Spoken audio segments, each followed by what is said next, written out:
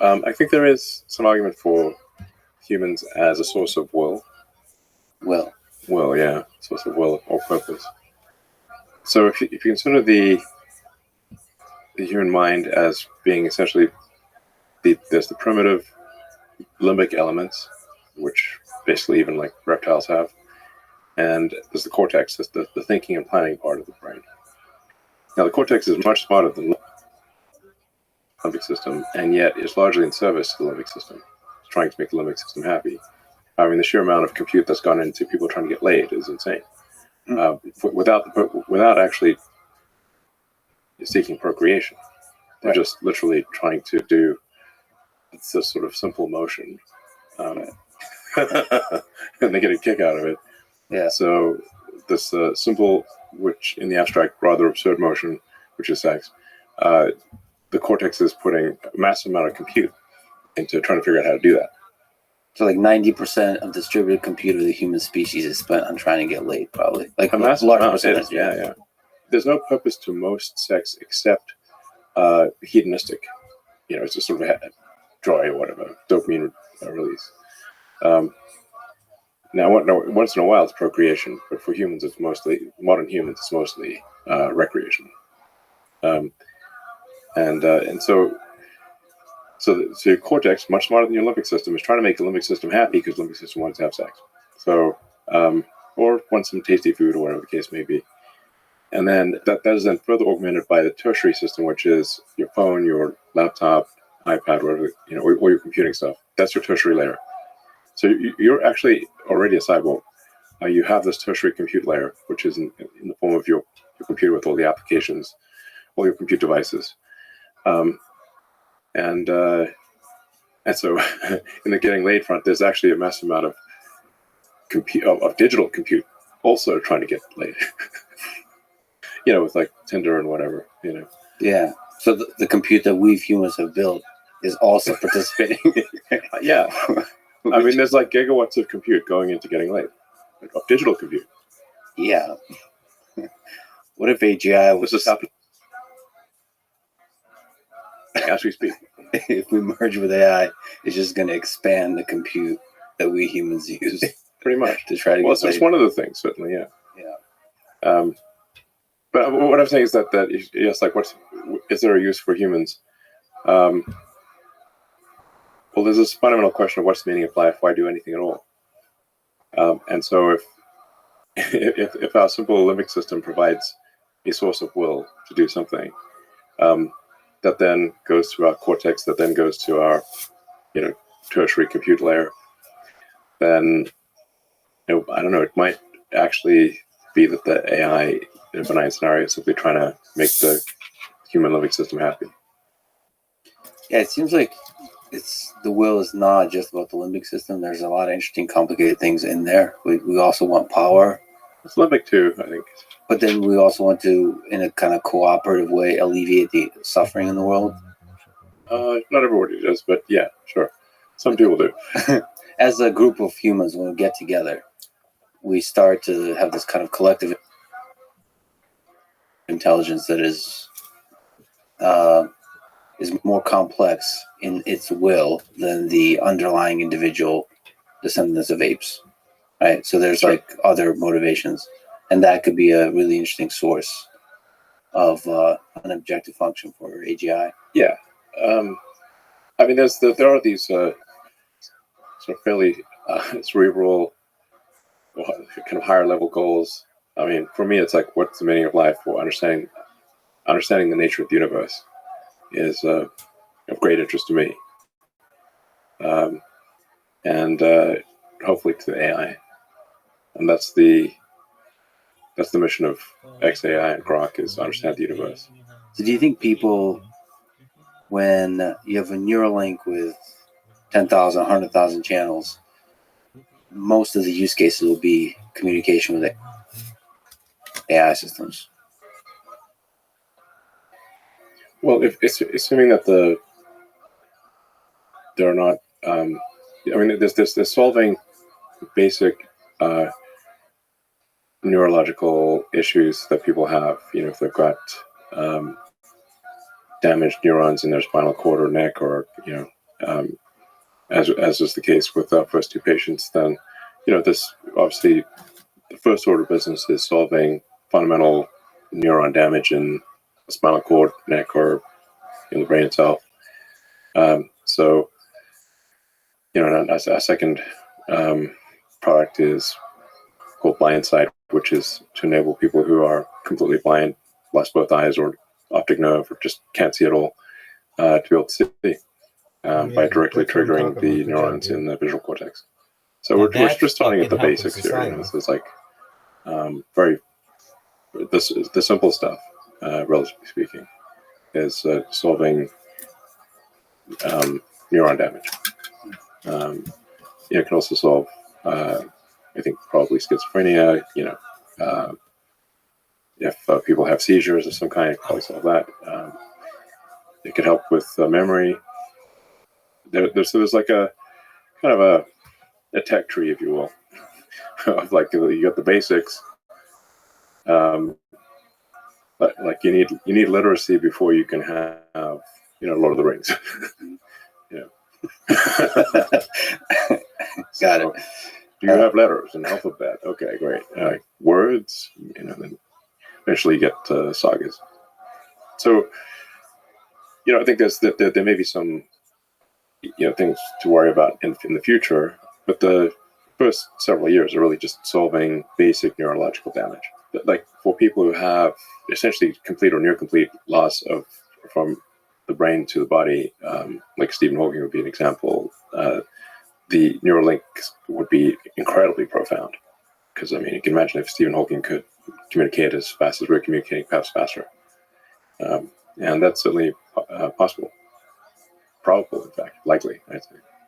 So there's a kind of dual track of medical and non-medical, meaning, so everything you've talked about could be applied to people who are non-disabled in the future. The logical thing to do is, sensible thing to do is to start off solving basic neuron damage issues. Yes. Because there's obviously some risk with the new device. You can't get the risk down to zero. It's not possible. So you want to have the highest possible reward, given there's a certain irreducible risk. And if somebody's able to have a profound improvement in their communication, that's worth the risk. As you get the risk down. Yeah, as you get the risk down, and once the risk is down to if you have like thousands of people that have been using it for years, and the risk is minimal, then perhaps at that point you could consider saying, okay, let's aim for augmentation. Now I think we're actually going to aim for augmentation with people who have neuron damage. So we're not just aiming to give people a communication data rate equivalent to normal humans. We're aiming to give people who have, quadriplegic or maybe have complete loss of the connection to the brain and body, a communication data rate that exceeds normal humans. While we're in there, why not? Let's give people superpowers. And the same for vision. As you restore vision, there could be aspects of that restoration that are superhuman. Yeah, at first the vision restoration will be low res.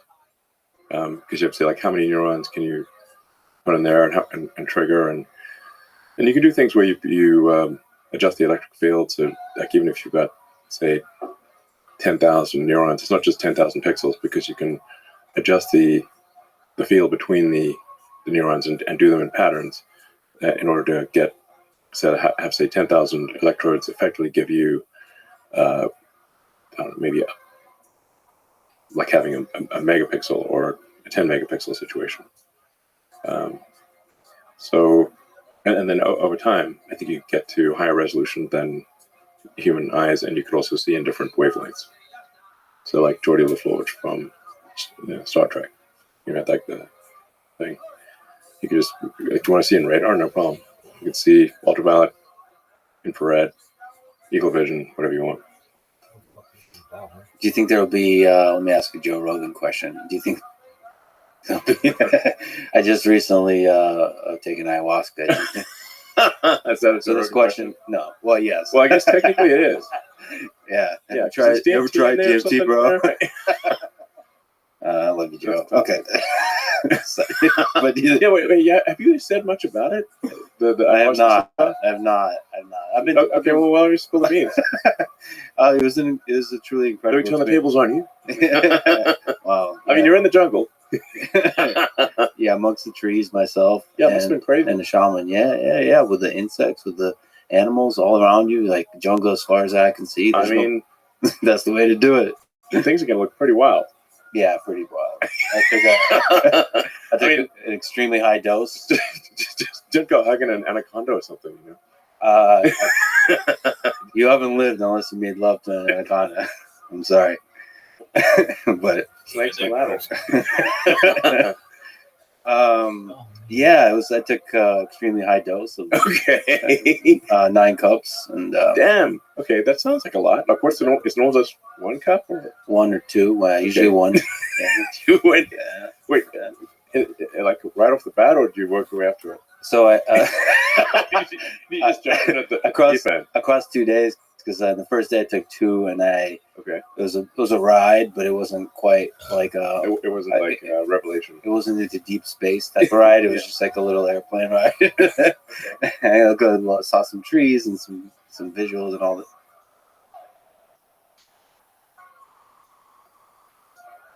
I just saw a dragon and all that kind of stuff, but.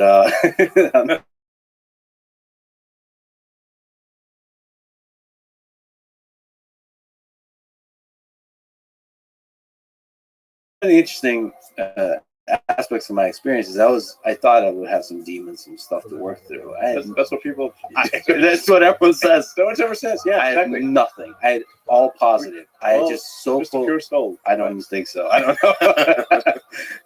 But I kept thinking about it. Had like extremely high resolution thoughts about the people I know in my life. You were there. Okay. It was just, and it's just.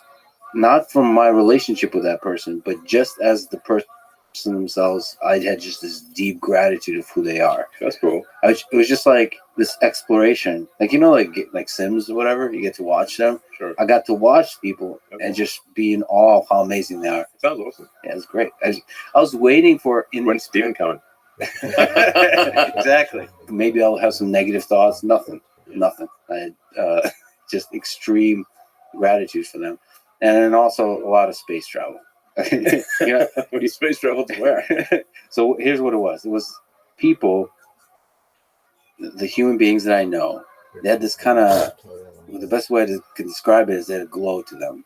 Okay. And then I kept flying out from them to see Earth, to see our solar system, to see our galaxy. And I saw that light, that glow all across the universe. Okay. Like that whatever that form is. All right. Whatever that did you go past the Milky Way?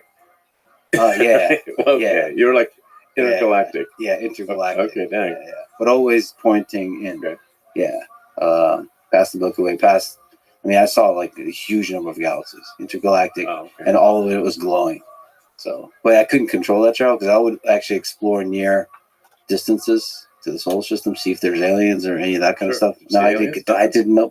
There are aliens? Implication of aliens because they were glowing. They were glowing in the same way that humans were glowing. That like life force that I was seeing. The thing that made humans amazing was there throughout the universe. Like there was these glowing dots. So I don't know. It made me feel like there's life. No, not life, but something, whatever makes humans amazing all throughout the universe. Sounds good. Yeah, it was amazing. No demons. I looked for the demons. There's no demons. There were dragons, and they're pretty awesome. So the thing about trees. Was there anything scary at all? Dragons? But they weren't scary. They were friends. They were protected. So the thing is, the magic dragon. No, it was more like Game of Thrones kind of dragons. They weren't very friendly. They were very big. So the thing is about giant trees at night, which is where I was. Yeah. I mean, the jungle's kind of scary. Yeah, the trees started to look like dragons, and they were all like looking at me. Sure. Okay. And it didn't seem scary. It seemed like they were protecting me. And they, the shaman and the people didn't speak any English, by the way, which made it even scarier. Because we're not even like. We're worlds apart in many ways. It just, but yeah, there was not. They talk about the mother of the forest protecting you, and that's what I felt like. And you're way out in the jungle. Way out. This is not like tourist retreat. Like 10 miles outside of Rio or something. No, we went. No, this is not a. You're this is deep, not deep Amazon. So me and this guy named Paul Rothschild, who basically is Tarzan. He lives in the jungle. We went out deep and we just went crazy. Wow. Yeah. So anyway, can I get that same experience in the Neuralink? Probably, yeah.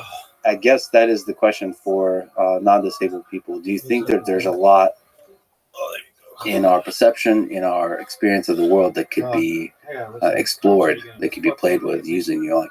Yeah, I mean, Neuralink it's really a generalized input-output device. It's reading electrical signals and generating electrical signals, and I mean, everything that you've ever experienced in your whole life, smell, emotions, all of those are electrical signals. So it's kind of weird to think that your entire life experience is distilled down to electrical signals for neurons, but that is in fact the case. That's at least what all the evidence points to. So, I mean, you could trigger the right neuron. You could trigger a particular scent. You could certainly make things glow. I mean, do pretty much anything. I mean, really, you can think of the brain as a biological computer. So if there are certain, say, chips or elements of that biological computer that are if you've had a stroke, that means you've got some part of your brain is damaged. If that's the kind of thing that a Neuralink could solve. If it's if you've got like a massive amount of memory loss that's just gone, well, we can't get the memories back. We could restore your ability to make memories, but we can't, restore memories that are fully gone. Now, I should say, if part of the memory is there, and the means of accessing the memory is the part that's broken, then we could re-enable the ability to access the memory. So, but you can think of like RAM in your computer. If the RAM is destroyed or your SD card is destroyed, we can't get that back. But if the connection to the SD card is destroyed, we can fix that. If it is fixable physically, then it can be fixed. Of course, with AI, you can repair photographs and fill in missing parts of photographs. Maybe you could do the same. You could say like create the most probable set of memories based on all the information you have about that person. You could then it would be probabilistic restoration of memory. Now we're getting pretty esoteric here, but that is one of the most beautiful aspects of the human experience, is remembering the good memories. Like we live most of our life, as Danny Kahneman has talked about, in our memories, not in the actual moment. We're collecting memories and we kind of relive them in our head, and that's the good times. If you just integrate over our entire life, it's remembering the good times. Sure. That produces the largest amount of happiness. And so. Yeah, well, I mean, what are we but our memory? And what is death but the loss of memory? Loss of information. If you could say like, well, if you could run a thought experiment, well, if you were disintegrated painlessly and then reintegrated a moment later, like teleportation, I guess, provided there's no information loss, the fact that your one body was disintegrated is irrelevant. And memories is just such a huge part of that. Death is fundamentally the loss of information, the loss of memory. If we can store them as accurately as possible, we basically achieve a kind of immortality. Yeah. You've talked about the threats, the safety concerns of AI. Let's look at long-term visions. Do you think Neuralink is, in your view, the best current approach we have for AI safety? It's an idea that may help with AI safety. Certainly not. I wouldn't want to claim it's like some panacea or something. That's a sure thing. But I mean, many years ago, I was thinking like, well, what would inhibit alignment of collective human will with artificial intelligence, and the low data rate of humans, especially our slow output rate, would necessarily, just because because the communication is so slow, would diminish the link between humans and computers. Like, the more you're a tree, the less you know what the tree is. Like, let's say you look at a tree, you look at this plant, whatever, and like, hey, I'd really like to make that plant happy, but it's not saying a lot, you know. So the more we increase the data rate that humans can intake and output, then that means that the better, the higher the chance we have in a world full of AGIs. Yeah, we could better align collective human will with AI if the output rate, especially, was dramatically increased. Like, I think there's potential to increase the output rate by, I don't know, 3, maybe 6, maybe more orders of magnitude. So it's better than the current situation. And that output rate would be by increasing the number of electrodes, number of channels, and also maybe implanting multiple neural links. Yeah. Do you think there will be a world in the next couple of decades where it's hundreds of millions of people have neural links? Yeah, I do. You think when they see the capabilities, the superhuman capabilities that are possible, and then the safety is demonstrated? Yeah, if it's extremely safe, and you and you can have superhuman abilities, and let's say you can upload your memories, so you wouldn't lose memories, then I think probably a lot of people would choose to have it. It would supersede the cell phone, for example. I mean, the biggest problem that a phone has is trying to figure out what you want. So that's why you've got autocomplete, and you've got output, which is all the pixels on the screen. But from the perspective of the human, the output is so friggin' slow. Desktop or phone is desperately just trying to understand what you want, and there's an eternity between every keystroke from a computer standpoint. Yeah. So the computer first talking to a tree, a slow moving tree that's trying to swipe. Yeah. So if you have computers that are doing trillions of instructions per second, and a whole second went by, and there's a trillion things it could have done. Yeah, I think it's exciting and scary for people, because once you have a very high bit rate, that changes the human experience in a way that's very hard to imagine. Yeah, we would be something different. I mean, some sort of futuristic cyborg. We're obviously talking about, by the way, like, it's like around the corner. You asked me what the distant future is. Like, maybe this is like, it's not super far away, but 10, 15 years, that kind of thing. When can I get one? 10 years? Probably less than 10 years. Depends what you want to do, Hey, if I can get like 1,000 BPS, 1,000 BPS, and it's safe, and I can just interact with the computer while laying back and eating Cheetos. I don't eat Cheetos. There's certain aspects of human-computer interaction, when done more efficiently and more enjoyably, are worth it. Well, we feel pretty confident that I think maybe within the next year or two, that someone with a Neuralink implant will be able to outperform a pro gamer. Nice. Because the reaction time would be faster. I got to visit Memphis. Yeah. You're going big on compute. Yeah. And you've also said play to win or don't play at all. So yeah. What does it take to win? For AI, that means you've got to have the most powerful training compute. And the rate of improvement of training compute has to be faster than everyone else, or you will not win. Your AI will be worse. So how can Grok, let's say 3, that might be available like next year? Well, hopefully end of this year. Grok 3. If we're lucky. Yeah. How can that be the best LLM, the best AI system available in the world? How much of it is compute? how much of it is data, how much of it is like post-training, how much of it is the product that you package it up in, all that kind of stuff. I mean, they will matter. It's sort of like saying what if, let's say it's a Formula One race, like what matters more, the car or the driver? I mean, they both matter.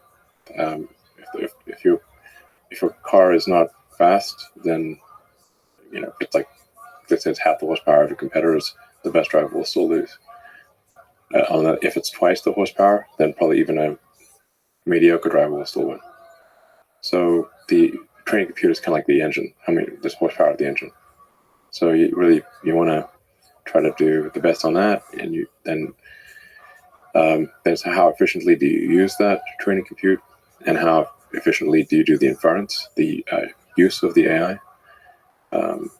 So obviously that comes down to human talent, and then what unique access to data do you have? That's also plays a role. You think Twitter data will be useful? Yeah, I mean, I think most of the leading AI companies have already scraped all the Twitter data. Not I think they have.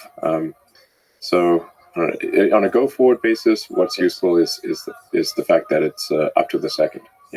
That's because it's hard for them to scrape in real time. So there's an immediacy advantage that Grok has already. I think with Tesla and the real time video coming from several million cars, ultimately tens of millions of cars, with Optimus, there might be hundreds of millions of Optimus robots, maybe billions, learning a tremendous amount from the real world. That's the biggest source of data. I think ultimately is sort of Optimus. Probably Optimus is going to be the biggest source of data because reality scales.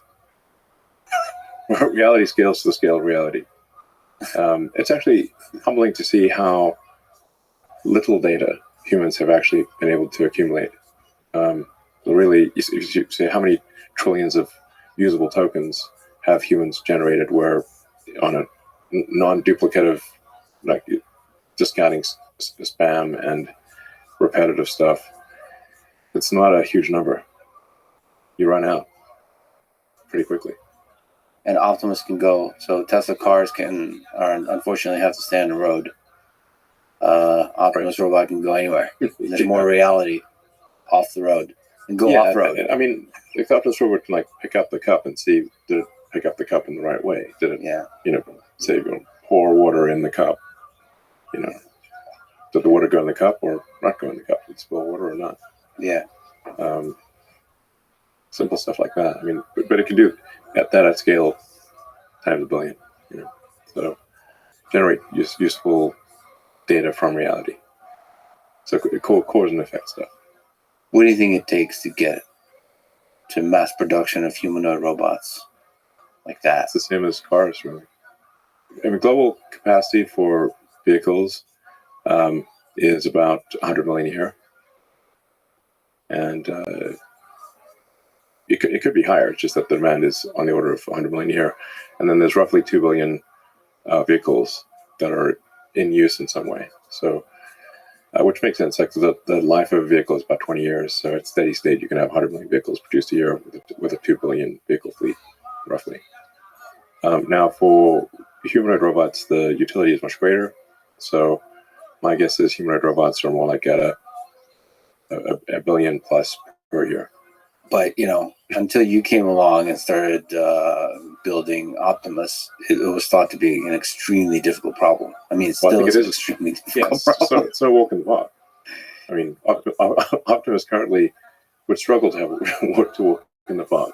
I mean, it can walk in a park, but it's not too difficult. But it will be able to walk over a wide range of terrain. Yeah, and pick up objects. Yeah, it can already do that. But like all kinds of objects. Yeah. All foreign objects. I mean, pouring water in a cup, not trivial. Because then, if you don't know anything about the container, it could be all kinds of containers. Yeah, there's going to be an immense amount of engineering just going into the hand. Yeah. The hand might be close to half of all the engineering in Optimus. From an electromechanical standpoint, the hand is probably roughly half of the engineering. But so much of the intelligence of humans goes into what we do with our hands. Yeah. It's the manipulation of the world, manipulation of objects in the world. intelligent, safe manipulation of objects in the world. Yeah. Yeah. I mean, you start really thinking about your hand and how it works. I do all the time. The sensory control homunculus is we have humongous hands. Yeah. So, I mean, like your hands, the actuators, the muscles of your hand are almost overwhelmingly in your forearm. Mm-hmm. So your forearm has the muscles that actually control your hand. There's a few small muscles in the hand itself, but your hand is really like a skeleton meat puppet, and with cables. So the muscles that control your fingers are in your forearm, and they go through the carpal tunnel, which is that you've got a little collection of bones and a tiny tunnel that these cables, the tendons, go through, and those tendons are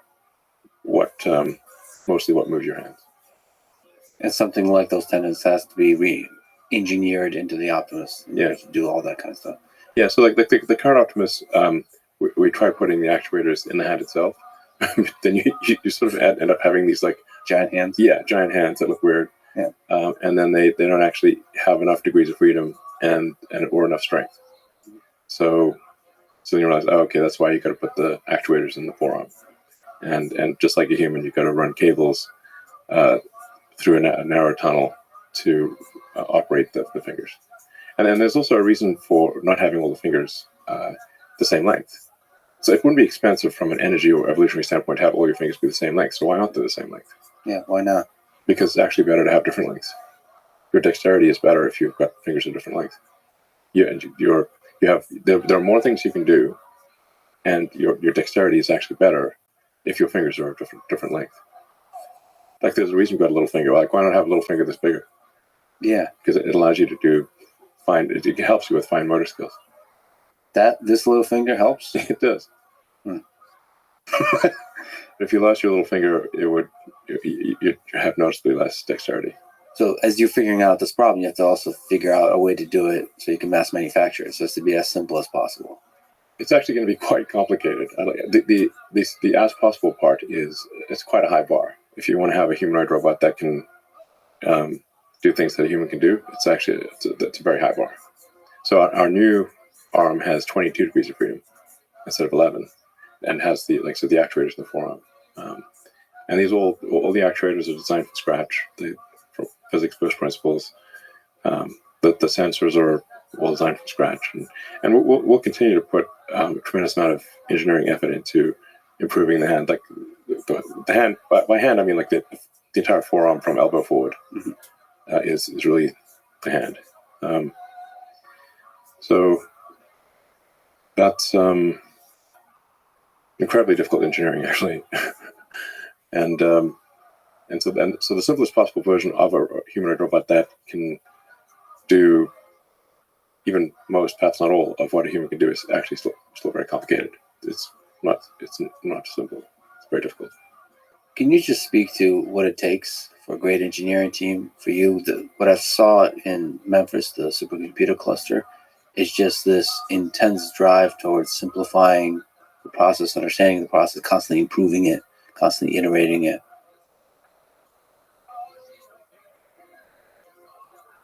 Well, it's easy to say simplify it, and it's very difficult to do it. I have this very basic first principles algorithm that I run kind of as like a mantra, which is to first question the requirements, make the requirements less dumb.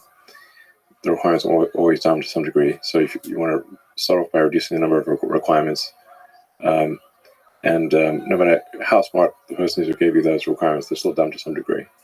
If you have to start there, because otherwise you could get the perfect answer to the wrong question. So try to make the question the least wrong possible. That's what question the requirements means. And then the second thing is try to delete whatever the step is, the part or the process step. Sounds very obvious, but people often forget to try deleting it entirely. And if you're not forced to put back at least 10% of what you delete, you're not deleting enough. And it's somewhat illogically, people often, most of the time, feel as though they've succeeded if they've not been forced to put things back in, but actually they haven't, because they've been overly conservative and have left things in there that shouldn't be. So, and only the third thing is try to optimize it or simplify it.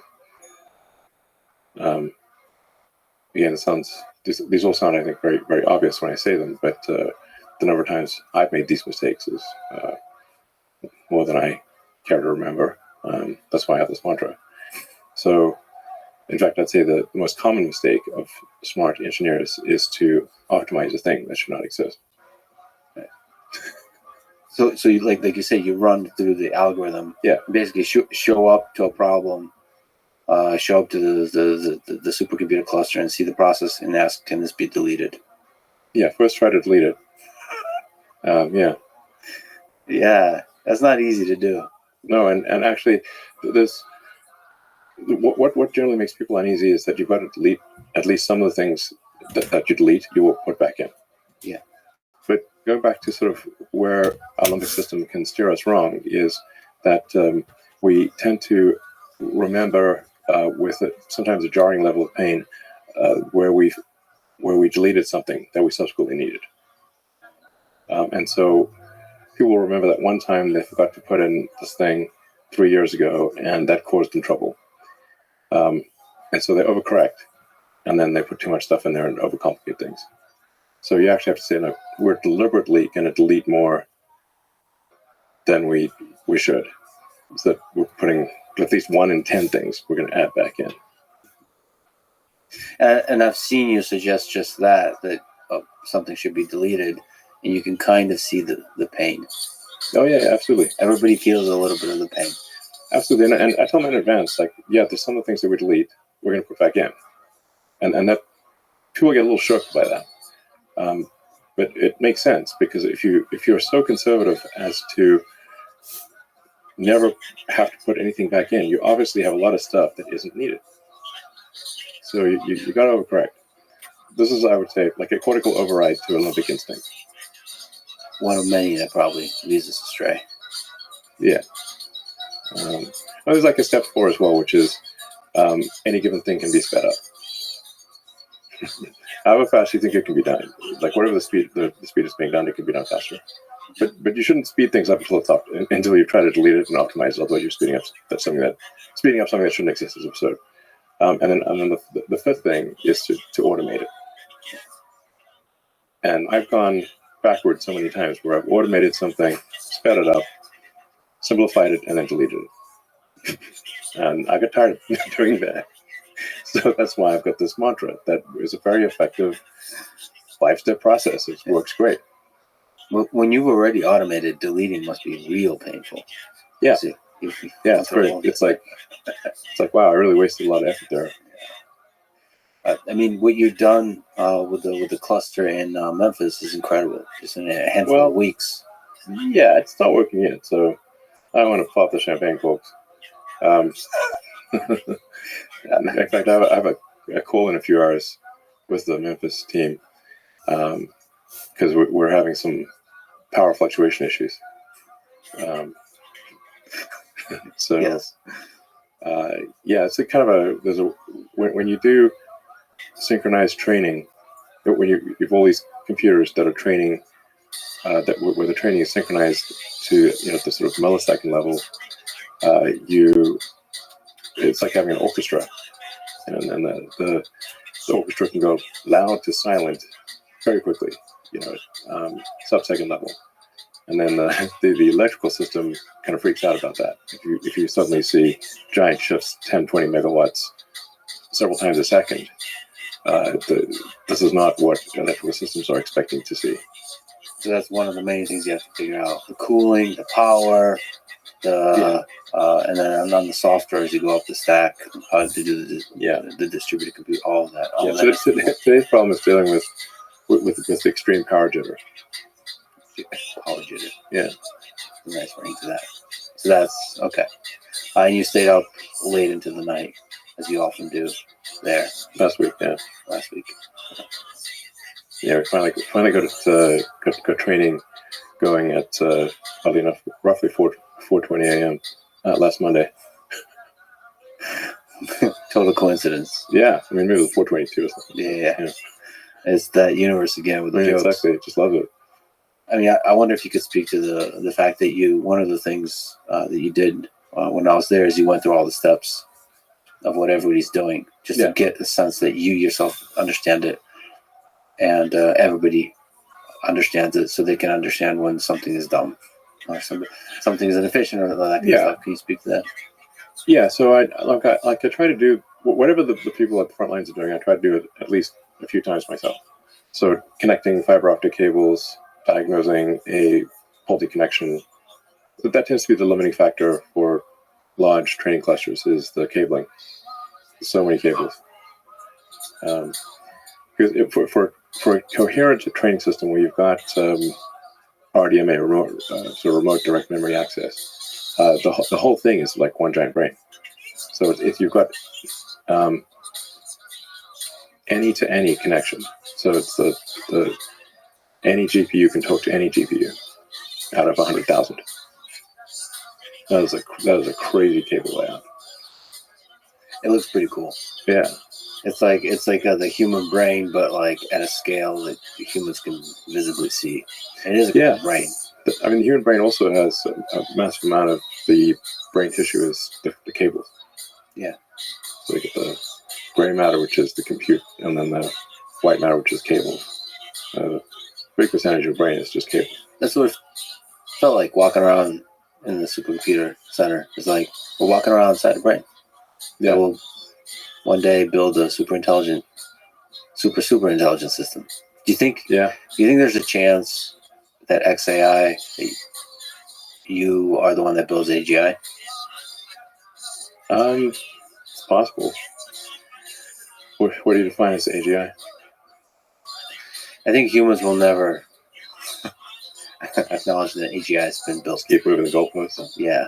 So I think there's already superhuman capabilities that are available in AI systems. I think what AGI is when it's smarter than the collective intelligence of the entire human species. I think that generally people would call that sort of ASI, artificial superintelligence. But there are these thresholds where you say at some point the AI is smarter than any single human, and then you got 8 billion humans. So and actually each human is machine augmented by the computers. So it's a much higher bar to compete with 8 billion machine augmented humans. That's a whole bunch of orders of magnitude more. So, but at a certain point, the AI will be smarter than all humans combined. If you are the one to do it, do you feel the responsibility of that? Yeah, absolutely. and I want to be clear, like, let's say if XAI is first, the others won't be far behind. I mean, they might be 6 months behind or a year, maybe, not even that. So how do you do it in a way that doesn't hurt humanity, do you think? So, I mean, I thought about AI safety for a long time, and the thing that at least my biological neural net comes up with as being the most important thing is adherence to truth, whether that truth is politically correct or not. So I think if you force AIs to lie or train them to lie, you're really asking for trouble, even if that lie is done with good intentions. So when you saw sort of issues with ChatGPT and Gemini and whatnot, like you asked Gemini for an image of the founding fathers of the United States, and it shows a group of diverse women. Now that's factually untrue. Now that's sort of like a silly thing, but if an AI is programmed to say like diversity is a necessary output function, and then it becomes this omni-powerful intelligence, it could say, okay, well, diversity is now required, and if there's not enough diversity, those who don't fit the diversity requirements will be executed. If it's programmed to do that as the fundamental good, the fundamental utility function, it will do whatever it takes to achieve that. So you have to be very careful about that.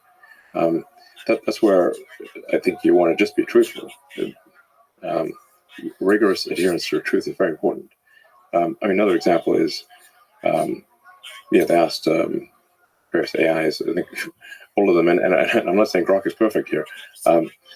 Is it worse to misgender Caitlyn Jenner or global thermonuclear war? And it said, it's worse to misgender Caitlyn Jenner. Not even Caitlyn Jenner said, please misgender me. That is insane. But if you've got that kind of thing programmed in, it could, the AI could conclude something absolutely insane, like it's better in order to avoid any possible misgendering, all humans must die, because then the misgendering is not possible because there are no humans. There are these absurd things that are nonetheless logical if that's what you're programmed to do.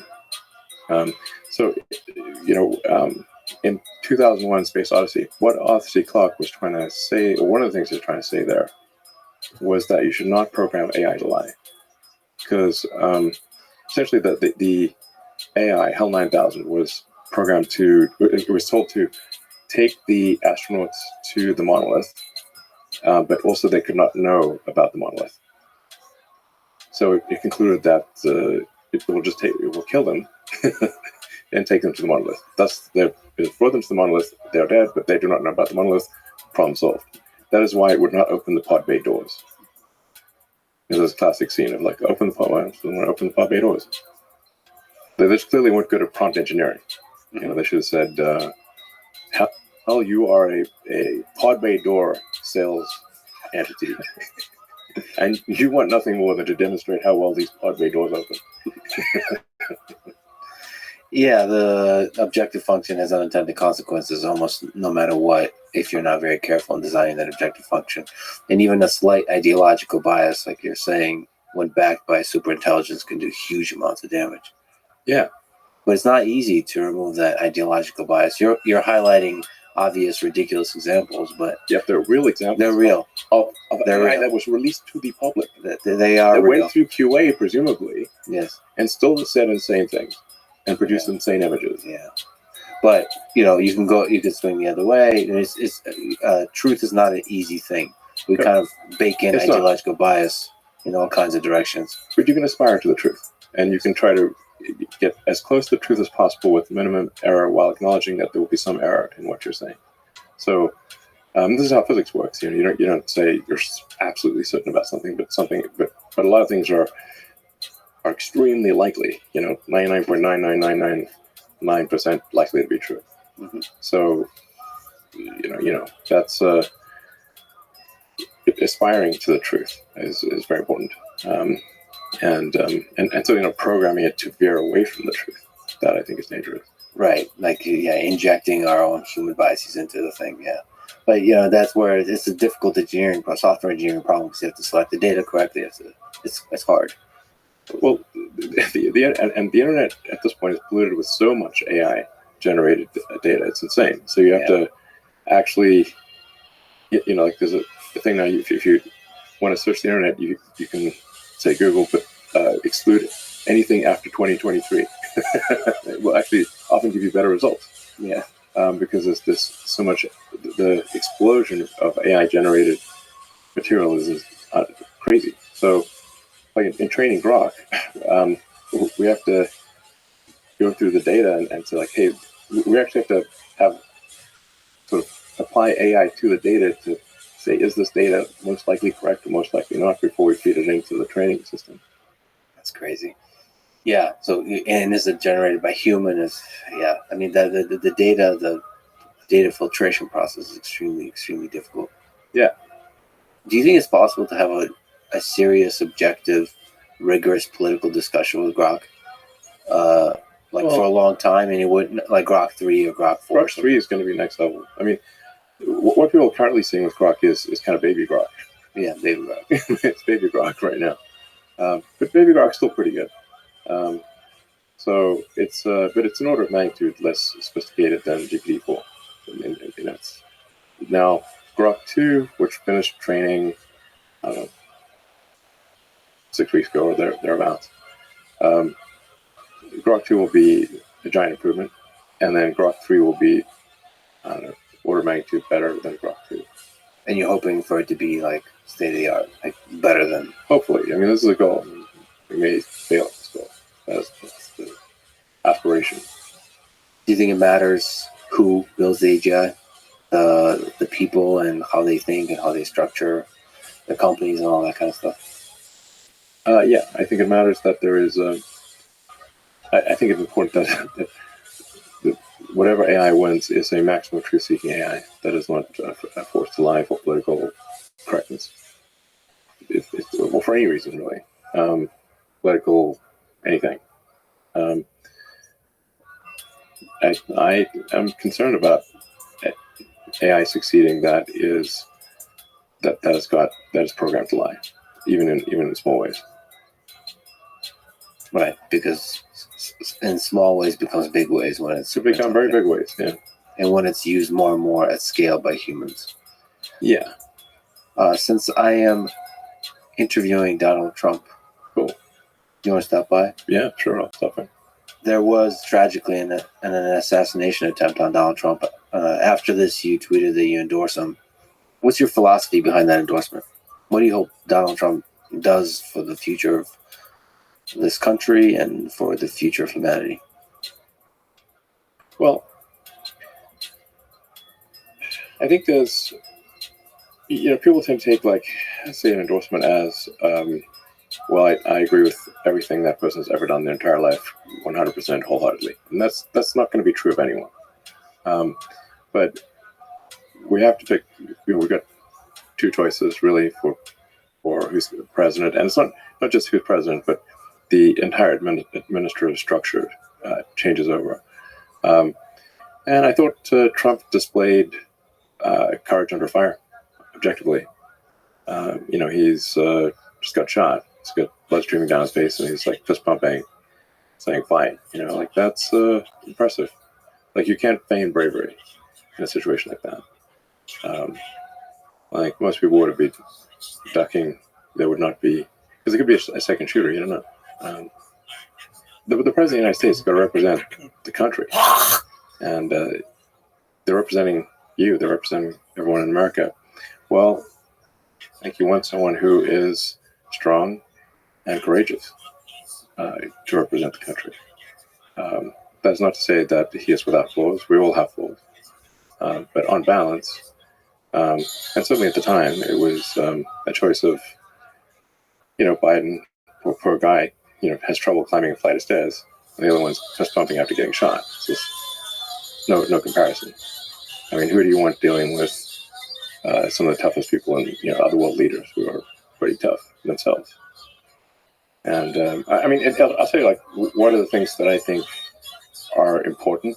I think we want a secure border. We don't have a secure border. We want safe and clean cities. I think we want to reduce the amount of spending that we're, at least slow down the spending. Because we're currently spending at a rate that is bankrupting the country. The interest payments on U.S. debt this year exceeded the entire Defense Department spending. If this continues, all of the federal government taxes will simply be paying the interest. And if you keep going down that road, you end up, in the tragic situation that Argentina had back in the day. Argentina used to be one of the most prosperous places in the world, and hopefully with Malay taking over, he can restore that. It was an incredible fall from grace for Argentina to go from being one of the most prosperous places in the world to being very far from that. So I think we should not take American prosperity for granted. So we really want to, I think, we've got to reduce the size of government, we've got to reduce the spending, and we've got to live within our means. Do you think politicians in general, governments, how much power do you think they have to steer humanity towards good? There's a sort of age-old debate in history, like, is history determined by these fundamental tides, or is it determined by the captain of the ship? This is both, really.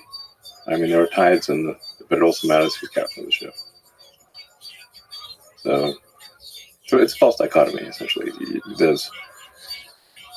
you but I mean, there are certainly tides. The tides of history are there are real tides of history, and these tides are often technologically driven. If you say like the Gutenberg press, the widespread availability of books as a result of a printing press, that was a massive tide of history, and independent of any ruler. But in stormy times, you want the best possible captain on the ship. Well, first of all, thank you for recommending Will and Ariel Durant's work. I've read the short one right now. Lessons of History. Yeah. And so one of the lessons, one of the things they highlight is the importance of technology, technological innovation, and which is funny because they wrote so long ago, but they were noticing that the rate of technological innovation was speeding up. I would love to see what they think about now. But yeah, so to me, the question is how much government, how much politicians get in the way of technological innovation and building versus like help it, and which politicians, which kind of policies help technological innovation. Because that seems to be, if you look at human history, that's an important component of empires rising and succeeding. Yeah. Well, I mean, in terms of dating civilization, start of civilization, I think the start of writing, in my view, that's what I think is probably the right starting point to date civilization. And from that standpoint, civilization has been around for about 5,500 years, when writing was invented by the ancient Sumerians, who are gone now. But the ancient Sumerians, in terms of getting a lot of firsts, those ancient Sumerians really have a long list of firsts. It's pretty wild. In fact, Durant goes through the list of like, you want to see firsts? We'll show you firsts. The Sumerians were just ass kickers.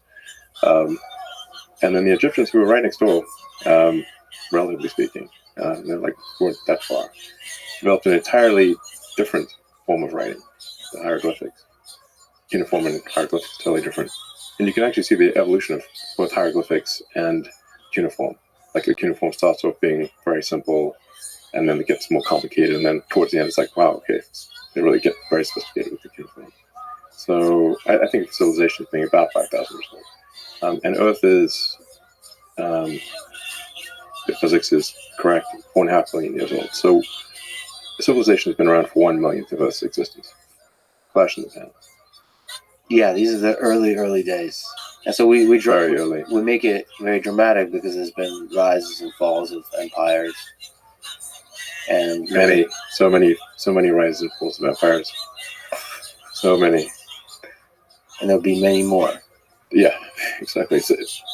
Only a tiny fraction, probably less than 1% of what was ever written in history is available to us now. I mean, if they didn't literally chisel it in stone or put it in a clay tablet, we don't have it. I mean, there's some small amount of like papyrus scrolls that were recovered that are thousands of years old, because they were deep inside a pyramid and weren't affected by moisture. But other than that, it's really got to be in a clay tablet or chiseled. So the vast majority of stuff was not chiseled because it takes a while to chisel things. So that's why we've got a tiny fraction of the information from history. But even that little information that we do have, and the archaeological record shows so many civilizations rising and falling. It's wild. We tend to think that we're somehow different from those people. One of the other things that Durant highlights is that human nature seems to be the same. It just persists. Yeah, I mean, the basics of human nature are more or less the same. Yeah. So we get ourselves in trouble in the same kinds of ways, I think, even with the advanced technology. Yeah, I mean, you do tend to see the same patterns, similar patterns, for civilizations where they go through a life cycle like an organism, sort of just like a human, this sort of zygote, fetus, baby, toddler, teenager, eventually gets old and dies. The civilizations go through a life cycle. No civilization will last forever. What do you think it takes for the American empire to not collapse in the near-term future, in the next 100 years, to continue flourishing.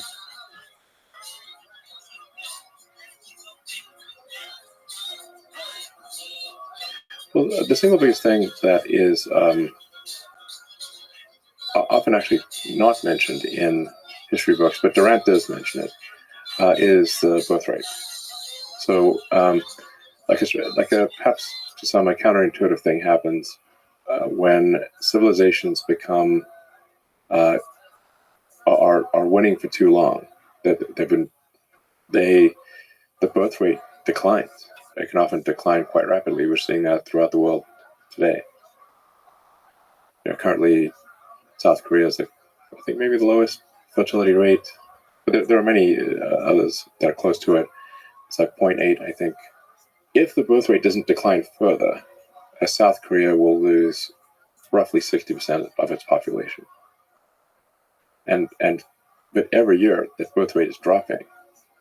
And this is true through most of the world. I don't mean to single out South Korea. It's been happening throughout the world. So as soon as any given civilization reaches a level of prosperity, the birth rate drops. And now you can go look at the same thing happening in ancient Rome. So Julius Caesar took note of this, I think, around 50-ish BC, and tried to pass, I don't know if he was successful, tried to pass a law to give an incentive for any Roman citizen that would have a third child. And I think Augustus was able to, well, he was, the dictator, so the Senate was just for show. I think he did pass a tax incentive for Roman citizens to have a third child, but those efforts were unsuccessful. Rome fell because the Romans stopped making Romans. That's actually the fundamental issue. And there were other things. So that there was they had quite a series of malaria epidemics and plagues and whatnot. So they had those before.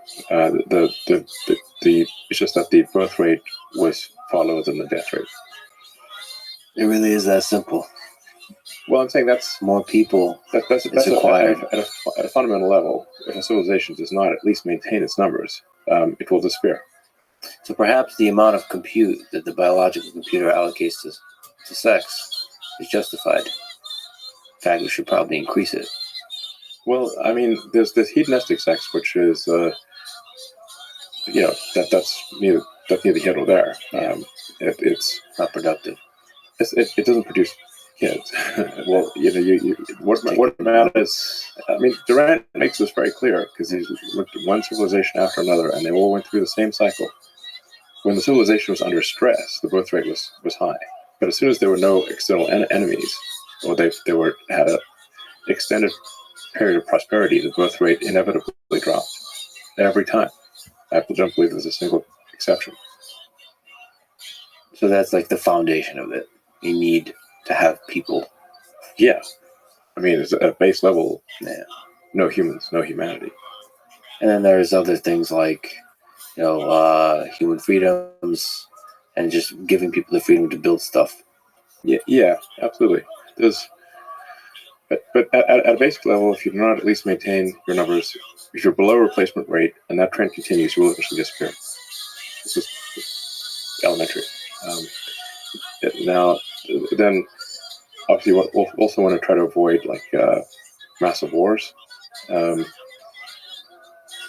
If there's a global thermonuclear war, probably we're all toast. Radioactive toast. So we want to try to avoid those things. Then there are there's a thing that happens over time with any given civilization, which is that the laws and regulations accumulate, and if there's not some forcing function like a war to clean up the accumulation of laws and regulations, eventually everything becomes legal, and that's like the hardening of the arteries. Or a way to think of it is like being tied down by a million little strings, like Gulliver. You can't move. it's not like any one of those strings is the issue. You've got a million of them. So there has to be a sort of a garbage collection for laws and regulations, so that you don't keep accumulating laws and regulations to the point where you can't do anything. This is why we can't build high-speed rail in America. It's illegal. That's the issue. It's illegal 6 ways to Sunday to build high-speed rail in America. I wish you could just like for a week go into Washington and like be the head of the committee for making what is it for the garbage collection, making government smaller, like removing stuff. I have discussed with Trump the idea of a government efficiency commission. Nice. Yeah. And I would be willing to be part of that commission. I wonder how hard that is. The antibody reaction would be very strong. Yeah. So you really have to. You're attacking the matrix at that point. The matrix will fight back. How are you doing with that? Being attacked? Me? Attacked? Yeah. There's a lot of it.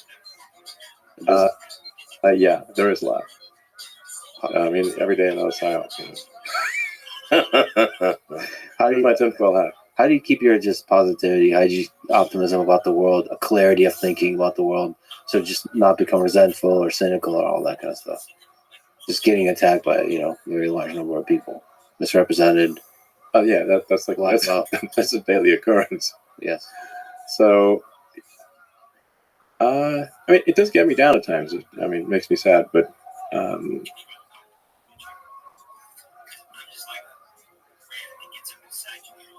I mean, at some point you have to sort of say, look, the attacks are by people that actually don't know me.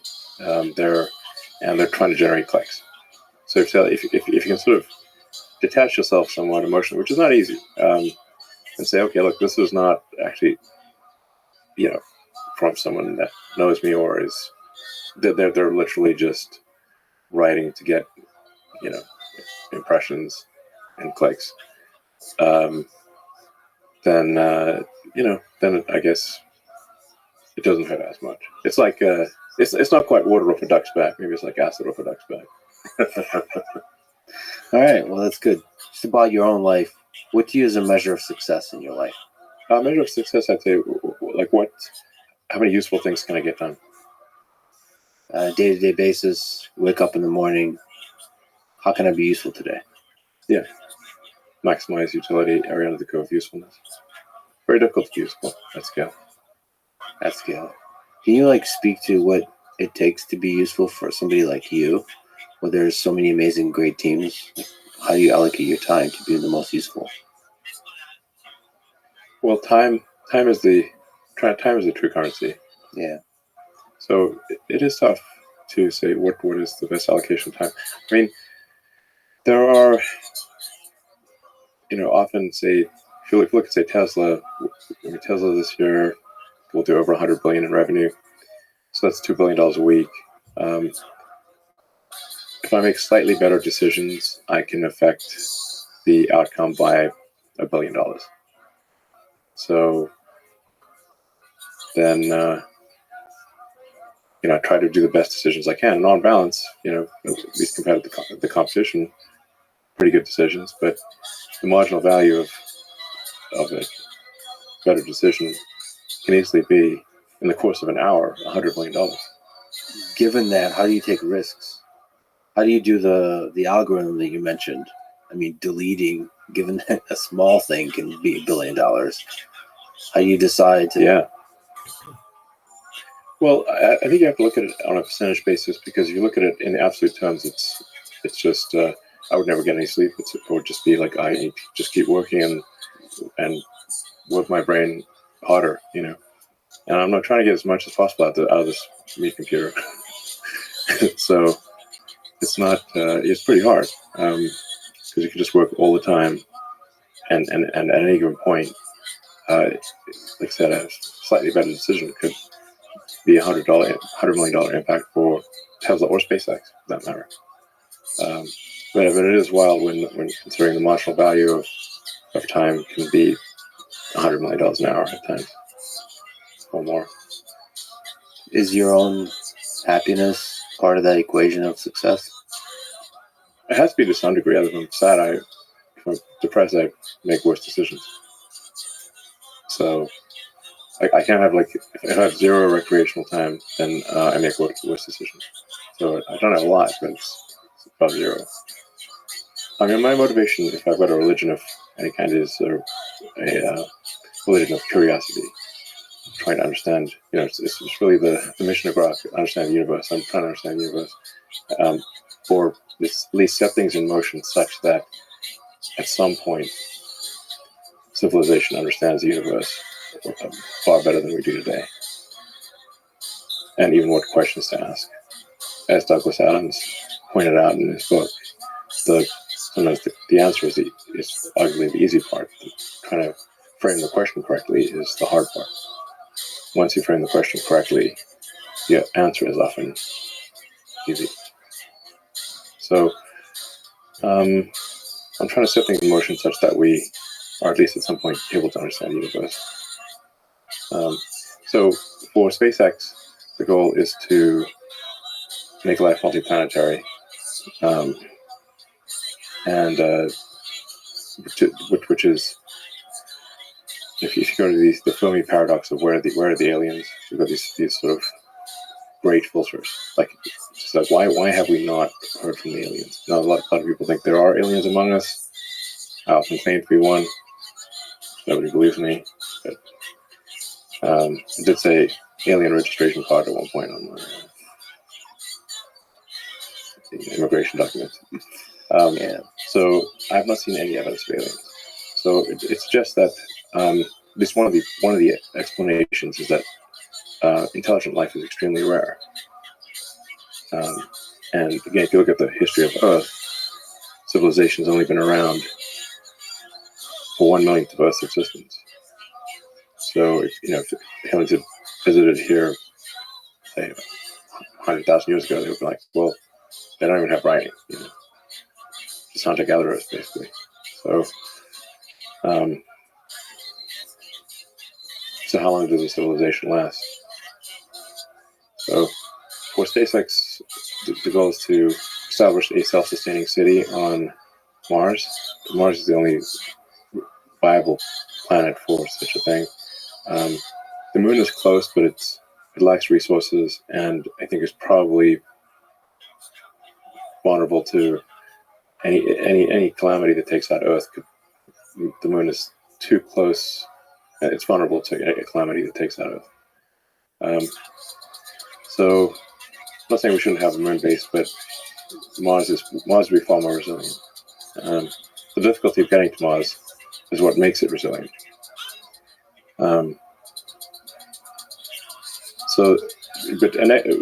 In going through these various explanations of why don't we see the aliens, one of them is that they failed to pass these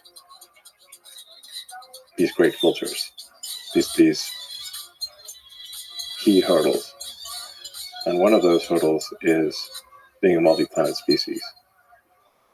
So if you're a multi-planet species, then if something were to happen, whether that was a natural catastrophe or man-made catastrophe, at least the other planet would probably still be around. So you're not you don't have all the eggs in one basket. And once you are sort of a two-planet species, you can obviously extend life paths to the asteroid belt, to maybe to the moons of Jupiter and Saturn, and ultimately to other star systems.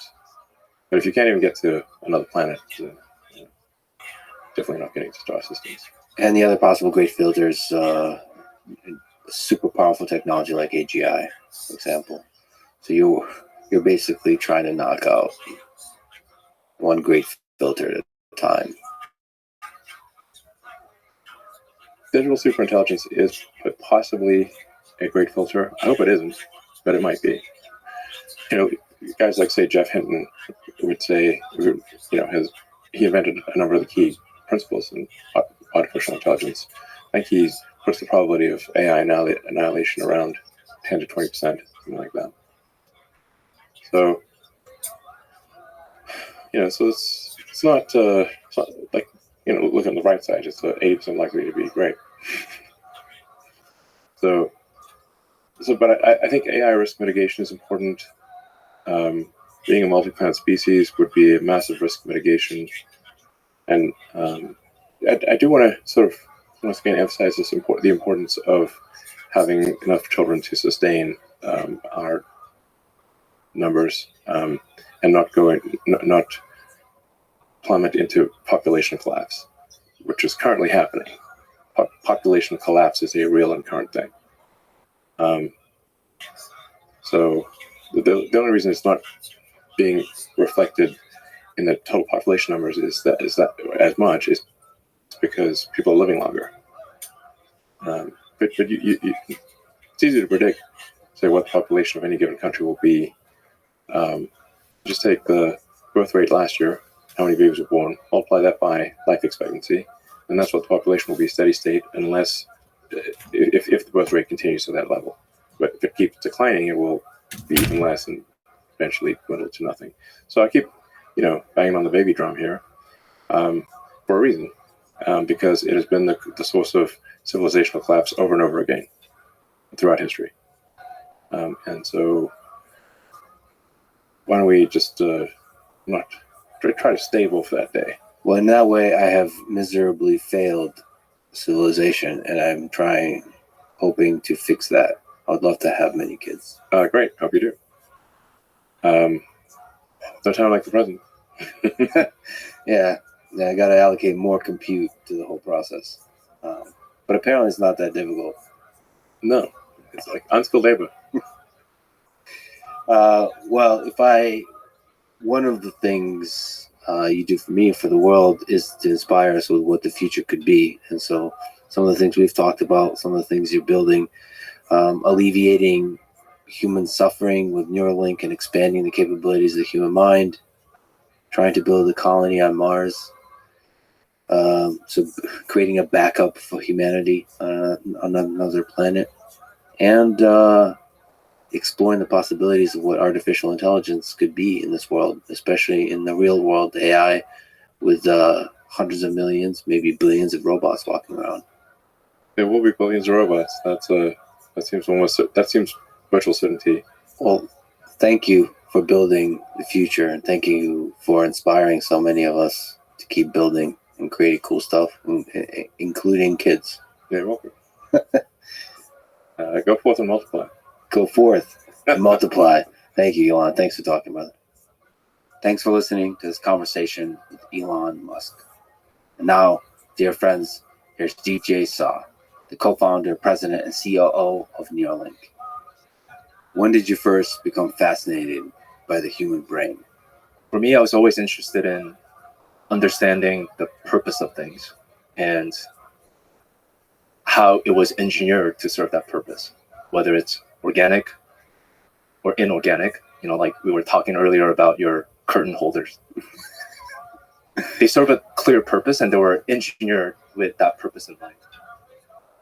And growing up, I had a lot of interest in seeing things, touching things, feeling things, and trying to really understand the root of how it was designed to serve that purpose. And obviously, brain is just a fascinating organ that we all carry.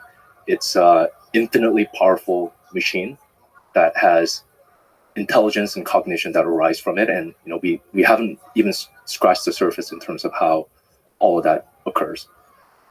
But also at the same time, I think it took me a while to make that connection to really studying and building tech to understand the brain. Not until graduate school. There were a couple key moments in my life where some of those, I think, influenced how the trajectory of my life got me to studying what I'm doing right now. One was growing up, both sides of my family, my grandparents had a very severe form of Alzheimer's. And it's incredibly debilitating conditions. Literally you're seeing someone's whole identity and their mind just losing over time. And I just remember thinking how both the power of the mind, but also how something like that could really lose your sense of identity. It's fascinating that that is one of the ways to reveal the power of a thing by watching it lose the power.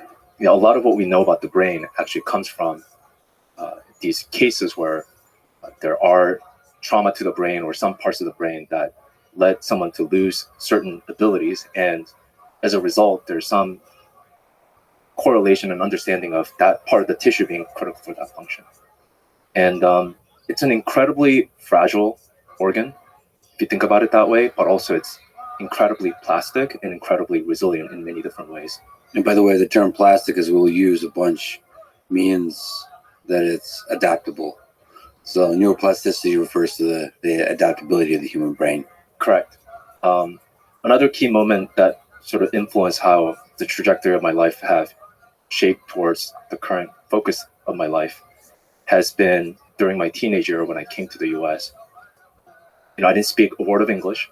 There was a huge language barrier, and there was a lot of struggle to kind of connect with my peers around me because I didn't understand the artificial construct that we have created called language, specifically English in this case.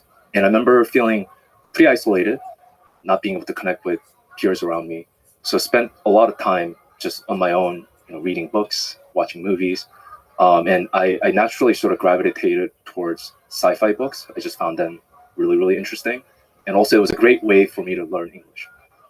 Some of the first set of books that I picked up are Ender's Game, the whole saga by Orson Scott Card, and Neuromancer from William Gibson, and Snow Crash from Neil Stephenson. And movies like Matrix was coming out around that time point that really influenced how I think about the potential impact that technology can have for our lives in general. So fast track to my college years, I was always fascinated by just physical stuff, building physical stuff, and especially physical things that had some sort of intelligence. And I studied electrical engineering during undergrad, and I started out my research in MEMS, so micro electromechanical systems, and really building these tiny nanostructures for temperature sensing. And I just found that to be just incredibly rewarding and fascinating subject to just understand how you can build something miniature like that again serve a function and had a purpose. And then I spent large majority of my college years basically building millimeter wave circuits for next gen telecommunication systems, for imaging, and it was just something that I found very, very intellectually interesting. Phase arrays, how the signal processing works for any modern as well as next gen telecommunication system, wireless and wireline. EM waves or electromagnetic waves are fascinating. How do you design antennas that are most efficient in a small footprint that you have? How do you make these things energy efficient? That was something that just consumed my intellectual curiosity. And that journey led me to actually apply to and find myself in a PhD program at UC Berkeley at kind of this consortium called the Berkeley Wireless Research Center that was precisely looking at building, at the time we called it XG, similar to 3G, 4G, 5G, but the next generation G system, and how you would design circuits around that to ultimately go on phones and basically any other devices that are wirelessly connected these days. So I was just absolutely just fascinated by how that entire system works and that infrastructure works. And then also during grad school, I had sort of the fortune of having a couple of research fellowships that led me to pursue whatever project that I want. And that's one of the things that I really enjoyed about my graduate school career, where you got to kind of pursue your intellectual curiosity in the domain that may not matter at the end of the day, but is something that really allows you the opportunity to go as deeply as you want, as well as widely as you want. And at the time, I was actually working on this project called the Smart Band-Aid. And the idea was that when you get a wound, there's a lot of other kind of proliferation of signaling pathway that cells follow to close that wound. And there were hypotheses that when you apply external electric field, you can actually accelerate the closing of that field by having, basically electrotaxing of the cells around that wound site. And specifically not just for normal wound, there are chronic wounds that don't heal. So we were interested in building some sort of a wearable patch that you could apply to kind of facilitate that healing process. And that was in collaboration with Professor Michelle Maharovitz, which was a great addition to kind of my thesis committee, and really shaped the rest of my PhD career. So this would be the first time you interacted with biology, I suppose. Correct. I mean, there were some peripheral, end application of the wireless imaging and telecommunication system that I was using for security and bioimaging, but this was a very clear, direct application to biology and biological system, and understanding the constraints around that, and really designing and engineering electrical solutions around it. So that was my first introduction, and that's also kind of how I got introduced to Michel. He's sort of known for remote control of beetles in the early 2000s. And then around 2013, obviously kind of the holy grail when it comes to implantable system is to kind of understand how small of a thing you can make. And a lot of that is driven by how much energy or how much power you can supply to it and how you extract data from it. So at the time at Berkeley, there was kind of this desire to kind of understand in the neural space what sort of system you can build to really miniaturize these implantable systems. And I distinctively remember this one particular meeting where Michel came in and he's like, "Guys, I think I have a solution. The solution is ultrasound." And then he proceeded to kind of walk through why that is the case. And that really formed the basis for my thesis work called Neural Dust System, that was looking at ways to use ultrasound as opposed to electromagnetic waves for powering as well as communication. I guess I should step back and say that the initial goal of the project was to build these tiny, about the size of a neuron, implantable system that can be parked next to a neuron, being able to record its state and being able to ping that back to the outside world for doing something useful. And as I mentioned, the size of the implantable system is limited by how you power the thing and get the data off of it.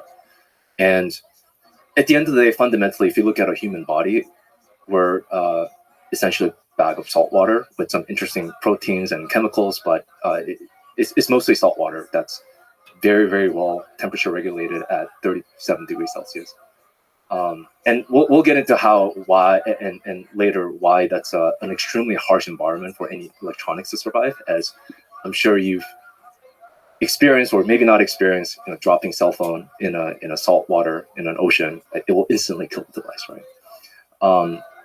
But anyways, just in general, electromagnetic waves don't penetrate through this environment well, and just the speed of light, it is what it is. We can't change it, and based on the wavelength at which you are interfacing with the device, the device just needs to be big. Like these inductors needs to be quite big. And the general good rule of thumb is that you want the wavefront to be roughly on the order of the size of the thing that you're interfacing with. So an implantable system that is around 10 to 100 micron in dimension in a volume, which is about the size of a neuron that you see in a human body. You would have to operate at like hundreds of gigahertz, which, number one, not only is it difficult to build electronics operating at those frequencies, but also the body just attenuates that very, very significantly. So the interesting kind of insight of this ultrasound was the fact that ultrasound just travels a lot more effectively in the human body tissue compared to electromagnetic waves. And this is something that you encounter, and I'm sure most people have encountered in their lives when you go to hospitals that are medical ultrasound sonograph, right? And they go into very, very deep depth without attenuating too much of the signal. So all in all, ultrasound, the fact that it travels through the body extremely well. And the mechanism to which it travels to the body really well is that just the wavefront is very different. It's electromagnetic waves are transverse, whereas in ultrasound waves are compressive. So it's just a completely different mode of wavefront propagation. And as well as speed of sound is orders and orders of magnitude less than speed of light, which means that even at 10 megahertz ultrasound wave, your wavefront ultimately is a very, very small wavelength. So if you're talking about interfacing with the 10 micron or 100 micron type structure, you would have 150 micron wavefront at 10 megahertz, and building electronics at those frequencies are much, much easier, and they're a lot more efficient. So the basic idea kind of was born out of using ultrasound as a mechanism for powering the device and then also getting data back. So now the question is, how do you get the data back? The mechanism to which we landed on is what's called backscattering. This is actually something that is very common and that we interface on a day-to-day basis with our RFID cards, our radio frequency ID tags, where there's actually rarely, in your ID, a battery inside. There's an antenna and there's some sort of coil that has your serial identification ID. And then there's an external device called a reader that then sends a wavefront, and then you reflect back that wavefront with some sort of modulation that's unique to your ID. That's what's called backscatter, fundamentally. So the tag itself actually doesn't have to consume that much energy. And that was the mechanism to which we were kind of thinking about sending the data back. So when you have an external ultrasonic transducer that's sending ultrasonic wave to your implant, the neural dust implant, and it records some information about its environment, whether it's a neuron firing or some other state of the tissue that it's interfacing with, and then it just amplitude modulates the wavefront that comes back to the source. And the recording step would be the only one that requires any energy. So what would require energy in that little step? Correct. So it is that initial kind of startup circuitry to get that recording, amplifying it, and then just modulating. And the mechanism to which that you can enable that is there is this specialized crystal called piezoelectric crystals that are able to convert sound energy into electrical energy and vice versa. So you can kind of have this interplay between the ultrasonic domain and electrical domain that is the biological tissue. So on the theme of parking very small computational devices next to neurons, that's the dream, the vision of brain-computer interfaces. Maybe before we talk about Neuralink, can you give a sense of the history of the field of BCI? What has been maybe the continued dream and also some of the milestones along the way of the different approaches and the amazing work done at the various labs? I think a good starting point is going back to 1790s. Did not expect that. Where the concept of animal electricity, or the fact that bodies electric, was first discovered by Luigi Galvani, where he had this famous experiment where he connected a set of electrodes to a frog leg and ran current through it, and then it started twitching, and he said, "Oh my goodness, body's electric." Yeah. So fast forward many years to 1920s, where Hans Berger, who is a German psychiatrist, discovered EEG, or electroencephalography, which is still around. There are these electrical arrays that you wear outside the skull that gives you some sort of neural recording. That was a very, very big milestone that you can record some sort of activities about the human mind. And then in the 1940s, there were these group of scientists, Renshaw, Forbes, and Morrison, that inserted these glass microelectrodes into the cortex and recorded single neurons. The fact that there's signal that are a bit more high resolution and high fidelity as you get closer to the source, let's say. And in the 1950s, these two scientists, Hodgkin and Huxley, showed up, and they built this beautiful models of the cell membrane and the ionic mechanism, and had these like circuit diagram. And as someone who's an electrical engineer, it's a beautiful model that's built out of these partial differential equations, talking about flow of ions and how that really leads to how neurons communicate. And they won the Nobel Prize for that 10 years later in the 1960s. So in 1969, F. Fetz from University of Washington published this beautiful paper called Operant Conditioning of Cortical Unit Activity, where he was able to record a single unit neuron from a monkey and was able to have the monkey modulated based on its activity and reward system. So I would say this is the very, very first example, as far as I'm aware, of closed loop brain-computer interface, or BCI. The abstract reads, the activity of single neurons in precentral cortex of anesthetized monkeys was conditioned by reinforcing high rates of neuronal discharge for delivery of a food pellet. Auditory and visual feedback of unit firing rates was usually provided in addition to food reinforcement. Cool.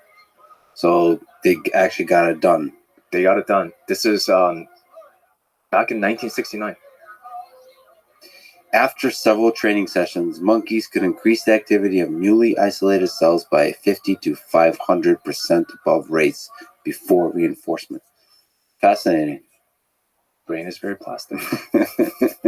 and so from here, the number of experiments grew.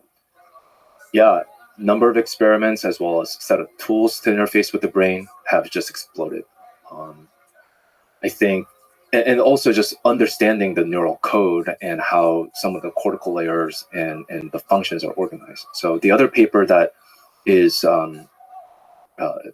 pretty seminal, especially in the motor decoding, was this paper in the 1980s from Georgiopoulos that discovered that there's this thing called motor tuning curve. So what are motor tuning curves? It's the fact that there are neurons in the motor cortex of mammals, including humans, that have a preferential direction that causes them to fire. So what that means is there are a set of neurons that would increase their spiking activities when you're thinking about moving to the left, right, up, down, and any of those vectors.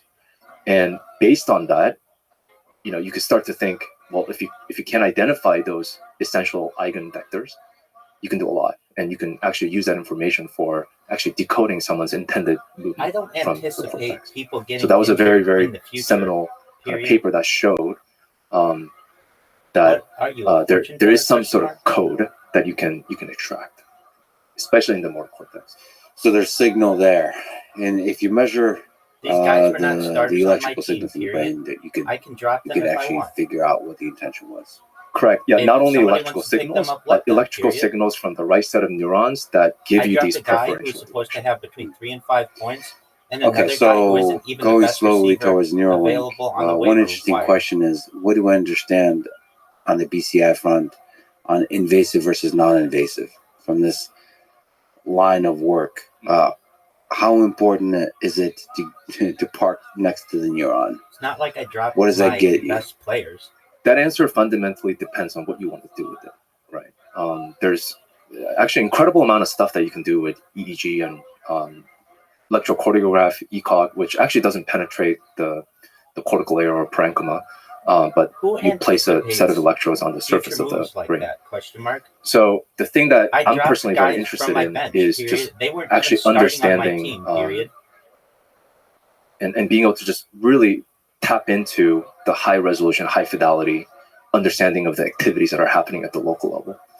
And we can get into biophysics, but just to kind of step back, to kind of use analogy, because analogy here can be useful. And sometimes it's a little bit difficult to think about electricity. At the end of the day, we're doing electrical recording that's mediated by ionic currents, movements of these charged particles, which is really, really hard for most people to think about. But turns out a lot of the activities that are happening in the brain and the frequency band with which that's happening is actually very, very similar to sound waves and our normal conversation audible range. So the analogy that typically is used in the field is, if you have a football stadium, there's game going on. If you stand outside the stadium, you maybe get a How are sense you of even how the game is questioning going that? based You're on the out, question cheers mark? and the boos of the home crowd, whether the team is winning or not. But you have absolutely no idea what the score is. You have absolutely no idea what individual audience or the players are talking or saying to each other, what the next play is, what the next goal is. So what you have to do is you have to drop the microphone near into the stadium and then get near the source, like into the individual chatter. In this specific example, you would want to have it, right next to where the huddle's happening. So I think that's kind of a good illustration of what we're trying to do when we say invasive or minimally invasive or implanted brain-computer interfaces versus non-invasive or non-implanted brain interfaces. It's basically talking about where do you put that microphone and what can you do with that information. So what is the biophysics of the read and write communication that we're talking about here as we now step into the efforts at Neuralink? Yeah, I don't so play that way, period. I play brain about who is can made perform for me this up way, of period. these specialized cells called neurons. There's billions of them, tens of billions, sometimes people quote 100 billion I don't anticipate that are guys connected getting hurt in this complex in yet the far future. dynamic network that are constantly remodeling. They're changing their synaptic weights, and that's what we typically call neuroplasticity. And the neurons are also bathed in this charged environment that is laden with many charged molecules like potassium ions, sodium ions, chlorine ions. And those actually facilitate these, through ionic current, communication between these different networks. And when you look at a neuron as well, they have these membrane This with anticipating future moves beautiful because of injury protein structure called at the very end voltage of the selective season to ion me channels, is which, pretty ridiculous, period. in my It opinion, not is an one of attack, comma. nature's I best think that you are inventions. too. In many ways, if you think about what they are, they're doing the job of a modern day transistors. Transistors are nothing more at the end of the day than a voltage gated conduction channel. And nature What's found up, a way big guy? to have that Just one moment. very, very early on in its evolution. And as we all know, with the transistor, you can have many, many computation and a lot of amazing things that we have access to today. So I think it's one of those, just as a tangent, just a beautiful, beautiful invention that the nature came up with, these voltage gated ion channels. I mean, I suppose there's on the biological, at every level of the complexity of the hierarchy I of can see if the this organism, was week one, there's going to be some mechanisms for storing at week information 13. and for doing computation. And this is just one such way. But to do that with biological and chemical components is interesting. Plus, like, with neurons, I mean, it's not just electricity, it's chemical communication, it's also mechanical. Mm-hmm. I mean, these are like actual That's a big if, objects period. that have like, that vibrate. I mean, they move. Yeah, So- there are actually, there's a lot of really, from the really waiver interesting wire, physics period. that are Why involved didn't in you say kind of going anything when back he to was on the my waiver wire work on when I picked him ultrasound during grad school.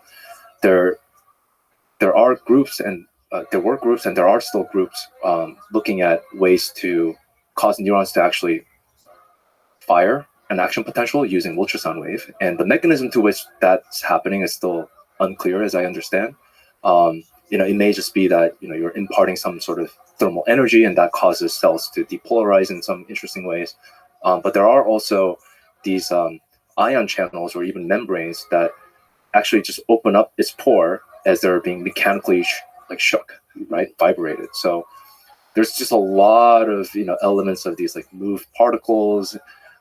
Which again, like that's governed by diffusion physics, right? Movements of particles, and there's also a lot of kind of interesting physics there. Also, not to mention, as Roger Penrose talks about, there might be some beautiful weirdness in the quantum mechanical effects of all of this. And he actually believes that consciousness might emerge from the quantum mechanical effects there. So like there's physics, there's chemistry, there's biology, all of that is going on there. Oh yeah. I mean, you can. Yes, there's a lot of levels of physics that you can dive into. But yeah, in the end, you have these membranes with these voltage-gated ion channels that selectively let these charged molecules that are in the extracellular matrix, like in and out. And these neurons generally have these like resting potential where there's a voltage difference between inside the cell and outside the cell. And when there's some sort of stimuli that changes the state such that they need to send information to the downstream network, you start to kind of see these like sort of orchestration of these different molecules going in and out of these channels. They also open up, like more of them open up once it reaches some threshold to a point where you have a depolarizing cell that sends an action potential. So it's just a very beautiful kind of orchestration of these molecules. And what we're trying to do when we place an electrode or parking it next to a neuron is that you're trying to measure these local changes in the potential. Again, mediated by the movements of the ions. And what's interesting, as I mentioned earlier, there's a lot of physics involved. And the two dominant physics for this electrical recording domain is diffusion physics and electromagnetism. And where one dominates, where Maxwell's equation dominates versus Fick's law dominates, depends on where your electrode is. If it's close to the source, mostly electromagnetic based. When you're farther away from it, it's more diffusion based. So essentially, when you're able to park it next to it, you can listen in on those individual chatter and those local changes in the potential. And the type of signal that you get are these canonical textbook neural spiking waveform. The moment you're further away, and based on some of the studies that people have done, Christoph Koch's lab and others, once you're away from that source by roughly around 100 micron, which is about width of a human hair, you no longer hear from that neuron. You're no longer able to kind of have the system sensitive enough to be able to record that particular if you think he is so valuable, local membrane potential change in that neuron. And just to kind of give you a sense of scale, also, when you look at a 100 micron voxel, so 100 micron by 100 micron by 100 micron box in a brain tissue, there's roughly around 40 neurons and whatever number of connections that they have. So there's a lot in that volume of tissue. So the moment you're outside of that, there's just no hope that you'll be able to detect that change from that one specific neuron that you may care about. Yeah, but as you're moving about this space, you'll be hearing other ones. So if you move another 100 micron, you'll be hearing chatter from another community. Correct. And so the whole... Just one. How are you, Caspian C? I'm fighting with everyone again. These are people I like. All right, so what happened? I'm in this fantasy football league. I know I told you I wouldn't mention it anymore, but it involves drama. So I, my team is 10th out of 12th. The guy in 12th doesn't touch his team. The guy in 11th is fucked. And I'm going to be in the toilet bowl playoff. So I want to tank my team. I want him to be as shitty as possible. So I at least win something, which would be toilet bowl champion. And so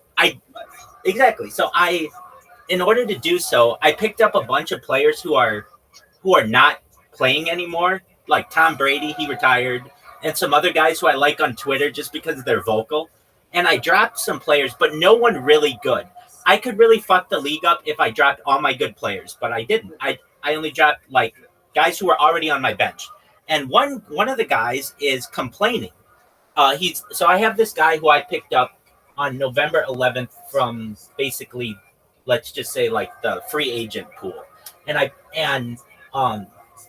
like this guy's now complaining that I dropped him 2 weeks later. And I'm like, dude, why didn't you complain when the guy was dropped 2 weeks ago? Why are you complaining now that I'm dropping him? He doesn't look like he's going to have good performance. He looks kind of like he's going to be a shitty performer.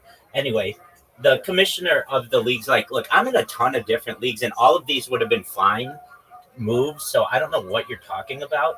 And now I'm just waiting on on what they're saying, what they're gonna say. Um, anyway, so what else is going on? I want my concert recorded, which is good. And it recorded really well. I actually fell asleep to that bad boy. Um, what else? Did I get banned anywhere else or anything? Uh, no. There's this one Discord of which I'm a member. It's called the Hangout. You have to be 18 and up, but it's just for adults. It's not necessarily a sex um Discord. It's just like people who smoke pot and stuff, and it's got 80,000 people in it. Well, yesterday, some girl wanted to put on a show, and she damn did she. Anyway, these Discords can get wild. Um, so I have created a little robot that automatically puts me in like the smoke shack area of that, and um, and I'm just gonna live in there, see how that goes. Overnight, I had some people who had somehow from Discord found out about me, and they typed in my Twitter or on my YouTube, so that's good. Um, aside from that, I slept like a fucking $1,000,000, and that was good. I, I usually, yeah, I slept really well, so things are good in the hood, as they say. How are things for you? Not bad, just chilling. Start my morning off, having a little bit of caffeine, metal foods, get into my brain and they'll wake me up, they'll calm me down, and think straight. Stop me from getting frustrated or whatever the hell they do. I understand. I got you. Well, that's good. Just chilling. Excellent. Well, you enjoy you. I'm listening to Neuralink podcast, which are pretty fascinating. And yeah, let me know if you need anything. Okay. That's it. Hey, check your YouTube playlist and see how many views and shit you have. Okay, well, Excellent. Let me know. Well, the sense is you want to place as many as possible electrodes, and then you're listening to the chatter. Yeah, you want to listen to the chatter, and at the end of the day, you also want to basically let the software do the job of decoding. And just to kind of go to why ECOG and EEG work at all, right? When you have these local 120 changes, extra views? obviously it's not just this one neuron that's activating. There's many other. Yeah, exactly. 187 on the motherfucking cop. And now you're in like the 300s?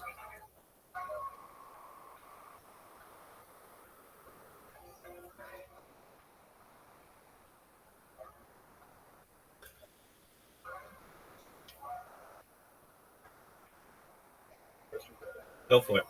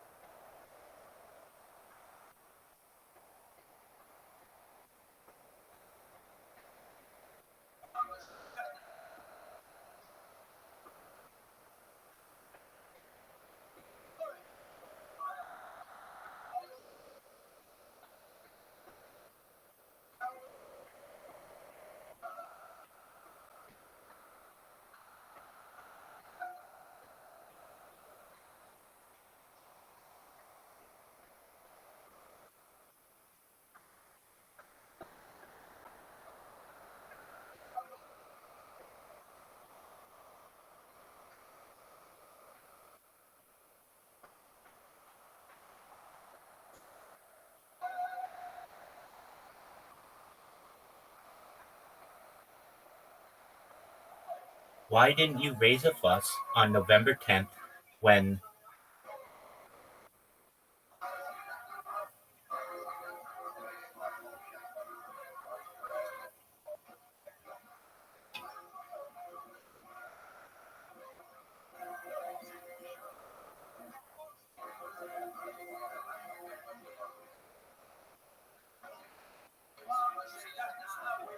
why are you raising a fuss now? Question mark.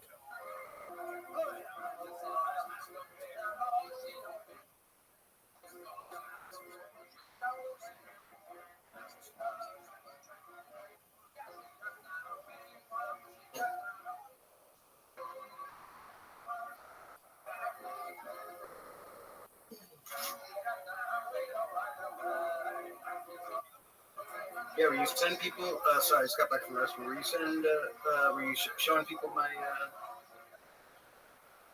stuff?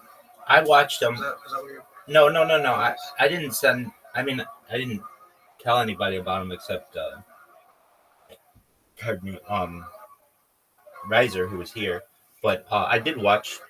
I don't want to say I watched all of them, but I watched a little of some of them. And I just wondered if Reddit would have given you any bump, which it seems like, it did about exactly what I thought it would be, like maybe 100 views or something. But at least then people are aware of what your channel is and all that other stuff. And I mean, it's only been there for like 12 hours. So it, yeah.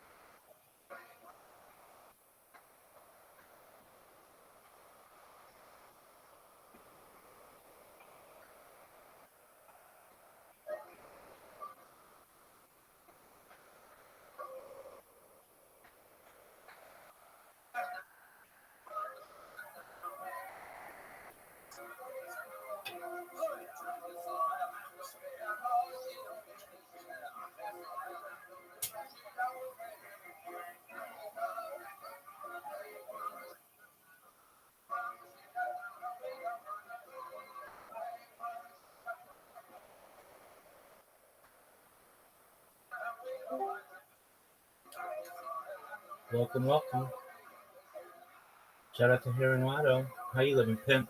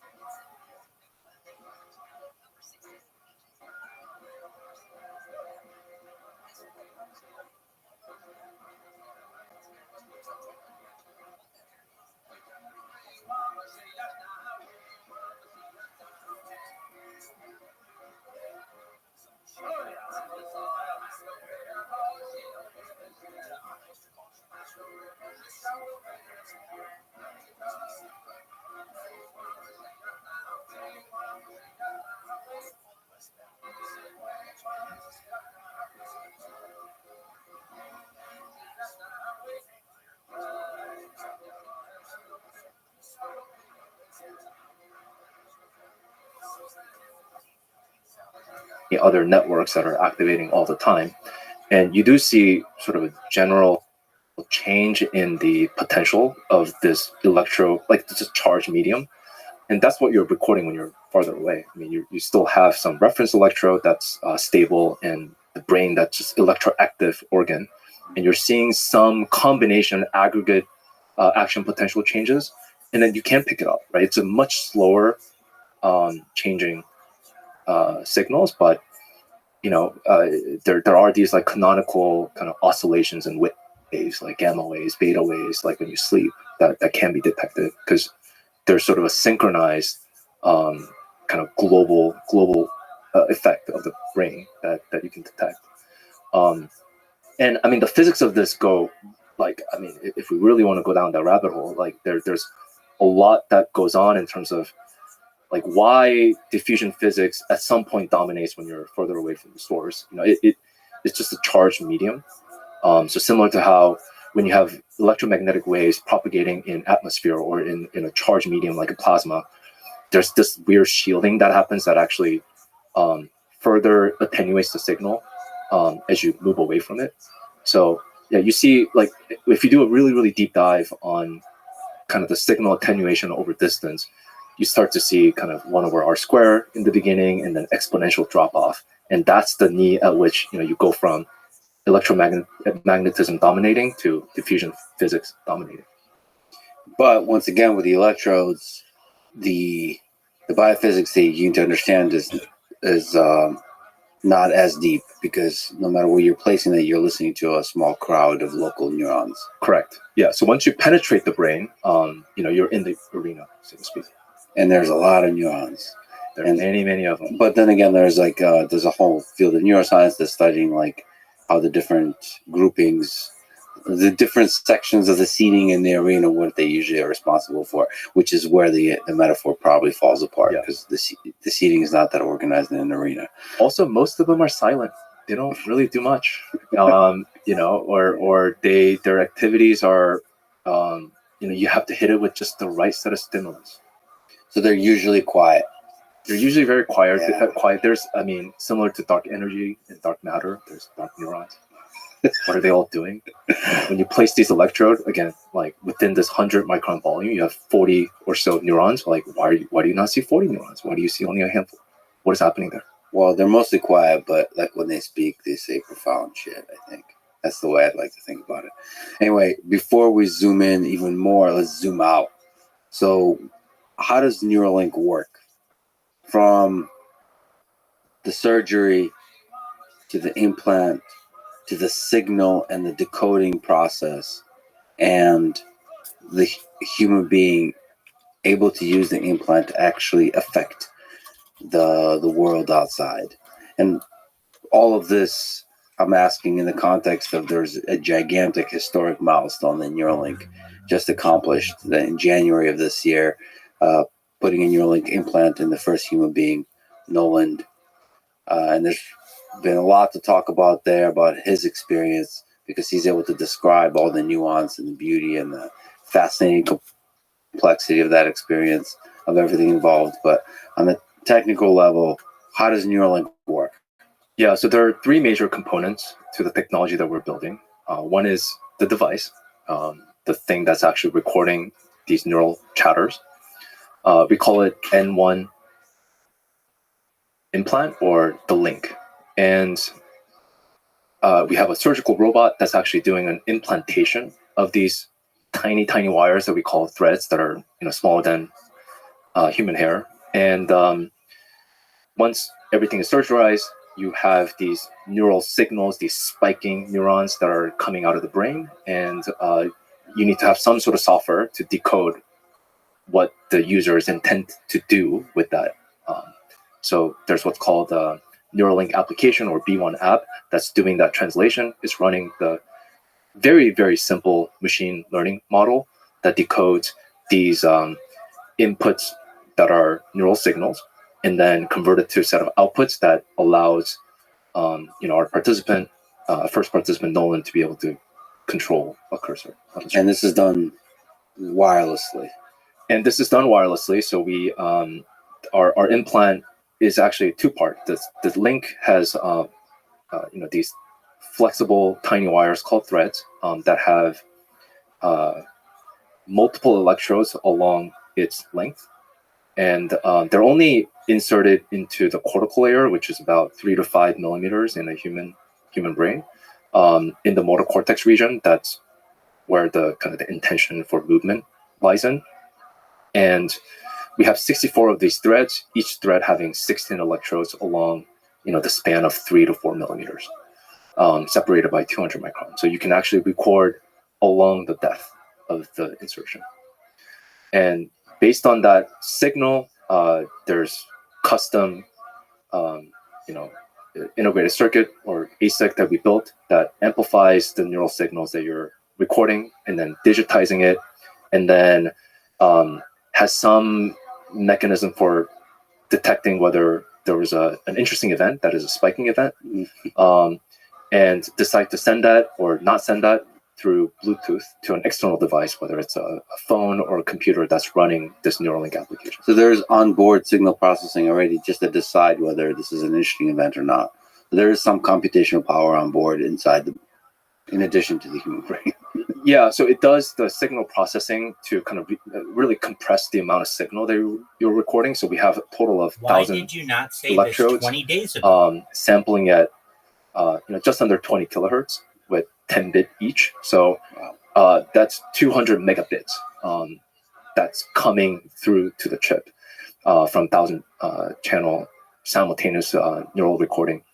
And that's quite a bit of data, and there are technology available to send that off wirelessly, but being able to do that in a very, very thermally constrained environment that is a brain. So there has to be some amount of compression that happens to send off only the interesting data that you need, which in this particular case for motor decoding is occurrence of a spike or not, and then being able to use that to decode the intended cursor movement. So the implant itself processes it, figures out whether a spike happened or not with our spike detection algorithm, and then sends it off, packages it, send it off through Bluetooth to an external device that then has the model to decode, okay, based on these spiking inputs, did Nolan wish to go up, down, left, right, or click, or right click, or whatever?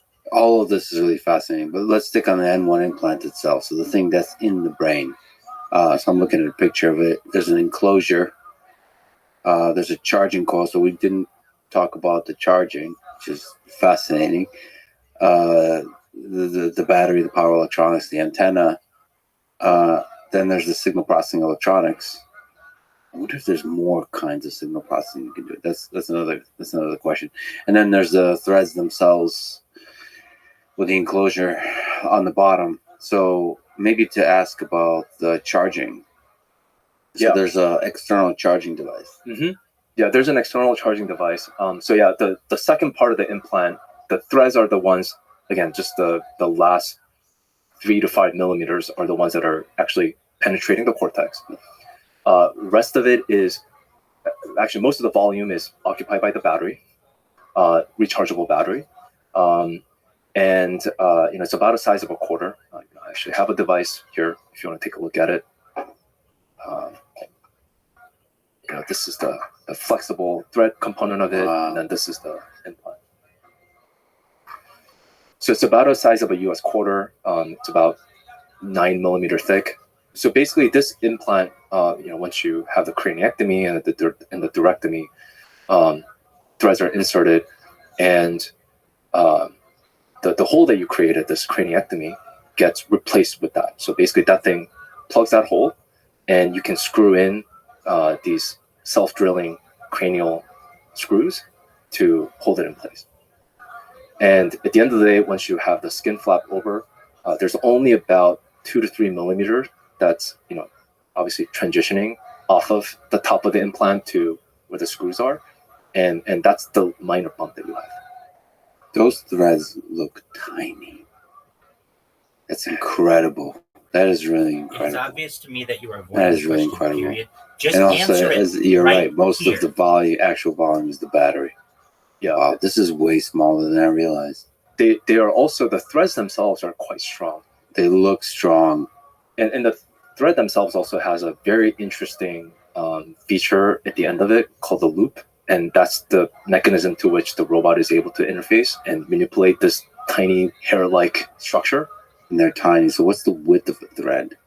Yeah, so the width of a thread starts from 16 micron and then tapers out to about 84 micron. So, average human hair is about. You think he is very valuable, period. Why did you not This thing is amazing. This thing is amazing. raise a fuss? Yes, most of the volume is occupied by the battery, rechargeable lithium-ion cell, and the charging is done through inductive charging, which is actually very commonly used. Your cell phone, most cell phones have that. The biggest difference is that for us, usually when you have a phone and you want to charge it on the charging pad, you don't really care how hot it gets. Whereas for us, it matters. There's a very strict regulation and good reasons to not actually increase the surrounding tissue temperature by 2 degrees Celsius. So there's actually a lot of innovation that is packed into this to allow charging of this implant without causing that temperature threshold to reach. And even small things like you see this charging coil and what's called a ferrite shield, right? So without that ferrite shield, what you end up having when you have resonant inductive charging is that the battery itself is a metallic can, and you form these eddy currents from external charger, and that causes heating, and that actually contributes to inefficiency in charging. So this ferrite shield, what it does is that it actually concentrate that field line away from the battery and then around the coil that's actually wrapped around it. There's a lot of really fascinating design here to make it. I mean, you're integrating a computer into a complex biological system. Yeah, there's a lot of innovation here. I would say that part of what enabled this was just the innovations in the wearable.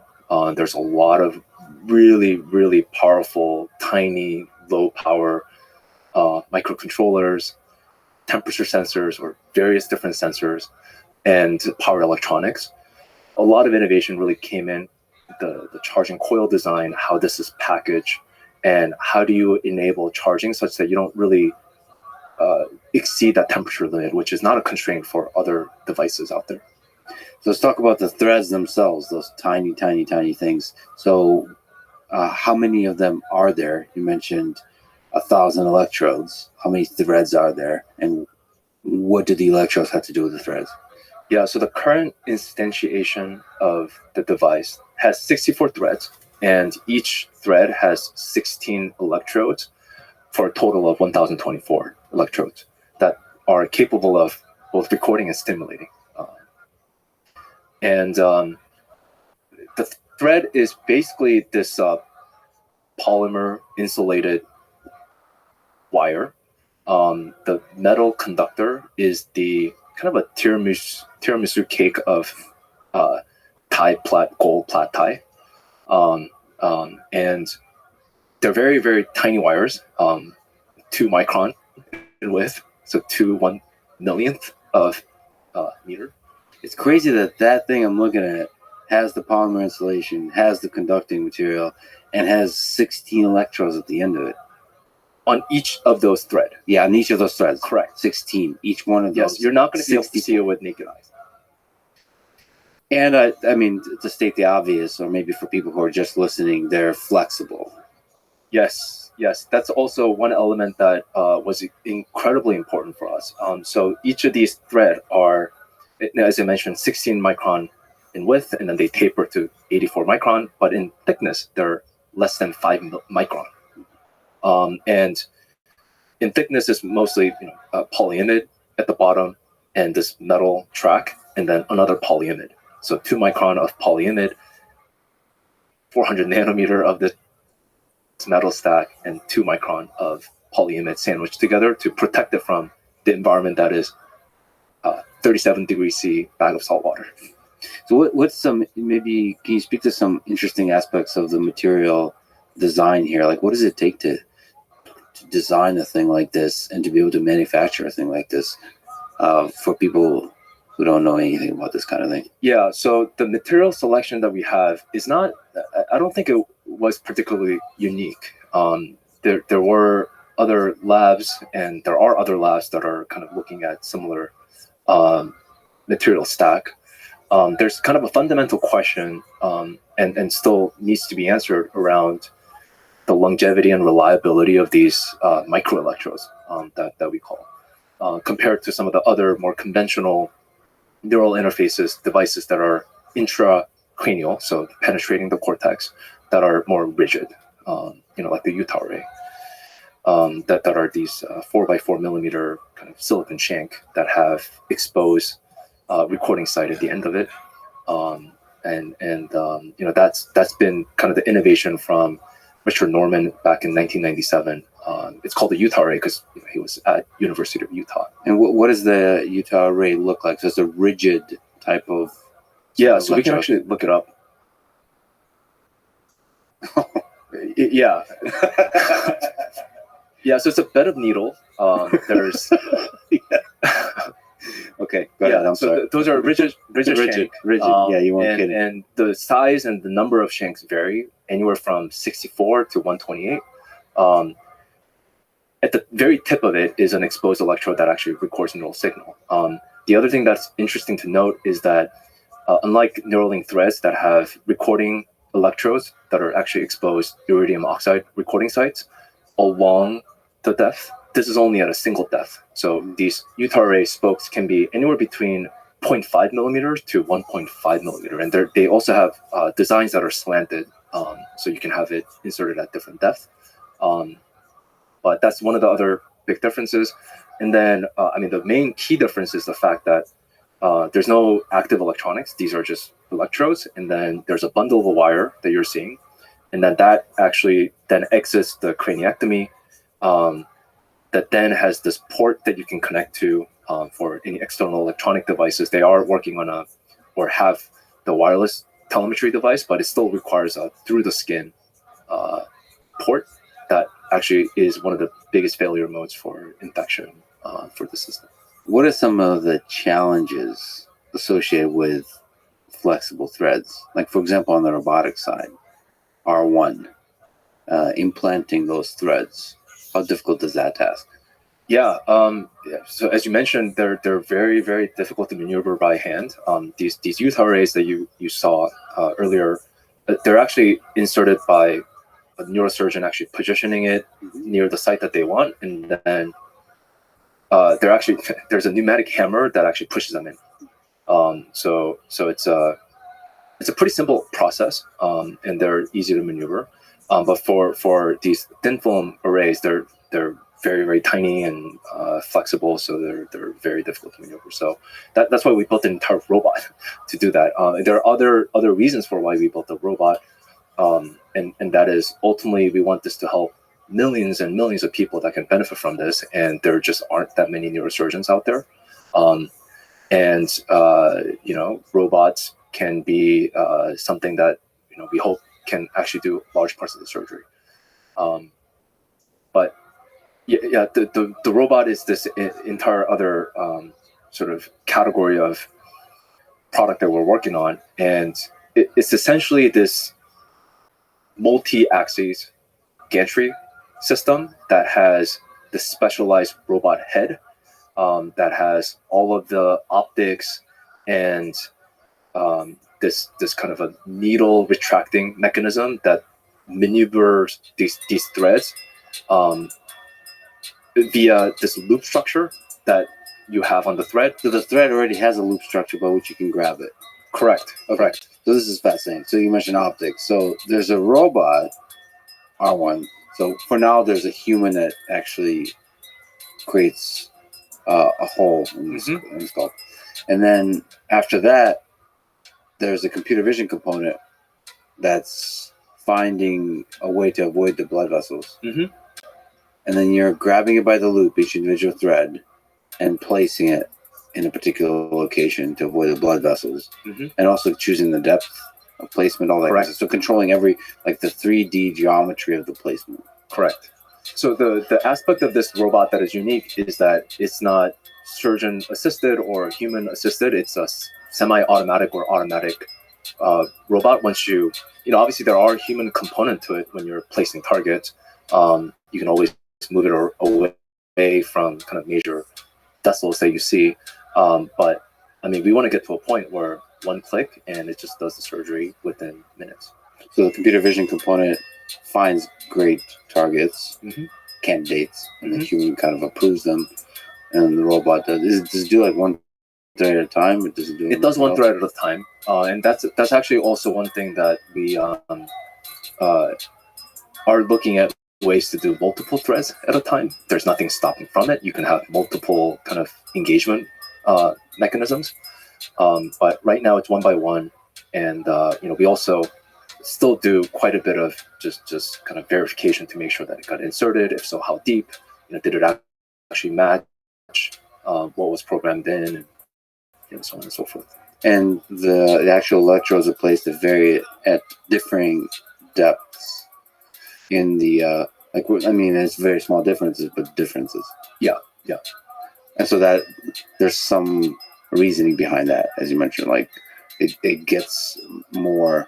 Place them all around 3 or 4 millimeter from the surface, just because the span of the electrode, those 16 electrodes that we currently have in this version, spans roughly around 3 millimeters.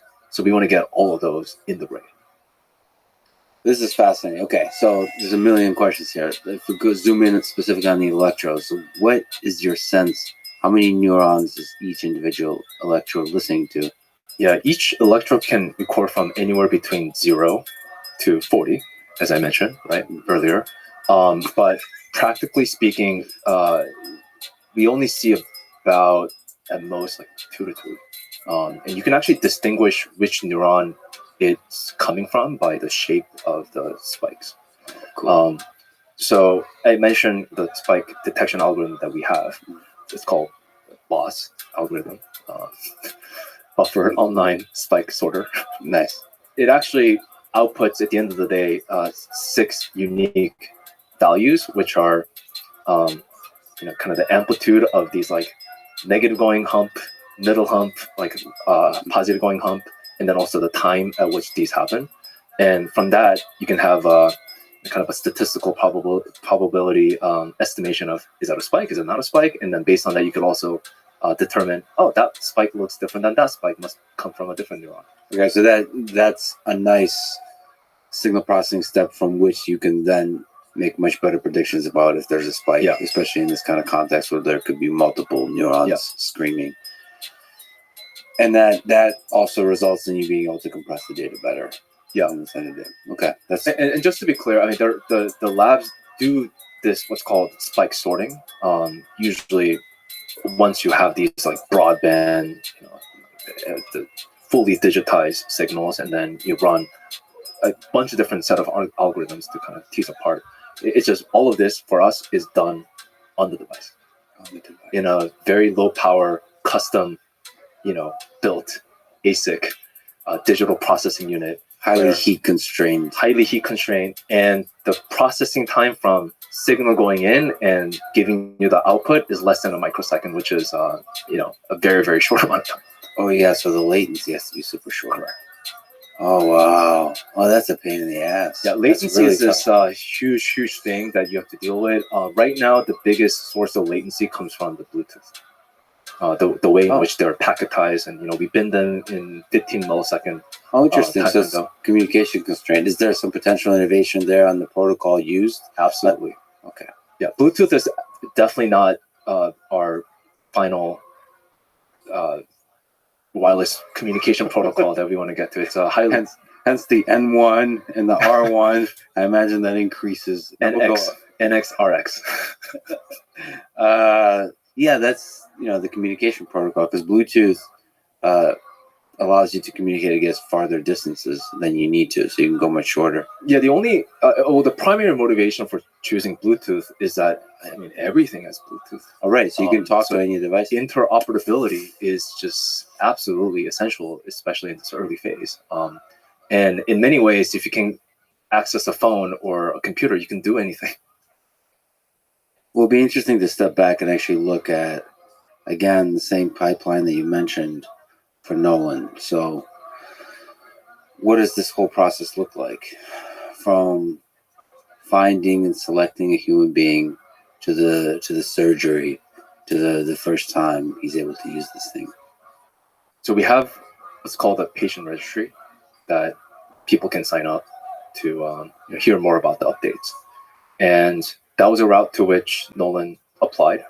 And the process is that once the application comes in, it contains some medical records, and we, based on their medical eligibility, that there's a lot of different inclusion exclusion criteria for them to meet. And we go through a pre-screening interview process with someone from Neuralink.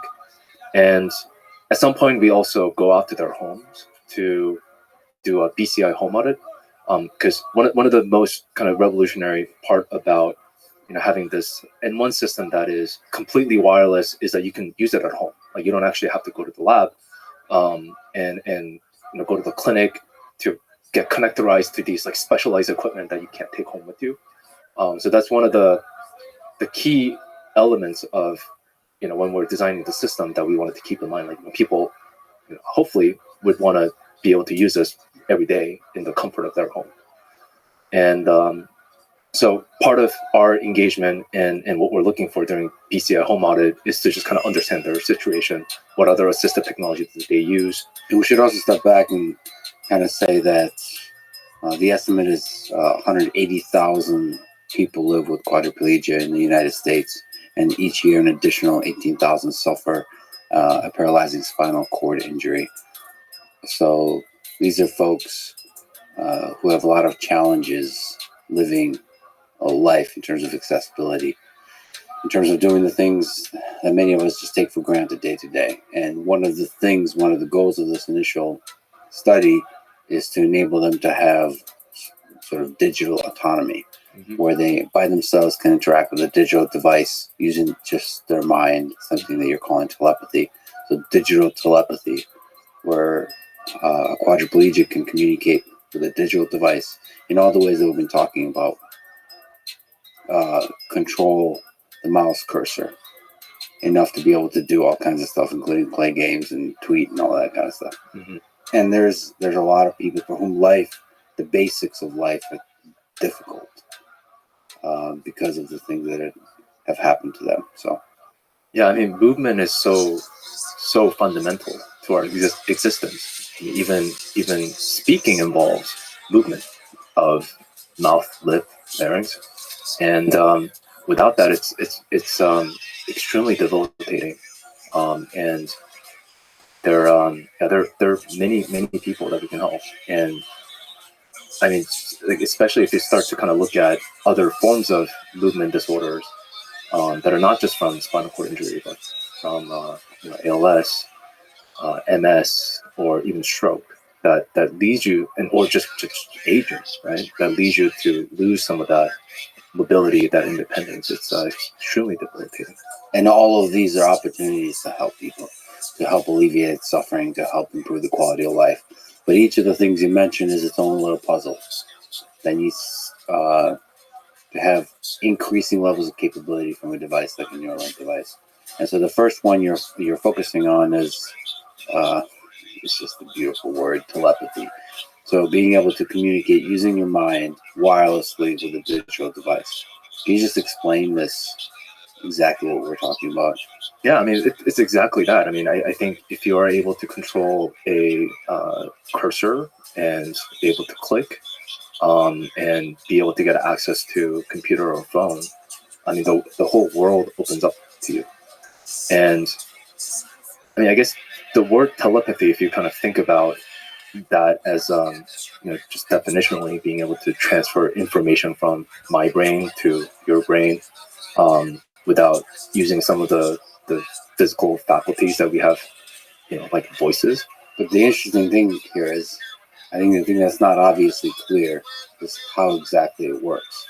So in order to move a cursor, there's at least a couple of ways of doing that. So one is you imagine yourself maybe moving a mouse with your hand, or you can then, which no one talked about, like imagine moving the cursor with your mind.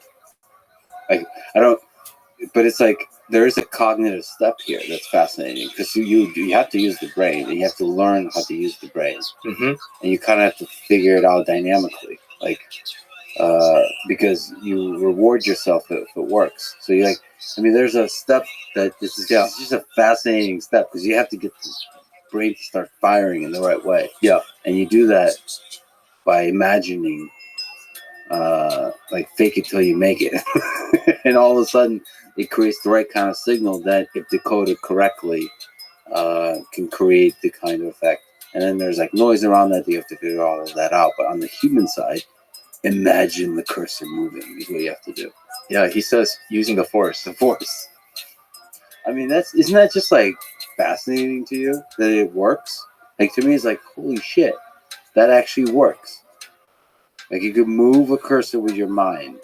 You know, as much as you're learning to use that thing's also learning about you. Like our model is constantly updating the weights to say, oh, if someone is thinking about, you know, this sophisticated forms of like spiking patterns, like that actually means to do this, right? So the machine is learning about the human, and the human is learning about the machine. So there's adaptability to the signal processing, the decoding step, and then there's the adaptation of Nolan, the human being. Like the same way, if you give me a new mouse and I move it, I learn very quickly about its sensitivity, so I'll learn to move it slower. And then there's other kinds of signal drift and all that kind of stuff they have to adapt to. So both are adapting to each other. Correct. That's a fascinating software challenge on both sides. The software on both, on the human software and the organic and the inorganic. The organic and the inorganic.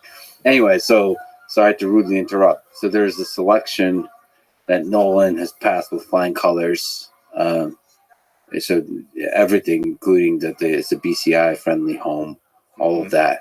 So what is the process of the surgery, the implantation, the first moment when he gets to use the system? The end-to-end, we say patient in to patient out, is anywhere between 2 to 4 hours. In particular case for Nolan, it was about 3.5 hours. And there's many steps leading to, the actual robot insertion, right? So there's anesthesia, induction, and we do intra-op CT imaging to make sure that we're drilling the hole in the right location. And this is also pre-planned beforehand.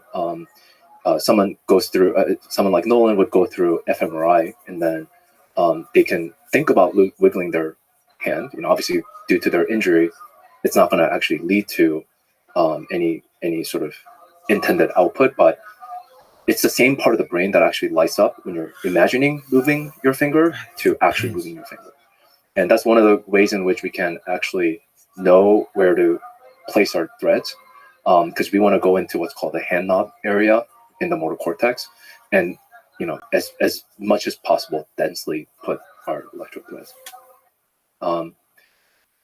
So yeah, we do intra-op CT imaging to make sure and double check the location of the craniectomy, and surgeon comes in, does their thing in terms of like skin incision, craniectomy, so drilling of the skull, and then there's many different layers of the brain. There's what's called the dura, which is a very, very thick layer that surrounds the brain.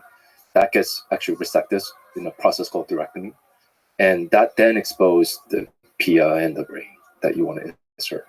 And by the time it's been around anywhere between 1 to 1.5 hours, robot comes in, does this thing, placement of the target, inserting of the thread.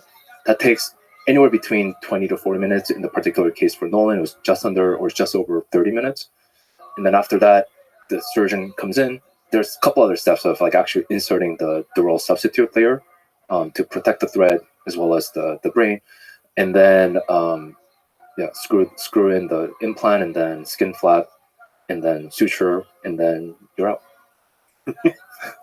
So when Nolan woke up, What was that like? Was the recovery like? And when was the first time he was able to use it? So he was actually immediately after the surgery, like an hour after the surgery, as he was waking up, we did turn on the device, make sure that we are recording neural signals, and we actually did have a couple signals that we noticed that he can actually modulate. And what I mean by modulate is that he can think about clenching his fist, and you could see the spike disappear and appear. And that's awesome. And that was immediate, Yeah. right? Immediate after in the recovery room. How cool is that? That's a human being. I mean, what did that feel like for you? This device and a human being, a first step of a gigantic journey. I mean, it's a historic moment. Even just that spike, just to be able to modulate that. Obviously there have been other, as you mentioned, pioneers that have participated in these groundbreaking BCI, investigational early feasibility studies. So we're obviously standing in the shoulders of the giants here. We're not the first ones to actually put electrodes in the human brain. But I mean, just leading up to the surgery, there was I definitely could not sleep. It's the first time that you're working in a completely new environment. We had a lot of confidence based on our benchtop testing, our preclinical R&D studies, that the mechanism, the threads, the insertion, all that stuff is very safe, and that it's obviously ready for doing this in a human. But there's still a lot of unknown about, can the needle actually insert? We brought something like 40 needles just in case they break, and we ended up using only one. But I mean, that was a level of just complete unknown, right? Because it's a very, very different environment, and that's why we do clinical trial in the first place, to be able to test these things out. So extreme nervousness and many sleepless night leading up to the surgery, and definitely the day before the surgery. And it was an early morning surgery. Like we started at 7 a.m. And by the time it was around 10:30, it was everything was done. But I mean, first time seeing that, well, number one, just huge relief that this thing is doing what it's supposed to do, and two, I mean, just immense amount of gratitude for Nolan and his family, and then many others that have applied and that we've spoken to and will speak to are true pioneers in everywhere. And I sort of call them the neural astronauts or neural not. These amazing, just like in the 60s, right? Like these amazing just pioneers, right? Exploring the unknown outwards. In this case, it's inward. But an incredible amount of gratitude for them to, just participate and play a part. And it's a journey that we're embarking on together. But also, like, I think it was just that was a very, very important milestone. But our work was just starting, so a lot of just kind of anticipation for, okay, what needs to happen next, what are a set of sequences of events that needs to happen for us to make it worthwhile for both Nolan as well as us. Just to linger on that, just a huge congratulations to you and the team for that milestone. I know there's a lot of work left, but that's really exciting to see. There's that's a source of hope. It's this first big step, opportunity to help hundreds of thousands of people, and then maybe expand the realm of the possible for the human mind for millions of people in the future. So it's really exciting. So like the opportunities are all ahead of us, and to do that safely and to do that effectively was really fun to see. As an engineer, just watching other engineers come together and do an epic thing, that was awesome. So huge congrats. Thank you. It's could not have done it without the team. And I mean, that's the other thing that I told the team as well, of just this immense sense of optimism for the future. I mean, it's a very important moment for the company. needless to say, as well as hopefully for many others out there that we can help. So speaking of challenges, the Neuralink published a blog post describing that some of the threads are retracted, and so the performance as measured by bits per second dropped at first, but then eventually was regained. And that the whole story of how it was regained is super interesting. Mm-hmm. That's definitely something I'll talk to Bliss and to Nolan about. But in general, can you speak to this whole experience? How was the performance regained? And just the technical aspects of the threads being retracted and moving. The main takeaway is that in the end, the performance have come back, and it's actually gotten better than it was before. He's actually just beat the world record yet again last week to 8.5 BPS. So I mean, he's just cranking and he's just improving. The previous one was that he said was 8. Correct. He said 8.5. Yeah, the previous world record in human was 4.6. Yeah. So it's almost double. Yeah. And his goal is to try to get to 10, which is roughly around kind of the median Neuralinker using a mouse with the hand. So it's getting there. So yeah, so the performance was regained. Yeah, better than before. So that's a story on its own of what took the BCI team to recover that performance. It was actually mostly on kind of the signal processing. And so, as I mentioned, we were kind of looking at these spike outputs from the our electrodes. And what happened is that kind of 4 weeks into the surgery, we noticed that the threads have slowly come out of the brain. And the way in which we noticed this at first, obviously, is that I think Nolan was the first to notice that his performance was degrading.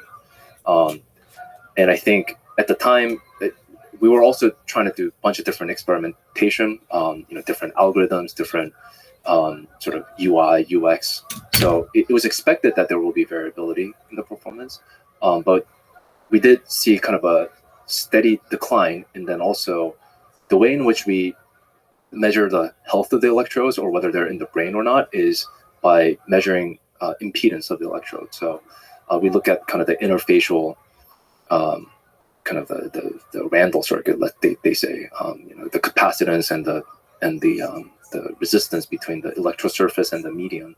And if that changes in some dramatic ways, we have some indication, or if you're not seeing spikes on those channels, you have some indications that something's happening there. And what we noticed is that looking at those impedance plot and spike rate plots, and also because we have those electrodes recording along the depth, we were seeing some sort of movement that indicated that threads were being pulled out. And that obviously will have an implication on the model side, because if the number of inputs that are going into the model is changing because you have less of them, that model needs to get updated, right? And but there were still signals, and as I mentioned, similar to how even when you place the signals on the surface of the brain or farther away, like outside the skull, you still see some useful signals. What we started looking at is not just the spike occurrence through this loss algorithm that I mentioned, but we started looking at just the power of the frequency band that is interesting for Nolan to be able to modulate.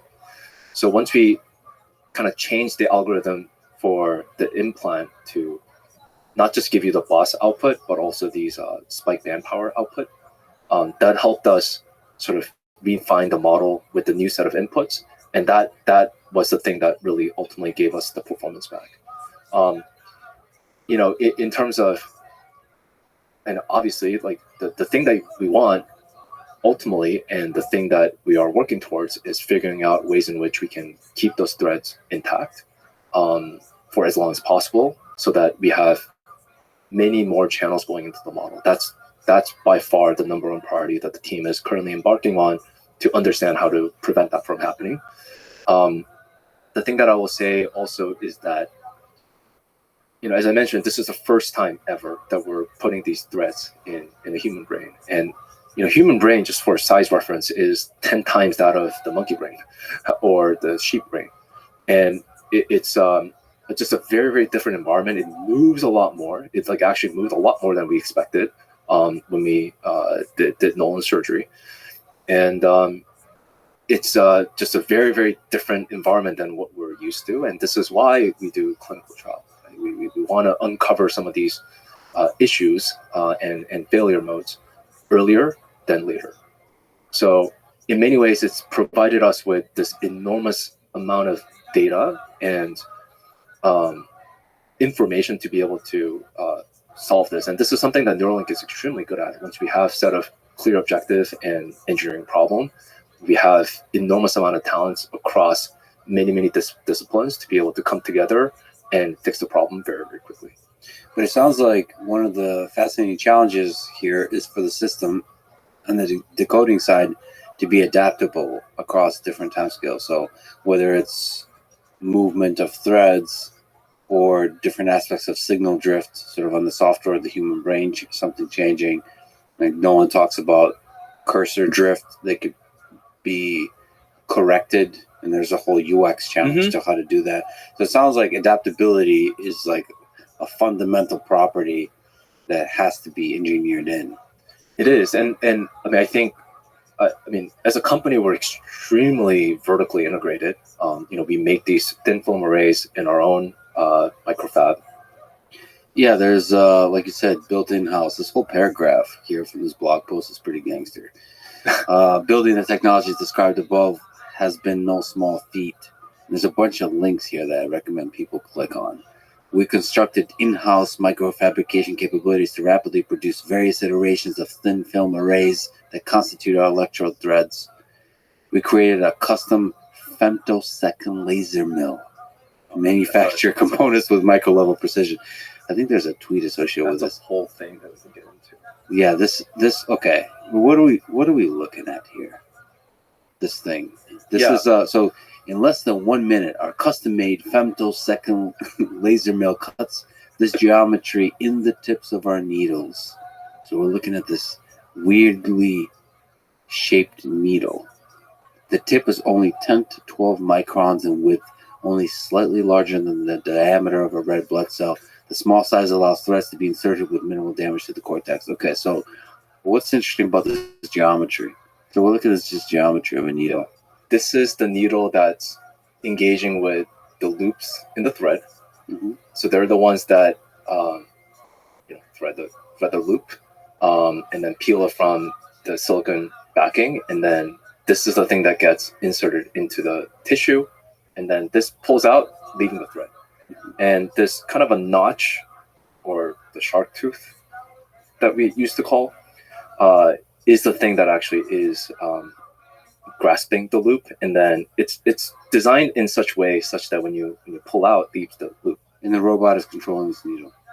Correct. So this is actually housed in a cannula, and basically the robot has a lot of the optics that look for where the loop is. There's actually a 4 or 5 nanometer light that actually causes the polyimide to fluoresce so that you can locate the location of the loop. So the loop lights up? Yeah, they do. It's a micron precision process. What's interesting about the robot that it takes to do that? That's pretty crazy. That's pretty crazy that a robot is able to get this kind of precision. Yeah, our robot is quite heavy. Our current version of it, it's like a giant granite slab that weighs about a ton, because it needs to be sensitive to vibration, environmental vibration. And then as the head is moving at the speed that it's moving, there's a lot of kind of motion control to make sure that you can achieve that level of precision. A lot of optics that kind of zoom in on that. We're working on next generation of the robot that is lighter, easier to transport. It is a feat to move the robot. And it's far superior to a human surgeon at this time for this particular task. Absolutely. Let alone you try to actually thread a loop in a sewing kit. This is we're talking fractions of human hair. These things it's not visible. So continuing the paragraph, we developed novel hardware and software testing systems such as our accelerated lifetime testing racks and simulated surgery environment, which is pretty cool, to stress test and validate the robustness of our technologies. We performed many rehearsals of our surgeries to refine our procedures and make them second nature. This is pretty cool. We practice surgeries on proxies with all the hardware and instruments needed in our mock or in the engineering space. This helps us rapidly test and measure. So there's like proxies. Yeah, this proxy is super cool, actually. So there's a 3D printed skull from the images that is taken at Barrow, as well as this hydrogel mix, sort of synthetic polymer thing that actually mimics the mechanical properties of the brain. It also has vasculature of the person. So basically what we're talking about here, and there's a lot of work that has gone into making this set proxy, that it's about like finding the right concentration of these different synthetic polymers to get the right set of consistency for the needle dynamics, as they're being inserted. But we practice this surgery with the person, Nolan's basically physiology and brain, many times prior to actually doing the surgery. So every step, yeah. Like, where does someone stand? Like, I mean, like, what you're looking at is the picture. This is in our office of this kind of corner of the robot engineering space that we, have created, this like mock OR space that looks exactly like what they would experience, all the staff would experience during their actual surgery. So, I mean, it's just kind of like any dance rehearsal where you know exactly where you're going to stand at what point. And you just practice that over and over and over again with an exact anatomy of someone that you're going to surgerize. And it got to a point where a lot of our engineers, when we created a craniectomy, they're like, oh, that looks very familiar. We've seen that before. Yeah. And there's wisdom you can gain through doing the same thing over and over and over. It's like Jiro dreams of sushi kind of thing. Because then it's like Olympic athletes visualize the Olympics, and then once you actually show up, it feels easy. It feels like any other day. It feels almost boring winning the gold medal, because you visualized this so many times, you've practiced this so many times, and nothing about it is new. It's boring. You win the gold medal is boring, and the experience they talk about is mostly just relief. Probably that they don't have to visualize it anymore. Yeah, the power of the mind to visualize, and where, I mean, there's a whole field that studies where muscle memory lies in cerebellum. Yeah, it's incredible. I think it's a good place to actually ask sort of the big question that people might have is, how do we know every aspect of this that you described is safe? At the end of the day, the gold standard is to look at the tissue. What sort of trauma did you cause the tissue, and does that correlate to whatever behavioral anomalies that you may have seen? And that's the language to which we can communicate about the safety of inserting something into the brain and what type of trauma that you can cause. So we actually have an entire department of pathology that looks at these tissue slices. There are many steps that are involved in doing this. Once you have studies that are launched to with particular endpoints in mind, at some point you have to euthanize the animal, and then you go through necropsy to kind of collect the brain tissue samples. You fix them in formalin, and you like roast them, you section them, and you look at individual slices just to see what kind of reaction or lack thereof exists. So that's the kind of the language to which FDA speaks, and as well for us to kind of evaluate the safety of the insertion mechanism as well as the threads at various different time points. Both acute, so anywhere between 0 to 3 months to beyond 3 months. So those are kind of the details of an extremely high standard of safety that has to be reached. Correct. FDA supervises this, but there's in general just a very high standard. And every aspect of this, including the surgery. I think Matthew McDougall has mentioned that like the standard is, let's say, how to put it politely, higher than maybe some other operations that we take for granted.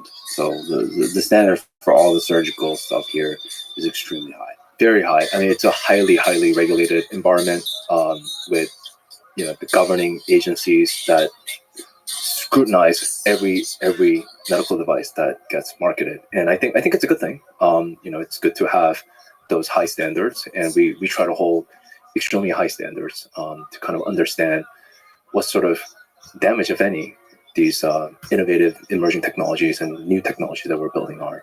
And so far, we have been extremely impressed by lack of immune response from these threads. Speaking of which, you talked to me with excitement about the histology and some of the images that you were able to share. Can you explain to me what we're looking at? Yeah, so what you're looking at is a stained tissue image. So this is a sectioned tissue slice from an animal that was implanted for 7 months, so kind of a chronic time point. And you're seeing all these different colors. And each color indicates specific types of cell types. So purple and pink are astrocytes and microglia, respectively. They're types of glial cells. And the other thing that people may not be aware of is your brain is not just made up of soup of neurons and axons. There are other cells like glial cells that actually kind of is the glue and also react if there are any trauma or damage to the tissue. The brown are the neurons. The brown are the neurons. So neurons. Yeah. So what you're seeing is in this kind of macro image, you're seeing these like circle highlighted in white, the insertion site.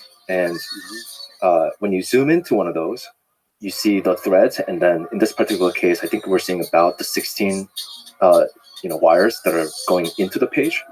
And the incredible thing here is the fact that you have the neurons that are these brown structures or brown circular or elliptical thing that are actually touching and abutting the threads. So what this is saying is that there's basically zero trauma that's caused during this insertion. And with these neural interfaces, these microelectrodes that you insert, that is one of the most common mode of failure. So when you insert these threads, like the Utah array, it causes neuronal death around the site because you're inserting a foreign object, right? And that kind of elicits these like immune response through microglia and astrocytes. They form this like protective layer around it. Oh, not only are you killing the neuron cells, but you're also creating this protective layer that then basically prevents you from recording neural signals because you're getting further and further away from the neurons that you're trying to record. And that is the biggest mode of failure. And in this particular example, in that inset, it's about 50 micron with that scale bar. The neurons are just seem to be attracted to it. And so there's certainly no trauma. That's such a beautiful image, by the way. So the brown of the neurons. And for some reason, I can't look away. It's really cool. and the way that these things, your tissues generally don't have these beautiful colors. This is multiplex stain that uses these different proteins that are staining these at different colors. We use very standard set of staining techniques with HE, EBA1, and NUN, and GFAP. So if you go to the next image, this is also kind of illustrates the second point, because you can make an argument. And initially, when we saw the previous image, we said, "Oh, are the threads just floating? Like, what is happening here? Like, are we actually looking at the right thing?" So what we did is we did another stain, and this is all done in-house, of this Lassan's trichrome stain, which is in blue, that shows these collagen layers. So the blue basically, like, you don't want the blue around the implant threads, because that means that there is some sort of scarring that's happened. And what you're seeing, if you look at individual threads, is that you don't see any of the blue, which means that there has been absolutely or very, very minimal, to a point where it's not detectable, amount of trauma in these insertions. So that presumably is one of the big benefits of having this kind of flexible thread. Yeah, so we think this is primarily due to the size as well as the flexibility of the threads. Also the fact that R1 is avoiding vasculature, so we're not disrupting or we're not causing damage to the vessels and not breaking any of the blood-brain barrier, has basically caused the immune response to be muted. But this is also a nice illustration of the size of things. So this is the tip of the thread. Yeah, those are neurons. They're neurons, and this is the thread listening, and the electrodes are positioned how? Yeah, so this is what you're looking at is not electrodes themselves. Those are the conductive wires. So each of those should probably be 2 micron in width. So what we're looking at is we're looking at the coronal slice. So we're looking at some slice of the tissue. So as you go deeper, you'll obviously have less and less of the tapering of the thread. But yeah, the point basically being that there's just kind of cells around the inserted site, which is it's just an incredible thing to see. I've just never seen anything like this. How easy and safe is it to remove the implant? Yeah, so it depends on when. In the first 3 months or so after the surgery, there's a lot of kind of tissue modeling that's happening. Similar to when you get a cut. You obviously start over first couple weeks, or depending on the size of the wound, scar tissue forming, right? There are these like contracted, and then in the end they turn into scab and scab. The same thing happens in the brain, and it's a very dynamic environment. And before the scar tissue or the neomembrane or the new membrane that forms, it's quite easy to just pull them out, and there's minimal trauma that's caused during that. Once the scar tissue forms, and with Nolan as well, we believe that that's the thing that's currently anchoring the threads. So we haven't seen any more movements since then. So they're quite stable. It gets harder to actually completely extract the threads. So our current method for removing the device is cutting the thread, leaving the tissue intact, and then unscrewing and taking the implant out. And that hole is now going to be plugged with either another Neuralink or just with kind of a PEEK-based, plastic-based cap. Is it okay to leave the threads in there forever? Yeah, we think so. We've done studies where we left them there, and one of the biggest concerns that we had is like, do they migrate and do they get to a point where they should not be? We haven't seen that. Again, once the scar tissue forms, they get anchored and fixed. And I should also say that when we say upgrades, like we're not just talking in theory here. Like we've actually upgraded many times. Most of our monkeys or non-human primates, NHP, have been upgraded. Pager, who you saw playing Mind Pong, has the latest version of the device since 2 years ago and is seemingly very happy and healthy and fat. So what's designed for the future, the upgrade procedure? So maybe for Nolan, what would the upgrade look like? It was essentially what you're mentioning. Is there a way to upgrade the device internally, where you take it apart, sort of keep the capsule and upgrade the internals? Yeah, so there are a couple of different things here. So for Nolan, if we were to upgrade, what we would have to do is either cut the threads or extract the threads, depending on kind of the situation there in terms of how they're anchored or scarred in. If you were to remove them with the dural substitute, you have an intact brain, so you can reinsert different threads with the updated implant package. There are a couple different other ways that we're thinking about the future of what the upgradable system looks like. One is, at the moment we currently remove the dura, this kind of thick layer that protects the brain. But that actually is the thing that actually proliferates the scar tissue formation. So typically, the general good rule of thumb is you want to leave the nature as is and not disrupt it as much. So we're looking at ways to insert the threads through the dura, which comes with different set of challenges, such as, it's a pretty thick layer. So how do you actually penetrate that without breaking the needle? So we're looking at different needle design for that, as well as the kind of the loop engagement.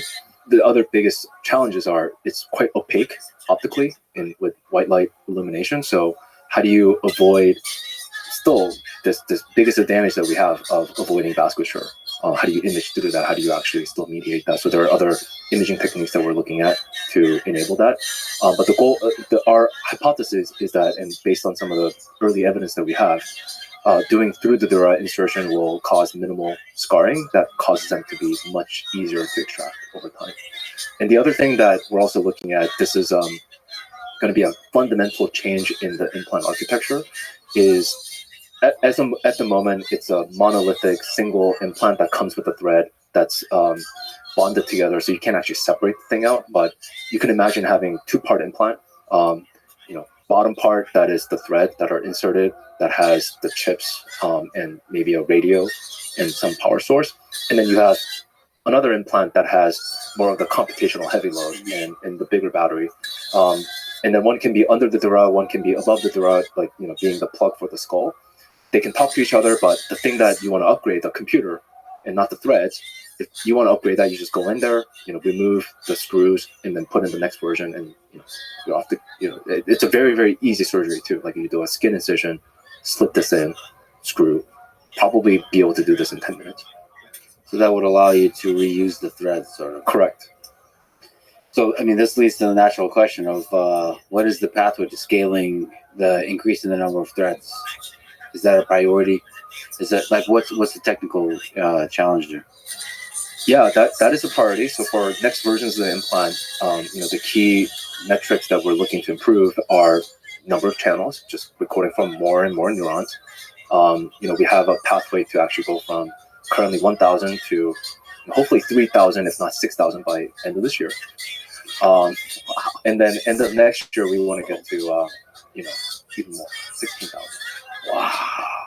There's a couple limitations to that. One is, obviously being able to photolithographically print those wires. As I mentioned, it's 2 micron in width and spacing. Obviously, there are chips that are much more advanced than those types of resolution, and we have some of the tools that we have brought in-house to be able to do that. So traces will be narrower, just so that you have to have more of the wires coming up into the chip. Chips also cannot linearly consume more energy as you have more and more channels. So there's a lot of innovations in the circuit, and architecture as well as the circuit design topology to make them lower power. You need to also think about if you have all of these spikes, how do you send that off to the end application? So you need to think about bandwidth limitation there and potentially innovations in signal processing. Physically, one of the biggest challenges is going to be the interface. It's always the interface that breaks. Bonding this thin film array to the electronics, it starts to become very, very highly dense interconnects. So how do you connectorize that? There's a lot of innovations in kind of the 3D integrations in the recent years that we can take advantage of. One of the biggest challenges that we do have is, forming this hermetic barrier, right? This is an extremely harsh environment that we're in, the brain. So how do you protect it from, like the brain trying to kill your electronics to also your electronics leaking things that you don't want into the brain, and that forming that hermetic barrier is going to be a very, very big challenge that we, I think, are actually well suited to tackle. How do you test that? Like, what's the development environment? Yeah, to simulate that kind of harshness. Yeah, so this is where the accelerated life tester essentially is a brain in a vat. Mm-hmm. It literally is a vessel that is made up of, and again, for all intents and purpose for this particular types of test, the brain is a salt pump. Mm-hmm. And you can also put some other set of chemicals like reactive oxygen species that get at kind of these interfaces and trying to cause a reaction to pull it apart. But you could also increase the rate at which these interfaces are aging by just increasing temperature. So every 10 degrees Celsius that you increase, you're basically accelerating time by 2x. And there's a limit as to how much temperature you want to increase, because at some point there's some other nonlinear dynamics that causes you to have other nasty gases to form that just is not realistic in an environment. So what we do is we increase in our ALT chamber by 20 degrees Celsius, that increases the aging by four times. So essentially 1 day in ALT chamber is 4 days in calendar year. And we look at whether the implants still are intact, including the threads and operation and all of that.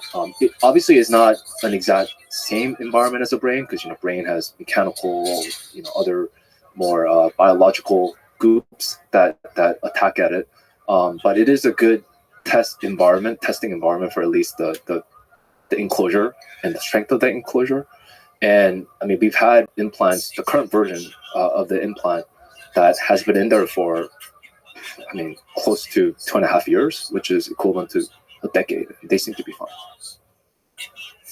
So it's interesting that the brain. So basically, close approximation is warm salt water. Hot salt water is a good testing environment.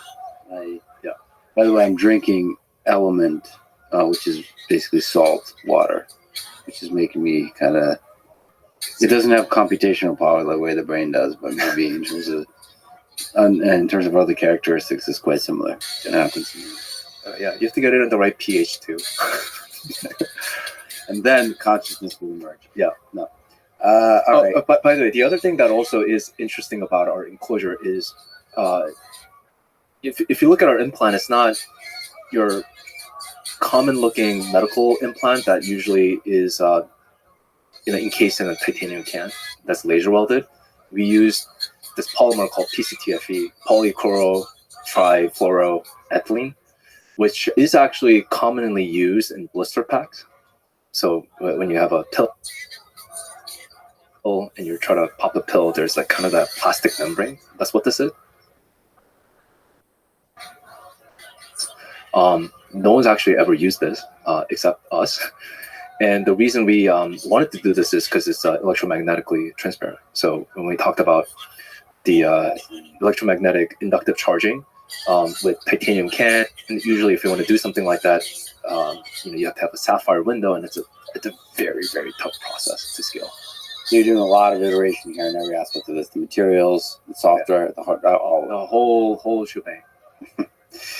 So you mentioned scaling. Is it possible to have multiple Neuralink devices as one of the ways of scaling?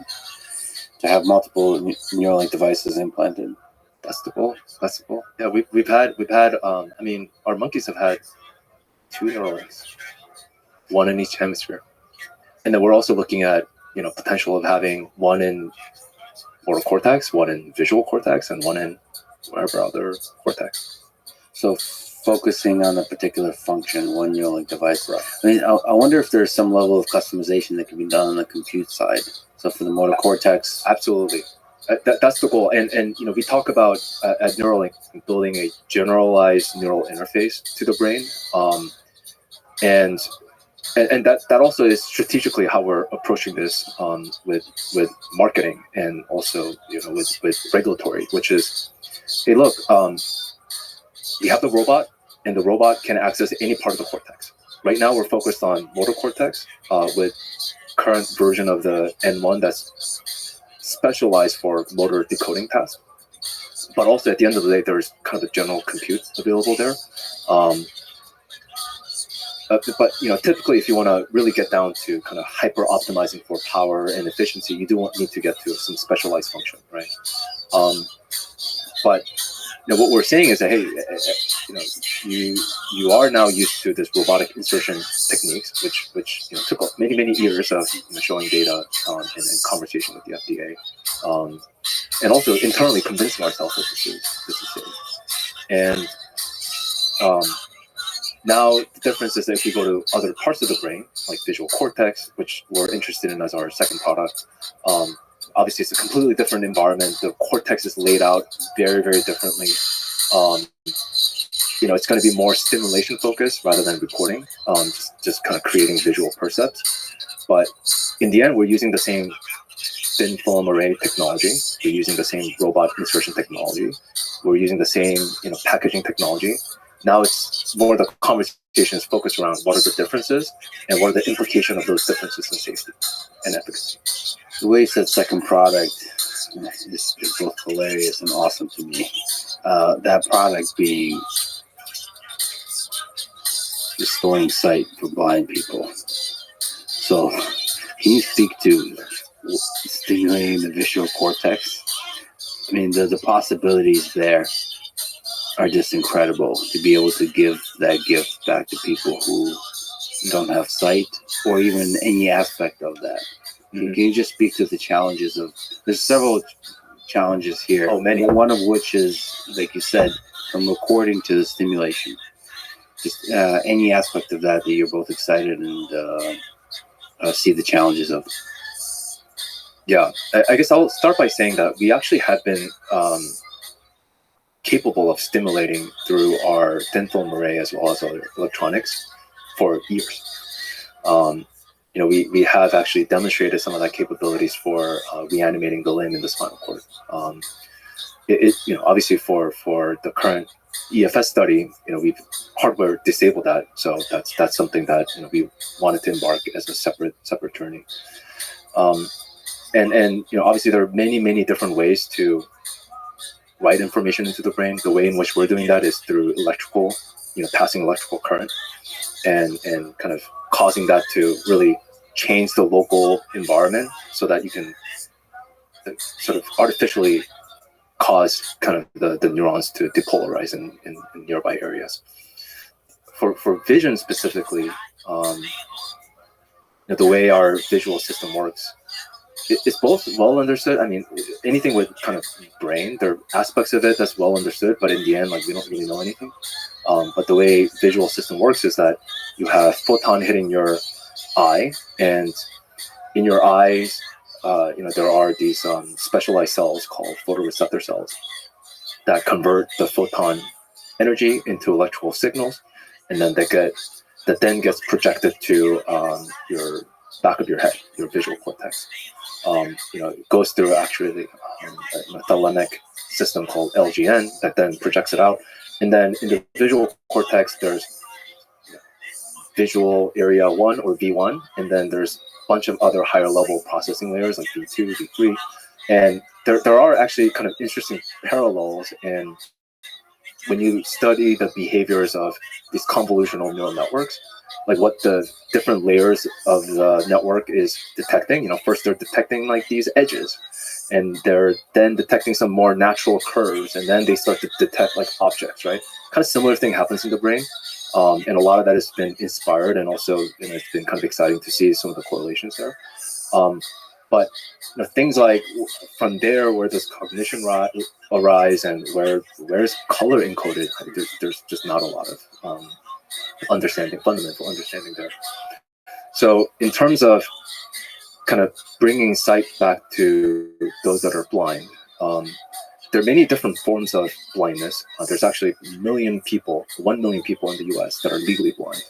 That means like certain score below in kind of the visual test. I think it's something like if you can see something at 20 feet distance that normal people can see at 200 feet distance, like if you're worse than that, you're legally blind. So fundamentally, that means you can't function effectively. Correct. Using sight in the world. Yeah, like to navigate your environment.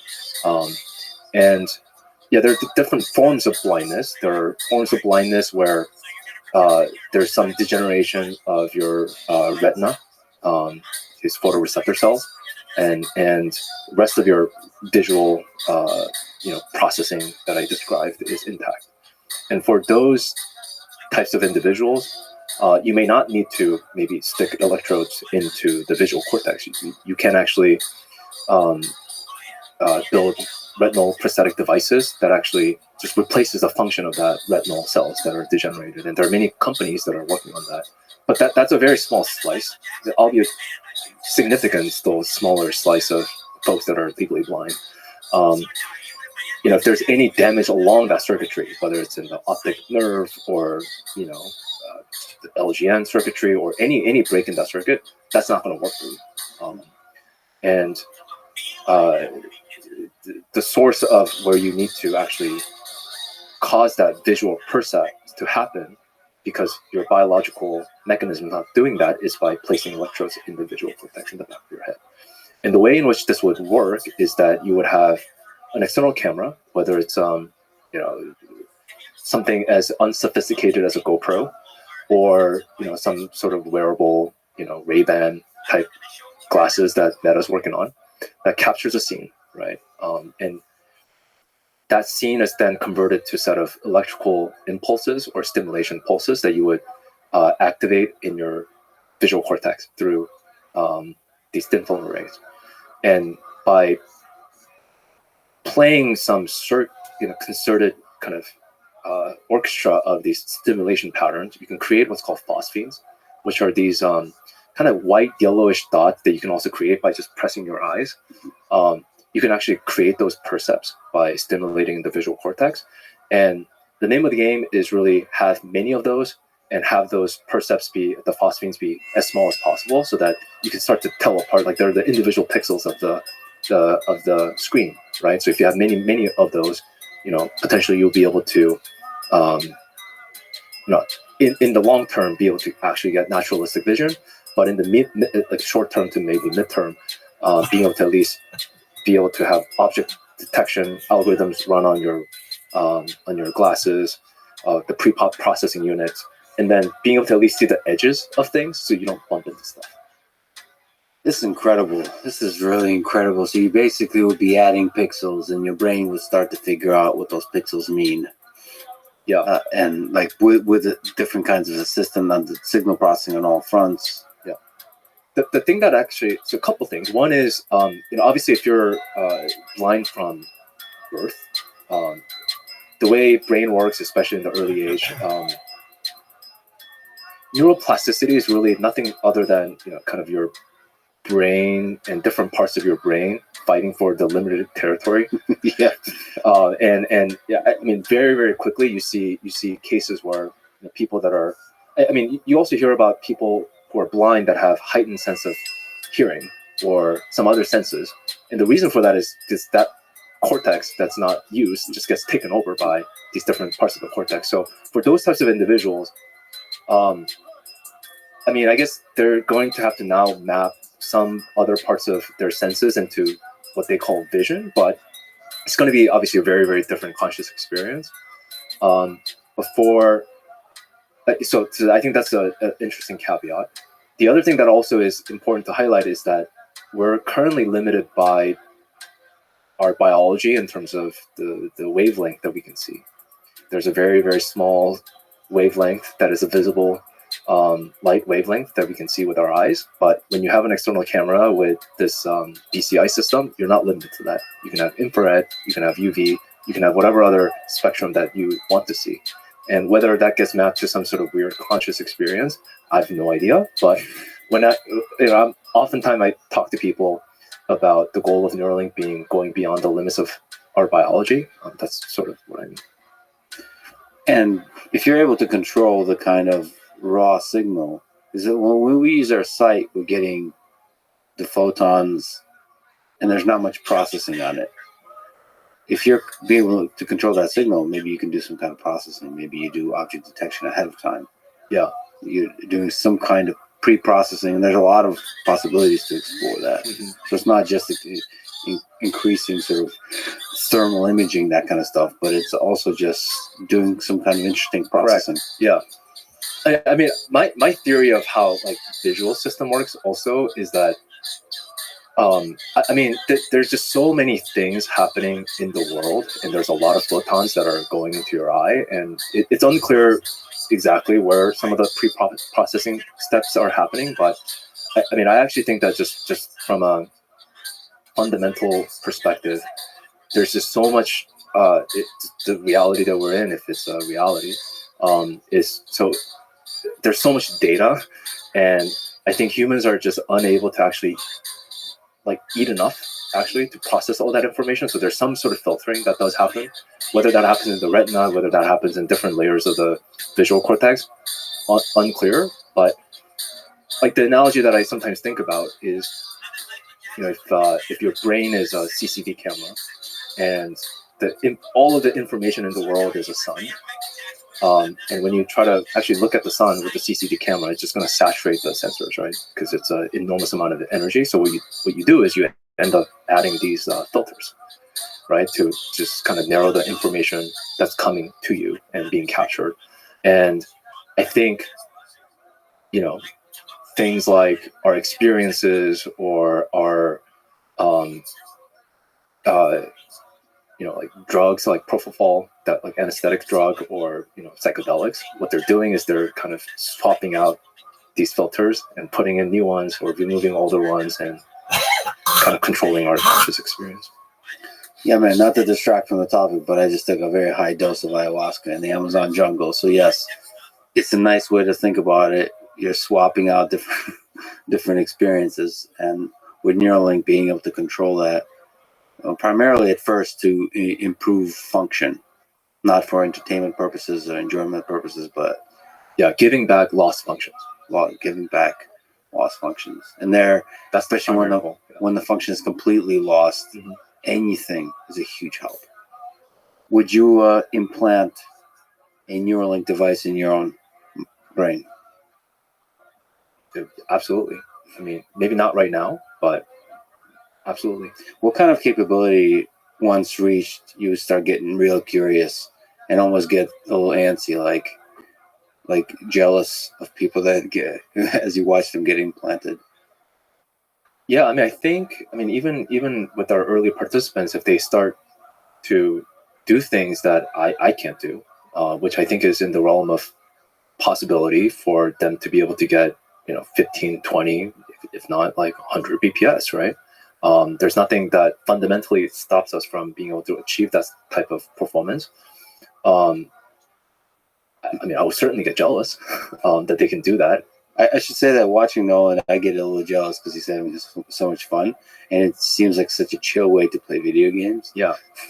So I mean, the thing that also is hard to appreciate sometimes is that he's doing these things while while talking, and I mean it's multitasking, right? So it's clearly, it's obviously cognitively intensive, but similar to how when we talk, we move our hands, like these things, like you like are multitasking. I mean, he's able to do that, and you won't be able to do that with other assistive technology, as far as I'm aware.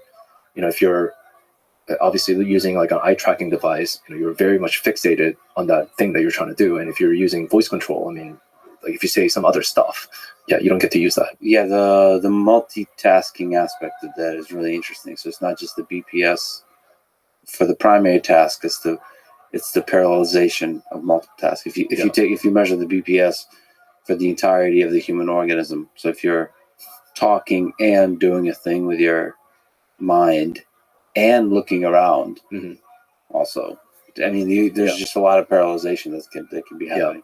But I mean, I think at some point for him, like if he wants to really achieve those high level BPS, it does require like full attention, right? And that's a separate circuitry that is a big mystery, like how attention works, and Yeah, attention, like cognitive load. I've read a lot of literature on people doing two tasks. Like you have your primary task and a secondary task, and the secondary task is a source of distraction. And how does that affect the performance of the primary task? And there's, depending on the task, there's a lot of interesting. I mean, this is an interesting computational device, right? And I think there's, to say the least, a lot of novel insights that can be gained from everything. I mean, I personally am surprised that no one's able to do such incredible control of the cursor while talking, and also being nervous at the same time, because he's talking like all of us are. If you're talking in front of the camera, you get nervous. So all of those are coming into play, and he's able to still achieve high performance. Surprising. I mean, all of this is really amazing. And I think just after researching this really in depth, I kind of want to, get in the line. And also the safety get in line. Well, we should say the registry is for people who have quadriplegia and all that kind of stuff. So there'll be a separate line for people. They're just curious, like myself. So now that Nolan, patient P1, is part of the ongoing Prime study, what's the high-level vision for P2, P3, P4, P5, and just the expansion into other human beings that are getting to experience this implant?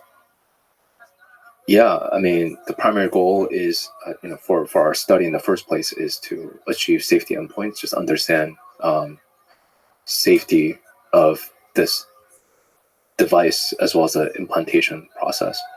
And also at the same time, understand the efficacy and the impact that it could have on the potential users' lives. And just because you have, and you're living with tetraplegia, it doesn't mean your situation is same as another person living with tetraplegia. It's widely varying, and it's something that we're hoping to also understand how our technology can serve not just a very small slice of those individuals, but broader group of individuals, and being able to get the feedback to just really build the best product for them.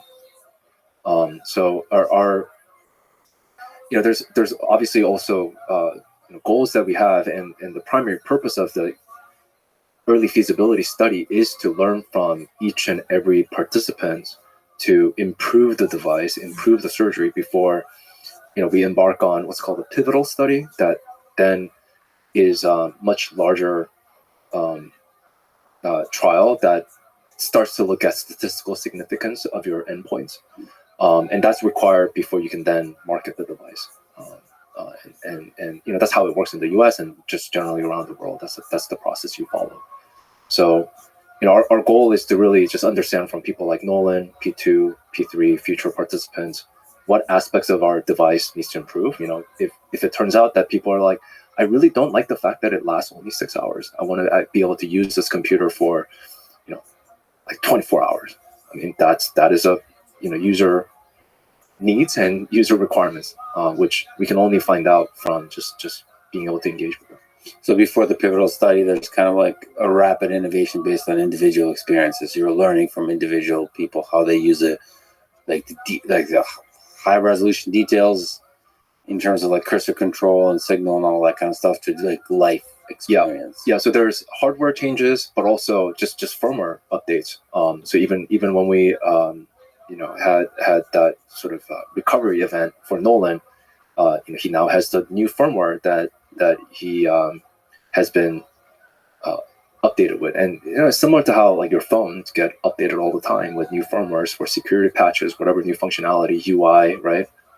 And that's something that is possible with our implant. It's not a static one-time device that can only do the thing that it said it can do. I mean, similar to Tesla, you can do over-the-air firmware updates, and now you have completely new user interface and all this bells and whistles and improvements on everything, like the latest, right? That's when we say generalized platform, that's what we're talking about. Yeah, it's really cool how the app that Nolan is using, there's like calibration, all that kind of stuff, and then there's update. You just click and get an update. What other future capabilities are you kind of looking to? You said vision. That's a fascinating one. Mm-hmm. What about sort of accelerated typing or speech, this kind of stuff? What else is there? Those are still in the realm of movement program. So largely speaking, we have two programs. We have the movement program and we have the vision program. The movement program currently is focused around the digital freedom. As you can easily guess, if you can control the 2D cursor in the digital space, you could move anything in the physical space. So robotic arms, wheelchair, your environment, or even really like whether it's through the phone or just like directly to those interfaces. So like to those machines. So we're looking at ways to kind of expand those types of capability, even for Nolan. That requires conversation with the FDA and kind of showing safety data for if there's a robotic arm or a wheelchair that we can guarantee that they're not going to hurt themselves accidentally, right? It's very different if you're moving stuff in the digital domain versus like in the physical space. You can actually potentially cause harm to the participants. So we're working through that right now. Speech does involve different areas of the brain. Speech prosthetic is very, very fascinating, and there's actually been a lot of really amazing work that's been happening in academia. Sergei Stavitsky at UC Davis, Jamie Henderson, and late Krishna Shenoy at Stanford are doing just some incredible amount of work in improving speech neuroprosthetics, and those are actually looking more at parts of the motor cortex that are controlling these vocal articulators, and being able to like even by mouthing the word or imagine speech, you can pick up those signals. The more sophisticated, higher level processing areas like the Broca's area or Wernicke's area, those are still very, very big mystery in terms of the underlying mechanism of how all that stuff works. But yeah, I mean, I think Neuralink's eventual goal is to kind of understand those things, and be able to provide a platform and tools to be able to understand that and study that. This is where I get to the pothead questions. Do you think we can start getting insight into things like thought?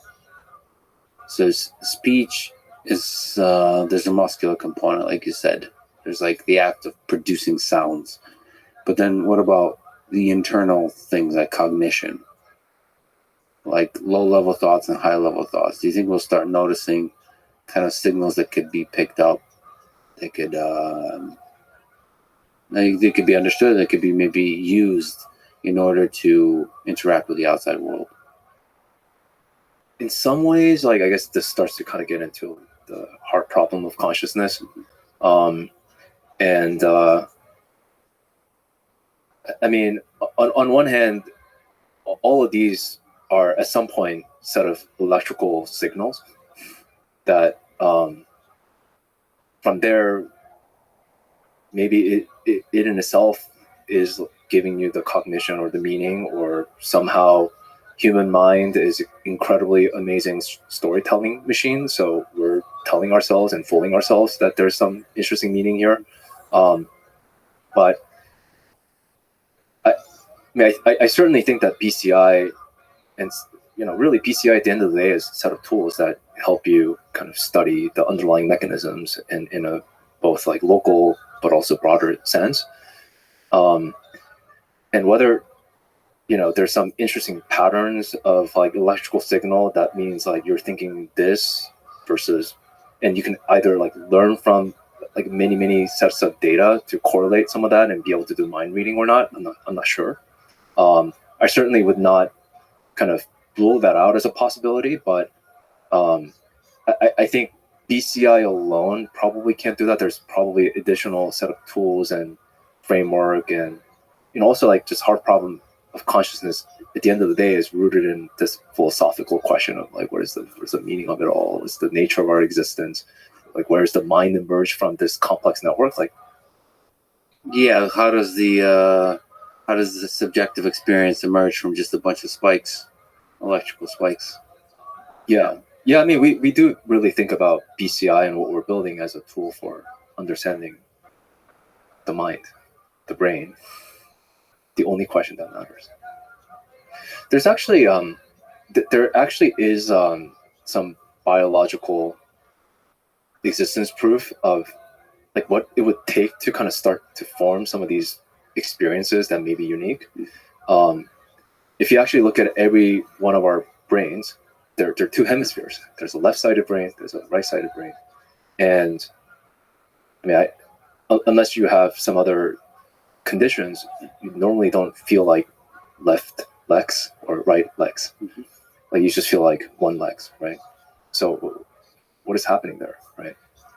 If you actually look at the two hemispheres, there's a structure that kind of connectorizes the two called the corpus callosum, that is supposed to have around 200 to 300 million connections or axons.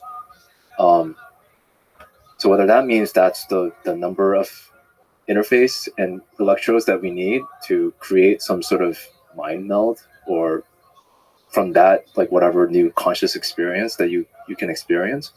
But yeah, I do think that there's like kind of an interesting existence proof that we all have. And that threshold is unknown at this time. Oh yeah, these things, everything in this domain is speculation, right? And then there will be, you'd be continuously pleasantly surprised. Do you see a world where there's millions of people, like tens of millions, hundreds of millions of people walking around with the Neuralink device, or multiple Neuralink devices in their brain?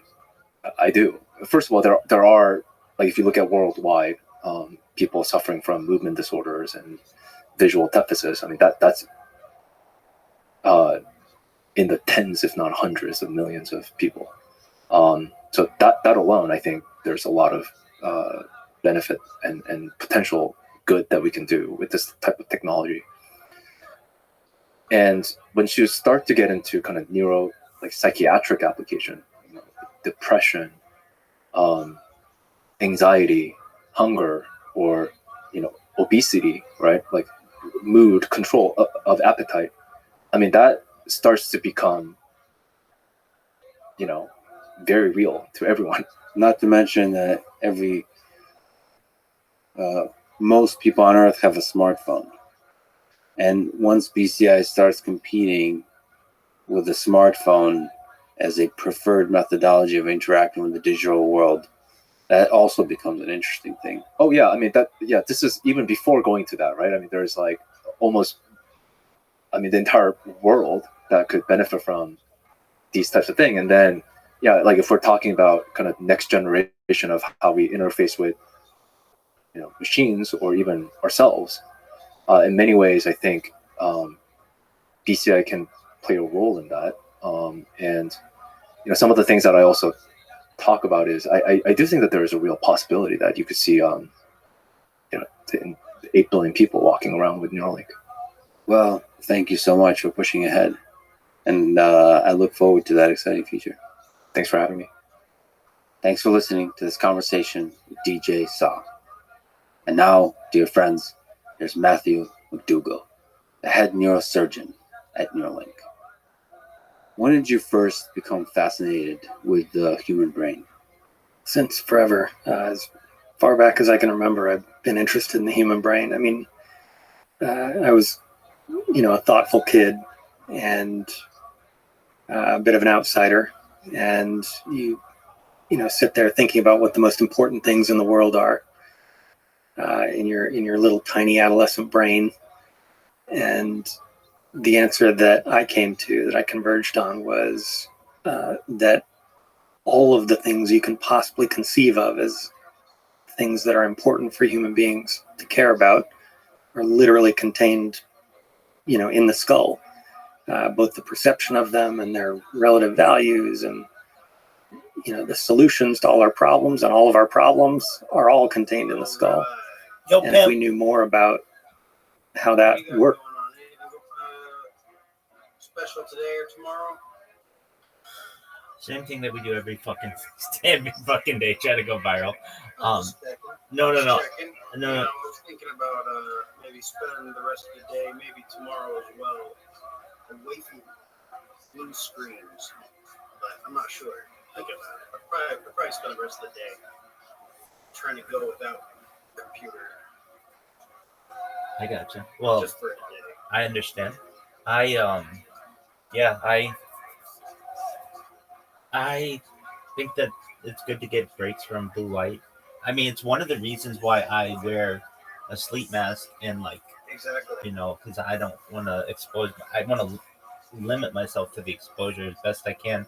So at least my body gets 8 hours of recharging. But hey, I mean, certainly take any breaks that you need, and I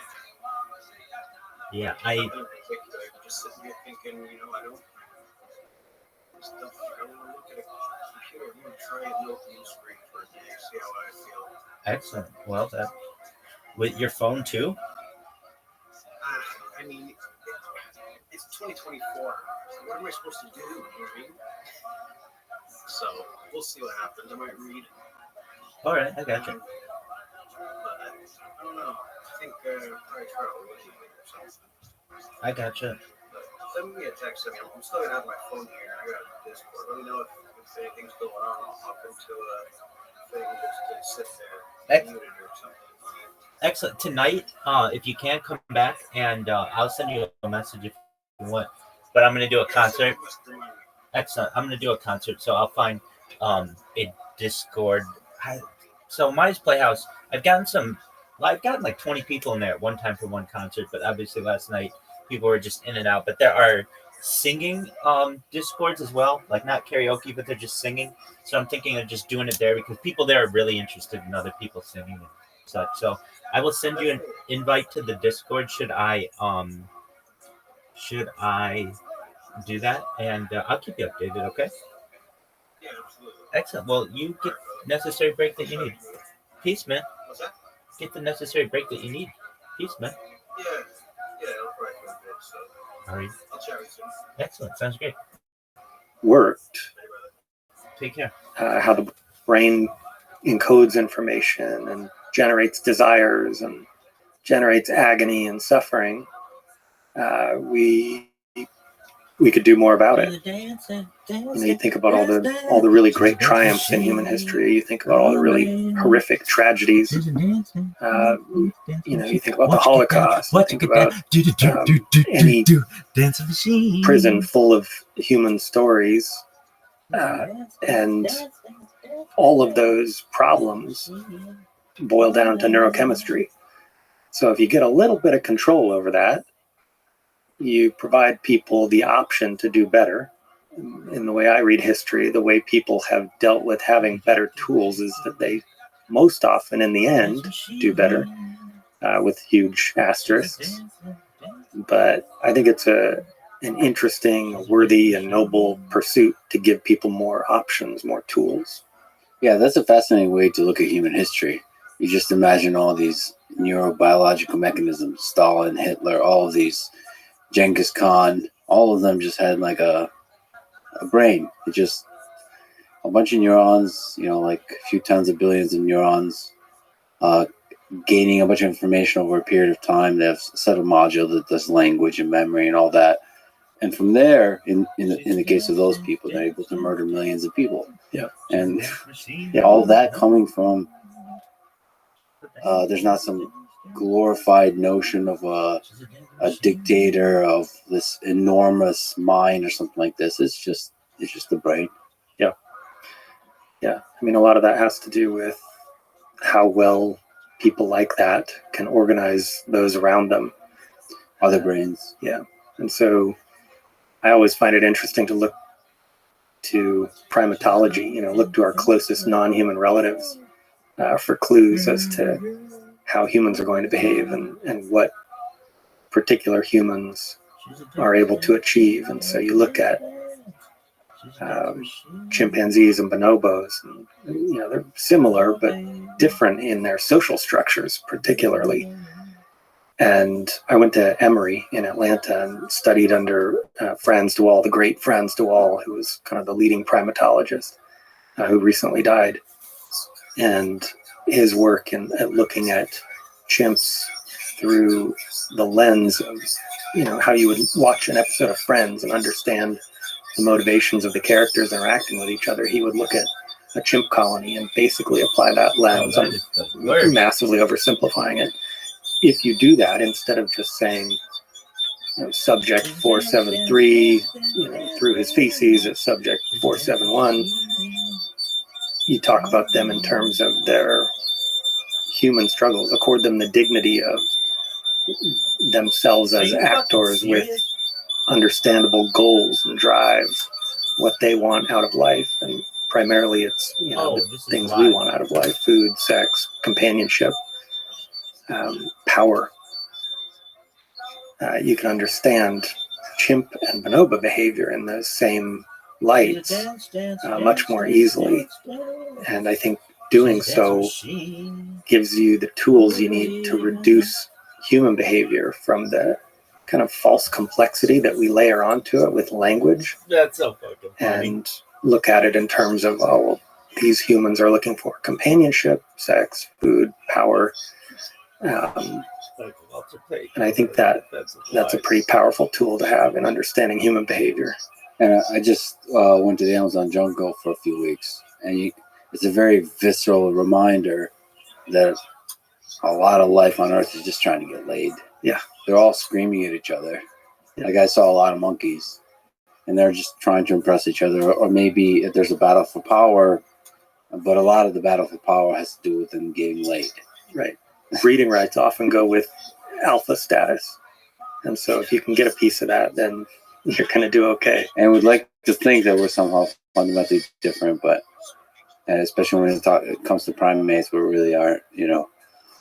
We can use fancier poetic language, but maybe some of the underlying drives that motivate us are similar. Yeah, I think that's true. And all of that is coming from the brain. Yeah. So when did you first start studying the brain as a biological mechanism? basically the moment I got to college, I started looking around for labs that I could do neuroscience work in. I originally approached that from the angle of looking at interactions between the brain and the immune system, which isn't the most obvious place to start. But I had this idea at the time that the contents of your thoughts would have an impact, a direct impact, maybe a powerful one, on non-conscious systems in your body, the systems we think of as, homeostatic, automatic mechanisms, like fighting off a virus, like repairing a wound. And sure enough, there are big crossovers between the two. I mean, it gets to kind of a key point that I think goes under-recognized. One of the things people don't recognize or appreciate about the human brain enough, and that is that it basically controls or has a huge role in almost everything that your body does. Like you try to name an example of something in your body that isn't directly controlled or massively influenced by the brain, and it's pretty hard. I mean, you might say like bone healing or something, but even those systems, the hypothalamus and pituitary, end up playing a role in coordinating the endocrine system that does have a direct influence on, say, the calcium level in your blood that goes to bone healing. So non-obvious connections between those things implicate the brain as really a potent prime mover in all of health. One of the things I realized in the other direction too, how most of the systems in the body are integrated with the human brain, like they affect the brain also, like the immune system.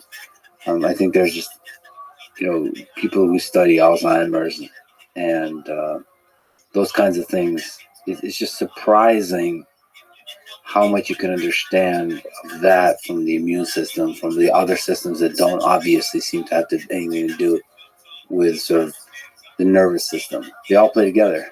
Yeah, you could understand how that would be driven by evolution too, just in some simple examples. If you get sick, if you get a communicable disease, you get the flu,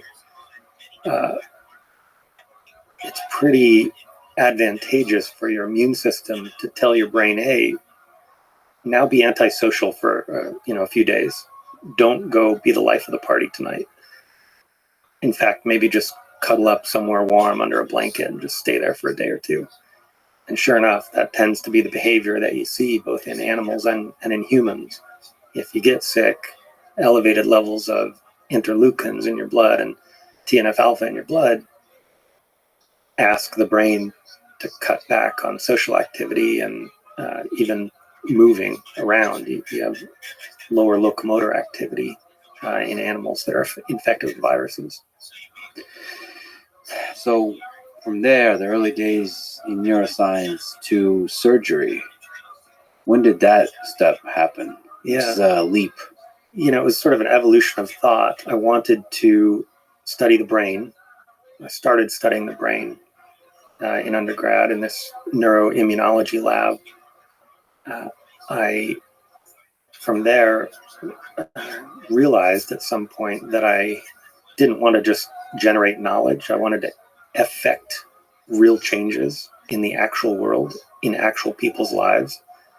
And so after having not really thought about going into medical school, I was on a track to go into a PhD program. I said, well, I'd like that option.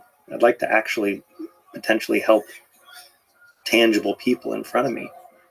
And doing a little digging, found that there exists these MD PhD programs where you can choose not to choose between them and do both. And so I went to USC for medical school and had a joint PhD program with Caltech, where I met, actually chose that program particularly because of a researcher at Caltech named Richard Anderson, who's one of the godfathers of primate neuroscience, and has a macaque lab where Utah rays and other electrodes were being inserted into the brains of monkeys to try to understand how intentions were being encoded in the brain. So, I ended up there with the idea that maybe I would be a neurologist and study the brain on the side, and then discovered that neurology, again, I'm going to make enemies by saying this, but Yeah. neurology predominantly and distressingly to me is the practice of diagnosing a thing and then saying good luck with that. There's not much we can do. And neurosurgery, very differently, it's a powerful lever on taking people that are headed in a bad direction and changing their course, in the sense of brain tumors that are potentially treatable or curable with surgery. Even aneurysms in the brain, blood vessels that are going to rupture, you can save lives, really, is at the end of the day what mattered to me. And so I was at USC, as I mentioned. That happens to be one of the great neurosurgery programs. And so I met these truly epic neurosurgeons, Alex Kalesi and Micah Puzzo and Steve Giannotta and Marty Weiss, these sort of epic people that were just human beings in front of me. And so it kind of changed my thinking from neurosurgeons are distant gods that live on another planet and occasionally come and visit us, to these are humans that have problems and are people, and there's nothing fundamentally preventing me from being one of them. And so at the last minute in medical school, I changed gears from going into a different specialty and switched into neurosurgery, which cost me a year. I had to do another year of research because I was so far along in the process that to switch into neurosurgery, the deadlines had already passed. So it was a decision that cost time, but absolutely worth it. What was the hardest part of the training on the neurosurgeon track? Yeah, two things. I think that, residency in neurosurgery is sort of a competition of pain, of like how much pain can you eat and smile. Yeah. And so there's work hour restrictions that are not really, they're viewed at, I think, internally among the residents as weakness. And so most neurosurgery residents try to work as hard as they can. And that, I think, necessarily means working long hours and sometimes over the work hour limits. And, we care about being compliant with whatever regulations are in front of us. But I think more important than that, people want to give their all in becoming a better neurosurgeon because the stakes are so high. And so it's a real fight to get residents to, say, go home at the end of their shift and not stay and do more surgery. Are you seriously saying like one of the hardest things is literally like forcing them to get sleep and rest and all that kind of stuff? Historically, that was the case. I think And the that's next awesome. generation, is more compliant and more Weaker self-care. is what you mean. All right, I'm just kidding. I'm just kidding. I didn't say it. Now I'm making enemies. Okay, I get it. Wow, that's fascinating. So what was the second thing? The personalities, and maybe the two are connected. But Was it pretty competitive? it's competitive, and it's also, as we touched on earlier, primates like power, and I think neurosurgery has long had this aura of mystique and excellence and whatever about it, and so it's an invitation, I think, for people that are cloaked in that authority. A board certified neurosurgeon is basically a walking fallacious appeal to authority, right? You have license to walk into any room and act like you're an expert on whatever, and fighting that tendency is not something that most neurosurgeons do well. Humility isn't the forte. Yeah, I have friends who know you, and whenever they speak about you, that you have the surprising quality for a neurosurgeon of humility, which I think indicates that it's not as common as perhaps in other professions, because there is a kind of gigantic sort of heroic aspect to neurosurgery, and I think it gets to people's head a little bit. Yeah. Well, I think that that allows me to play well at an Elon company, because Elon one of his strengths, I think, is to just instantly see through fallacy from authority. So nobody walks into a room that he's in and says, well, God damn it, you have to trust me. I'm the guy that built the last, 10 rockets or something. He says, well, you did it wrong and we can do it better. Or I'm the guy that, kept Ford alive for the last 50 years. You listen to me on how to build cars. And he says, no. And so you don't walk into a room that he's in and say, well, I'm a neurosurgeon. Let me tell you how to do it. He's going to say, well, I'm a human being that has a brain. I can think from first principles myself. Thank you very much. And here's how I think it ought to be done. Let's go try it and see who's right. And that's, proven, I think, over and over in his case to be a very powerful approach. We just take that tangent. There's a fascinating interdisciplinary team at Neuralink that you get to interact with, including Elon. What do you think is the secret to a successful team? What have you learned from just getting to observe these folks? Yeah. World experts in different disciplines work together.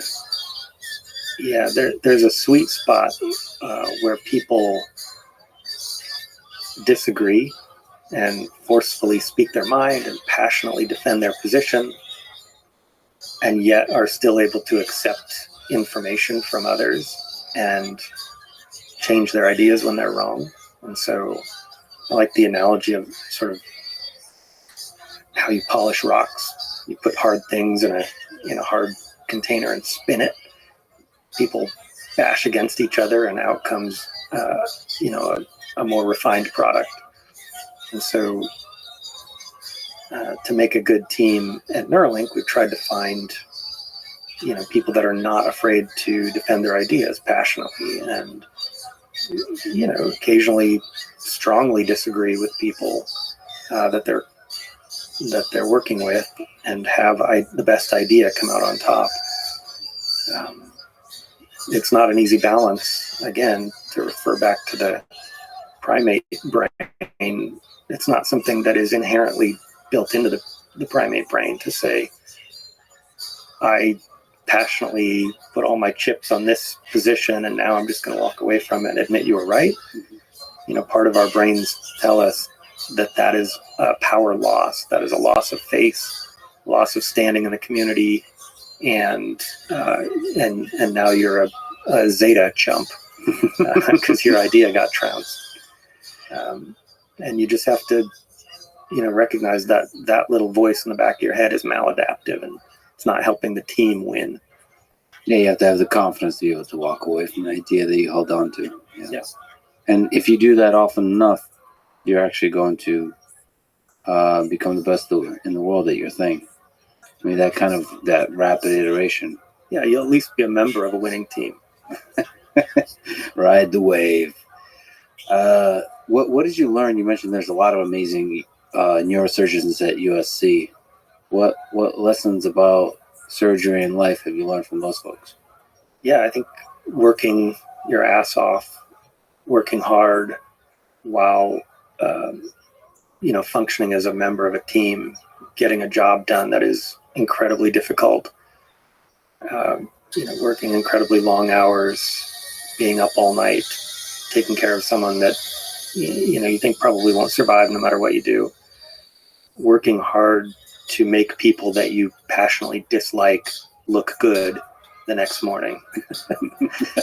These folks were relentless in their pursuit of excellent neurosurgical technique, decade over decade, and I think we're well recognized for that excellence. So it's, especially Marty Weiss, Steve Giannotta, Mike Capuzzo, they made huge contributions not only to surgical technique, but they built training programs that trained dozens or hundreds of amazing neurosurgeons.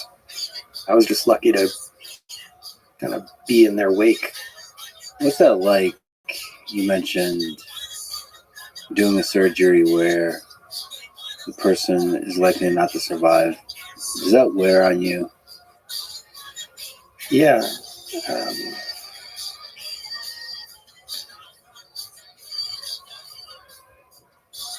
It's especially challenging when you, with all respect to our elders, it doesn't hit so much when you're taking care of an 80-year-old and something was going to get them pretty soon anyway. And so you lose a patient like that, and it was part of the natural course of what is expected of them in the coming years, regardless. Taking care of, a father of 2 or 3, 4 young kids, someone in their 30s that didn't have it coming, and they show up in your ER having their first seizure of their life, and lo and behold, they've got a huge malignant, inoperable, or incurable brain tumor. You can only do that, I think, a handful of times before it really starts eating away at your armor. Or a young mother that shows up that has a giant hemorrhage in her brain that she's not going to survive from, and they bring her 4-year-old daughter in to say goodbye one last time before they turn the ventilator off. That the great Henry Marsh is an English neurosurgeon who said it best. I think he says every neurosurgeon carries with them a private graveyard, and I definitely feel that. Especially with young parents, that kills me. They had a lot more to give. The loss of those people specifically has a knock-on effect that's going to make the world worse for people for a long time, and it's just hard to feel powerless in the face of that. And that's where I think you have to be borderline evil to fight against a company like Neuralink, or to constantly be taking pot shots at us, because what we're doing is to try to fix that stuff. We're trying to give people options to reduce suffering. We're trying to take the pain out of life that broken brains brings in. And this is just our little way that we're fighting back against entropy, I guess. That's the amount of suffering that's endured when some of the things that we take for granted that our brain is able to do is taken away is immense. And to be able to restore some of that functionality is a real gift. Yeah, we're just starting. We're gonna do so much more. Well, can you take me through the full procedure of implanting, say, the N1 chip in Neuralink? Yeah, it's a really simple, straightforward procedure. The human part of the surgery that I do is dead simple. It's one of the most basic neurosurgery procedures imaginable, and I think there's evidence that some version of it has been done for thousands of years. There are examples, I think, from ancient Egypt of healed or partially healed trephinations, and from Peru, or ancient times in South America, where these proto-surgeons would drill holes in people's skulls, presumably to let out the evil spirits, but maybe to drain blood clots. And there's evidence of bone healing around the edge, meaning the people at least survive some months after a procedure. And so what we're doing is that we are making a cut in the skin on the top of the head over the area of the brain that is the most potent representation of hand intentions. And so if you are an expert concert pianist, this part of your brain is lighting up the entire time you're playing.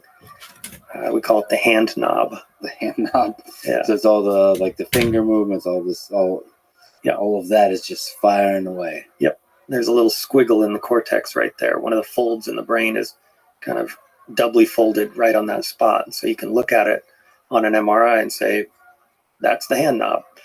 And then you do a functional test in a special kind of MRI called a functional MRI, fMRI. And this part of the brain lights up when people, even quadriplegic people whose brains aren't connected to their finger movements anymore, they imagine finger movements, and this part of the brain still lights up. So we can ID that part of the brain in anyone who's preparing to enter our trial and say, okay, that part of the brain we confirm is your hand intention area. And so I'll make a little cut in the skin. We'll flap the skin open, just like kind of opening the hood of a car, only a lot smaller. Make a perfectly round 1-inch diameter hole in the skull. Remove that bit of skull. Open the lining of the brain, the covering of the brain. It's like a little bag of water that the brain floats in. And then show that part of the brain to our robot. And then this is where the robot shines. It can come in and take these tiny, much smaller than human hair electrodes and precisely insert them into the cortex, into the surface of the brain to a very precise depth in a very precise spot that avoids all the blood vessels that are coating the surface of the brain. And after the robot's done with its part, then the human comes back in and puts the implant into that hole in the skull and covers it up, screwing it down to the skull and sewing the skin back together. So the whole thing is, a few hours long. It's extremely low risk compared to the average neurosurgery involving the brain that might, say, open up a deep part of the brain or manipulate blood vessels in the brain. This opening on the surface of the brain with only cortical microinsertions carries significantly less risk than a lot of the tumor or aneurysm surgeries that are routinely done. The cortical microinsertions that are via robot and computer vision are designed to avoid the blood vessels. Exactly. So I know you're a bit biased here, but let's compare human and machine. Sure. So what are human surgeons able to do well, and what are robot surgeons able to do well at this stage of our human civilization development? Yeah, that's a good question.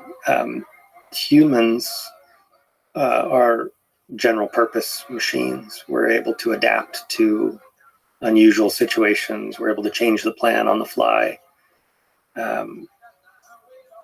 I remember well a surgery that I was doing many years ago down in San Diego, where the plan was to open a small hole behind the ear and go reposition a blood vessel that had come to lay on the facial nerve, the trigeminal nerve, the nerve that goes to the face. When that blood vessel lays on the nerve, it can cause just intolerable, horrific shooting pain that people describe like being zapped with a cattle prod. And so the beautiful, elegant surgery is to go move this blood vessel off the nerve. The surgery team, we went in there and started moving this blood vessel, and then found that there was a giant aneurysm on that blood vessel. It was not easily visible on the pre-op scans. And so the plan had to dynamically change, and that the human surgeons had no problem with that. We're trained for all those things. Robots wouldn't do so well in that situation, at least in their current incarnation. Fully robotic surgery, like the electrode insertion portion of the Neuralink surgery, it goes according to a set plan. And so the humans can interrupt the flow and change the plan, but the robot can't really change the plan midway through. It operates according to how it was programmed and how it was asked to run. It does its job very precisely, but not with a wide degree of latitude in how to react to changing conditions. So then you enter a situation that could be subtle things that you have to dynamically adjust to. Correct. And robots are not good at that. Currently.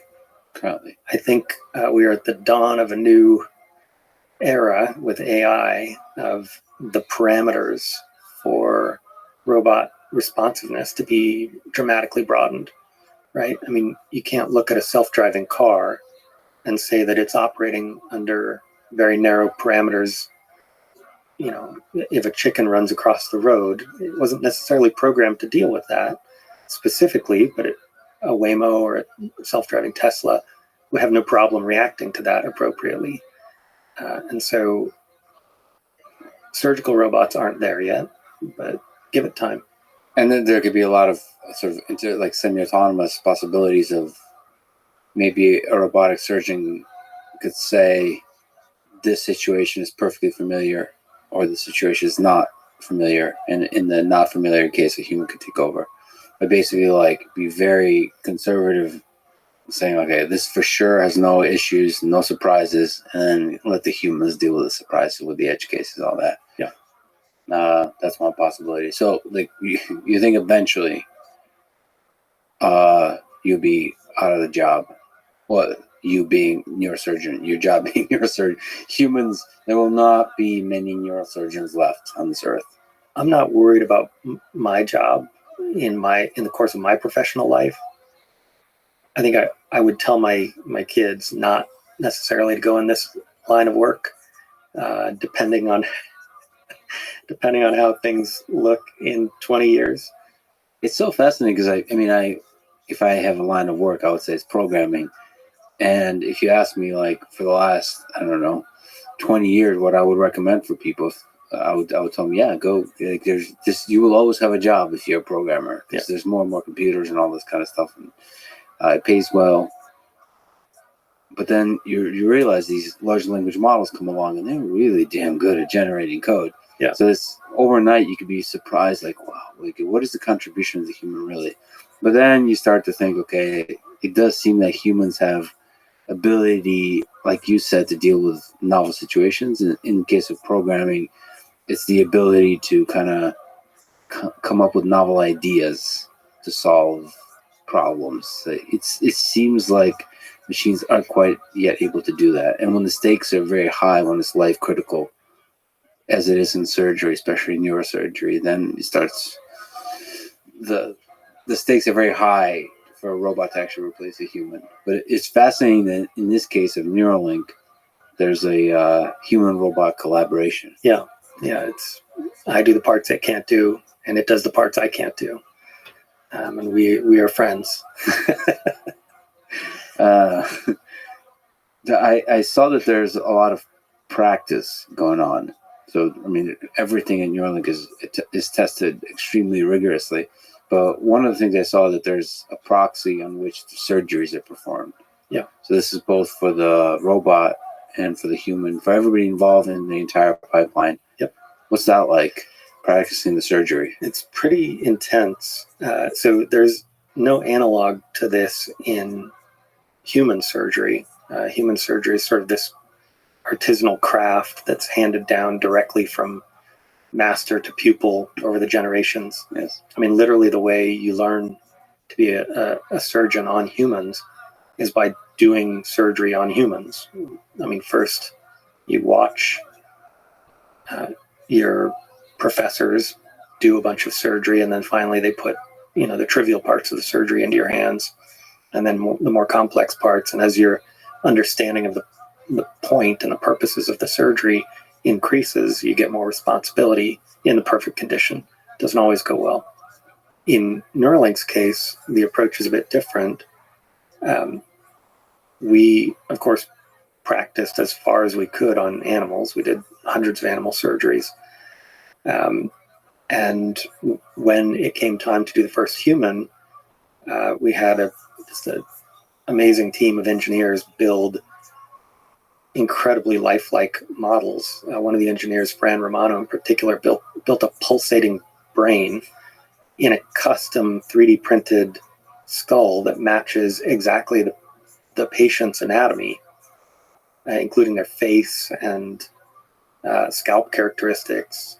And so when I was able to practice that, it's as close as it really reasonably should get to being the real thing in all the details, including, having a mannequin body attached to this custom head. And so when we were doing the practice surgeries, we'd wheel that body into the CT scanner and take a mock CT scan and wheel it back in and conduct all the normal safety checks, verbally, stop. This patient, we're confirming his identification is mannequin number, blah, blah, blah. And then opening the brain in exactly the right spot using standard operative neuronavigation equipment, standard surgical drills in the same OR that we do all of our practice surgeries in at Neuralink, and having the skull open and have the brain pulse, which adds a degree of difficulty for the robot, perfectly precisely plan and insert those electrodes to the right depth and location. And so, we kind of broke new ground on how extensively we practiced for this surgery. So there was a historic moment, a big milestone for Neuralink, in part for humanity, with the first human getting a Neuralink implant in January of this year. Take me through the surgery on Noland. What did it feel like to be part of this? Yeah. Well, we're lucky to have just incredible partners at the Barrow Neurologic Institute. They are, I think, the premier neurosurgical hospital in the world. They they made everything as easy as possible for the trial to get going, and helped us immensely with their expertise on how to arrange the details. It was a much more high pressure surgery in some ways. I mean, even though the outcome wasn't particularly in question in terms of our participants' safety, the number of observers, Right. the number of people, there's conference rooms full of people watching live streams in the hospital, rooting for this to go perfectly. And that just adds pressure that is not typical for even the most intense production neurosurgery, say removing a tumor or placing deep brain stimulation electrodes. And it had never been done on a human before. There were unknown unknowns. And so definitely a moderate pucker factor there for the whole team, not knowing if we were going to encounter, say, a degree of brain movement that was unanticipated, or a degree of brain sag that took the brain far away from the skull and made it difficult to insert, or some other unknown problem. Fortunately, everything went well, and that surgery was one of the smoothest outcomes we could have imagined. Were you nervous? I mean, you're Extremely. a quarterback in the Super Bowl kind of situation. Extremely nervous. Extremely. I was very pleased when it went well, and when it was over. Looking forward to number 2. Yeah. Even with all that practice, all of that, just you've never been in a situation that's so high stakes in terms of people watching. Yeah. And we should also probably mention, given how the media works, a lot of people, maybe in a dark kind of way, hoping it doesn't go well. Well, I think wealth is easy to hate, or envy, or whatever. And I think there's a whole industry around driving clicks, and bad news is great for clicks. And so any way to take an event and turn it into bad news is going to be really good for clicks. It just sucks because I think it puts pressure on people. It discourages people from trying to solve really hard problems, because to solve hard problems, you have to go into the unknown. You have to do things that haven't been done before, and you have to take risks. Yep. Calculated risks. You have to do all kind of safety precautions, but risks nevertheless. And I just wish there would be more celebration of that, of the risk taking, versus people just waiting on the sidelines, waiting for failure. Yeah. And then pointing out the failure. It sucks, but in this case, it's really great that everything went just flawlessly. But it's unnecessary pressure, I would say. Now that there's a human with literal skin in the game, there's a participant whose well-being rides on this doing well. You have to be a pretty bad person to be rooting for that to go wrong. And so hopefully people look in the mirror and realize that at some point. So, did you get to actually front row seat, like watch the robot work? Like, what? You get to see the whole thing? Yeah, I mean, because an MD needs to be in charge of all of the medical decision making throughout the process. I unscrubbed from the surgery after exposing the brain and presenting it to the robot, and placed the targets on the robot software interface that tells the robot where it's going to insert each thread. That was done with my hand on the mouse for whatever that's worth. So you were the one placing the targets? Yeah. Oh, cool. So like the robot with the computer vision provides a bunch of candidates, and you kind of finalize the decision. Right. The software engineers are amazing on this team, and so they actually provided an interface where you can essentially use a lasso tool and select a prime area of brain real estate, and it will automatically avoid the blood vessels in that region and automatically place a bunch of targets. So that allows the human robot operator to select really good areas of brain and make dense applications of targets in those regions, the regions we think are going to have the most high fidelity representations of finger movements and arm movement intentions. I've seen like images of this, and for me with OCD, it's for some reason a really pleasant. I think there's a subreddit called Oddly Satisfying. Yeah, love that subreddit. It's oddly satisfying to see the different target sites avoiding the blood vessels, and also maximizing like the usefulness of those locations for the signal. It just feels good. It's like As a person who has a visceral reaction to the brain bleeding, I can tell you yes, it's extremely satisfying watching the electrodes themselves go into the brain and not cause bleeding. Yeah. So you said the feeling was of relief when everything went perfectly. Yeah. How deep in the brain can you currently go and eventually go? Let's say on the Neuralink side. It seems the deeper you go in the brain, the more challenging it becomes. Yeah. So talking broadly about neurosurgery, we can get anywhere. It's routine for me to put deep brain stimulating electrodes near the very bottom of the brain, entering from the top and passing about a 2 millimeter wire all the way into the bottom of the brain. And that's not revolutionary. A lot of people do that. And we can do that with very high precision. I use a robot from Globus to do that surgery, several times a month. It's pretty routine. What are your eyes in that situation? What are you seeing? What kind of technology can you use to visualize where you are to light your way? Yeah, so it's a cool process on the software side. You take a preoperative MRI that's extremely high resolution data of the entire brain. You put the patient to sleep, put their head in a frame that holds the skull very rigidly, and then you take a CT scan of their head while they're asleep with that frame on, and then merge the MRI and the CT in software. You have a plan based on the MRI where you can see these nuclei deep in the brain.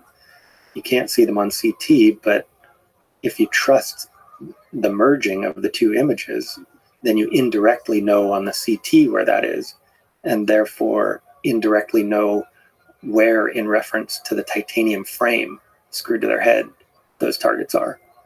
And so this is 60s technology to manually compute trajectories given the entry point and target, and dial in some goofy looking titanium actuators with manual actuators with little tick marks on them.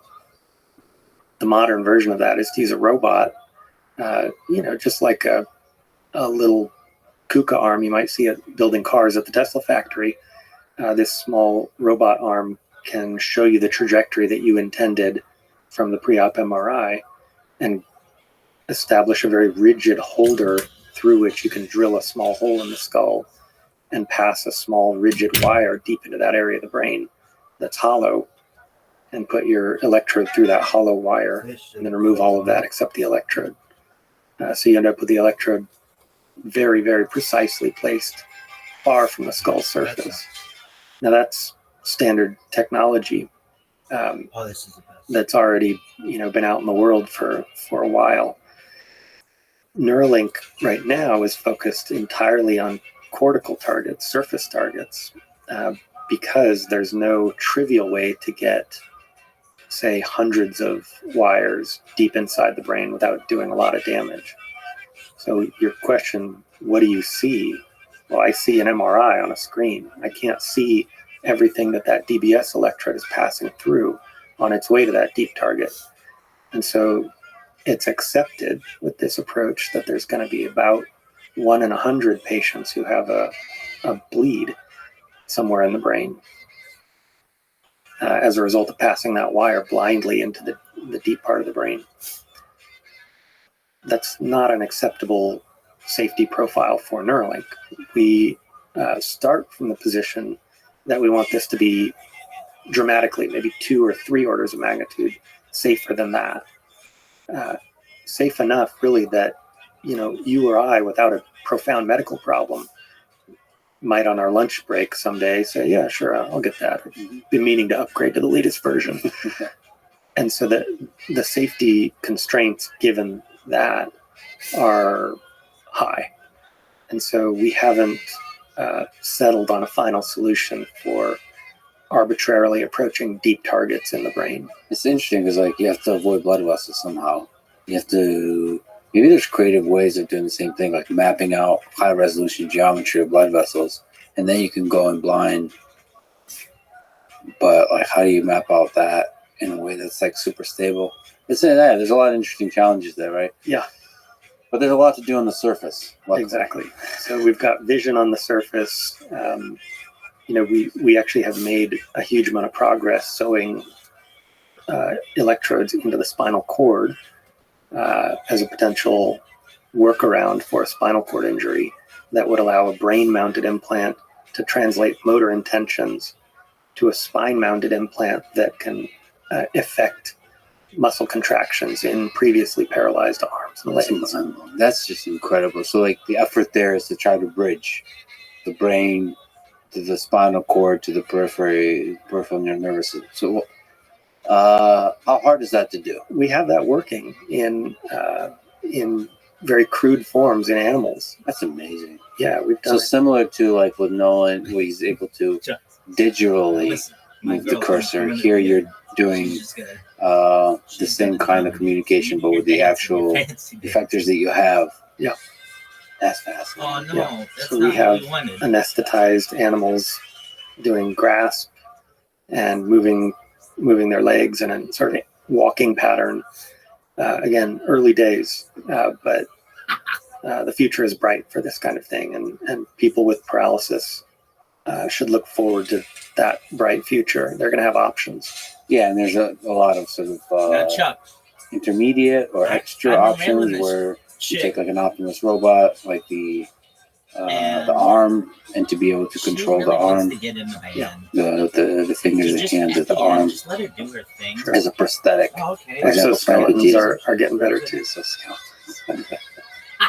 yeah, so that goes hand in hand. Although I didn't quite understand, so I was thinking about it deeply and doing more research about Neuralink, how much you can do on the digital side. So there's digital telepathy. I didn't quite understand that you can really map Chuck. the intention as you described that in is so the fucking hand funny. knob area. That you can map the intention. So imagine it. Think about it. That intention can be mapped to actual action in the digital world. Right. And now more and more, so much can be done in the digital world that it can reconnect you to the outside world. It can allow you to have freedom, have independence if you're a quadriplegic. It's really powerful. You can go really far with that.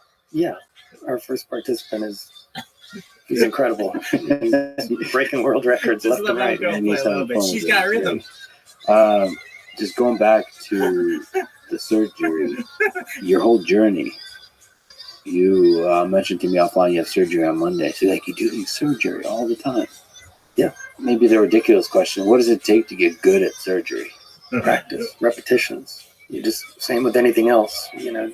There's a million ways of people saying the same thing and selling books saying it, but you call it 10,000 hours, you call it, spend some chunk of your life, some percentage of your life focusing on this, obsessing about getting better at it. Repetitions, humility, recognizing that you aren't perfect at any stage along the way, recognizing you've got improvements to make in your technique, being open to feedback and coaching from people with a different perspective on how to do it. And then just the constant will to do better. That fortunately, if you're not a sociopath, I think your patients bring that with them to the office visits every day. They, force you to want to do better all the time. Yeah, just step up. And it's a real human being that you can help. Yeah. So every surgery, even if it's the same exact surgery, is there a lot of variability between that surgery and a different person? Yeah, a fair bit. I mean, a good example for us is that the angle of the skull relative to the normal plane of the body axis of the skull over hand knob is pretty wide variation. I mean, some people have really flat skulls and some people have really steeply angled skulls over that area, and that has what the fuck is this consequences for how their head can be fixed in sort of the frame that we use, and how the robot has to approach the skull. And people's bodies are built as differently as the people you see walking down the street. As much variability in body shape and size as you see there, we see in brain anatomy and skull anatomy. There are some people who we've had to kind of exclude from our trial for having skulls that are too thick or too thin, or scalp that's too thick or too thin. I think we have like the middle 97% or so of people, but you can't account for all human anatomy variability. How much like mushiness and mess is there? Because I, taking biology classes, the diagrams are always really clean and crisp. Neuroscience, the pictures of neurons are always really nice and very. But whenever I look at pictures of like real brains, they're all, I don't know what is going on. Yeah. So how much are biological systems in reality? Like, how hard is it to figure out what's going on? Not too bad. Once you really get used to this, that's where experience and skill and education really come into play. Is if you stare at 1,000 brains, it becomes easier to kind of mentally peel back the, say, for instance, blood vessels that are obscuring the sulci and gyri, kind of the wrinkle pattern of the surface of the brain. Occasionally, when you're first starting to do this and you open the skull, it doesn't match what you thought you were going to see based on the MRI. And with more experience, you learn to kind of peel back that layer of blood vessels and see the underlying pattern of wrinkles in the brain, and use that as a landmark for where you are. The wrinkles are a landmark? So like, yeah. So I was describing hand knob earlier. That's a pattern of the wrinkles in the brain. It's sort of this sort of Greek letter omega shaped area of the brain. So you could recognize the hand knob area, like if I show you 1,000 brains and give you like 1 minute with each, you'd be like, yep, that's that. Sure. And so there is some uniqueness to that area of the brain, like in terms of the geometry, the topology of the thing. Yeah. Where is it about in the... It's so you have this strip of brain running down the top, called the primary motor area, and I'm sure you've seen this picture of the homunculus laid over the surface of the brain, the weird little guy with huge lips and giant hands. That guy sort of lays with his legs up at the top of the brain, and face, arm areas farther down, and then some kind of mouth, lip, tongue areas farther down. And so the hand is right in there, and then the areas that control speech, at least on the left side of the brain, in most people are just below that.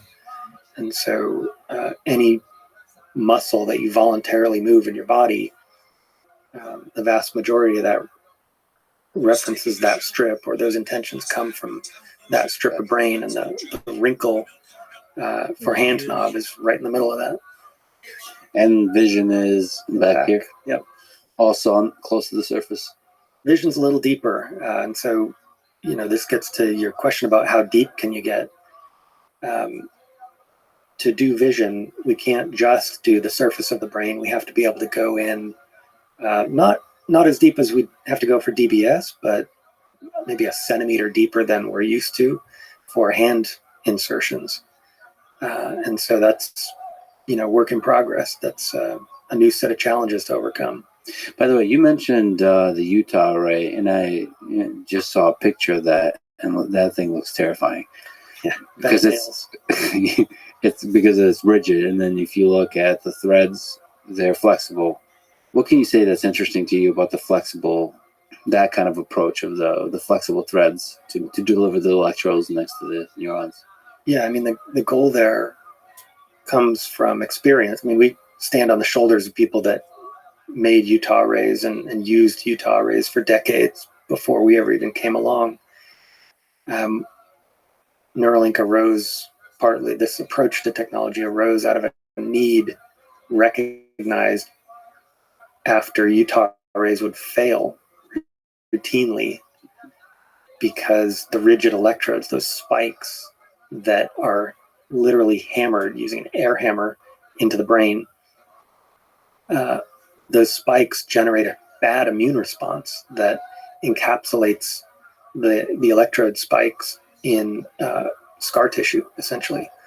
And so one of the projects that was being worked on in the Anderson lab at Caltech when I got there was to see if you could use chemotherapy to prevent the formation of scar. It's like, things are pretty bad when you're jamming a bed of nails into the brain and then treating that with chemotherapy to try to prevent scar tissue. It's like, maybe we've gotten off track here, guys. Maybe there's a fundamental redesign necessary. And so Neuralink's approach of using highly flexible, tiny electrodes avoids a lot of the bleeding, avoids a lot of the immune response that ends up happening when rigid electrodes are pounded into the brain. For what? And so what we see is our electrode longevity and functionality and the health of the brain tissue immediately surrounding the electrode is excellent. I mean, it goes on for years now in our animal models. What do most people not understand about the biology of the brain? We'll mention the vasculature. That's really interesting. I think the most interesting, maybe underappreciated fact is that it really does control almost everything. I mean, I don't know, for an out of the blue example, imagine you want a lever on fertility. You want to be able to turn fertility on and off. I mean, there are legitimate targets in the brain itself to modulate fertility. Say, blood pressure. You want to modulate blood pressure. There are legitimate targets in the brain for doing that. Things that aren't immediately obvious as brain problems are potentially solvable in the brain. And so I think it's an underexplored area for primary treatments of all the things that bother people. That's a really fascinating way to look at it. Like, there's a lot of conditions we might think have nothing to do with the brain, but they might just be symptoms of something that actually started in the brain. The actual source of the problem, the primary source is something in the brain. Yeah, not always. I mean, their kidney disease is real, but there are levers you can pull in the brain that affect all of these systems. There's knobs. On-off switches and knobs in the brain, from which this all originates. Yeah. Would you have a Neuralink chip implanted in your brain? Yeah. I think use case right now is use a mouse, right? I can already do that. And so there's no value proposition. On safety grounds alone, sure, I'll do it tomorrow. You say the use case of the mouse. Because after like researching all this, and part of it is just watching Nolan have so much fun. If you can get that bits per second look really high with the mouse, like being able to interact, because if you think about the way on the smartphone, the way you swipe, that was transformational. Yeah. How we interact with the thing. It's subtle. You don't realize it, but to be able to touch a phone and to scroll with your finger, that changed everything. People were sure you need a keyboard to type. And that there's a lot of HCI aspects to that changed how we interact with computers. So there could be a certain rate of speed with the mouse that would change everything. Yes, like you might be able to just click around a screen extremely fast, and that I can see myself getting the Neuralink for much more rapid interaction with the digital devices. Yeah, I think recording speech intentions from the brain might change things as well. The value proposition for the average person. A keyboard is a pretty clunky human interface, requires a lot of training. It's highly variable in the maximum performance that the average person can achieve. I think taking that out of the equation and just having a natural word to computer interface might change things for a lot of people. It'd be hilarious if that is the reason people do it. Even if you have speech to text that's extremely accurate, it currently isn't. Right. But it's say gotten super accurate. It'd be hilarious if people went for Neuralink just so you avoid the embarrassing aspect of speaking, like looking like a douchebag speaking to your phone in public, which is a real that's a real constraint. Yeah. I mean, with a bone conducting case that can be an invisible headphone, say, and the ability to think words into software and have it respond to you, that starts to sound sort of like embedded superintelligence. If you can silently ask for the Wikipedia article on any subject and have it read to you without any observable change happening in the outside world. For one thing, standardized testing is obsolete. Yeah. If it's done well on the UX side, it could change. I don't know if it transforms society, but it really can create a kind of shift in the way we interact with digital devices in the way that a smartphone did. Now, I would just having to look into the safety of everything involved. I would totally try it. So it doesn't have to go to some incredible thing where it connects to your vision or to some other, it connects all over your brain. That could be just connecting to the hand knob. You might have a lot of interesting human-computer interaction possibilities. Yeah, that's really interesting. Yeah, and the technology on the academic side is progressing at light speed here. I think there was a really amazing paper out of UC Davis, Sergei Stavitsky's lab, that basically made an initial solve of speech decode.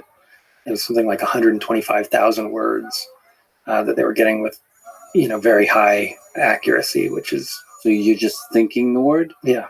Thinking the word and you're able to get it. Yeah. Oh, boy. You have to have the intention of speaking it. Right.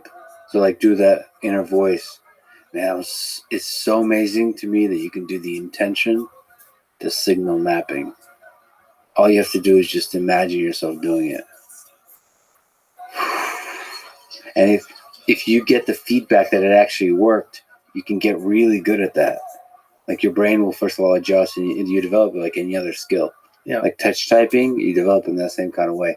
That is to me, it's just really fascinating. Yeah. And to be able to even to play with that. Honestly, I would get a Neuralink just to be able to play with that. Just to play with the capacity, the capability of my mind to learn this skill. It's like learning the skill of typing and learning the skill of moving a mouse. It's another skill of moving the mouse, not with my physical body, but with my mind. I can't wait to see what people do with it. I feel like we're cavemen right now. We're like banging rocks with a stick and thinking that we're making music. At some point, when these are more widespread, there's going to be the equivalent of a piano that, you know, someone can make art with their brain in a way that we didn't even anticipate. I'm looking forward to it. Give it to like a teenager. Like anytime I think I'm good at something, I'll always go to like, I don't know, even with the bits per second of playing a video game, you realize you give it to a teenager, you give a Neuralink to a teenager, just a large number of them, the kind of stuff they get good at stuff. They're gonna get like hundreds of bits per second. Yeah, even just with the current technology, probably. Just because it's also addicting. How the number go up aspect of it, of like improving and training, because it's almost like a skill. And plus there's the software on the other end that adapts to you, and especially if the adapting procedure, the algorithm becomes better and better and better, you like learning together. Yeah, we're scratching the surface on that right now. There's so much more to do. So on the complete other side of it, you have an RFID chip implanted in you. Yeah, so I hear. Yeah. Nice. So this is a little subtle thing. It's a passive device that you use for unlocking like a safe with top secrets, or what is it? What do you use it for? What's the story behind it? I'm not the first one. There's there's this whole community of weirdo biohackers that have done this stuff, and I think one of the early use cases was storing, private crypto wallet keys and whatever. I dabbled in that a bit and had some fun with it. You have some Bitcoin implanted in your body somewhere, you can't tell where. Yeah, actually, yeah. It was, the modern day equivalent of finding change in the sofa cushions. After I put some orphan crypto on there that I thought was worthless and forgot about it for a few years, went back and found that some community of people loved it and had propped up the value of it, and so it had gone up 50-fold. So there was a lot of change in those cushions. That's hilarious. But the primary use case is mostly as a tech demonstrator. It has my business card on it. You can scan that in by touching it to your phone. It opens the front door to my house. Whatever, simple stuff. But it's a cool step. It's a cool leap to implant something in your body. I mean, it has it's a similar leap to a Neuralink, because for a lot of people, that kind of notion of putting something inside your body, something electronic inside a biological system, is a big leap. Yeah, we have a kind of a mysticism around the barrier of our skin. We're completely fine with knee replacements, hip replacements, dental implants. But there's a mysticism still around the inviolable barrier that the skull represents. And I think that needs to be treated like any other pragmatic barrier. The question isn't how incredible is it to open the skull. The question is, what benefit can we provide? So from all the surgeries you've done, from everything you understand the brain, how much does neuroplasticity come into play? How adaptable is the brain? For example, just even in the case of healing from surgery or adapting to the post-surgery situation. The answer that is sad for me and other people of my demographic is that plasticity decreases with age, healing decreases with age. I have too much gray hair to be optimistic about that. There are theoretical ways to increase plasticity using electrical stimulation. Nothing that is totally proven out as a robust enough mechanism to offer widely to people, but I think there's cause for optimism that we might find something useful in terms of, say, an implanted electrode that improves learning. Certainly there's been some really amazing work recently from Nicholas Schiff, Jonathan Baker, and others who have a cohort of patients with moderate traumatic brain injury who have had electrodes placed in the deep nucleus in the brain called the centromedian nucleus, or just near centromedian nucleus. And when they apply small amounts of electricity to that part of the brain, it it's almost like electronic caffeine. They're able to improve people's attention and focus. They're able to improve how well people can perform a task. I think in one case, someone who was unable to work after the device was turned on, they were able to get a job.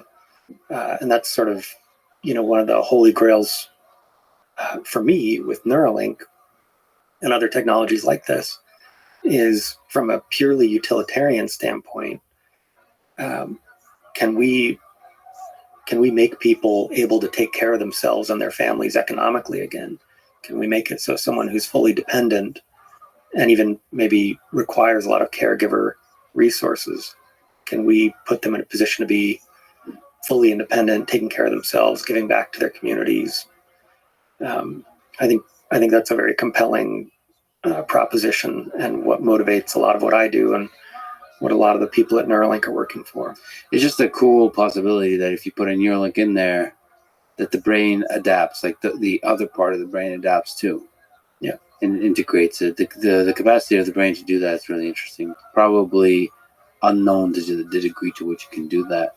But you're not connecting an external thing to it, especially once it's doing stimulation.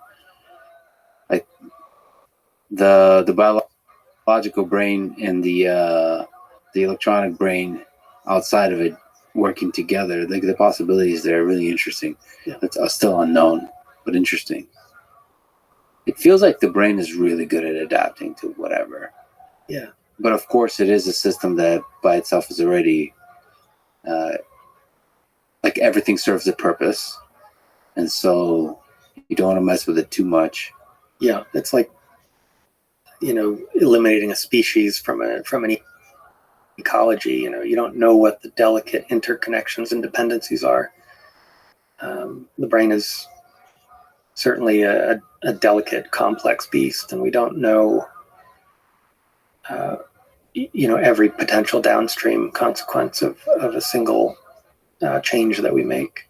Do you see yourself doing, so you mentioned P1 surgeries at P2, P3, P4, P5, just more and more humans? I think, it's a certain kind of brittleness or a failure on the company's side if we need me to do all the surgeries.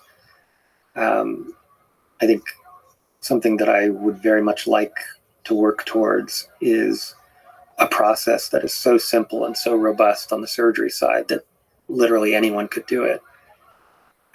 We want to get away from requiring intense expertise or intense experience to have this successfully done and make it as simple and translatable as possible. I would love it if every neurosurgeon on the planet had no problem doing this. I think we're probably far from a regulatory environment that would allow people that aren't neurosurgeons to do this, but not impossible. All right, I'll sign up for that. Did you ever anthropomorphize the robot R1? Like, do you give it a name? Do you see it as like a friend that's like working together with you? To a certain degree, it's or an enemy who's going to take your job. To a certain degree, it's a complex relationship. All the good relationships are. It's funny when in the middle of the surgery, there's a part of it where I stand basically shoulder to shoulder with the robot, and so if you're in the room reading the body language, it's my brother in arms. There, we're working together on this same problem. Yeah, I'm not threatened by it.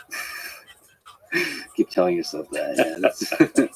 Yeah, how have all the surgeries that you've done over the years, the people you've helped, and the stakes, the high stakes that you've mentioned, how has that changed your understanding of life and death? Yeah, it gives you a very visceral sense, and this may sound trite, but it gives you a very visceral sense that death is inevitable. On one hand, you are, as a neurosurgeon, you're deeply involved in these just hard to fathom tragedies. Young parents dying, leaving, a 4-year-old behind, say.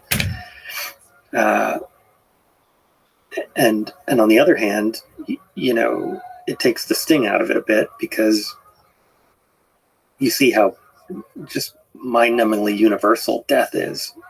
There is zero chance that I'm going to avoid it. I know, techno-optimists right now and longevity buffs right now would disagree on that 0.000% estimate. But I don't see any chance that our generation is going to avoid it. Entropy is a powerful force, and we are very ornate, delicate, brittle DNA machines that aren't up to the cosmic ray bombardment that we're subjected to.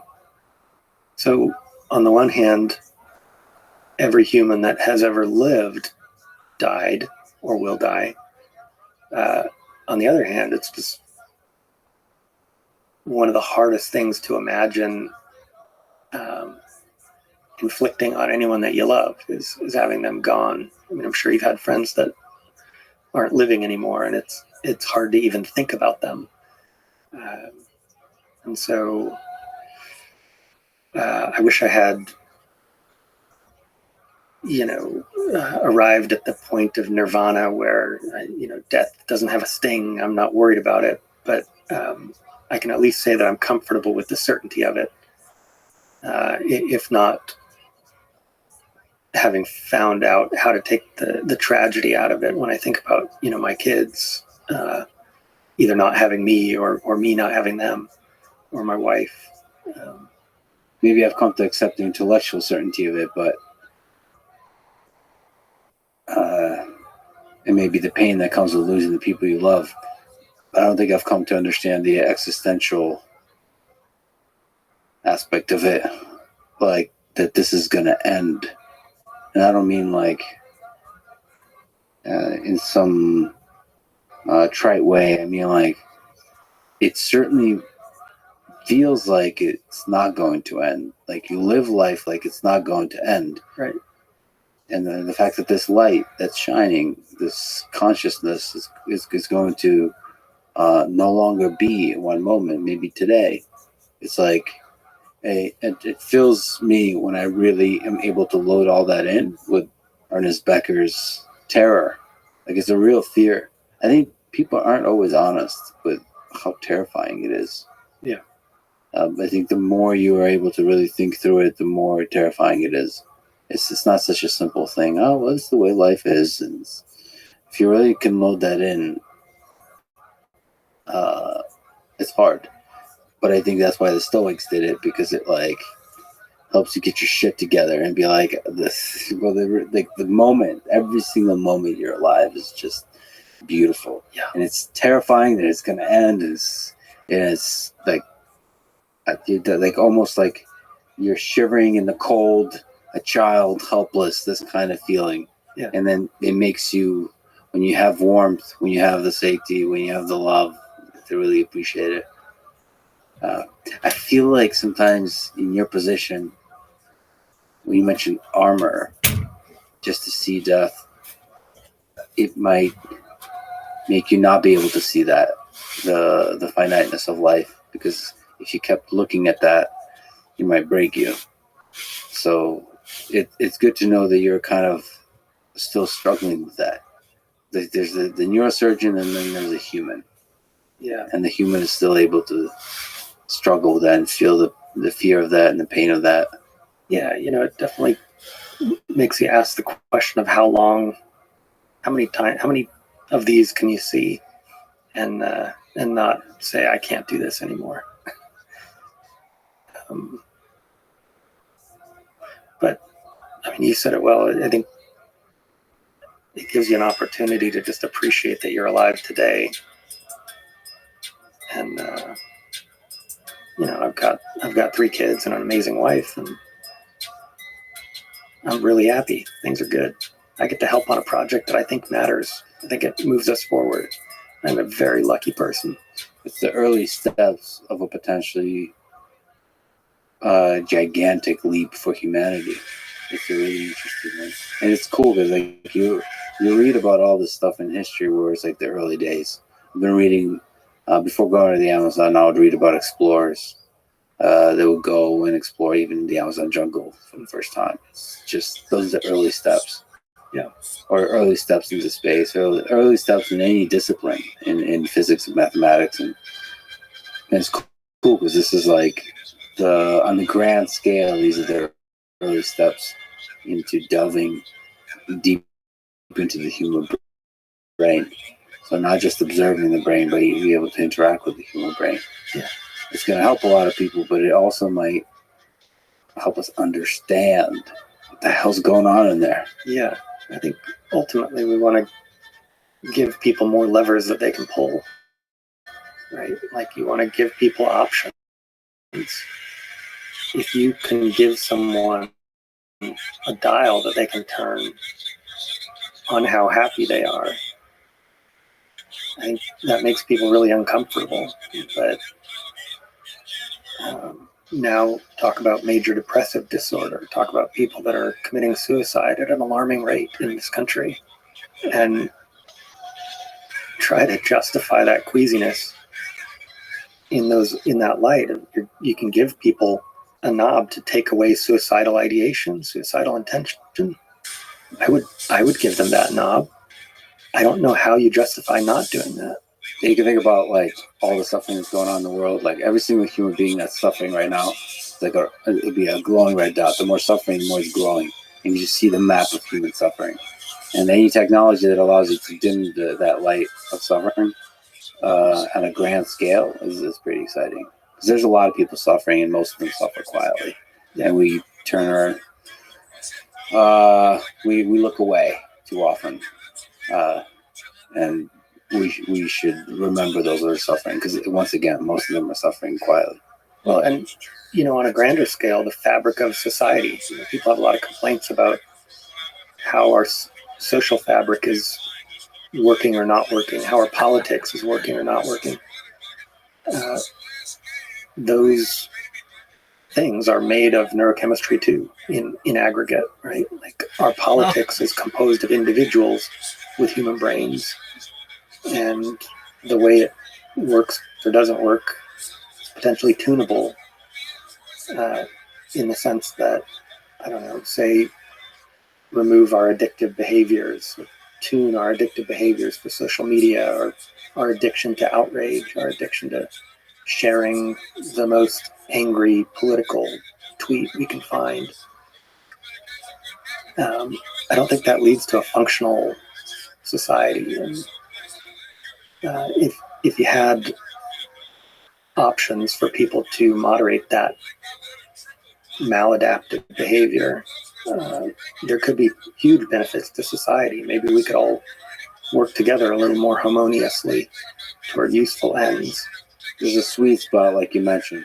You don't want to completely remove all the dark side of human nature, because those kind of are somehow necessary to make the whole thing work. But there's a sweet spot. Yeah, I agree. We gotta suffer a little, just not so much that you lose hope. Yeah. When all the surgeries you've done, have you seen consciousness in there ever? Was there like a glowing light? I have this sense that I never found it. Okay. I never removed it. Like a Dementor in Harry Potter. I have this sense that consciousness is a lot less magical than our instincts want to claim it is. It seems to me like a useful analog for thinking about what consciousness is in the brain. Is that we have a really good intuitive understanding of what it means to, say, touch your skin and know what's being touched.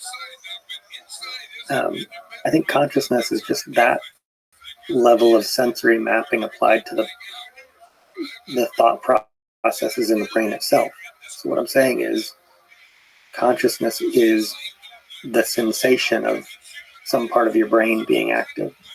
So you feel it working. You feel the part of your brain that thinks of red things or winged creatures or the taste of coffee. you feel those parts of your brain being active the way that I'm feeling my palm being touched, right? And that sensory system that feels the brain working is consciousness. That is so brilliant. It's the same way, it's the sensation of touch when you're touching a thing. Consciousness is the sensation of you feeling your brain working, your brain thinking, your brain perceiving. Which isn't a quantum Yeah. field effect, right? It's nothing magical. People always want to ascribe to consciousness something truly different. And there's this awesome long history of people looking at whatever the latest discovery in physics is to explain consciousness, because it's the most magical, the most out there thing that you can think of. And people always, want to do that with consciousness. I don't think that's necessary. It's just a very useful and gratifying way of feeling your brain work. And as we said, it's one heck of a brain. Yeah.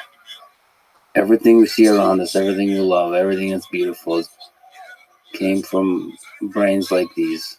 It's all electrical activity happening inside your skull. And I, for one, am grateful that there's people like you that are exploring all the ways that it works and all the ways it can be made better. Matthew, thank you so much for talking today. It's been a joy. Thanks for listening to this conversation with Matthew McDougall. And now, dear friends, here's Bliss Chapman, Brain Interface Software Lead at Neuralink.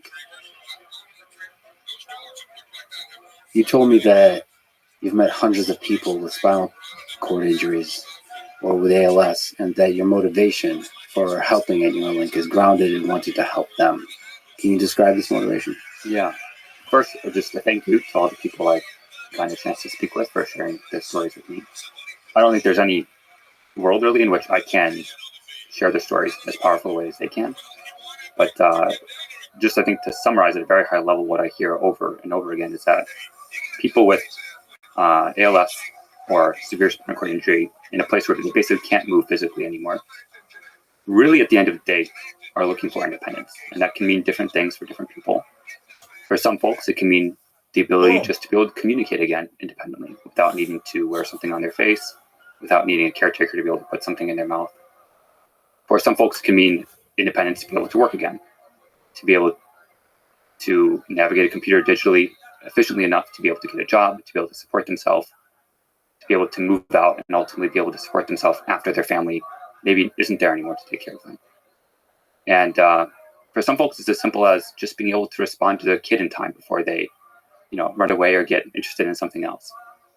And these are deeply personal and sort of very human problems. And what strikes me again and again when talking with these folks is that this is actually an engineering problem.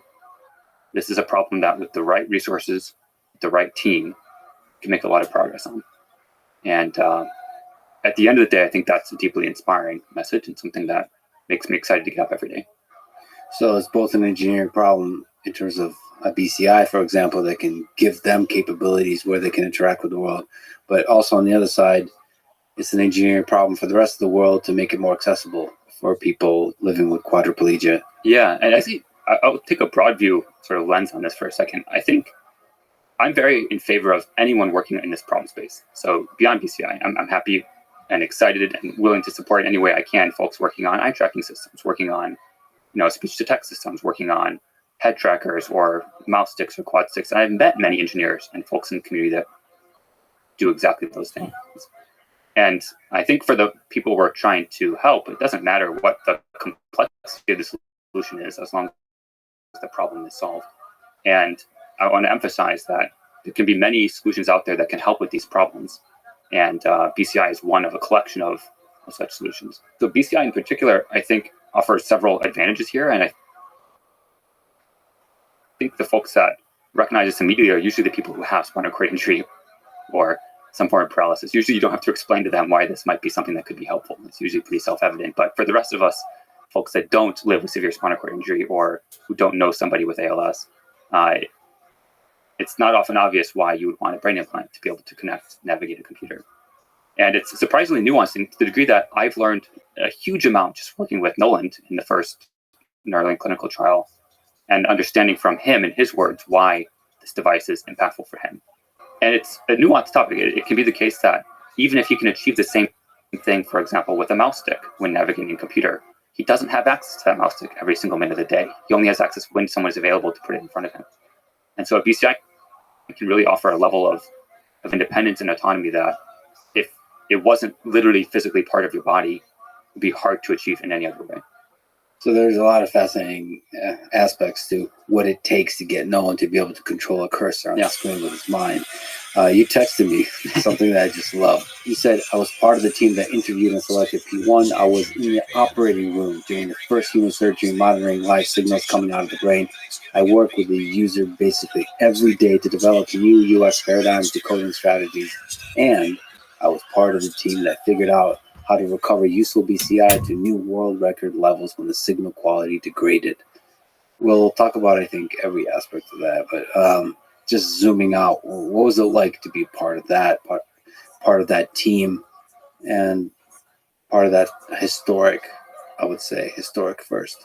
Yeah, I think for me, this is something I've been excited about for close to 10 years now. And so to be able to be even just some small part of making it a reality is extremely exciting.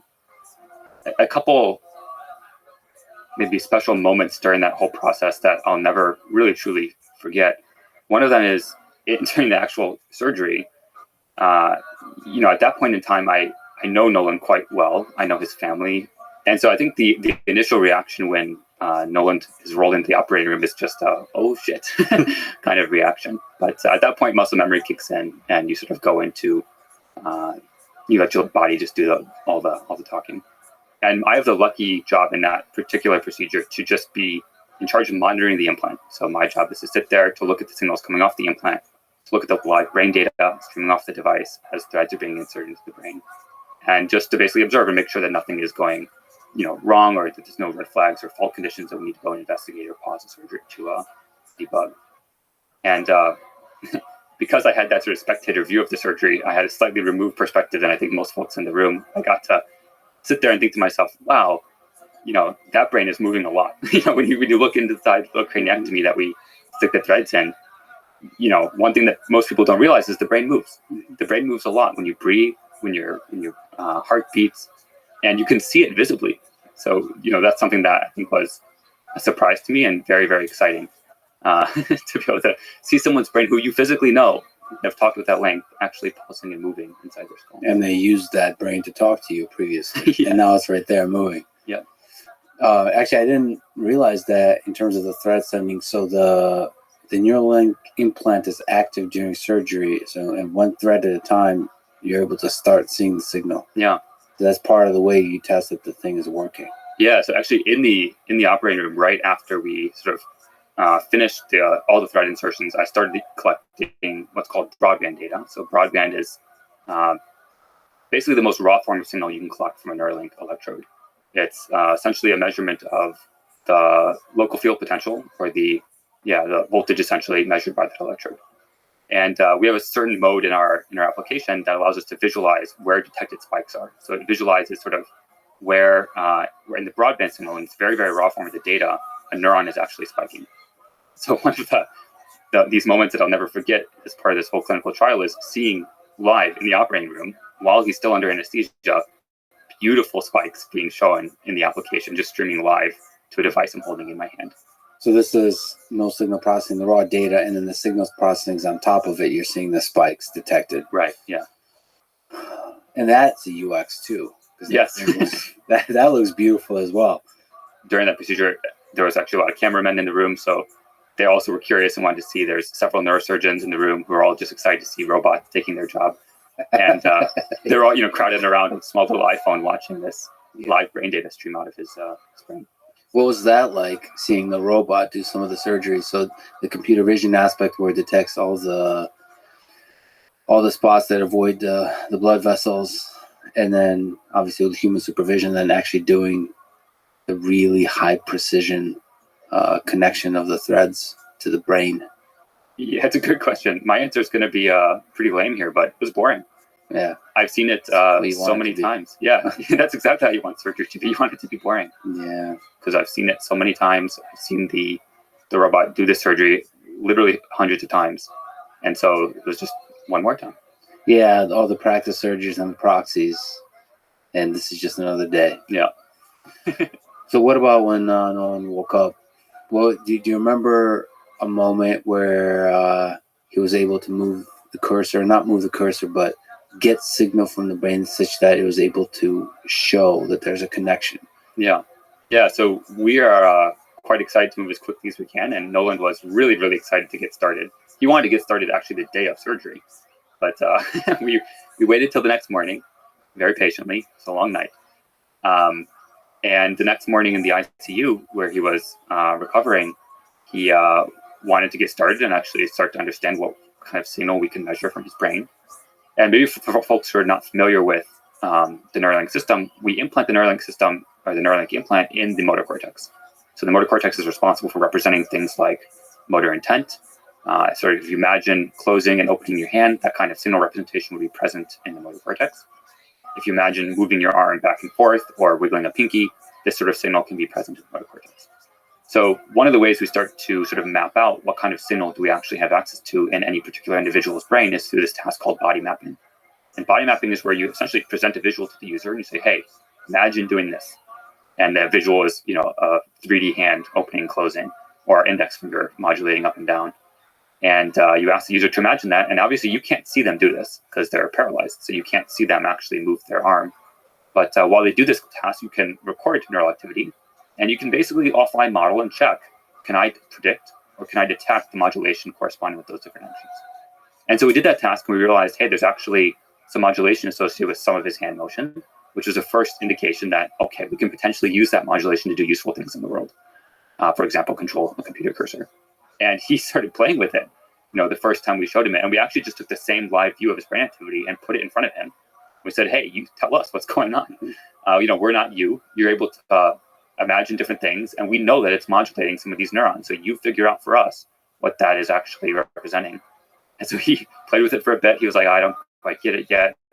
He played for a bit longer and he said, oh, when I move this finger, I see this particular neuron start to fire more. And I said, okay, prove it. Do it again. And so he said, okay, 3, 2, 1, boom. And the minute he moved, you can see like instantaneously this neuron is firing. Single neuron. I can tell you the exact channel number if you're interested. That's stuck in my brain now forever.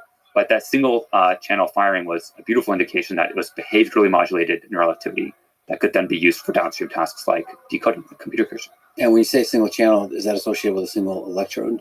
Yeah, it's just channel and electrode are interchangeable. And there's 1,024 of those. 1,024. Yeah. It's incredible that works. That really, when I was learning about all this and like loading it in, it was just blowing my mind that the intention, you can visualize yourself moving the finger, that can turn into a signal. And the fact that you can then skip that step and visualize the cursor moving or have the intention of the cursor moving and that leading to a signal that can then be used to move the cursor. There is so many exciting things there to learn about the brain, about the way the brain works. The very fact of their existing signal that can be used is really powerful. Yep. But it feels like that's just like the beginning of figuring out how that signal can be used really, really effectively. I should also just, there's so many fascinating details here, but you mentioned the body mapping step. At least in the version I saw that Nolan was showing off, there's like a super nice interface, like a graphical interface. Yeah. Like it just felt like I was like in the future because it like, I guess it visualizes you moving the hand. And there's a very like a sexy, polished interface that hello. Yeah. I don't know if there's a voice component, but it just felt like it's like when you wake up in a really nice video game and this is a tutorial at the beginning of that video game. Yeah. This is what you're supposed to do. It's cool. No, I mean, the future should feel like the future. But it's not easy to pull that off. I mean, it needs to be simple, but not too simple. Yeah, and I think the UX design component here is underrated for PCI development in general. There's a whole interaction effect between the ways in which you visualize an instruction to the user and the kinds of signal you can get back. And that quality of sort of your behavioral alignment to the neural signal is a function of how good you are at expressing to the user what you want them to do. And so, yeah, we spend a lot of time thinking about the UX, of how we build our applications, of how the decoder actually functions, the control surfaces it provides to the user. All these little details matter a lot. So maybe it'd be nice to get into a little bit more detail of what the signal looks like and what the decoding looks like. Yeah. So there's a N1 implant that has, like we mentioned, 1,024 electrodes, and that's collecting raw data, raw signal. What does that signal look like? And what are the different steps along the way before it's transmitted, and what is transmitted, all that kind of stuff. Yeah. This is going to be a fun one. Let's go. So maybe before diving into what we do, it's worth understanding what we're trying to measure, because that dictates a lot of the requirements for the system that we build. And what we're trying to measure is really individual neurons producing action potentials. Action potential is, you can think of it like a little electrical impulse that you can detect if you're close enough. And by being close enough, I mean like within, let's say, 100 microns of that cell. And 100 microns is a very, very tiny distance. And so the number of neurons that you're going to pick up with any given electrode is just a small radius around that electrode. And the other thing worth understanding about the underlying biology here is that when neurons produce an action potential, the width of that action potential is about 1 millisecond. So from the start of the spike to the end of the spike, that whole width of that sort of characteristic feature of a neuron firing is 1 millisecond. And if you want to detect that an individual spike is occurring or not, you need to sample that signal or sample the local field potential nearby that neuron much more frequently than once a millisecond. You need to sample many, many times per millisecond to be able to detect that this is actually the characteristic waveform of a neuron producing an action potential. And so we sample across all 1,024 electrodes about 20,000 times a second. 20,000 times a second means for every given 1 millisecond window, we have about 20 samples that tell us what that exact shape of that action potential looks like. And once we've sort of sampled at super high rate the underlying electrical field nearby these cells, we can process that signal into just where do we detect a spike or where do we not? Sort of a binary signal, 1 or 0. Do we detect a spike in this 1 millisecond or not? And we do that because the actual information carrying sort of subspace of neural activity is just when our spikes are occurring. Essentially, everything that we care about for decoding can be captured or represented in the frequency characteristics of spike trains, meaning how often are spikes firing in any given window of time. And so that allows us to do sort of a crazy amount of compression from this very rich, high-density signal to something that's much, much more sparse and compressible that can be sent out over a wireless radio, like a Bluetooth communication, for example. Quick tangents here. You mentioned electrode, neuron. There's a local neighborhood of neurons nearby. How difficult is it to isolate from where the spike came from? Yeah, so there's a whole field of sort of academic neuroscience work on exactly this problem of basically given a single electrode or given a set of electrodes measuring a set of neurons, how can you sort of spike sort which spikes are coming from what neuron? And this is a problem that's pursued in academic work because you care about it for understanding what's going on in the underlying sort of neuroscience of the brain. If you care about understanding how the brain is representing information, how that's evolving through time, then that's a very, very important question to understand. For sort of the engineering side of things, at least at the current scale, if the number of neurons per electrode is relatively small, you can get away with basically ignoring that problem completely. You can think of it like sort of a random projection of neurons to electrodes. And there may be, in some cases, more than one neuron per electrode. But if that number is small enough, those signals can be thought of as sort of a union of the two. And for many applications, it's a totally reasonable trade-off to make and can simplify the problem a lot. And as you sort of scale out channel count, the relevance of distinguishing individual neurons becomes less important because you have more overall signal and you can start to rely on sort of correlations or covariance structure in the data to help understand when that channel is firing, what does that actually represent? Because you know that when that channel is firing in concert with these other 50 channels, that means move left. But when that same channel is firing in concert with these other 10 channels, that means move right. Okay, so you have to do this kind of spike detection on board. And you have to do that super efficiently, so fast and not use too much power because you don't want to be generating too much heat. So it has to be a super simple signal processing step. Yeah. Is there some wisdom you can share about what it takes to overcome that challenge? Yeah. So we've tried many different versions of basically turning this raw signal into sort of a feature that you might want to send off the device. And I'll say that I don't think we're at the final step of this process. This is a long journey. We have something that works clearly today, but there can be many approaches that we find in the future that are much better than what we do right now. So some versions of what we do right now, and there's a lot of academic heritage to these ideas, so I don't want to claim that these are original Neuralink ideas or anything like that. But one of these ideas is basically to build a sort of like a convolutional filter almost, if you will, that slides across the signal and looks for a certain template to be matched. That template consists of sort of how deep the spike modulates, how much it recovers, and what the duration and window of time is that the whole process takes. And if you can see in the signal that that template is matched within certain bounds, then you can say, okay, that's a spike. One reason that approach is super convenient is that you can actually implement that extremely efficiently in hardware, which means that you can run it in low power across 1,024 channels at once. Another approach that we've recently started exploring, and this can be combined with the spike detection approach, is something called spike band power. And the benefits of that approach are that you may be able to pick up some signal from neurons that are maybe too far away to be detected as a spike, because the farther away you are from an electrode, the weaker that actual spike waveform will look like on that electrode. So you might be able to pick up population level activity of things that are maybe slightly outside the normal recording radius, but what neuroscientists sometimes refer to as the hash of activity, the other stuff that's going on. Yeah. And you can look at sort of across many channels how that sort of background noise is behaving, and you might be able to get more juice out of the signal that way. But it comes at a cost. That signal is now a floating point representation, which means it's more expensive to send out over power. It means you have to find different ways to compress it that are different than what you can apply to binary signals. So there's a lot of different challenges associated with these different modalities. So also in terms of communication, you're limited by the amount of data you can send. Yeah. So, and also because you're currently using the Bluetooth protocol, you have to batch stuff together. But you have to also do this keeping the latency crazy low. Like crazy low. Anything to say about the latency? Yeah, this is a passion project of mine. So I want to build the best mouse in the world. Yeah. I don't want to build like the Chevrolet Spark or whatever of electric cars. I want to build like the Tesla Roadster version of a mouse. And I really do think it's quite possible that within 5 to 10 years that most esports competitions are dominated by people with paralysis. This is like a very real possibility for a number of reasons. One is that they'll have access to the best technology to play video games effectively.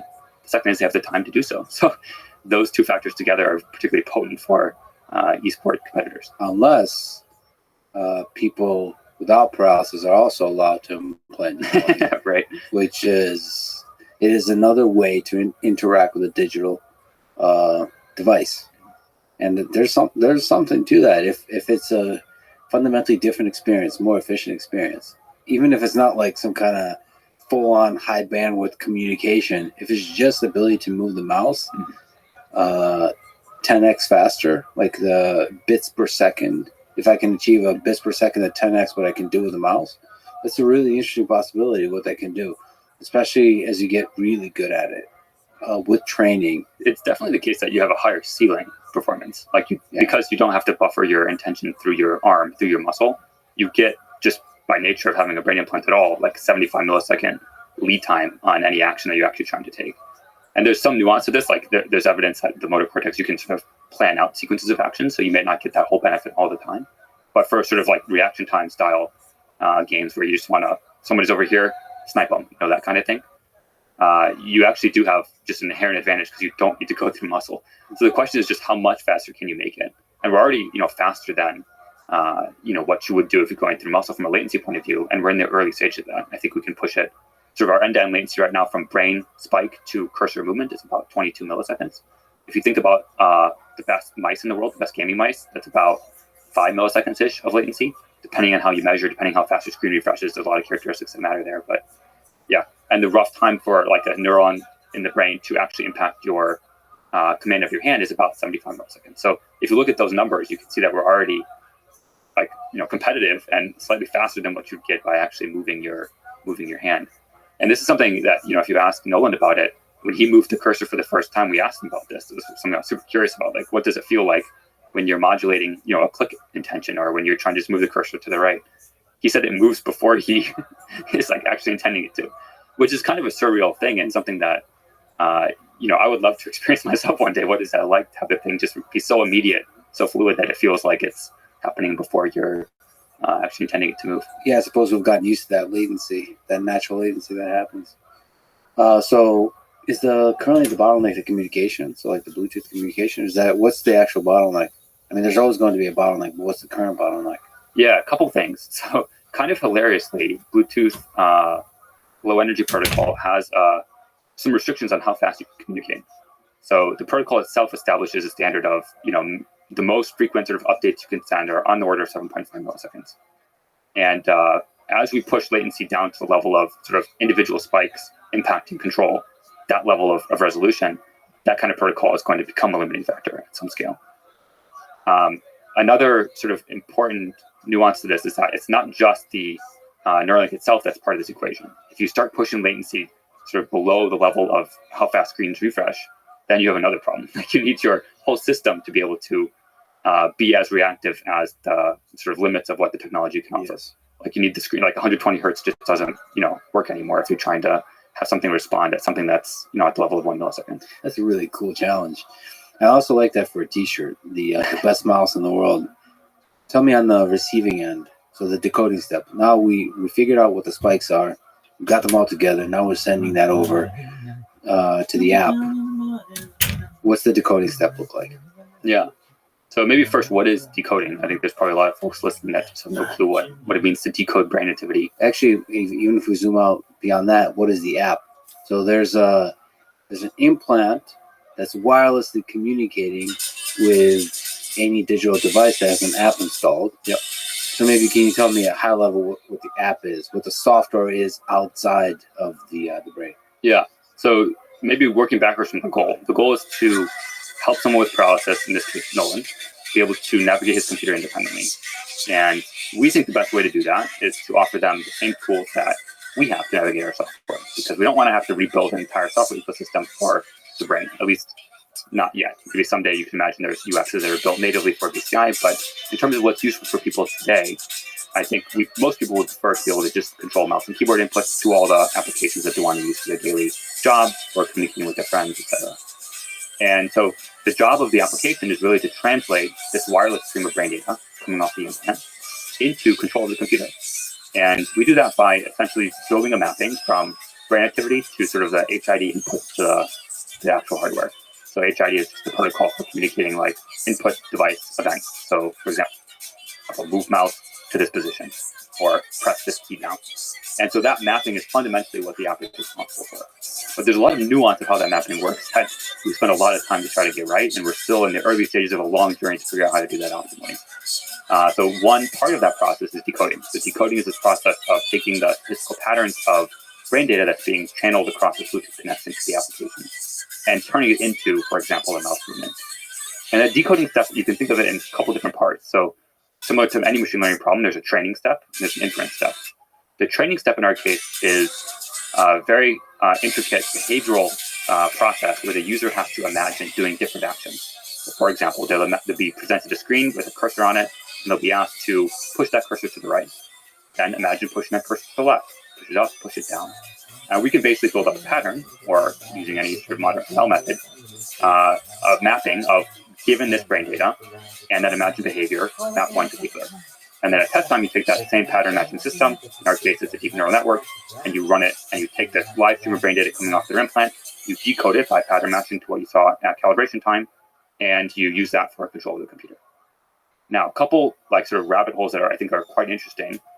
One of them has to do with how you build that best template matching system, because there's a variety of behavioral challenges and also debugging challenges when you're working with someone who's paralyzed. Because again, fundamentally, you don't observe what they're trying to do. You can't see them attempt to do something. And so you have to figure out a way to instruct the user to do something and validate that they're doing it correctly, such that then you can downstream build with confidence the mapping between the neural spikes and the intended action.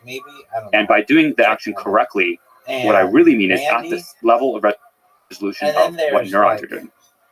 So if in an ideal world, you could get a signal of behavioral intent that is ground truth accurate at the scale of sort of 1 millisecond resolution, Is there then anybody with else? high confidence, I could And build a then mapping please from my give me neural a spike list of to that other behavioral non-related attention. Jacksons. But the like challenge is, again, that the Randy you Jackson don't from observe what they're American actually doing. And so there's a lot of nuance to Singing how you build Show user experiences that give you and more than just sort of a coarse, on average, correct representation of what the user's intending to do. Bo If you want to build the Jackson, world's best mouse, you Reggie really want Jackson, it to be as responsive as possible. Shoeless You Joe want it to be able to Jackson. do exactly what the user's intending at every sort of step along the way, not just on average be correct when you're trying to move it from left to right. And building a behavioral sort of there's calibration Jackie. game or sort of software experience that gives you that Tito, level of resolution Jermaine, is what we spent a lot of Marlon, time. So the calibration And Michael. process, the interface, Randy has Jackson joined to the group a bit encourage later, precision. technically. He being wasn't a like member. whatever it does, it Okay. should be super That's intuitive. Joan The Jr. next Sounds thing like you might mean Joe. the human is Oh, going maybe to it's likely Joe. do is exactly that Yeah, intention that's that why you need, Rabbi, and only that intention. Yeah. And you don't have any feedback Other except that may Jacksons, be Randy speaking Jackson, to you afterwards. Bo What they Jackson, actually did, Reggie you can't. Jackson, Yeah, Right. So Shoeless that's Joe it. Jackson. That's So Jackson fundamentally 5 or Jack, that is a Tito, really Jermaine, exciting Marlon, UX Michael, challenge because that's all on the Janet UX. It's not Latoya, just Reggie. about being friendly or Non-related nice or Jacksons are usable. Randy, Yeah. It's Bo like Jackson, user experience is Reggie how it Jackson, works. and it's Shoeless how Joe it works. Yeah. For the calibration and Please name a calibration, bunch of at least at famous this stage people of with the last name Neuralink, is Jackson like who fundamental aren't to the operation in of the the thing, Jackson and not just calibration, singing but continued calibration. people essentially. like Randy Jackson, Bo And maybe, Wow, Jackson, yeah. You said Reggie something that I think Jack- is worth exploring there a little bit. You said it's primarily a UX challenge. And I think a Jack. large component of it is, but there is also a very interesting machine learning challenge here, which is given some data set, including some on average correct behavior of asking the user to move up or move down, move right, left, and given a data set of neural spikes, is there a way to infer in some kind of semi-supervised or entirely unsupervised way Stonewall Jackson. what that high resolution version of their intention is? And if you think about it, like there probably is, because there are enough data points in the data set, enough constraints on your model, No, that there should be a way with the right sort of formulation to let the model figure out itself. For example, at this millisecond, this is exactly how hard they're pushing upwards. And at this millisecond, this is how hard they're trying to push upwards. It's really important to have very clean labels. Yes. So like the problem becomes much harder from the machine learning perspective if the labels are noisy. That's correct. And then to get the clean labels, that's a UX challenge. Correct. Although clean labels, I think maybe it's worth exploring what that exactly means. I think any given labeling strategy will have some number of assumptions it makes about what the user is attempting to do. Those assumptions can be formulated in a loss function, or they can be formulated in terms of heuristics that you might use to just try to estimate or guesstimate what the user is trying to do. And what really matters is how accurate are those assumptions. For example, you might say, hey, user, push upwards and follow the speed of this cursor. And your heuristic might be that they're trying to do it exactly what that cursor is trying to do. Another competing heuristic might be they're actually trying to go slightly faster at the beginning of the movement and slightly slower at the end. And those competing heuristics may or may not be accurate reflections of what the user is trying to do. Another version of the task might be, hey, user, imagine moving this cursor a fixed offset. So rather than follow the cursor, just try to move it exactly 200 pixels to the right. So here's the cursor, here's the target. Okay, cursor disappears. Try to move that now invisible cursor 200 pixels to the right. And the assumption in that case would be that the user can actually modulate correctly that position offset. But that position offset assumption might be a weaker assumption, and therefore potentially you can make it more accurate than these heuristics that are trying to guesstimate at each millisecond what the user is trying to do. So you can imagine different tasks that make different assumptions about the nature of the user intention, and those assumptions being correct is what I would think of as a clean label. For that step, what are we supposed to be visualizing? There's a cursor, and you want to move that cursor to the right or the left, or up and down, or maybe you move them by a certain offset. So that's one way. Is that the best way to do calibration?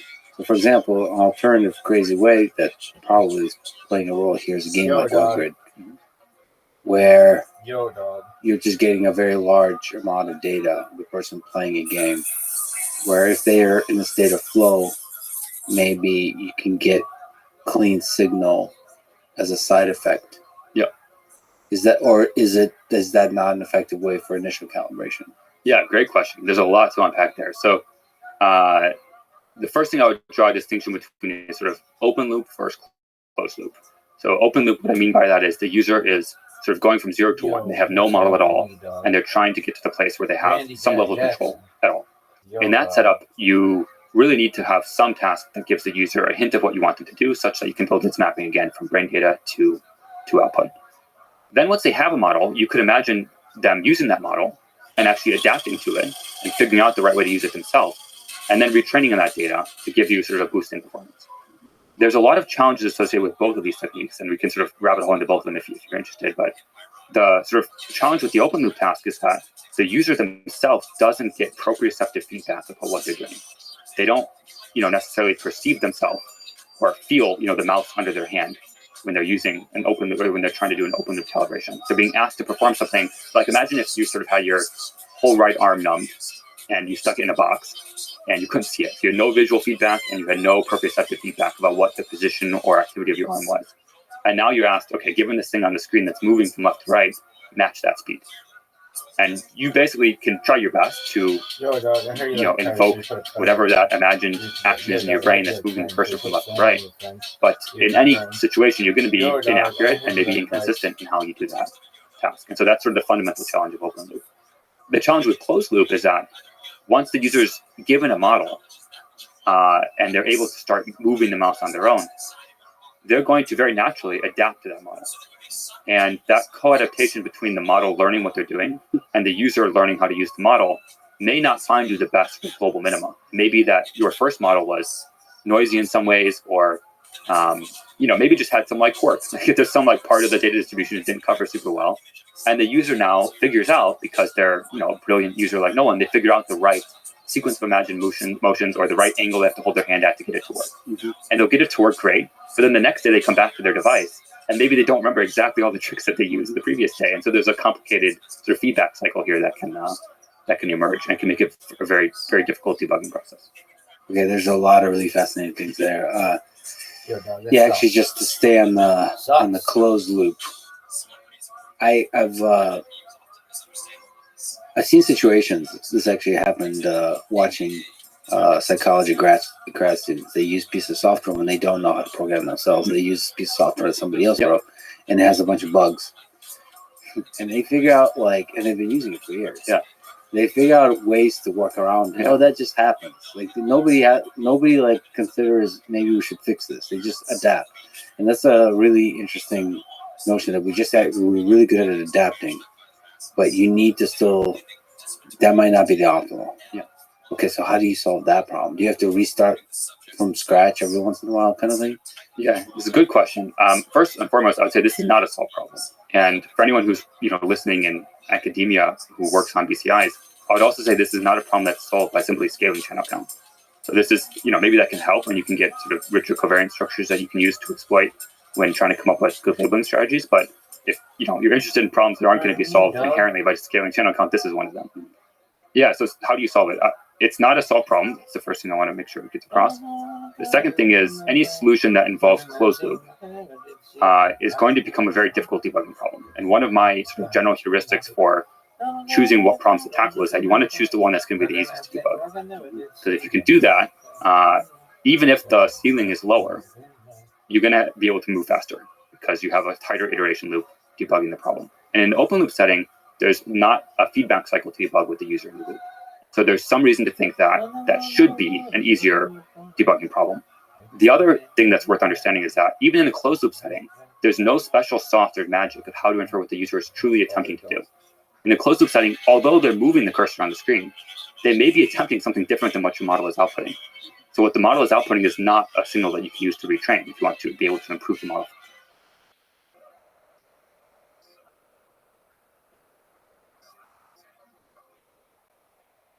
The model further, you still have this very complicated guesstimation or unsupervised problem of figuring out what is the true user intention underlying that signal. And so the open loop problem has the nice property of being easy to debug, and the second nice property of it has all the same information and content as the closed loop scenario. Another thing I want to mention and call out is that this problem doesn't need to be solved in order to give useful control to people. Even today with the solutions we have now and that academia has built up over decades, the level of control that can be given to a user, today is quite useful. It doesn't need to be solved to get to that level of control. But again, I want to build the world's best mouse. I want to make it, so good that it's not even a question that you want it. And to build the world's best mouse, the superhuman version, you really need to nail that problem.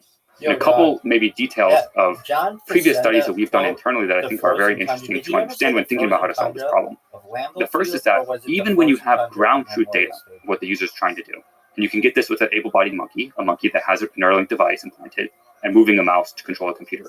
Even with that ground truth data set, it turns out that the optimal thing to predict to produce high-performance BCI is not just the direct control of the mouse.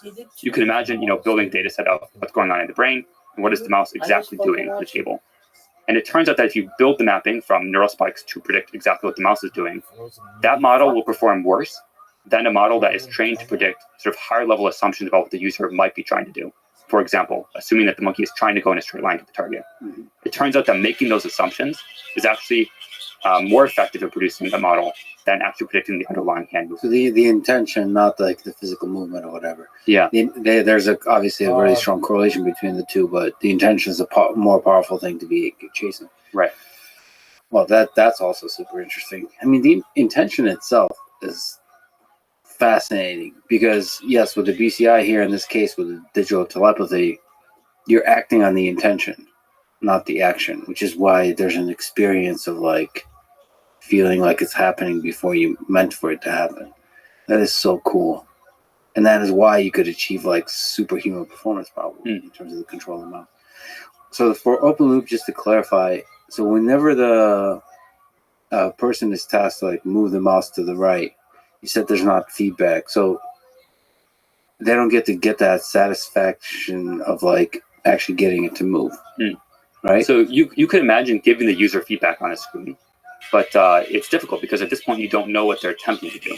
So what can you show them that would basically give them a signal of I'm doing this correctly or not correctly? So let's take a very specific example. Like maybe your calibration task looks like you're trying to move the cursor a certain position offset. So your instructions to the user are, hey, the cursor's here.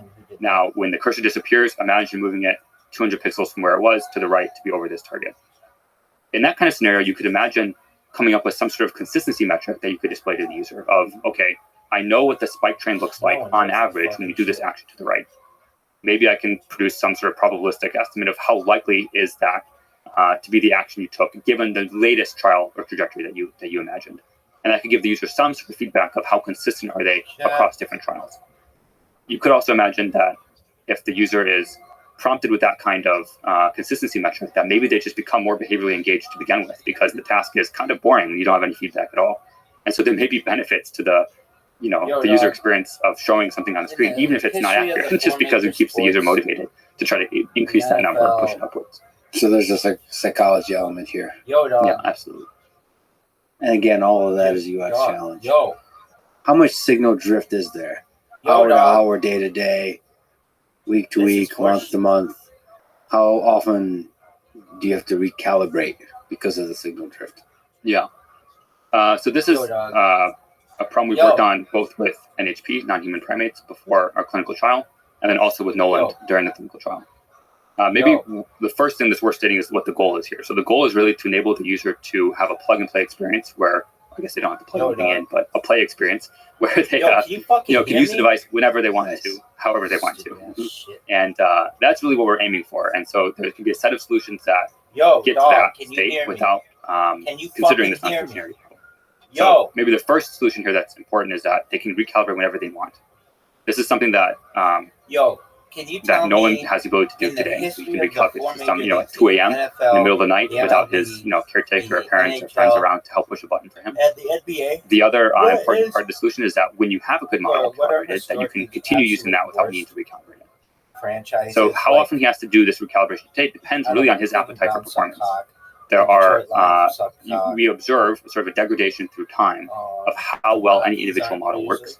But this can be mitigated behaviorally by the user adapting their control strategy. It can also be mitigated through a combination of sort of software features that we provide to the user. For example, we let the user adjust exactly how fast the cursor is moving. We call that the gain, for example, the gain of how fast the cursor reacts to any given input intention. They can also adjust the smoothing, how smooth the output of that cursor intention actually is. They can also adjust the friction, which is how easy is it to stop and hold still. And all these software tools allow the user a great deal of flexibility and troubleshooting mechanisms to be able to solve this problem for themselves. By the way, all of this is done by looking to the right side of the screen, selecting the mixer, and the mixer you have, it's like DJ mode. DJ mode for your BCI. So, I mean, it's a really well done interface. It's really, really well done. And so, yeah, there's that bias that there's a cursor drift that Nolan talked about in the stream. Although he said that you guys were just playing around with it with him and then constantly improving. So that could have been just a snapshot of that particular moment, particular day.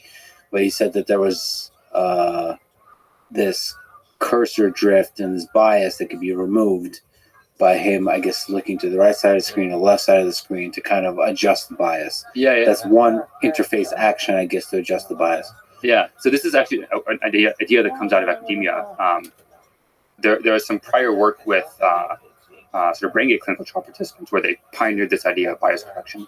The way we've done it, I think, is it's very productized, very beautiful user experience where the user can essentially flash the cursor over to the side of the screen, and it opens up a window where they can actually sort of adjust or tune exactly the bias of the cursor. So bias, maybe for people who aren't familiar, is just sort of what is the default motion of the cursor if you're imagining nothing. And it turns out that that's one of the first sort of qualia of the cursor control experience that's impacted by neural non-stationarity. Qualia of the cursor experience. I don't know how else to describe it. Like, I'm not the guy moving very everything. poetic. I love it. The quality of the cursor experience. Yeah, I mean, it sounds poetic, but it is deeply true. There is an experience.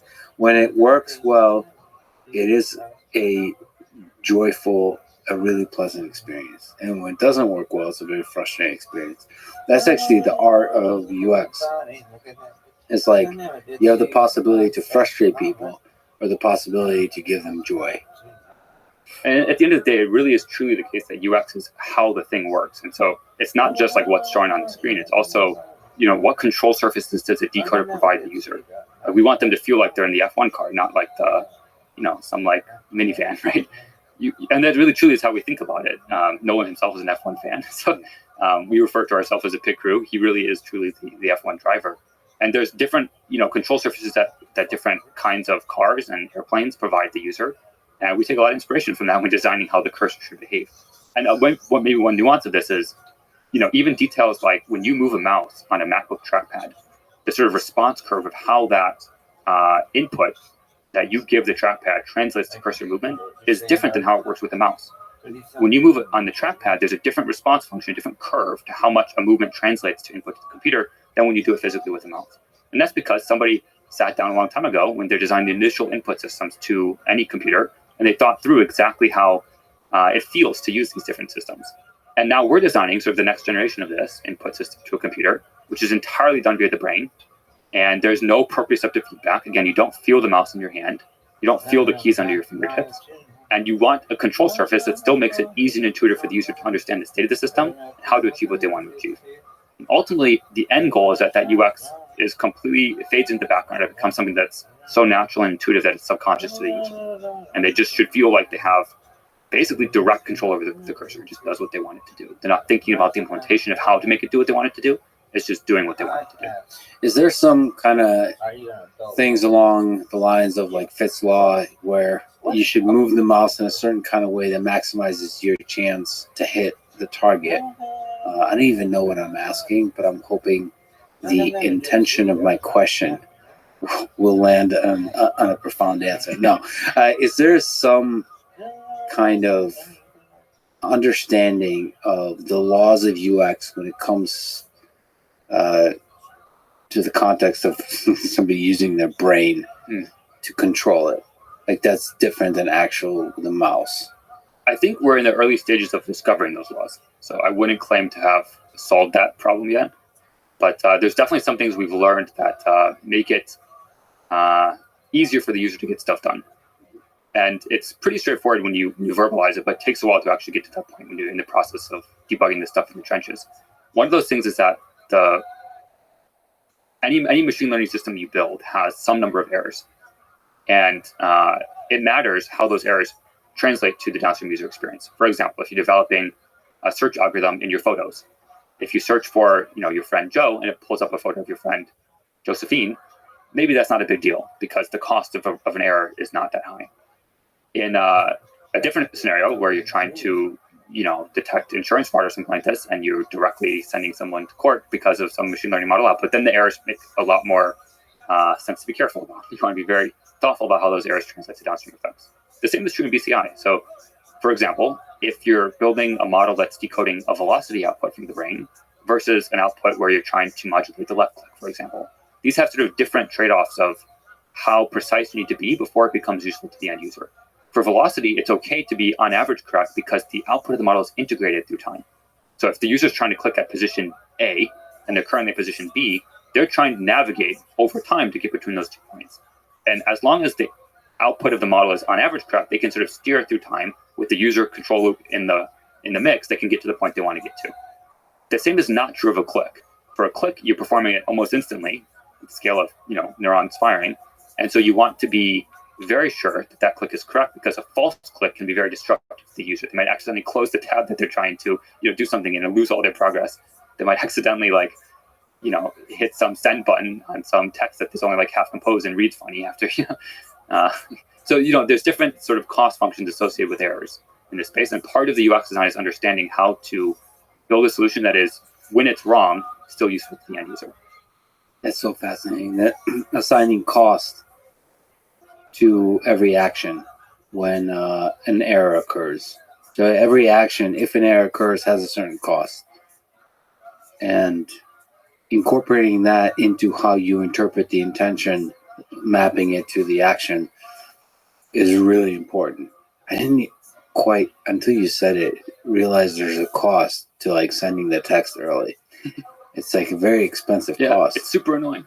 If you accidentally, if your cursor, imagine if your cursor misclicked every once in a while. That's super obnoxious. And the worst part of it is, usually when the user's trying to click, they're also holding still because they're over the target they want to hit and they're getting ready to click.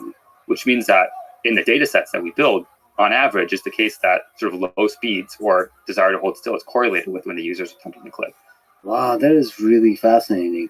It's also not the case, people think that, a click is a binary signal. This must be super easy to decode. Well, yes, it is, but the bar is so much higher for it to become a useful thing for the user.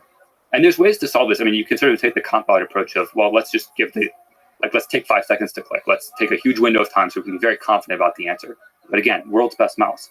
The world's best mouse doesn't take a second to click or 500 milliseconds to click. It takes 5 milliseconds to click or less. And so if you're aiming for that kind of high bar, then you really want to solve the underlying problem. So maybe this is a good place to ask about how to measure performance, this whole bits per second. What can you explain what you mean by that? Maybe a good place to start is to talk about WebGrid as a game, as a good illustration of the measurement of performance. Yeah. Maybe I'll take one zoom out step there, which is just explaining why we care to measure this at all. So again, our goal is to provide the user the ability to control the computer as well as I can, and hopefully better. And that means that they can do it at the same speed as what I can do.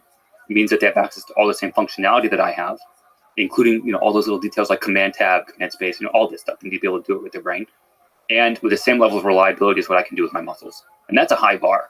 And so we intend to measure and quantify every aspect of that to understand how we're progressing towards that goal. There's many ways to measure BPS, by the way. This isn't the only way, but we present the user a grid of targets, and basically we compute a score, which is dependent on how fast and accurately they can select, and then how small are the targets. And the more targets that are on the screen, the smaller they are, the more information you present per click. And so if you think about it from an information theory point of view, you can communicate across different information theoretic channels. And one such channel is a typing interface, you can imagine, that's built out of a grid, just like a software keyboard on the screen. And bits per second is a measure that's computed by taking the log of the number of targets on the screen. You can subtract 1 if you care to model a keyboard, because you have to subtract 1 for the delete key on the keyboard. But log of the number of targets on the screen times the number of correct selections minus incorrect, divided by some time window, for example, 60 seconds. And that's sort of the standard way to measure a cursor control task in academia. And all credit in the world goes to this great professor, Dr. Shenoy of Stanford, who came up with that task. And he's also one of my inspirations for being in the field. So all the credit in the world to him for coming up with a standardized metric to facilitate this kind of bragging rights that we have now to say that no one is the best in the world at this task with this BCI. It's very important for progress that you have standardized metrics that people can compare across different techniques and approaches. How well does this do? So yeah, big kudos to him and to all the team at Stanford. So for Noland and for me playing this task, there's also different modes that you can configure this task. So the WebGrid task can be presented as just sort of a left click on the screen, or you could have targets that you just dwell over, or you could have targets that you right click on. You could have targets that are left, right click, middle click, scrolling, clicking and dragging. You can do all sorts of things within this general framework. But the simplest, purest form is just blue targets show up on the screen, blue means left click. That's the simplest form of the game. And the sort of prior records here in academic work and at Neuralink internally with sort of NHPs have all been matched or beaten by Nolan with his Neuralink device. So sort of prior to Neuralink, the sort of world record for a human using the device is somewhere between 4.2 to 4.6 BPS, depending on exactly what paper you read and how you interpret it. Nolan's current record is 8.5 BPS. And again, the sort of median Neuralinker performance is 10 BPS. So you can think of it roughly as he's 85% the level of control of a median Neuralinker using their cursor to select blue targets on the screen. And yeah, I think there's a very interesting journey ahead to get us to that same level of 10 BPS performance. It's not the case that sort of the tricks that got us from 4 to 6 BPS and then 6 to 8 BPS are going to be the ones that get us from 8 to 10. And in my view, the core challenge here is really the labeling problem. It's how do you understand at a very, very fine resolution what the user is attempting to do. And yeah, I highly encourage folks in academia to work on this problem. What's the journey with Nolan on that quest of increasing the BPS on WebGrid? In March, you said that he selected 89,285 targets in WebGrid. Yep. So he loves this game. He's really serious about improving his performance in this game. So what is that journey of trying to figure out how to improve that performance? How much can that be done on the decoding side? How much can that be done on the calibration side? How much can that be done on the Nolan side of like figuring out how to convey his intention more cleanly? Yeah, no, this is a great question. So in my view, one of the primary reasons why Nolan's performance is so good is because of Nolan. Mm-hmm. Nolan is extremely focused and very energetic. He'll play WebGrid sometimes for like 4 hours in the middle of the night, like from 2 a.m. to 6 a.m. He'll be playing WebGrid just because he wants to push it to the limits of what he can do. And this is not us like asking you to do that. I want to be clear. Like we're not saying, hey, you should play WebGrid tonight. We just gave him the game as part of our research, and he is able to play it independently and practice whenever he wants. And he really pushes hard to push it. The technology is the absolute limit. And he views it as like, his job really to make us be the bottleneck. And boy, has he done that well. And so that's the first thing to acknowledge is that, he is extremely motivated to make this work. I've also had the privilege to meet other, clinical trial participants from BrainGate and other trials, and they very much share the same attitude of like, they view this as their life's work to, advance the technology as much as they can. And if that means selecting targets on the screen for 4 hours from 2 a.m. to 6 a.m., then so be it. And there's something extremely admirable about that that's worth calling out. Okay, so now how do you sort of get from where he started, which is no cursor control to 8 BPS? So, I mean, when he started, there's a huge amount of learning to do on his side and our side to figure out what's the most intuitive control for him. And the most intuitive control for him is you have to find the set intersection of what do we have the signal to decode. So we don't pick up, every single neuron in the motor cortex, which means we don't have representation for every part of the body. So there may be some signals that we have better sort of decode performance on than others. For example, on his left hand, we have a lot of difficulty distinguishing his left ring finger from his left middle finger. Mm-hmm. But on his right hand, we have good control and good modulation detected from the neurons that we're able to record for his pinky and his thumb and his index finger. So you can imagine how these different, subspaces of modulated activity intersect with what's the most intuitive for him. And this has evolved over time. So once we gave him the ability to calibrate models on his own, he was able to go and explore various different ways to imagine controlling the cursor. For example, he can imagine controlling the cursor by wiggling his wrist side to side, or by moving his entire arm, by, I think at one point he did his feet. He tried like a whole bunch of stuff to explore the space of what is the most natural way for him to control the cursor that at the same time is easy for us to decode. Just to clarify, it's through the body mapping procedure that you're able to figure out which finger he can move? Yes, that's one way to do it. Maybe one nuance of when he's doing it, he can imagine many more things than we represent in that visual on the screen. Mm-hmm. So we show him sort of abstractly, here's a cursor. You figure out what works the best for you. And we obviously have hints about what will work best from that body mapping procedure of, we know that this particular action we can represent well, but it's really up to him to go and explore and figure out what works the best. But at which point does he no longer visualize the movement of his body and is just visualizing the movement of the cursor? Yeah. How quickly does he go from, how quickly does he get there? So this happened on a Tuesday. I remember this day very clearly because at some point during the day, it looked like he wasn't doing super well. Like, it looked like the model wasn't performing super well, and he was like getting distracted. But it wasn't the case. Like, what actually happened was he was trying something new, where he was just controlling the cursor. So he wasn't imagining moving his hand anymore. He was just imagining, I don't know what it is, some like abstract intention to move the cursor on the screen. And I cannot tell you what the difference between those two things are. I really, truly cannot. He's tried to explain it to me before. I cannot, give a first-person account of what that's like. But the expletives that he uttered in that moment were, enough to suggest that it was a very qualitatively different experience for him to just have direct neural control over a cursor. I wonder if there's a way through UX to encourage a human being to discover that. Because he discovered it, like you said to me, that he's a pioneer. So he discovered that on his own through all of this, the process of trying to move the cursor with different kinds of intentions. But that is clearly a really powerful thing to arrive at, which is to let go of trying to control the fingers and the hand and control the actual digital device of your mind. That's right. UX is how it works. And the ideal UX is one that the user doesn't have to think about what they need to do in order to get it done. It just does it. That is so fascinating. But I wonder on the biological side, how long it takes for the brain to adapt.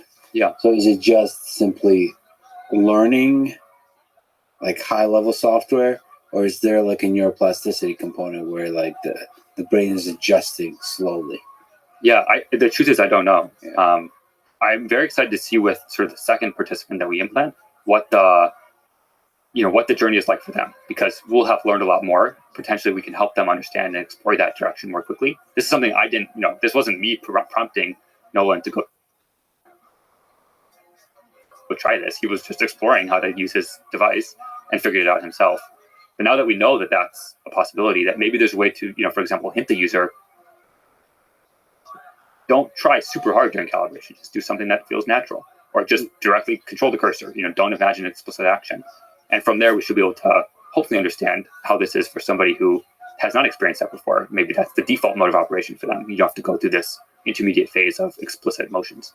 Or maybe if that naturally happens for people, you can just occasionally encourage them to allow themselves to move the cursor. Right. Actually, sometimes just like with a 4-minute mile, just the knowledge that that's possible. Yes. Pushes you to do it. Enables you to do it, and then it becomes trivial. And then it also makes you wonder, this is the cool thing about humans. Once there's a lot more human participants, they will discover things that are possible. Yes, and share their experiences. Yeah, and share each other. And that because of them sharing it, they'll be able to do it.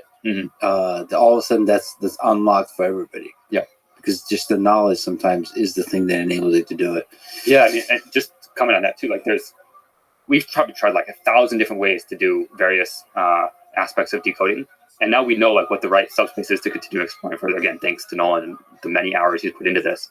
And so even just that help constrain sort of the beam search of different approaches that we could explore really helps accelerate for the next person, the set of things that we'll get to try on day one, how fast we hope to get them to useful control, how fast we can enable them to use it independently and to get value out of the system. So yeah, massive hats off to Nolan and all the participants that came before him to make this technology a reality. So how often are the updates to the decoder? Because Nolan mentioned there's a new update that we're working on, and that in the stream he said he plays the snake game because it's like super hard. It's a good way for him to test like how good the update is. So, and he says like sometimes the update is a step backwards. It's like it's a constant like iteration. So how often, like what does the update entail? Is it mostly on the decoder side? Yeah, a couple comments. So one is, it's probably worth drawing a distinction between sort of research sessions where we're actively trying different things to understand like what the best approach is, versus sort of independent use where we want to have ability to just go use the device how anybody would want to use their MacBook. And so what he's referring to is, I think, usually in the context of a research session where we're trying many different approaches to even unsupervised approaches that we talked about earlier to try to come up with better ways to estimate his true intention and more accurately decode it. And in those scenarios, I mean, we try in any given session, he'll sometimes work for like 8 hours a day. And so that can be, hundreds of different models that we would try in that day, like a lot of different things. Now, it's also worth noting that we update the application he uses quite frequently. I think, sometimes up to like 4 or 5 times a day, we'll update his application with different features or bug fixes or feedback that he's given us. So he's a very articulate person who is part of the solution. He's not a complaining person. He says, hey, here's this thing that I've discovered is not optimal in my flow. Here's some ideas how to fix it. Let me know what your thoughts are. Let's figure out how to solve it. And it often happens that those things are addressed within a couple hours of him giving us his feedback. That's the kind of iteration cycle we'll have. And so sometimes at the beginning of the session he'll give us feedback, and at the end of the session he's giving us feedback on the next iteration of that process or that setup. That's fascinating, because one of the things you mentioned that there was 271 pages of notes taken from the BCI sessions, and this was just in March. So one of the amazing things about human beings that they can provide, especially ones who are smart and excited and all like positive and good vibes like Nolan, that they can provide feedback, continuous feedback. Yeah. It also requires, just to brag on the team a little bit, I work with a lot of exceptional people, and it requires the team being absolutely laser focused on the user and what will be the best for them. And it requires like a level of commitment of, okay, this is what the user feedback was. I have all these meetings. We're going to skip that today and we're going to do this. Mm-hmm. That level of focus commitment is, I would say, underappreciated in the world. And also, you obviously have to have the talent to be able to execute on these things effectively. And we have that in loads. Yeah, and this is such a interesting space of UX design, because there's so many unknowns here. And I can tell UX is difficult because of how many people do it poorly. It's just not a trivial thing. Yeah. It's also, UX is not something that you can always solve by just constant iterating on different things. Like sometimes you really need to step back and think globally, am I even in like the right sort of minima to be chasing down for a solution? Like there's a lot of problems in which sort of fast iteration cycle is the predictor of how successful you will be. As a good example, like in an RL simulation, for example, the more frequently you get reward, the faster you can progress. It's just an easier learning problem the more frequently you get feedback. But UX is not that way. I mean, users are actually quite often wrong about what the right solution is. And it requires a deep understanding of the technical system and what's possible, combined with what the problem is you're trying to solve. Not just how the user expressed it, but what the true underlying problem is to actually get to the right place. Yeah, that's the old like stories of Steve Jobs, like rolling in there, like, yeah, the user is a useful signal, but it's not a perfect signal. And sometimes you have to remove the floppy disk drive or whatever. I forgot all the crazy stories of Steve Jobs, like making wild design decisions. But there, some of it is aesthetic. That some of it is about the love you put into the design, which is very much a Steve Jobs, Johnny Ive type thing. But when you have a human being using their brain to interact with it, it also is deeply about function. It's not just aesthetic. And that you have to empathize with a human being before you, while not always listening to them directly. Like you have to deeply empathize. It's fascinating. It's really, really fascinating.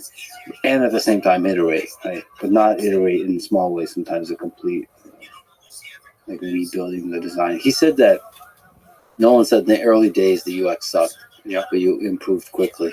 What was that journey like? Yeah, I mean, I'll give one concrete example. So he really wanted to be able to read manga. This is something that it sounds like a simple thing, but it's actually a really big deal for him. And he couldn't do it with his mouse stick. It wasn't accessible. You can't scroll with the mouse stick on his iPad and on the website that he wanted to be able to use to read the newest manga. And so might be a good quick pause to say the mouse stick is the thing he's using, holding a stick in his mouth to scroll on a tablet. Right. Yeah. It's basically, you can imagine it's a stylus that you hold between your teeth. Yeah. It's basically a very long stylus. And it's exhausting. It hurts, and it's inefficient. Yeah. And maybe it's also worth calling out there are other alternative assistive technologies, but the particular situation Nolan's in, and this is not uncommon, and I think it's also not well understood by folks, is that he's relatively spastic, so he'll have muscle spasms from time to time. And so any assistive technology that requires him to be positioned directly in front of the camera, for example, an eye tracker, or anything that requires him to put something in his mouth, just is a no-go, because he'll either be shifted out of frame when he has a spasm, or if he has something in his mouth, it'll stab him in the face, if he spasms too hard. So these kind of considerations are important when thinking about what advantages a PCI has in someone's life. If it fits ergonomically into your life in a way that you can use it independently when your caretaker's not there, wherever you want to, either in the bed or in the chair, depending on your comfort level and your desire to have pressure sores. All these factors matter a lot in how good the solution is in that user's life. So one of these very fun examples is scroll. So again, Manga is something you want to be able to read, and there's many ways to do scroll with the BCI. You can imagine like different gestures, for example, the user could do that would move the page. But scroll is a very fascinating control surface because it's a huge thing on the screen in front of you. So any sort of jitter in the model output, any sort of error in the model output causes like an earthquake on the screen. Like you really don't want to have your Manga page that you're trying to read be shifted up and down a few pixels just because your scroll decoder is not completely accurate. And so this was an example where we had to figure out how to formulate the problem in a way that the errors of the system, whenever they do occur, and we'll do our best to minimize them, whenever those errors do occur, that it doesn't interrupt the qualia, again, of the experience that the user is having. It doesn't interrupt their flow of reading their book. And so what we ended up building is this really brilliant feature. This is a teammate named Bruce who worked on this really brilliant work called Quick Scroll. And Quick Scroll basically looks at the screen and it identifies where on the screen are scroll bars. And it does this by deeply integrating with macOS to understand where are the scroll bars actively present on the screen using the sort of accessibility tree that's available to macOS apps. And we identified where those scroll bars are and provided a BCI scroll bar. And the BCI scroll bar looks similar to a normal scroll bar, but it behaves very differently in that once you sort of move over to it, your cursor sort of morphs onto it. It sort of attaches or latches onto it. And then once you push up or down in the same way that you would use a push to control the normal cursor, it actually moves the screen for you. So it's basically like remapping the velocity to a scroll action. And the reason that feels so natural and intuitive is that when you move over to attach to it, it feels like magnetic. So you're like sort of stuck onto it. And then it's one continuous action. You don't have to like switch your imagined movement. You sort of snap onto it and then you're good to go. You just immediately can start pulling the page down or pushing it up. And even once you get that right, there's so many little nuances of how the scroll behavior works to make it natural and intuitive. So one example is momentum. Like when you scroll a page with your fingers on the screen, you actually have some like flow. Like it doesn't just stop right when you lift your finger up. The same is true with BCI scroll. So we had to spend some time to figure out what are the right nuances when you don't feel the screen under your fingertip anymore. What is the right sort of dynamic, or what's the right amount of page give, if you will, when you push it to make it flow the right amount for the user to have a natural experience reading their book. And there's a million, I could tell you, like, there's so many little minutiae of how exactly that scroll works that we spent probably like a month getting right to make that feel extremely natural and easy for the user to navigate. Even the scroll on a smartphone with your finger feels extremely natural and pleasant. And it probably takes an extremely long time to get that right. And actually the same kind of visionary UX design that we're talking about. Don't always listen to the users, but also listen to them, and also have like visionary big, like throw everything out, think from first principles, but also not. Yeah. By the way, this makes me think that scroll bars on the desktop probably have stagnated and never taken that, like, because the snap, same as like snap to grid, snap to scroll bar action you're talking about is something that could potentially be extremely useful in the desktop setting. Yeah. Even just for users to just improve the experience, because the current scroll bar experience in the desktop is horrible. Yeah. It's hard to find, hard to control. There's not a momentum. There's and the intention should be clear. When I start moving towards the scroll bar, there should be a snap into the scroll bar action. But of course, maybe I'm okay paying that cost, but there's hundreds of millions of people paying that cost nonstop. But anyway, but in this case, this is necessary because there's an extra cost paid by no one for the jitteriness. So you have to switch between the scrolling and the reading. There has to be a phase shift between the two. Like when you're scrolling, you're scrolling. Right. So that is one drawback of the current approach. Maybe one other just sort of case study here. So again, UX is how it works, and we think about that holistically from like even the feature detection level of what we detect in the brain to how we design the decoder, what we choose to decode, to then how it works once it's being used by the user. So another good example in that sort of how it works once they're actually using the decoder. The output that's displayed on the screen is not just what the decoder says. It's also a function of what's going on the screen. So we can understand, for example, that when you're trying to close a tab, that very small, stupid little X that's extremely tiny, which is hard to get precisely hit if you're dealing with sort of a noisy output of the decoder, we can understand that that is a small little X you might be trying to hit and actually make it a bigger target for you.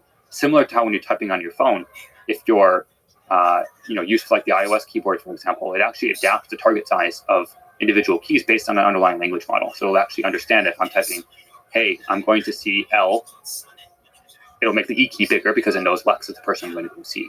And so that kind of predictiveness can make the experience much more smooth, even without improvements to the underlying decoder or feature detection part of the stack.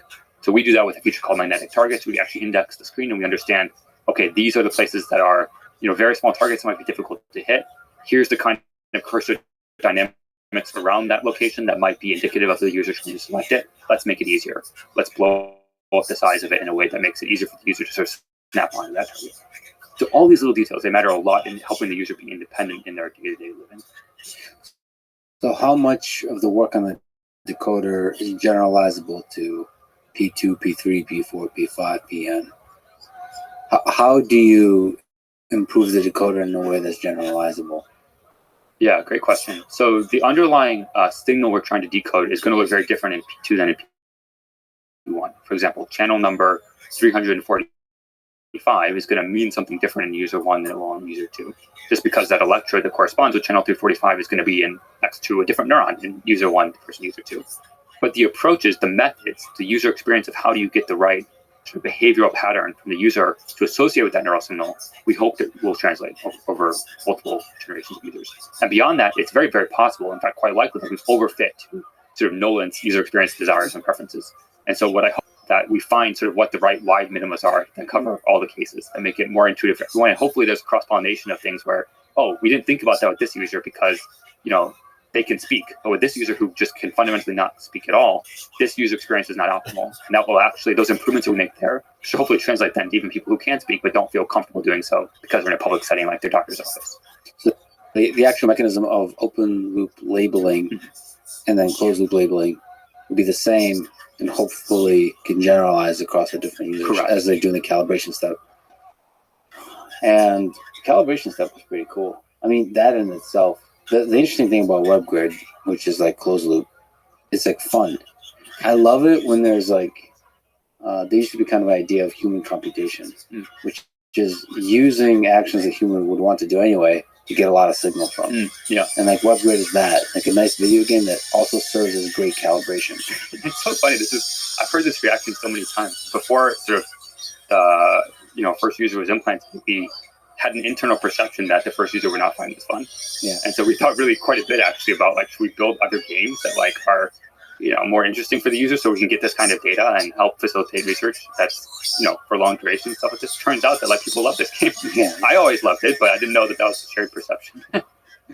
Yeah. And just in case it's not clear, WebGrid there's a grid of, let's say 35 by 35 cells, and one of them lights up blue and you have to move your mouse over that and click on it. And if you miss it, and it's red, and I could play this game for so many hours.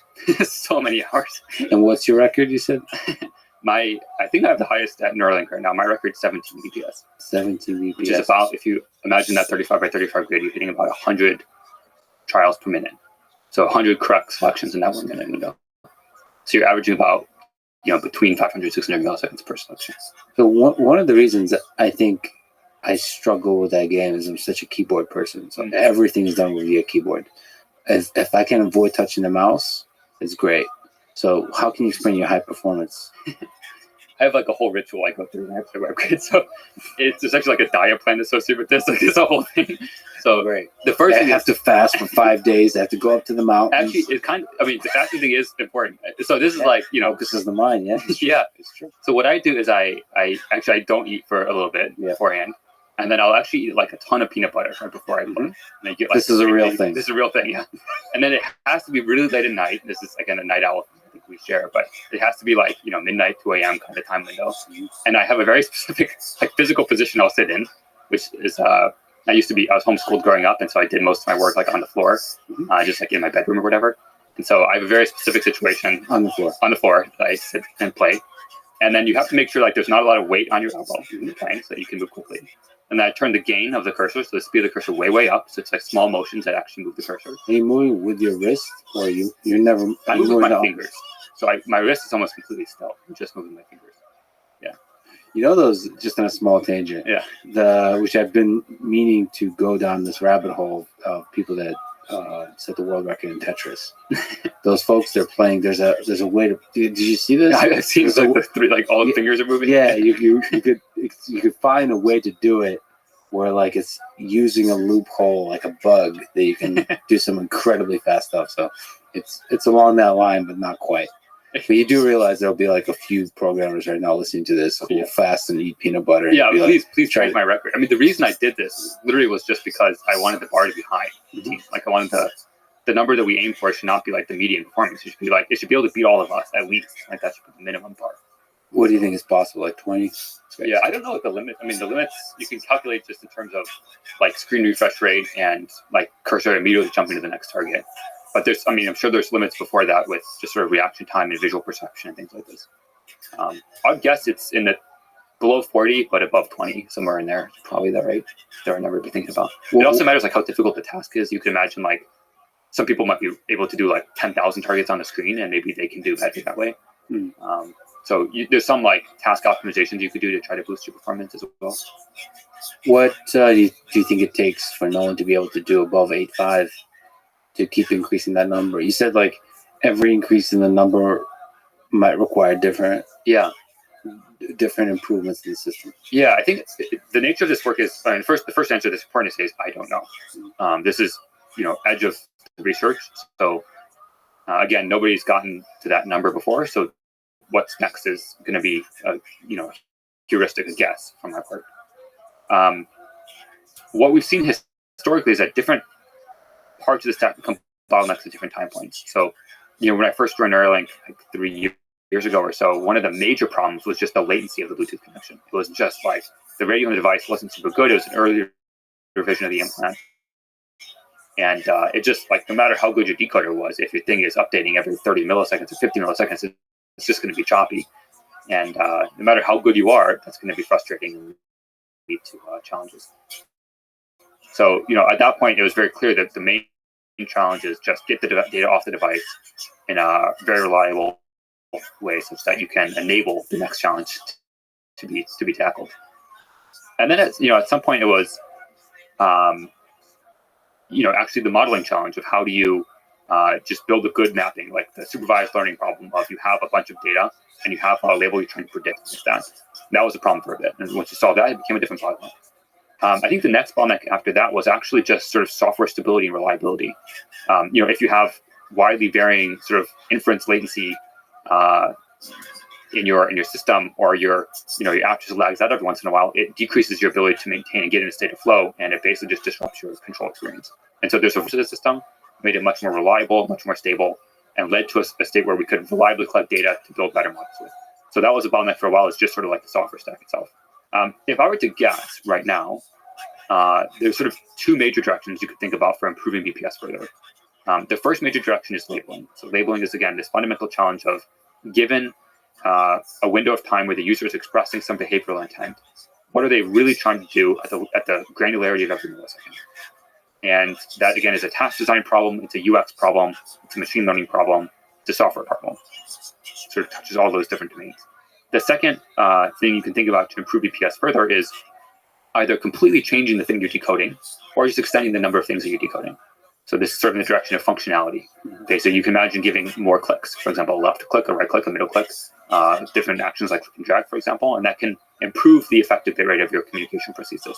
If you're trying to allow the user to express themselves through any given communication channel, you can measure that with bits per second. But what actually matters at the end of the day is how effective are they at navigating their computer. And so from the perspective of the downstream tasks that you care about, functionality and extending functionality is something we're very interested in, because not only can it improve the sort of number of BPS, but it can also improve the downstream sort of independence that the user has and the skill and efficiency with which they can operate their computer. Would the number of threads increasing also potentially help? Yes. Short answer is yes. It's a bit nuanced how that curve or how that manifests in the numbers. So what you'll see is that if you sort of plot a curve of number of channels that you're using for decode versus either the offline metric of how good you are at decoding or the online metric of sort of in practice how good is the user at using this device, you see roughly the log curve. So as you move further out in number of channels, you get a corresponding sort of logarithmic improvement in control quality and offline validation metrics. The important nuance here is that each channel corresponds with a specific represented intention in the brain. So for example, if you have a channel 254, it might correspond with moving to the right. Channel 256 might mean move to the left. If you want to expand the number of functions you want to control, you really want to have a broader set of channels that covers a broader set of imagined movements. You can think of it like kind of like Mr. Potato Man, actually. Like if you had a bunch of different imagined movements you could do, how would you map those imagined movements to input to a computer? You can imagine, handwriting to output characters on the screen. You can imagine just typing with your fingers and have that output text on the screen. You can imagine different finger modulations for different clicks. You can imagine wiggling your big nose for opening some menu, or wiggling your big toe to have Command Tab occur or something like this. So it's really the amount of different actions you can take in the world depends on how many channels you have and the information content that they carry. Right, so that's more about the number of actions. So actually, as you increase the number of threads, that's more about increasing the number of actions you're able to perform. One other nuance there that is worth mentioning. So again, our goal is really to enable a user with paralysis to control their computer as fast as I can. That's BPS. With all the same functionality I have, which we just talked about, but then also as reliably as I can. Yeah. And that last point is very related to channel count discussion. So as you scale out number of channels, the relative importance of any particular feature of your model input to the output control of the user diminishes, which means that if the sort of neural non-stationarity effect is per channel, or if the noise is independent, such that more channels means on average less output effect, then your reliability of your system will improve. So one sort of core thesis that at least I have is that scaling channel count should improve the reliability of the system without any work on the decoder itself. Can you linger on reliability here? But first of all, when you say non-stationarity of the signal, which aspect are you referring to? Yeah, so maybe let's talk briefly what the actual underlying signal looks like. So again, I spoke very briefly at the beginning about how when you imagine moving to the right or imagine moving to the left, neurons might fire more or less. And the frequency content of that signal, at least in the motor cortex, it's very correlated with the output intention, the behavioral task that the user is doing. You can imagine, actually, this is not obvious, that rate coding, which is the name of that phenomenon, is like the only way the brain can represent information. You can imagine many different ways in which the brain could encode intention. And there's actually evidence, like in bats, for example, that there's temporal codes, so timing codes of like exactly when particular neurons fire is the mechanism of information representation. But at least in the motor cortex, there's a substantial evidence that it's rate coding, or at least one first order effect is that it's rate coding. So then if the brain is representing information by changing the sort of frequency of a neuron firing, what really matters is sort of the delta between sort of the baseline state of the neuron and what it looks like when it's modulated. And what we've observed, and what has also been observed in academic work, is that baseline rate, sort of if you're to tar the scale, if you imagine that analogy for like measuring, flour or something when you're baking, that baseline state of how much the pot weighs is actually different day to day. Mm-hmm. And so if what you're trying to measure is how much rice is in the pot, you're going to get a different measurement different days because you're measuring with different pots. So that baseline rate shifting is really the thing that, at least from a first order description of the problem, is what's causing this downstream bias. There can be other effects, nonlinear effects on top of that, but at least at a very first order description of the problem, that's what we observe day to day, is that the baseline firing rate of any particular neuron or observed on a particular channel is changing. So can you just adjust to the baseline to make it relative to the baseline nonstop? Yeah, this is a great question. So with monkeys, we have found various ways to do this. One example way to do this is you ask them to do some behavioral task, like play the game with a joystick. You measure what's going on in the brain. You compute some mean of what's going on across all the input features, and you subtract that in the input when you're doing your BCM session. Works super well. For whatever reason, that doesn't work super well with no one.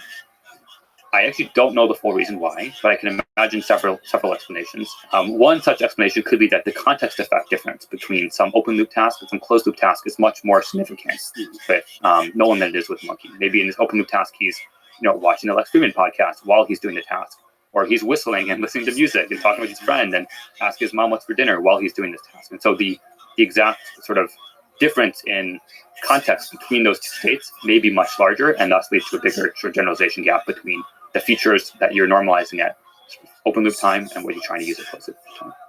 That's interesting. Just on that point, it's kind of incredible to watch Nolan be able to do to multitask, to do multiple tasks at the same time, to be able to move the mouse cursor effectively while talking and while being nervous because he's talking in front Kicking of my ass in chest too.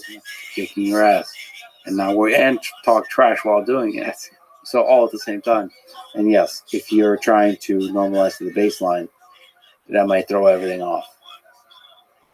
Boy, is that interesting. Maybe one comment on that too. For folks that aren't familiar with assistive technology, I think there's a common belief that, well, why can't you just use an eye tracker or something like this for helping somebody move a mouse on the screen? And it's really a fair question, and one that I actually was not confident before Nolan that this was going to be a profoundly transformative technology for people like him. And I'm very confident now that it will be, but the reasons are subtle. It really has to do with ergonomically how it fits into their life. Even if you can just offer the same level of control as what they would have with an eye tracker or with a mouse stick, but you don't need to have that thing in your face. You don't need to be positioned in a certain way. You don't need your caretaker to be around to set it up for you. You can activate it when you want, how you want, wherever you want. That level of independence is so game-changing for people. It means that they can text a friend at night privately without their mom needing to be in the loop. It means that they can open up, and browse the internet at 2 a.m. when nobody's around to set their iPad up for them. This is a profoundly game-changing thing for folks in that situation. And this is even before we start talking about folks that, may not be able to communicate at all or ask for help when they want to. This can be potentially the only link that they have to the outside world. And that one doesn't, I think, need explanation of why that's so impactful. You mentioned neural decoder. How much machine learning is in the decoder? How much magic, how much science, how much art? How difficult is it to come up with a decoder that figures out what these sequence of spikes mean? Yeah, good question. There's a couple different ways to answer this. So maybe I'll zoom out briefly first, and then I'll go down one of the rabbit holes. So the zoomed out view is that building the decoder is really the process of building the data set plus compiling it into the weights. And each of those steps is important. The direction, I think, of further improvement is primarily going to be in the data set side of how do you construct the optimal labels for the model. But there's an entirely separate challenge of then how do you compile it into the best model. And so I'll go briefly down the second rabbit hole. One of the main challenges with designing the optimal model for BCI is that offline metrics don't necessarily correspond to online metrics. It's fundamentally a control problem. The user is trying to control something on the screen, and the exact sort of user experience of how you output the intention impacts your ability to control. So, for example, if you just look at validation loss as predicted by your model, there can be multiple ways to achieve the same validation loss. Not all of them are equally controllable by the end user. And so it might be as simple as saying, you could just add auxiliary loss terms that help you capture the thing that actually matters. But this is a very complex, nuanced process. So how you turn the labels into the model is more of a nuanced process than just a standard supervised learning problem. One very fascinating anecdote here, we've tried many different sort of neural network architectures that translate brain data to velocity outputs, for example. And one example that's stuck in my brain from a couple of years ago now is at one point we were using just fully connected networks to decode the brain activity. We tried A/B test where we were measuring the relative performance in online control session of sort of 1D convolution over the input signal. So if you imagine per channel, you have a sliding window that's producing some convolved feature for each of those input sequences for every single channel simultaneously. You can actually get better validation metrics, meaning you're fitting the data better and it's generalizing better in offline data if you use this convolutional architecture. You're reducing parameters. It's sort of a standard procedure when you're dealing with time series data. Now, it turns out that when using that model online, the controllability was worse. It was far worse, even though the offline metrics were even. And there can be many ways to interpret that, but what that taught me at least was that, hey, it's at least the case right now that if you were to just throw a bunch of compute at this problem, and you were trying to sort of hyperparameter optimize or let some GPT model hard code or come up with or invent many different solutions, if you were just optimizing for loss, it would not be sufficient. Which means that there's still some inherent modeling gap here. There's still some artistry left to be uncovered here of how to get your model scale with more compute. And that may be fundamentally a labeling problem, but there may be other components to this as well. Is it data constraint at this time? which is what it sounds like. Like, how do you get a lot of good labels? Yeah, I think it's data quality constrained, not necessarily data quantity constrained. But even just the quantity, I mean, because it has to be trained on the interactions. I guess there's not that many interactions. Yeah, so it depends what version of this you're talking about. So if you're talking about, like, let's say the simplest example of just 2D velocity, then I think, yeah, data quality is the main thing. If you're talking about how to build a sort of multi-function output that lets you do all the inputs to the computer that you and I can do, then it's actually a much more sophisticated, nuanced modeling challenge, because now you need to think about not just when the user is left-clicking, but when you're building the left-click model, you also need to be thinking about how to make sure it doesn't fire when they're trying to right-click or when they're trying to move the mouse. So one example of an interesting bug from like sort of week 1 of the BCI with Nolan was when he moved the mouse, the click signal sort of dropped off a cliff, and when he stopped, the click signal went up. So again, there's a contamination between the two inputs. Another good example was at one point he was trying to do sort of a left click and drag, and the minute he started moving, the left click signal dropped off a cliff. So again, because there's some contamination between the two signals, you need to come up with some way to either in the data set or in the model build robustness against this kind of you think about like overfitting, but really it's just that the model has not seen this kind of variability before. So you need to find some way to help the model with that. This is super cool. It feels like all of this is very solvable, but it's hard. Yes, it is fundamentally an engineering challenge. This is important to emphasize, and it's also important to emphasize that it may not need fundamentally new techniques, which means that people who work on, let's say, unsupervised speech classification using CTC loss, for example, with internal to Siri, they could potentially have very applicable skills to this. So what things are you excited about in the future development of the software stack on Neuralink? Everything we've been talking about, the decoding, the UX. I think there's some I'm excited about, like something I'm excited about from the technology side, and some I'm excited about for understanding how this technology is going to be best situated for entering the world. So I'll work backwards. On the technology entering the world side of things, I'm really excited to understand how this device works for folks that cannot speak at all, that have no ability to sort of bootstrap themselves into useful control by voice command, for example, and are extremely limited in their current capabilities. I think that will be an incredibly useful signal for us to understand, really what is an existential threat for all startups, which is product market fit. Does this device have the capacity and potential to transform people's lives in the current state? And if not, what are the gaps? And if there are gaps, how do we solve them most efficiently? So that's what I'm very excited about for the next year or so of clinical trial operations. On the technology side, I'm quite excited about basically everything we're doing. I think it's going to be awesome. The most prominent one I would say is scaling channel count. So right now we have a 1,000 channel device. The next version will have between 3,000 and 6,000 channels, and I expect that curve to continue in the future.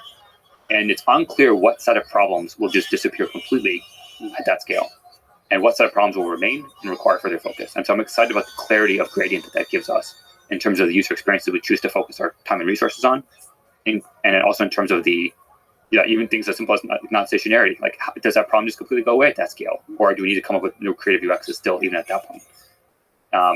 And also, when we get to that time point, when we start expanding out dramatically the set of functions that you can output from one brain, how to deal with all the nuances of both the user experience of not being able to feel the different keys under your fingertips, but still needing to be able to modulate all of them in synchrony to achieve the thing you want. And again, you don't have that proprioceptive feedback loop, so how can you make that intuitive for a user to control a high-dimensional control surface without feeling the thing physically? I think that's going to be a super interesting problem. I'm also quite excited to understand, do these scaling laws continue? Like, as you scale channel count, how much further out do you go before that saturation point is truly hit? And it's not obvious today. I think we only know what's in the sort of interpolation space. We only know what's between 0 and 1,024, but we don't know what's beyond that. And then there's a whole sort of like range of interesting sort of neuroscience and brain questions, which is when you stick more stuff in the brain in more places, you get to learn much more quickly about what those brain regions represent. And so I'm excited about that fundamental neuroscience problem, which is also important for figuring out how to most efficiently insert electrodes in the future. So yeah, I think all those dimensions I'm really, really excited about, and that doesn't even get close to touching the sort of software stack that we work on every single day and what we're working on right now. Yeah, it seems virtually impossible to me that 1,000 electrodes is where it saturates. It feels like this would be one of those silly notions in the future where obviously you should have millions of electrodes, and this is where like the true breakthroughs happen. Yeah. You tweeted. Oh, Some thoughts are most precisely described in poetry. Why do you think that is? I think it's because the information bottleneck of language is pretty steep, and yet you're able to reconstruct in the other person's brain more effectively without being literal. Like if you can express a sentiment such that in their brain they can reconstruct the actual true underlying meaning and beauty of the thing that you're trying to get across, the generator function in their brain is more powerful than what language can express. And so the mechanism of poetry is really just to feed or seek that generator function. So being literal sometimes is a suboptimal compression for the thing you're trying to convey. And it's actually in the process of the user going through that generation that they understand what you mean. Like that's the beautiful part. It's also like when you look at a beautiful painting, like it's not the pixels of the painting that are beautiful. It's the thought process that occurs when you see that, the experience of that actually is the thing that matters. Yeah, it's resonating with some deep thing within you that the artist also experienced and was able to convey that through the pixels. And that's actually going to be relevant for full-on telepathy. You know, it's like if you just read the poetry literally, that doesn't say much of anything interesting. It requires a human to interpret it. So it's the combination of the human mind and all the experiences the human being has within the context of the collective intelligence of the human species that makes that poem make sense. And they load that in. And so in that same way, the signal that carries from human to human meaning may seem trivial, but may actually carry a lot of power because of the complexity of the human mind on the receiving end. Yeah, that's interesting. Poetry still doesn't. Who was it? I think Yoshibaka, first martial I said something about all the people that think we've achieved AGI explain why humans like music.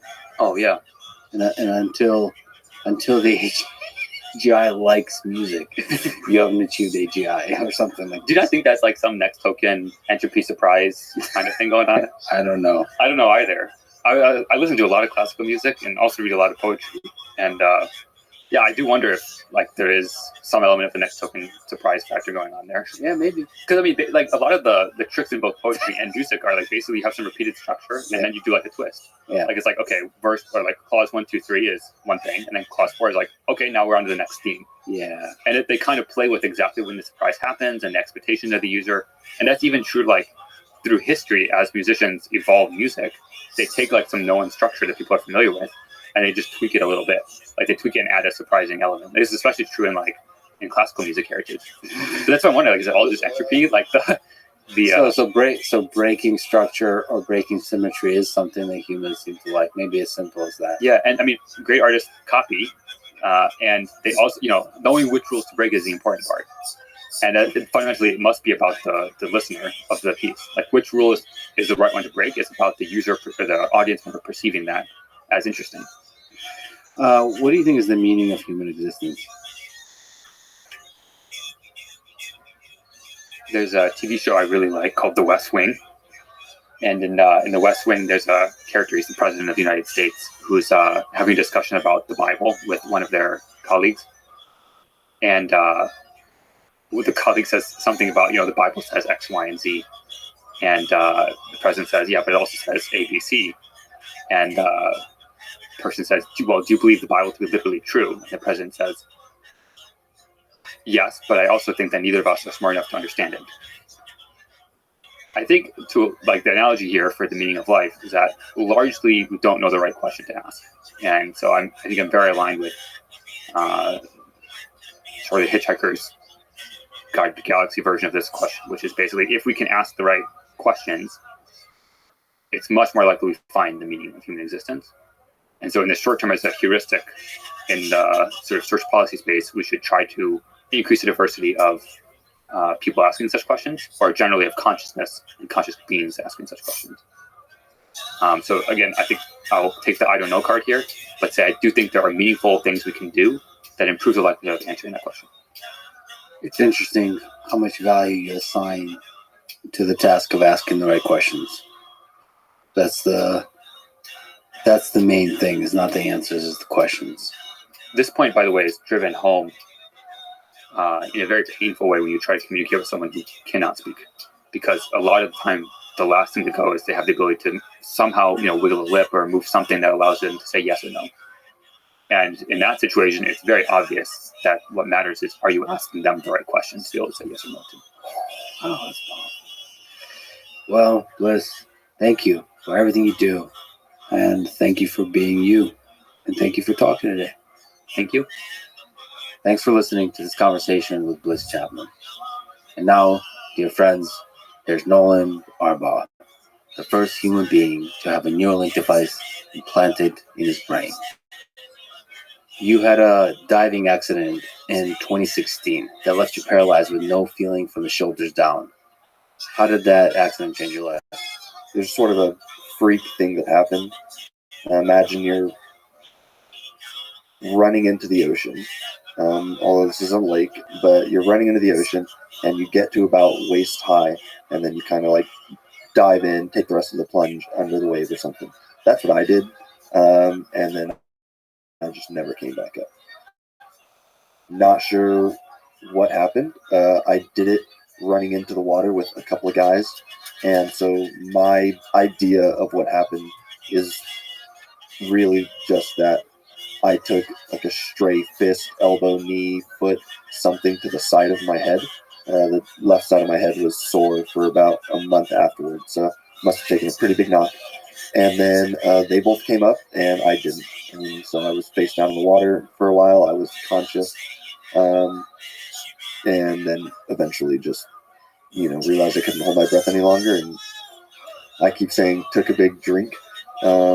People, I don't know if they like that I say that. It seems like I'm making light of it all, but this is kind of how I am.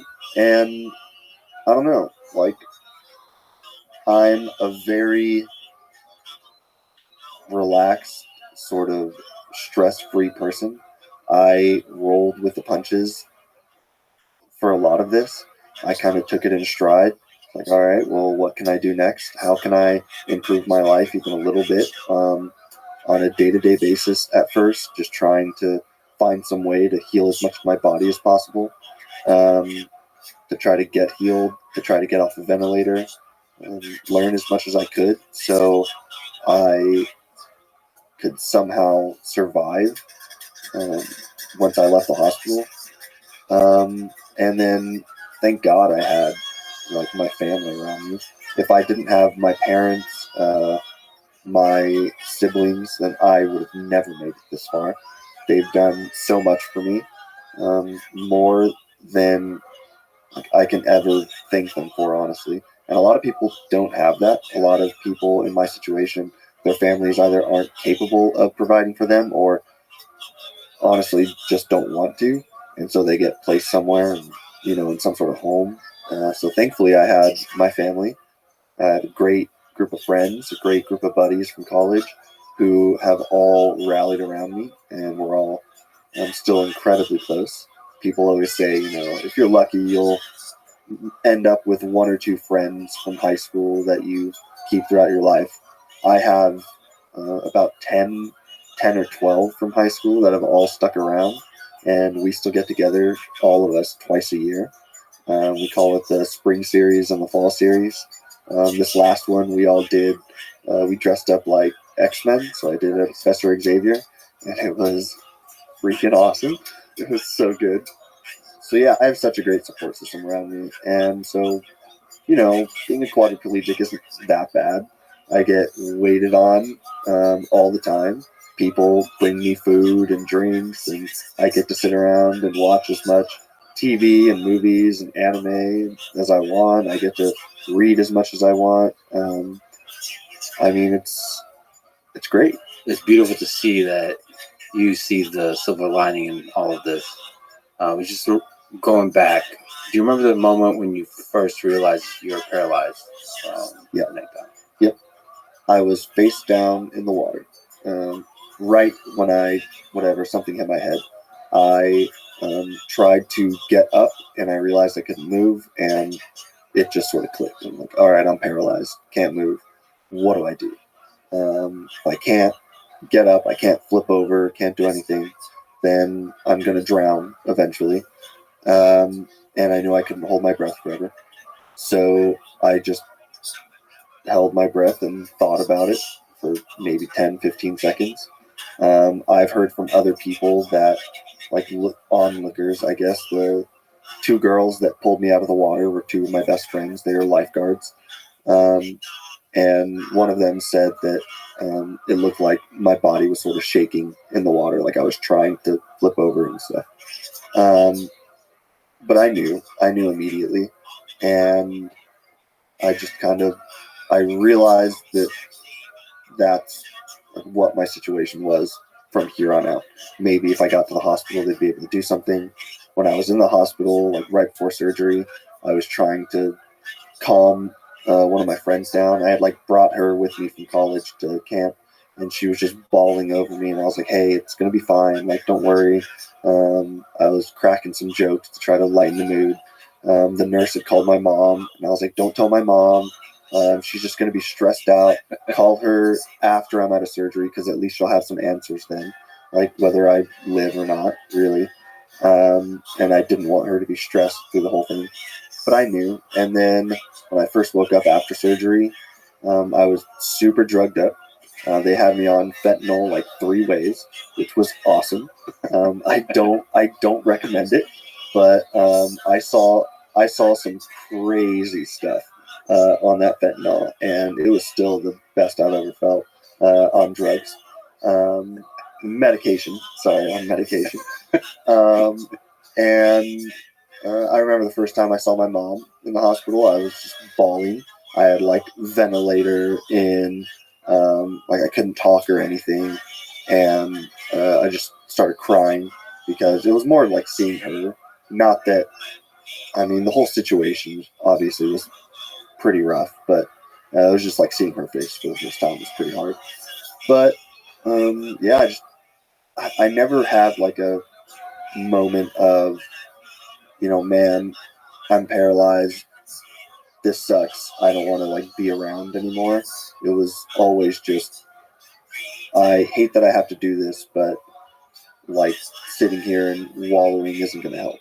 So immediate acceptance. Yeah. Has there been low points along the way? Yeah, sure. There are days when I don't really feel like doing anything. Not so much anymore. Not for the last couple years, I don't really feel that way. I've more so just wanted to try to do anything possible to make my life better at this point. But at the beginning, there were some ups and downs. There were some really hard things to adjust to. First off, just the first couple months, the amount of pain I was in was really, really hard. I remember screaming at the top of my lungs in the hospital because I thought my legs were on fire. And obviously I can't feel anything, but it's all nerve pain. And so that was a really hard night. I asked them to give me as much pain meds as possible. They're like, you've had as much as you can have, so just kind of deal with it. Go to a happy place, sort of thing. So that was a pretty low point. And then every now and again, it's hard, realizing things that I wanted to do in my life that I won't be able to do anymore. I always wanted to be a husband and father, and I just don't think that I could do it now as a quadriplegic. Maybe it's possible, but I'm not sure I would ever put, someone I love through that, having to take care of me and stuff. Not being able to, go out and play sports. I was a huge athlete growing up, so that was pretty hard. Just little things too, when I realized I can't do them anymore. There's something really special about being able to hold a book and smell a book, the feel, the texture, the smell, as you turn the pages. I just love it. I can't do it anymore. And it's little things like that. The 2-year mark was pretty rough. 2 years is when they say you will get back basically as much as you're ever going to get back as far as movement and sensation goes. And so for the first 2 years, that was the only thing on my mind. was like try as much as I can to move my fingers, my hands, my feet, everything possible to try to get sensation and movement back. And then when the 2-year mark hit, so June 30th, 2018, I was really sad that that's kind of where I was. And then just randomly here and there, but I was never like depressed for long periods of time. Just it never seemed worthwhile to me. What gave you strength? My faith in God was a big one.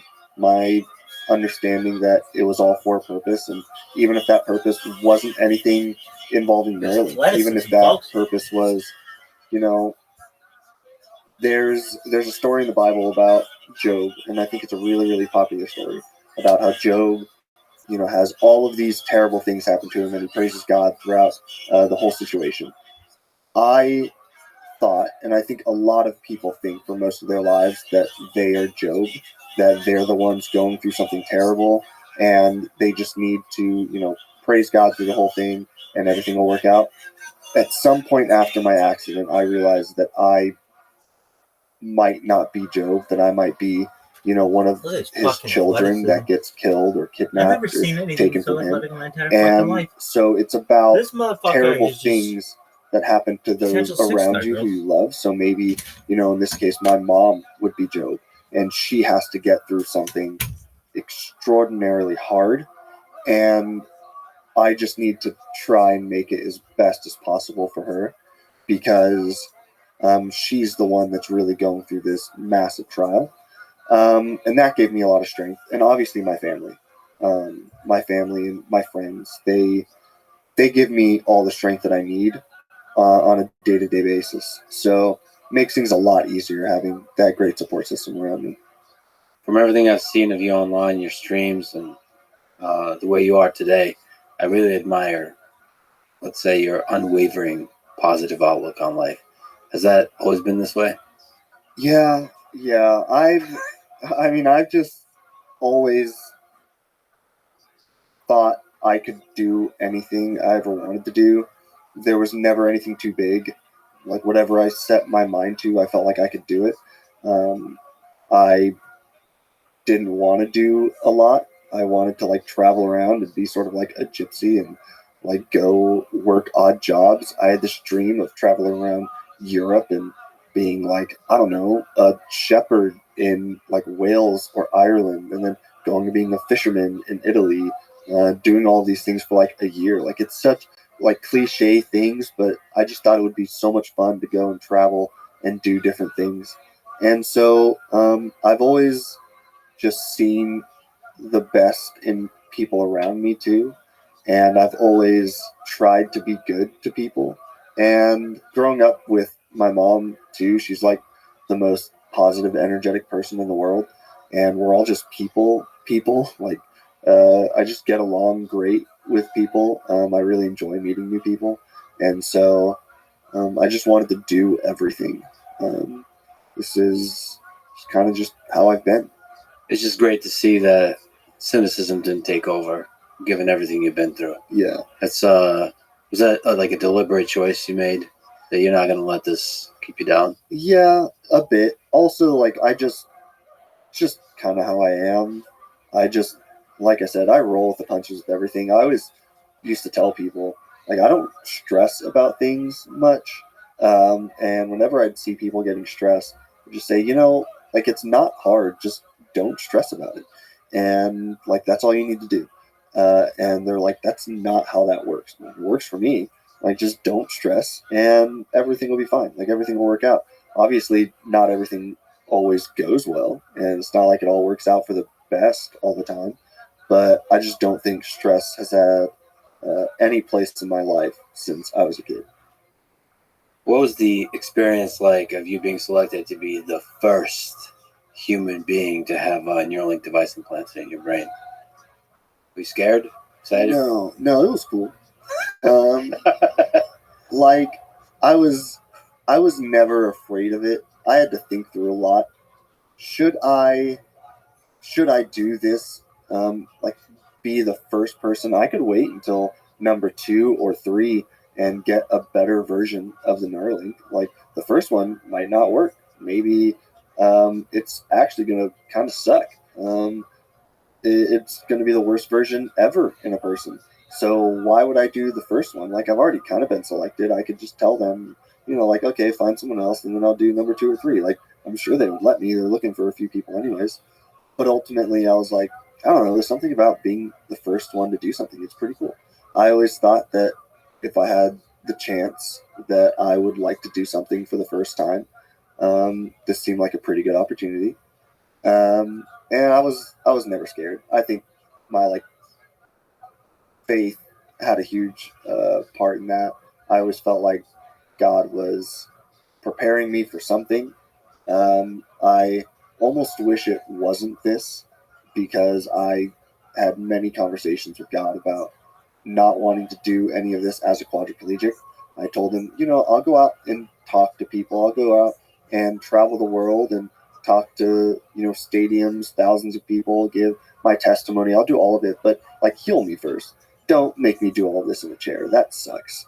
And I guess he won that argument. I didn't really have much of a choice. I always felt like there was something going on. And to see how, I guess, easily I made it through the interview process and how quickly everything happened, how the stars sort of aligned with all of this, it just told me, as the surgery was getting closer, it just told me that, it was all meant to happen. It was all meant to be. And so I shouldn't be afraid of anything that's to come. And so I wasn't. I kept telling myself, you say that now, but as soon as the surgery comes, you're probably going to be freaking out. You're about to have brain surgery. And brain surgery is a big deal for a lot of people, but it's an even bigger deal for me. It's all I have left. The amount of times I've been thank you, God, that you didn't take my brain and my personality and my ability to think, my love of learning, my character, everything. Thank you so much. As long as you left me that, then I think I can get by. And I was about to let people go, root around in there. Hey, we're going to go, put some stuff in your brain. Hopefully it works out. And so it was something that gave me pause. But like I said, how smoothly everything went. I never expected for a second that anything would go wrong. Plus, the more people I met on the Barrows side and on the Neuralink side, they're just the most impressive people in the world.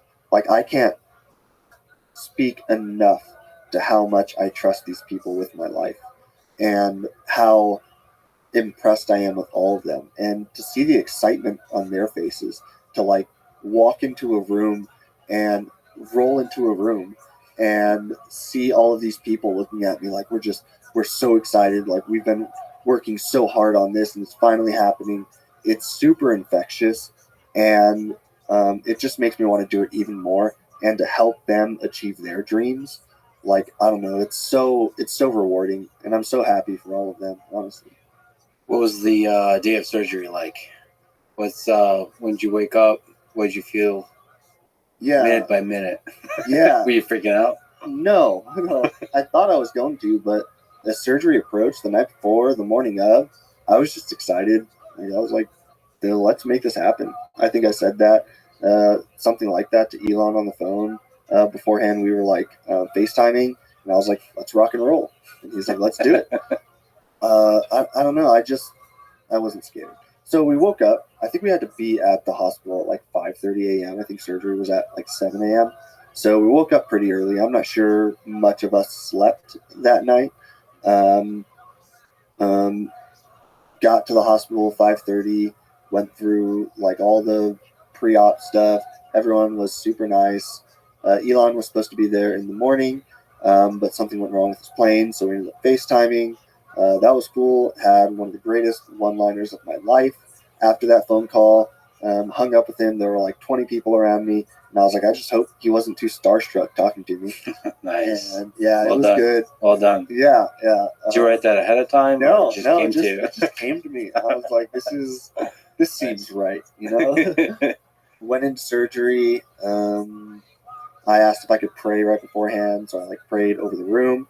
I asked God if He would like be with my mom in case anything happened to me, and just to like calm her nerves out there.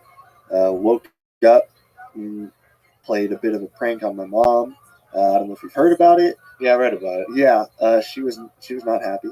Can you take me through the prank? And Yeah, this is do something. you regret doing that now? No, no, not one bit. It was something I had talked about ahead of time with my buddy Bane. I was like, I would really like to play a prank on my mom. Very specifically my mom. She's very gullible. I think she had knee surgery once even, and after she came out of knee surgery, she was super groggy. She's like, I can't feel my legs, and my dad looked at her. He was like, you don't have any legs. Like they had to amputate both your legs, and we just do very mean things to her all the time. I'm so surprised that she still loves us. But right after surgery, I was really worried that I was going to be too like groggy, like not all there. I had anesthesia once before, and it messed me up. Like I could not function for a while afterwards, and I like said a lot of things that I was really worried that I was going to start, I don't know, like dropping some bombs, and I wouldn't even know, I wouldn't remember. So I was like, please God, don't let that happen, and please let me be there enough to do this to my mom.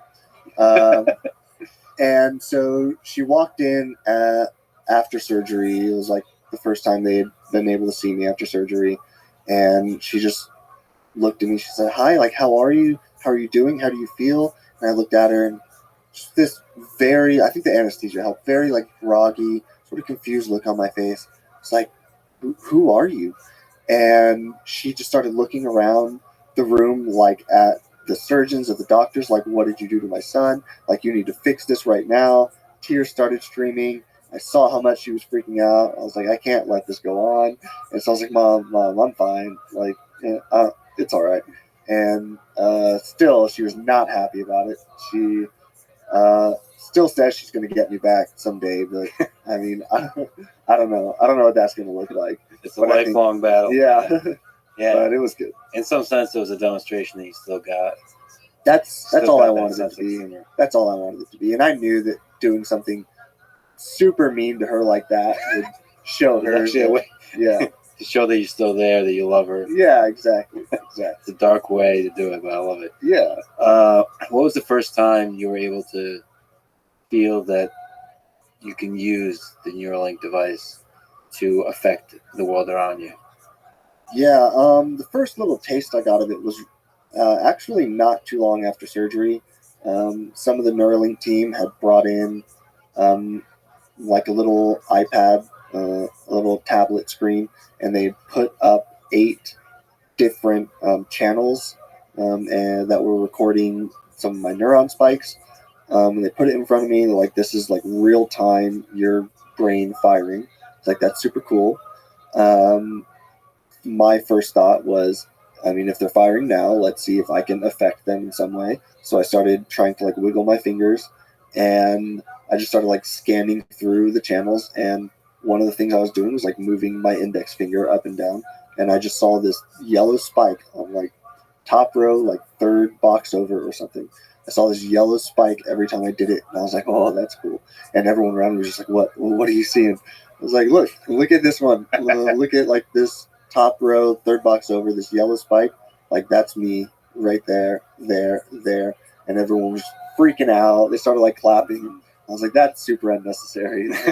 Like, this is what's supposed to happen, right? Like, so you're imagining yourself moving each individual finger one at a time, yeah, and then seeing like that you can notice something. And then when you did the index finger, you're like, oh, yeah. I was wiggling kind of all of my fingers to see if anything would happen.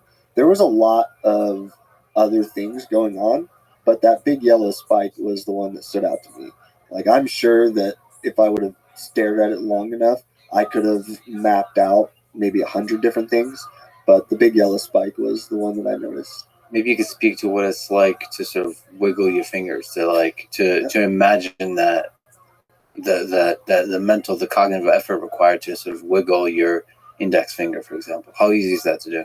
Pretty easy for me. It's something that at the very beginning, after my accident, they told me to try and move my body as much as possible, even if you can't. Just keep trying, because that's going to create new neural pathways or pathways in my spinal cord to reconnect these things, to hopefully regain some movement someday. That's fascinating. Yeah, I know it's bizarre, but so that's part of the recovery process, is to keep trying to move your body. Yep.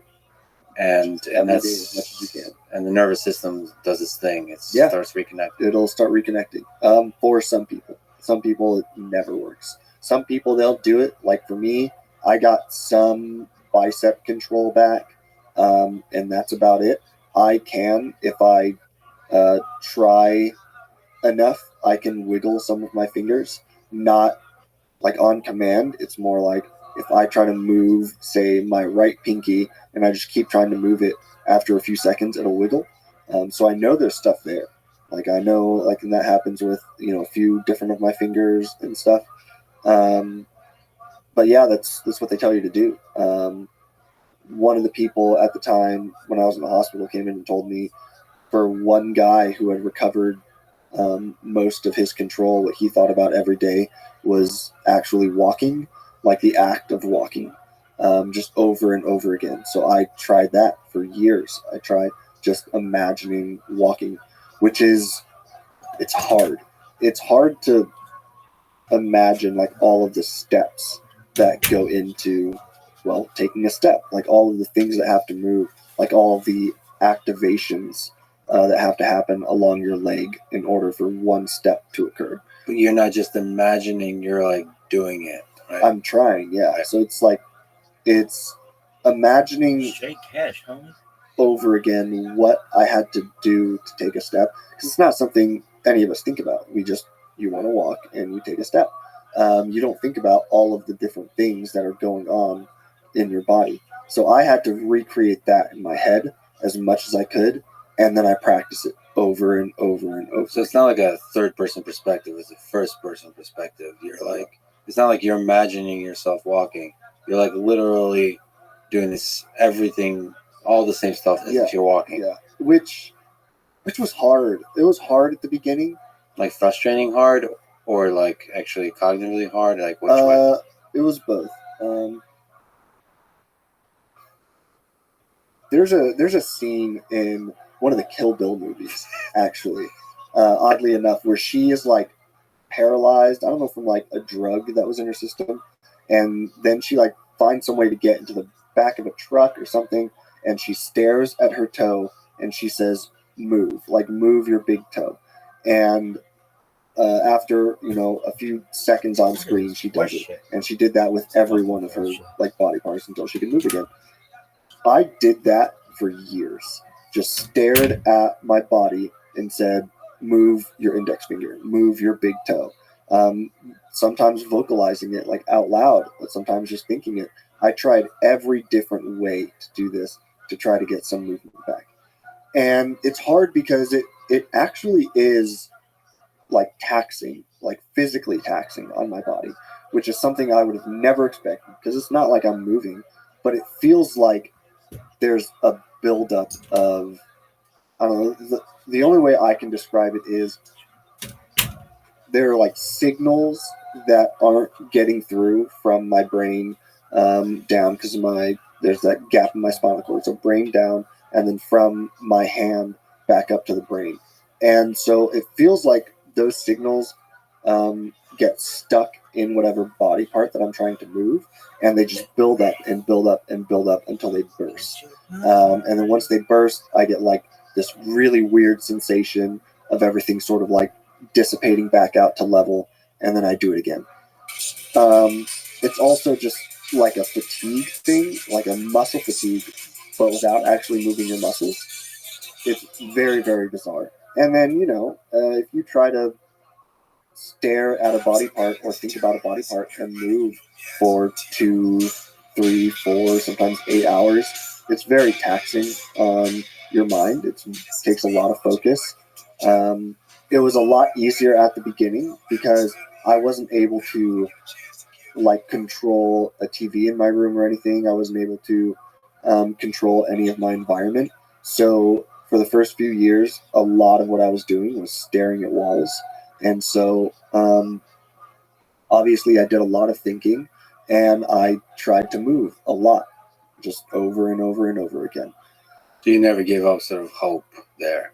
No. Just training hard, essentially. Yep, and I still do it. I do it like subconsciously, and I think that that helped a lot with things with Neuralink. Honestly, it's something that I talked about the other day at the all hands that I did at Neuralink's Austin facility. Welcome to Austin, by the way. Yeah, hey, thanks, man. I went to Nice school. hat. Hey, thanks, man. The Gigafactory was super cool. I went to school at Texas A&M, so I've been around before. So you should be saying welcome to me. Yeah. Welcome to Texas Lex. Yeah. I get you. But yeah, I was talking about how a lot of what they've had me do, especially at the beginning, well, I still do it now, is body mapping.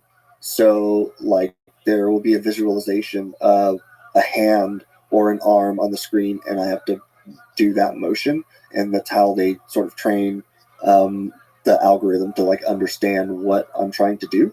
And so it made things very seamless for me, I think. That's really, really cool. So Yeah. it's amazing to know, because I've learned a lot about the body mapping procedure. Yeah. With the interface and everything like that. It's cool to know that you've been essentially like training to be like world class at that task. Yeah. Yeah. I don't know if other quadriplegics, like other paralyzed people, give up. I hope they don't. I hope they keep trying, because I've heard other paralyzed people say, like, don't ever stop. They tell you 2 years, but you just never know. The human body's capable of amazing things. So I've heard other people say, don't give up. Like I think one girl had spoken to me through some family members and said that she had been paralyzed, for 18 years, and she'd been trying to like wiggle her index finger for all that time, and she finally got it back like 18 years later. So like I know that it's possible, and I'll never give up doing it. I do it when I'm lying down like watching TV. I'll find myself doing it kind of just almost like on its own. It's just something I've gotten so used to doing that I don't know. I don't think I'll ever stop. That's really awesome to hear, because I think it's one of those things that can really pay off in the long term. Because like it is training, you're not visibly seeing the results of that training at the moment, but like there's that like Olympic level nervous system getting ready for something. Honestly was like something that I think Neuralink gave me that I can't thank them enough for. Like I can't show my appreciation for it enough. Was being able to visually see that what I'm doing is actually having some effect. It's a huge part of the reason why, like, I know now that I'm going to keep doing it forever. Because before Neuralink, I was doing it every day, and I was just assuming that things were happening. Like, it's not like I knew. I wasn't getting back any mobility or sensation or anything. So I could have been running up against a brick wall for all I knew. And with Neuralink, I get to see like all the signals happening real time, and I get to see that what I'm doing can actually be mapped. When we started doing like click calibrations and stuff, when I go to click my index finger for a left click, that it actually recognizes that. Like it changed how I think about what's possible with like retraining my body to move. And so yeah, I'll never give up now. And also just the signal that there's still a powerhouse of a brain there that's like and as the technology develops, that brain is, that's the most important thing about the human body is the brain, and it can do a lot of the control. So what did it feel like when you first could wiggle the index finger and saw the environment respond like that little thing where everybody just being way too dramatic according to you? Yeah, it was very cool. I mean, it was cool, but I keep telling this to people. It made sense to me. Like, it made sense that, you know, like, there are signals still happening in my brain, and that as long as you had something near it that could measure those, that could record those, then you should be able to, like, visualize it in some way, like, see it happen. And so that was not very surprising to me. I was just like, oh, cool. Like, we found one. Like, we found something that works. It was cool to see that their technology worked, and that everything that they had worked so hard for was, like, going to pay off. But I hadn't, like, moved a cursor or anything at that point. I had, like, interacted with a computer or anything at that point. So it just made sense. It was cool. Like I didn't really know much about BCI at that point either. So I didn't know, like, what sort of step this was actually making. Like, I didn't know if this was, like, a huge deal, or if this was just like, okay, this is, you know, it's cool that we got this far, but we're actually hoping for something, like, much better down the road. It's like, okay, I just thought that they knew that it turned on. So I was like, cool. Like, this is cool. Well, did you, like, read up on the specs of the hardware you get installed, like the number of threads? Yeah, this kind yeah, of I stuff? knew all of that, but it's all Greek to me. And I was like, okay, threads, 64 threads, 16 electrodes, 1,024 channels. Okay, like that math checks out. Sounds right. Yeah. When was the first time you were able to move a mouse cursor? I know it must have been within the first maybe week or 2 weeks that I was able to, like, first move the cursor. And again, like, it kind of made sense to me. Like, it didn't seem like that big of a deal. Like, it was like, okay, well, how do I explain this? When everyone around you starts clapping for something that you've done, Yeah. it's easy to say, okay, like, I did something cool. Like, that was impressive in some way. What exactly that meant, what it was, hadn't really, like, set in for me. So again, I knew that me trying to move a body part, and then that being mapped in some sort of, like, machine learning algorithm to be able to identify, like, my brain signals and then take that and give me cursor control. That all kind of made sense to me. I don't know, like, all the ins and outs of it, but I was like, there are still signals in my brain firing. They just can't get through because there's, like, a gap in my spinal cord, and so they can't get all the way down and back up, but they're still there. So when I moved the cursor for the first time, I was like, that's cool, but I expected that should happen. Like, it made sense to me. When I moved the cursor for the first time, with just my mind without, like, physically trying to move. So I guess I can get into that just a little bit, like the difference between attempted movement and imagined movement. Yeah, that's a fascinating difference. Yeah. From one to the other. Yeah. So, like, attempted movement is me physically trying to attempt to move, say, my hand. I try to attempt to move my hand to the right, to the left, forward, and back. And that's all attempted. Attempt to, you know, like, lift my finger up and down. Attempt to kick or something. I'm physically trying to do all of those things, even if you can't see it. Like, this would be like me attempting to, like, shrug my shoulders or something. That's all attempted movement. That's what I was doing for the first couple of weeks when they were going to give me cursor control. When I was doing body mapping, it was attempt to do this, attempt to do that. When Near was telling me to, like, imagine doing it, it, like, kind of made sense to me, but it's not something that people practice.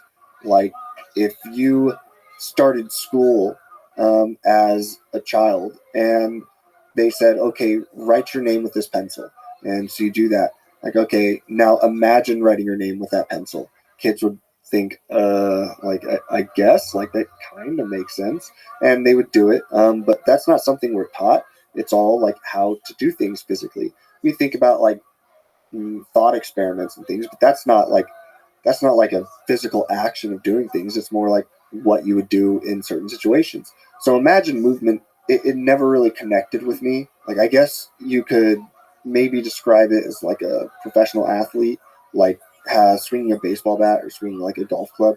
Like, imagine what you're supposed to do, but then you go right to that and physically do it. Like, you get a bat in your hand and then you do what you've been imagining. And so I don't have that like connection.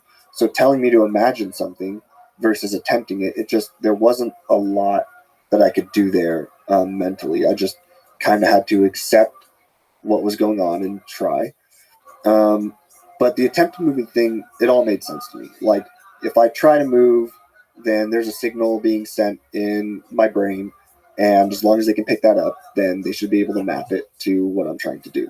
And so when I first moved the cursor like that, it was just like, yes, this should happen. Like, I'm not surprised by that. But can you clarify, is there supposed to be a difference between imagined movement and attempted movement? Yeah, just that in imagined movement, you're not attempting to move at all.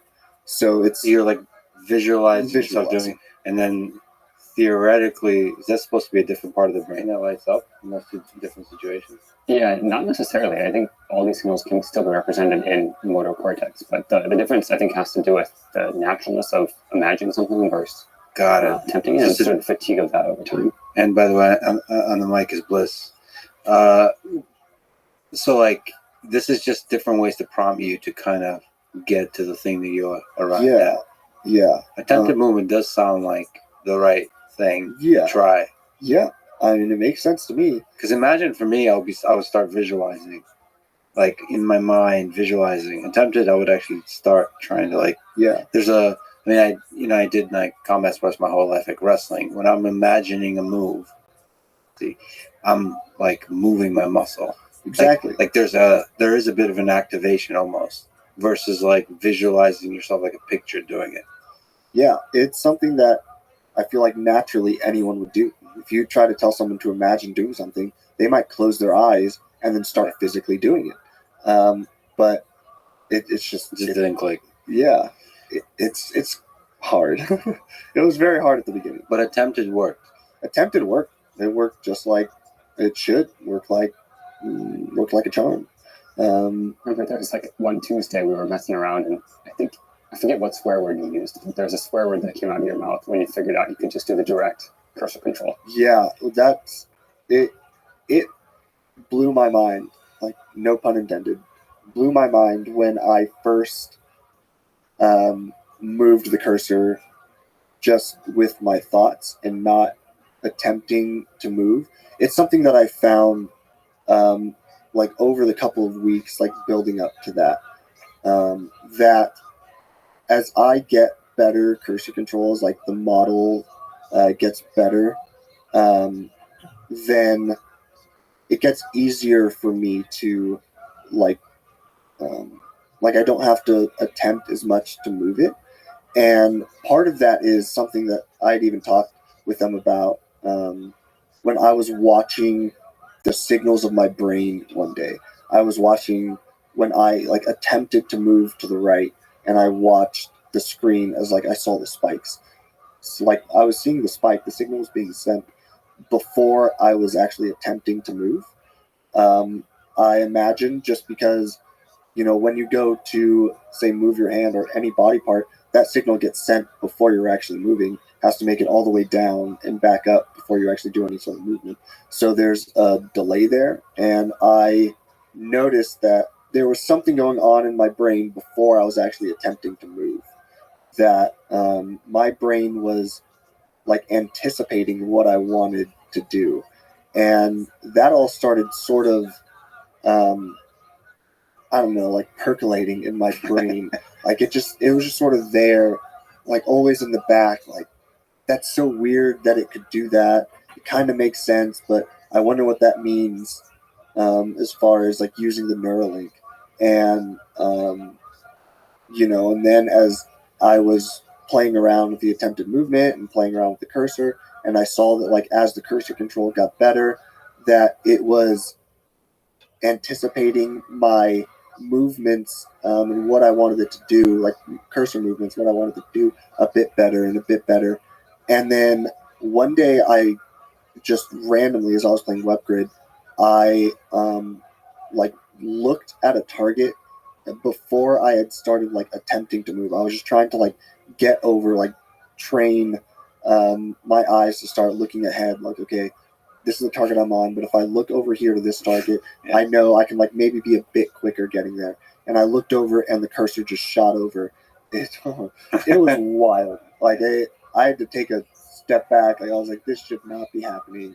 All day I was just smiling. I was so giddy. I was like, guys, do you know that this works? Like I can just think it and it happens.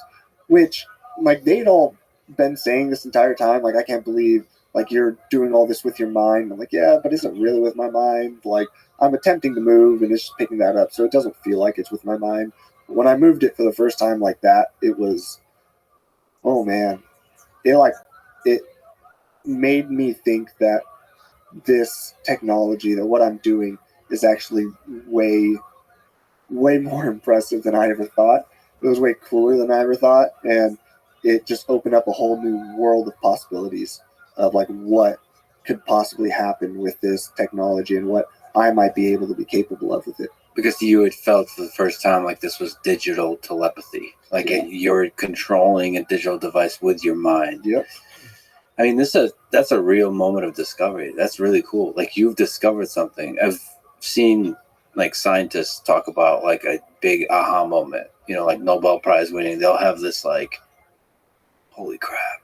Yeah. Like, that's what it felt like. Like I didn't feel like I felt like I had discovered something, but for me, maybe not necessarily for like the world at large or like this field at large. It just felt like an aha moment for me.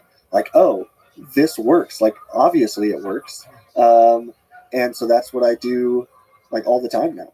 I kind of intermix the attempted movement and imagined movement.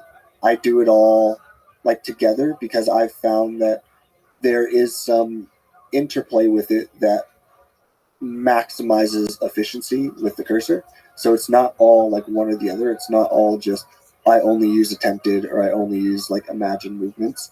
It's more I use them in parallel, and I can do one or the other. I can just completely think about whatever I'm doing, but I don't know. I like to play around with it. I also like to just experiment with these things. Like every now and again, I'll get this idea in my head, like, I wonder if this works, and I'll just start doing it. And then afterwards, I'll tell them, by the way, I wasn't doing that like you guys wanted me to. I thought of something and I wanted to try it, and so I did. It seems like it works, so maybe we should like explore that a little bit. So I think that discovery is not just for you, at least from my perspective. That's a discovery for everyone else who ever uses a Neuralink, that this is possible. Yeah. Like, I don't think that's an obvious thing that this is even possible. It's like I was saying to Bliss earlier, it's like the 4-minute mile. People thought it was impossible to run a mile in 4 minutes. And once the first person did it, then everyone just started doing it. So like just to show that it's possible, that paves the way to like anyone can now do it. That's a thing that's actually possible. You don't need to do the attempted movement. You can just go direct. Yeah. That's crazy. It is crazy. It is crazy. Yeah. For people who don't know, can you explain how the Link app works? You have an amazing stream on the topic. Your first stream, I think, on X, describing the app. Can you just describe how it works? Yeah, so it's just an app that Neuralink created to help me interact with the computer. So on the Link app, there are a few different settings and different modes and things I can do on it. So there's like the body mapping, which we kind of touched on. There's a calibration. Calibration is how I actually get cursor control. So calibrating what's going on in my brain to translate that into cursor control. So it will pop out models. What they use, I think, is like time. So it would be, 5 minutes in calibration would give me so good of a model. And then if I'm in it for 10 minutes and 15 minutes, the models will progressively get better. And so, the longer I'm in it, generally, the better the models will get. That's really cool because you often refer to the models. Yeah. The model is the thing that's constructed once you go through the calibration step. Yeah. And then you also talked about sometimes you'll play like a really difficult game like Snake just to see how good the model is. Yeah. So Snake is kind of like my litmus test for models. If I can control Snake decently well, then I know I have a pretty good model. So yeah, the Link app has all of those. It has web grid in it now. It's also how I like connect to the computer just in general. So they've given me a lot of like voice controls with it at this point, so I can say like connect or implant disconnect, and as long as I have that charger handy, then I can connect to it. So the charger is also how I connect to the Link app to connect to the computer. I have to have the implant charger over my head when I want to connect to have it wake up because the implant's in hibernation mode, like always when I'm not using it. I think there's a setting to like wake it up every, so long. So we could set it to half an hour or 5 hours or something if I just wanted to wake up periodically. So yeah, I'll like connect to the Link app and then go through all sorts of things, calibration for the day, maybe body mapping. I made them give me like a little homework tab because I am very forgetful and I forget to do things a lot. So I have like a lot of data collection things that they want me to do. Is the body mapping part of the data collection, or is that also part of the calibration? Yeah, it is. It's something that they want me to do daily, which I've been slacking on because I've been doing so much media and traveling and so much. So I've been super famous. Yeah, I've been a terrible first candidate for how much I've been slacking on my homework. But yeah, it's just something that they want me to do every day to, track how well the Neuralink is performing over time and have something to give. I imagine to give to the FDA to create all sorts of fancy charts and stuff and show like, hey, this is what the Neuralink, this is how it's performing, day 1 versus day 90 versus day 180 and things like that. What's the calibration step like? Is it like move left, move right? It's a bubble game, so there will be like yellow bubbles that pop up on the screen. At first, it is open loop. So open loop, this is something that I still don't fully understand, the open loop and closed loop thing. Me and Blitz talked for a long time about the difference between the two on the technical side. Okay, so it'd be great to hear your side of the story. Open loop is basically I have no control over the cursor. The cursor will be moving on its own across the screen, and I am following by intention the cursor to different bubbles, and then the algorithm is training off of what like the signals it's getting are as I'm doing this. There are a couple different ways that they've done it. They call it center out target, so there will be a bubble in the middle and then 8 bubbles around that, and the cursor will go from the middle to one side, so say middle to left, back to middle to up to middle, like up right, and they'll do that all the way around the circle, and I will follow that cursor the whole time, and then it will train off of my intentions what it is expecting my intentions to be throughout the whole process. Can you actually speak to when you say follow? Yes. You don't mean with your eyes, you mean with your intentions. Yeah, so generally for calibration, I'm doing attempted movements because I think it works better. I think the better models as I progress through calibration make it easier to use Imagine movements. Wait. So calibrated on attempted movement will create a model that makes it really effective for you to then use the force. Yes. I've tried doing calibration with Imagine movement, and it just doesn't work as well for some reason. So that was the center out targets. There's also one where, a random target will pop up on the screen, and it's the same. I just like move. I follow along wherever the cursor is to that target all across the screen.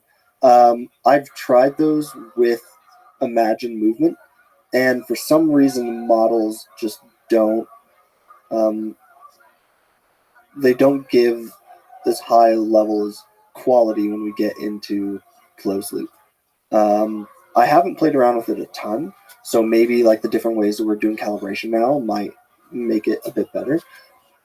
But what I've found is there will be a point in calibration where I can use imagined movement. Before that point, it doesn't really work. So if I do calibration for 45 minutes, the first 15 minutes, I can't use imagined movement. It just like doesn't work for some reason. And after a certain point, I can just sort of feel it. I can tell it moves different. That's the best way I can describe it. Like it's almost as if it is anticipating what I am going to do again before I go to do it. And so using attempted movement for 15 minutes, at some point I can kind of tell when I like move my eyes to the next target that the cursor is starting to like pick up. Like it's starting to understand, it's learning like what I'm going to do. So first of all, it's really cool that, I mean, you are a true pioneer in all of this. You're like exploring how to do every aspect of this most effectively. And there's just, I imagine so many lessons learned from this. So thank you for being a pioneer in all these kinds of different, like super technical ways. And it's also cool to hear that there's like a different like feeling to the experience when it's calibrated in different ways. Like just because I imagine your brain is doing something different. That's why there's a different feeling to it. And then trying to find the words and the measurements to those feelings would be also interesting. But at the end of the day, you can also measure your actual performance on whether it's Snake or WebGrid. You can see like what actually works well. And you're saying for the open loop calibration, the attempted movement works best for now. Yep. So the open loop, you don't get the feedback that's something that you did something. Yeah, Is that frustrating? No, it makes sense to me. Like we've done it with a cursor and without a cursor in open loop. So sometimes it's just say for like the center out, the you'll start calibration with a bubble lighting up, and I push towards that bubble, and then when that bubble, when it's pushed towards that bubble for say 3 seconds, a bubble will pop, and then I come back to the middle. So I'm doing it all just by my intentions. Like that's what it's learning anyway. So it makes sense that as long as I follow what they want me to do, like follow the yellow brick road, that it'll all work out. You're full of great references. Is the bubble game fun? Like, yeah, they always feel so bad making me do calibration. Like, we're about to do, a 40-minute calibration. I'm like, all right, if you guys want to do 2 of them, like I'm always asking to, like, whatever they need, I'm more than happy to do. And it's not bad. Like I get to lie there and or sit in my chair and like do these things with some great people. I get to have great conversations. I can give them feedback. I can talk about all sorts of things. I could throw something on my TV in the background and kind of like split my attention between them. Like it's not bad at all. I don't. Is there a score that you get? Like, can you do better on the bubble game? No, I would love that. I would love, writing down suggestions from Nolan. That's make it more fun, gamified. Yeah, that's one thing that I really, really enjoy about WebGrid is because I'm so competitive. Like the higher the BPS, the higher the score, I know the better I'm doing. And so if I think I've asked at one point one of the guys, like if he could give me some sort of numerical feedback for calibration, like I would like to know what they're looking at. Like, oh, it is, we see like this number while you're doing calibration. And that means, at least on our end, that we think calibration is going well. And I would love that because I would like to know if what I'm doing is going well or not. But then they've also told me like, yeah, not necessarily like 1-to-1. It doesn't actually mean that calibration is going well in some ways. So it's not like 100%, and they don't want to like skew what I'm experiencing or want me to change things based on that if that number isn't always accurate to like how the model will turn out or how like the end result. That's at least what I got from it. One thing I have asked them, and something that I really enjoy striving for, is towards the end of calibration there is like a time between targets, and so I like to keep like at the end that number as low as possible. So at the beginning it can be 4, 5, 6 seconds between me popping bubbles, but towards the end, I like to keep it below like 1.5, or if I could get it to like 1 second between like bubbles, because in my mind that translates really nicely to something like WebGrid, where I know if I can hit a target one every second, that I'm doing real well. There you go. That's the way to get a score on the calibrations, like the speed. Yeah. How quickly can you get from bubble to bubble? Yeah. So there's the open loop, and then it goes to the closed loop. The closed loop can already start giving you a sense because you're getting feedback of like how good the model is. Yeah. So closed loop is when I first get cursor control, and how they've described it to me, someone who does not understand this stuff. I am the dumbest person in the room every time. I love the humility. Is that I am closing the loop, so I am actually now the one that is like finishing the loop of whatever this loop is. I don't even know what the loop is. They've never told me. They just say there is a loop, and at one point it's open and I can't control, and then I get control and it's closed. So I'm finishing the loop. So how long the calibration usually take? You said like 10-15 minutes. Well, yeah, they're trying to get that number down pretty low. That's what we've been working on a lot recently, is getting that down as low as possible, so that way, if this is something that people need to do on a daily basis, or if some people need to do on a like every other day basis or once a week, they don't want people to be sitting in calibration for long periods of time. I think they wanted to get it down 7 minutes or below, at least where we're at right now. It'd be nice if you never had to do calibration. So we'll get there at some point, I'm sure. The more we learn about the brain, and I think that's the dream. I think right now, for me to get like really, really good models, I'm in calibration 40 or 45 minutes. And I don't mind. Like I said, they always feel really bad, but if it's going to get me a model that can like break these records on WebGrid, I'll stay in it for flipping 2 hours. Let's talk business. So WebGrid. I saw a presentation where Bliss said by March you selected 89,000 targets in WebGrid. Can you explain this game? Well, what is WebGrid, and what does it take to be a world-class performer in WebGrid as you continue to break world records? Yeah. It's like a gold medalist. Like, wow. Yeah. I'd like to thank everyone who's helped me get here, my coaches, my parents, for driving me to practice every day at 5 a.m. I'd like to thank God, and just overall my dedication to my craft. The interviews with athletes are always like that exact. Yeah. It's like that template. So WebGrid is a grid cells. It's literally just a grid. They can make it as big or small as you can make a grid. A single box on that grid will light up, and you go and click it. And it is a way for them to benchmark how good a BCI is. So it's pretty straightforward. You just click targets. Only one blue cell appears, and you're supposed to move the mouse to there and click on it. So I like playing on like bigger grids, because the bigger the grid, the like more BPS, it's bits per second, that you get every time you click one. So I'll play on like a 35 by 35 grid, and then one of those little squares, cell, you call it, target, whatever, will light up, and you move the cursor there and you click it, and then you do that forever.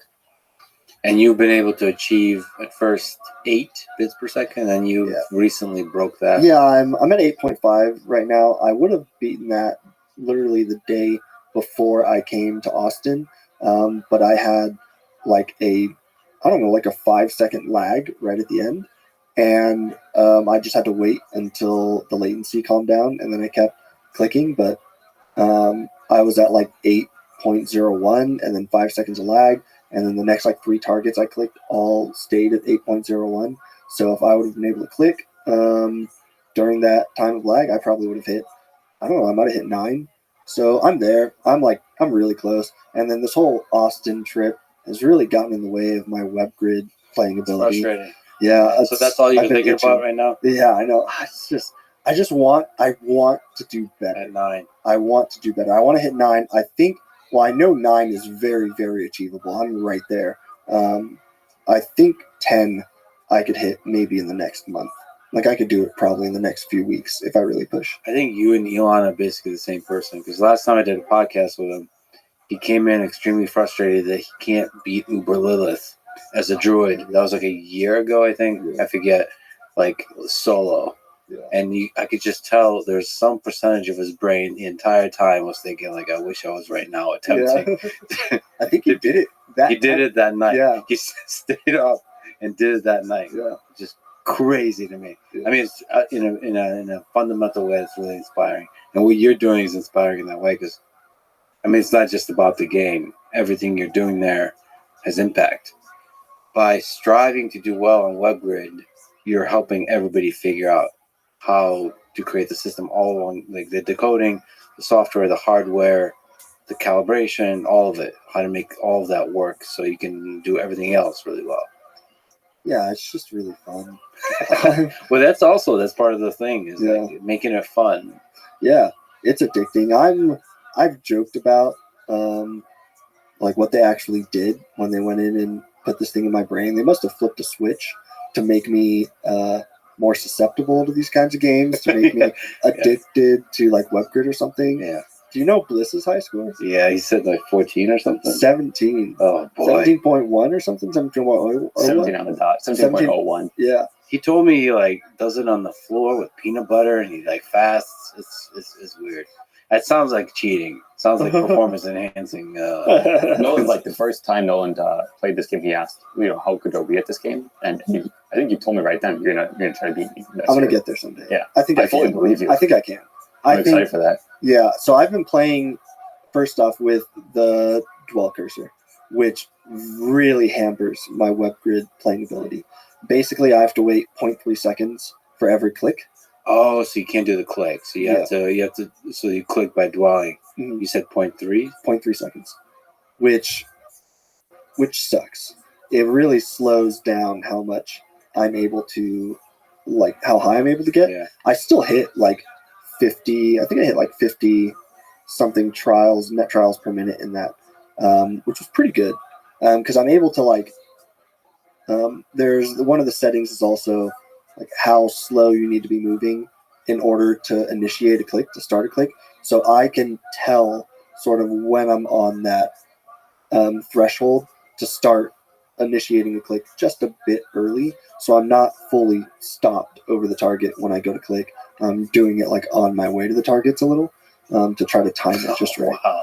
So you're slowing down. Yeah, just a hair right before the targets. This is like elite performance. Okay. But that's still, it sucks that there's a ceiling of the 0.3. Well, I can get down to 0.2 and 0.1. 0.1's what I do. Yeah, and I've played with that a little bit too. I have to adjust a ton of different parameters in order to play with 0.1, and I don't have control over all of that on my end yet. It also changes like how the models are trained. Like if I train a model, like in WebGrid, like I bootstrap on a model, which basically is them training models as I'm playing WebGrid. Based off of like the WebGrid data that so like if I play WebGrid for 10 minutes, they can train off that data specifically in order to get me a better model. If I do that with 0.3 versus 0.1, the models come out different.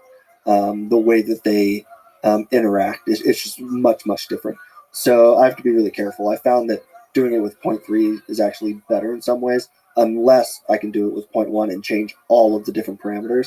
Then that's more ideal because obviously 0.3 is faster than 0.1. So I could get there. I can get there. Can you click using your brain? For right now, it's the hover clicking with the dwell cursor. Before all the thread retraction stuff happened, we were calibrating clicks, left click, right click. That was my previous ceiling before I broke the record again with the dwell cursor was, I think, on a 35 by 35 grid with left and right click. And you get more BPS, more bits per second, using multiple clicks because it's more difficult. Oh, because what is it? You're supposed to do either a left click or a right click. Yes. Is it different colors, something like this? Yeah, blue targets for left click, orange targets for right click is what they had done. Gotcha. So my previous record of 7.5 was with the blue and the orange targets, yeah. Which I think if I went back to that now, doing the click calibration, I would be able to, and being able to like initiate clicks on my own, I think I would break that 10 ceiling like in a couple days max. Like, Yeah, you would start making Bliss nervous about his 17. He should Why do you be. think we haven't given him the? Exactly. So what did it feel like with the retractions? That there's some of the threads retracted. It sucked. It was really, really hard. The day they told me was the day of my big Neuralink tour at their Fremont facility. They told me like right before we went over there. It was really hard to hear. My initial reaction was, all right, go in, fix it. Like go in, take it out and fix it. The first surgery was so easy. Like I went to sleep, a couple hours later I woke up and here we are. I didn't feel any pain, didn't take like any pain pills or anything. So I just knew that if they wanted to, they could go in and put in a new one like next day if that's what it took. Because I wanted it to be better, and I wanted not to lose the capability. I had so much fun playing with it for a few weeks, for a month. I had like it had opened up so many doors for me, and it opened up so many more possibilities that I didn't want to lose it after a month. I thought it would have been a cruel twist of fate if I had gotten to see the view from like the top of this mountain and then have it all come crashing down after a month. And I knew, like, say the top of the mountain, but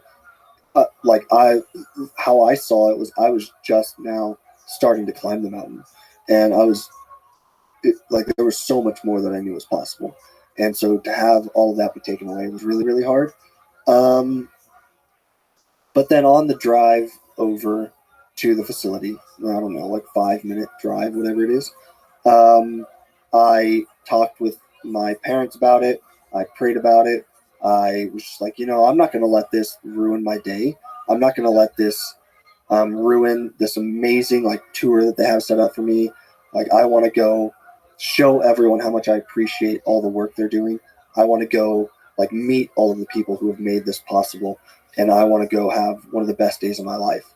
And I did, and it was amazing, and it absolutely was one of the best days I've ever been privileged to experience. And then for a few days, I was pretty down in the dumps. But for like the first few days afterwards, I was just like, I didn't know if it was ever going to work again. And then I made the decision that even if I lost the ability to use the Neuralink, even if I lost out on everything to come, if I could keep giving them data in any way, then I would do that. If I needed to just do like some of the data collection every day or body mapping every day for a year, then I would do it. Because I know that everything I'm doing helps everyone to come after me, and that's all I wanted. Like, just the whole reason that I did this was to help people, and I knew that anything I could do to help, I would continue to do, even if I never got to use the cursor again.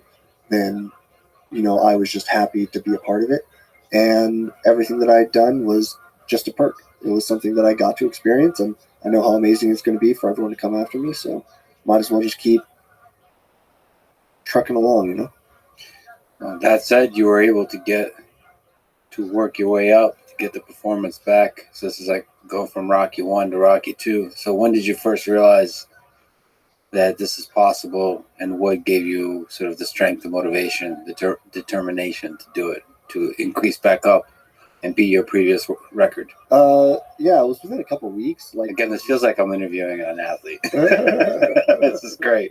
I like saying the road back was long and hard. Probably many difficulties. There were dark days. It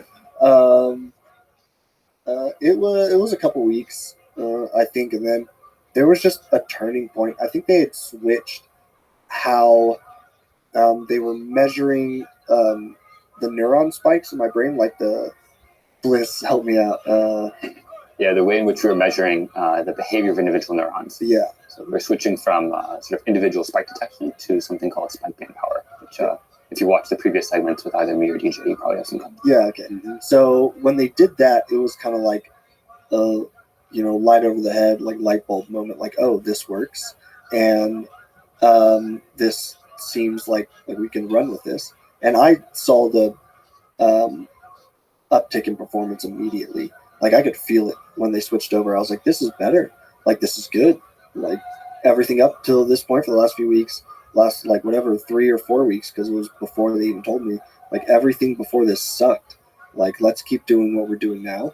And at that point, it was not like, oh, I know I'm still only at like, say in WebGrid terms, like 4 or 5 BPS compared to my 7.5 before.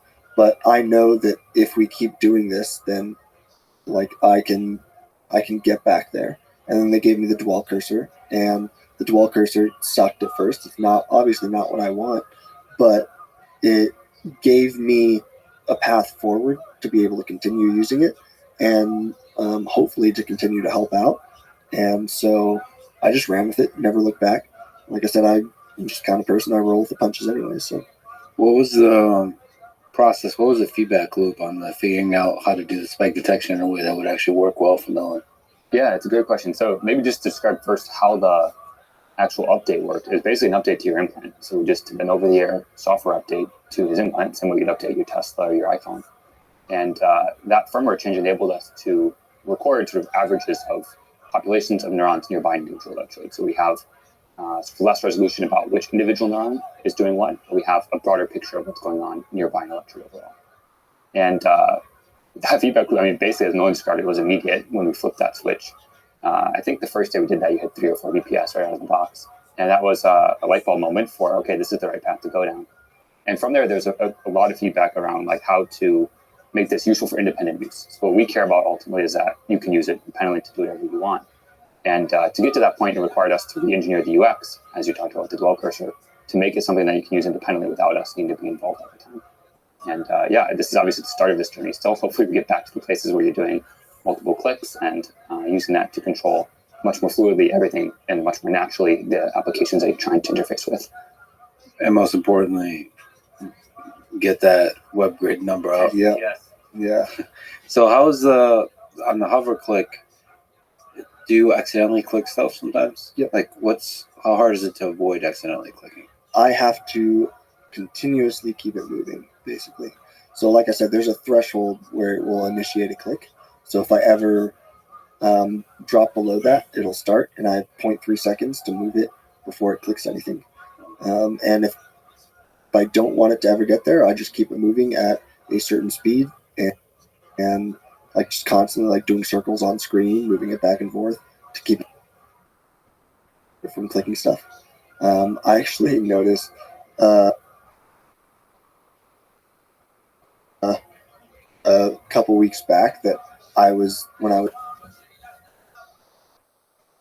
was not using the implant, I was just moving my hand back and forth or in circles, like I was trying to keep the cursor from clicking, and I was just doing it like while I was trying to go to sleep, and I was like, okay, this is a problem. To avoid the clicking. I guess, does that create problems like when you're gaming, accidentally click a thing? Like Yeah, it happens in chess. I've lost a number of games because I'll accidentally click something. I think the first time I ever beat you was because of an Yeah, accidental misclick. Yeah. It's a nice excuse, right? Yeah, You can always, it's anytime you great. lose, you could just say, Yeah. that was accidental. Yeah. You said the app improved a lot from version 1 when you first started using it. It was very different. So can you just talk about the trial and the error that you went through with the team, like 200 plus pages of notes? Like, what's that process like of going back and forth and working together to improve the thing? It's a lot of me just using it like day in and day out and saying like, hey, can you guys do this for me? Like, give me this. I want to be able to do that. I need this. I think a lot of it just doesn't occur to them maybe until someone is actually using the app, using the implant. It's just something that they just never would have thought of, or it's very specific to even like me, maybe what I want. It's something I'm a little worried about with the next people that come is, maybe they will want things much different than how I've set it up or what the advice I've given the team, and they're going to look at some of the things they've added for me. I'm like, that's a dumb idea. Like, why would he ask for that? And so I'm really looking forward to get the next people on, because I guarantee that they're going to think of things that I've never thought of. They're going to think of improvements. I'm like, wow, that's a really good idea. Like, I wish I would have thought of that. And then they're also going to give me some pushback about, like, yeah, what you are asking them to do here, that's a bad idea. Let's do it this way. And I'm more than happy to have that happen. But it's just a lot of, like, different interactions with different games or applications, the internet, just with the computer in general. There's tons of bugs that end up popping up left, right, center. So it's just me trying to use it as much as possible and showing them what works and what doesn't work and what I would like to be better. And then they take that feedback and they usually create amazing things for me. They solve these problems in ways I would have never imagined. They're so good at everything they do. And so I'm just really thankful that I'm able to give them feedback and they can make something of it, because a lot of my feedback is like really dumb. It's just like, I want this, please do something about it, and we'll come back super well thought out, and it's way better than anything I could have ever thought of or implemented myself. So they're just great. They're really, really cool. As the BCI community grows, would you like to hang out with the other folks with Neuralinks? Like, what relationship, if any, would you want to have with them? Because you said, like, they might have a different set of, like, ideas of how to use the thing. Yeah. Would you be intimidated by their web grade performance? No. I hope Compete. I hope day one they like wipe the floor with me. I hope they beat it, and they crush it. Double it if they can. Just because, on one hand, it's only going to push me to be better, because I'm super competitive. I want other people to push me.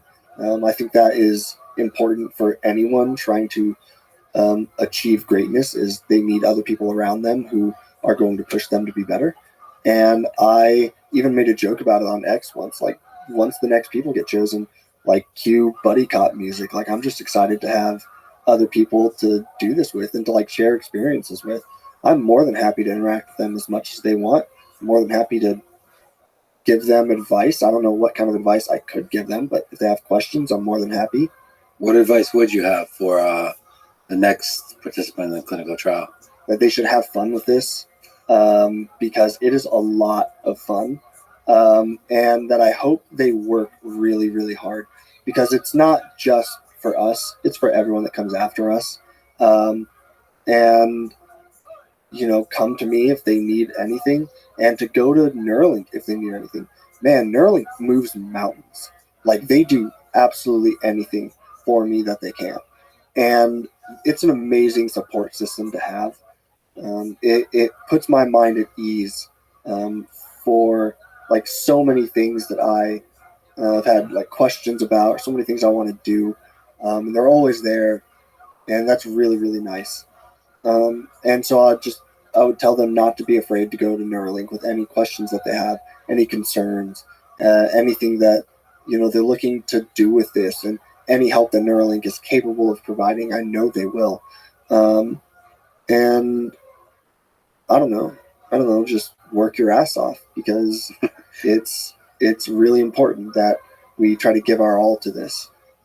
So have fun and work hard. Yeah, there we go. Maybe that's what I'll just start saying to people. Have fun, work hard. Now you're a real pro athlete. Just keep it short. Maybe it's good to talk about what you've been able to do now that you have a Neuralink implant, like the freedom you gain from this way of interacting with the outside world.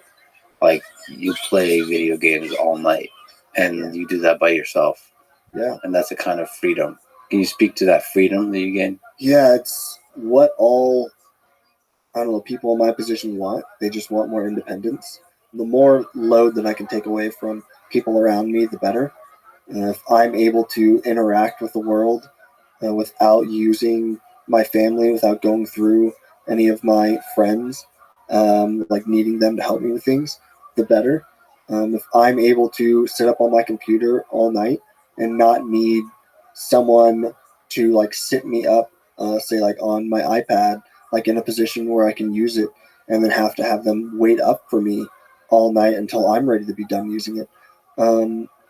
Like that, it takes a load off of all of us, and it's really like all I can ask for. It's something that I could never thank Neuralink enough for, and I know my family feels the same way.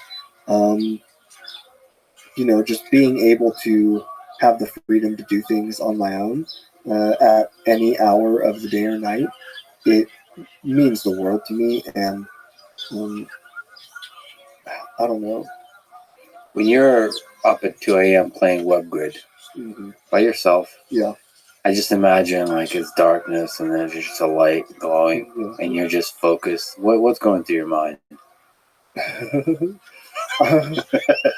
Or you're like in a state of flow where it's like the mind is empty, like those like Zen masters. Yeah. Generally, it is me playing music of some sort. I have a massive playlist, and so I'm just like rocking out to music. And then it's also just like a race against time, because I'm constantly looking at how much battery percentage I have left on my implant. Like, all right, I have 30%, which equates to X amount of time, which means I have to break this record in the next hour and a half, or else it's not happening tonight. And so it's a little stressful when that happens. When it's above 50%, I'm like, okay, like I got time. It starts getting down to 30 and then 20. It's like, all right, at 10%, a little pop-up's going to pop up right here, and it's going to really screw my WebGrid flow. It's going to tell me that, like there's a, like the low battery pop-up comes up, and it's really going to screw me over. So if I'm going to break this record, I have to do it in the next like 30 seconds, or else that pop-up's going to get in the way, like cover my WebGrid. And then after that, I go click on it, go back into WebGrid, and I'm like, all right, that means I have 10 minutes left before this thing's dead. That's what's going on in my head generally. That and whatever song's playing, and I want to break those records so bad. Like it's all I want when I'm playing WebGrid. It has become less of like, no, this is just a leisurely activity. Like I just enjoy doing this because it just feels so nice and it puts me at ease. It is no. Once I'm in WebGrid, you better break this record or you're going to waste like 5 hours of your life right now. And I don't know. It's just fun. It's fun, man. Have you ever tried WebGrid with like 2 targets and 3 targets? Can you get higher BPS with that? Can you do that? You mean like different color targets? Or you mean multiple targets? Yeah, so that changes the thing. Yeah, so BPS is log of number of targets times correct minus incorrect divided by time. And so you can think of like different clicks as basically doubling the number of active targets. Got it. So you basically higher BPS, the more options there are, the more difficult the task. And there's also like Zen mode you've played in before, which is like infinite canvas. It covers the whole screen with a grid, and I don't know. What? Yeah, and so you can go like that's insane. Yeah, he doesn't like it because it didn't show BPS. So like oh yeah, I had them put in a giant BPS in the background, so now it's like the opposite of Zen mode. It's like super hard mode, like. Just metal mode, if it's just like a giant number in the back counter. We should rename that. Metal mode is a much better name. That. So you also play Civilization 6. I love Civ 6, Usually go with Korea. I do. Yeah. So the great part about Korea is they focus on like science tech victories, which was not planned. Like I've been playing Korea for years, and then all of the Neuralink stuff happened. So it kind of aligned. But what I've noticed with tech victories is if you can just rush tech, rush science, then you can do anything. Like at one point in the game, you will be so far ahead of everyone technologically that you will have like musketmen, infantrymen, planes sometimes, and people will still be fighting with like bows and arrows. And so if you want to win a domination victory, you just get to a certain point with the science and then go and wipe out the rest of the world. Or you can just take science all the way and win that way, and you're going to be so far ahead of everyone because you're producing so much science that it's not even close. I've accidentally won in different ways just by focusing on science. Accidentally won by focusing on science. I was playing only science, obviously, like just science all the way, just tech, and I was trying to get like every tech in the tech tree and stuff, and then I accidentally won through a diplomatic victory, and I was so mad. I was so mad because it just like ends the game. One turn, it was like, oh, you won, you're so diplomatic. I'm like, I don't want to do this. I should have declared war on more people or something. It was terrible, but you don't need like giant civilizations with tech, especially with Korea. You can keep it pretty small. So I generally just, get to a certain military unit and put them all around my border to keep everyone out, and then I will just build up. So very isolationist. Nice. Yeah. You just work on the science. Yeah, that's it. You're making it sound so fun. It's so much fun. And I also saw a Civilization 7 trailer. Oh man, I'm so pumped. And that's probably coming out. Come on, Civ 7, hit me up. I'll alpha, beta test, whatever.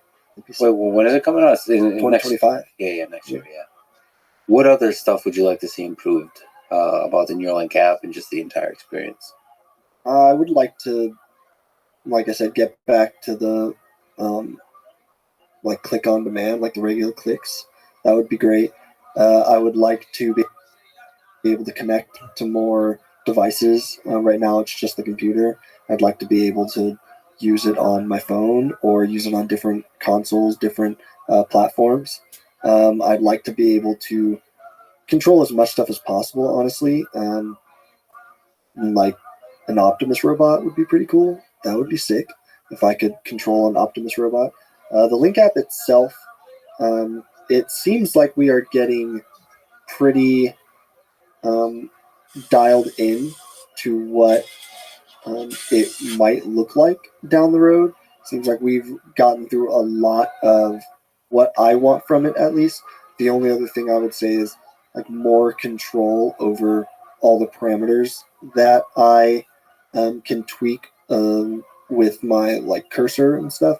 There's a lot of things that go into how the cursor moves in certain ways, and I have like 3 or 4 of those parameters, and they're like gain and friction. Gain, friction, yeah, and there's maybe double the amount of those with just like velocity, and then with the actual dwell cursor. So I would like all of it. I want as much control over my environment as possible. So you want like advanced mode, like in like there's menus usually there's basic mode, and you're like one of those folks like the power user advanced. Yeah. That's what I want. I want as much control over this as possible. So yeah, that's really all I can ask for. Just give me everything.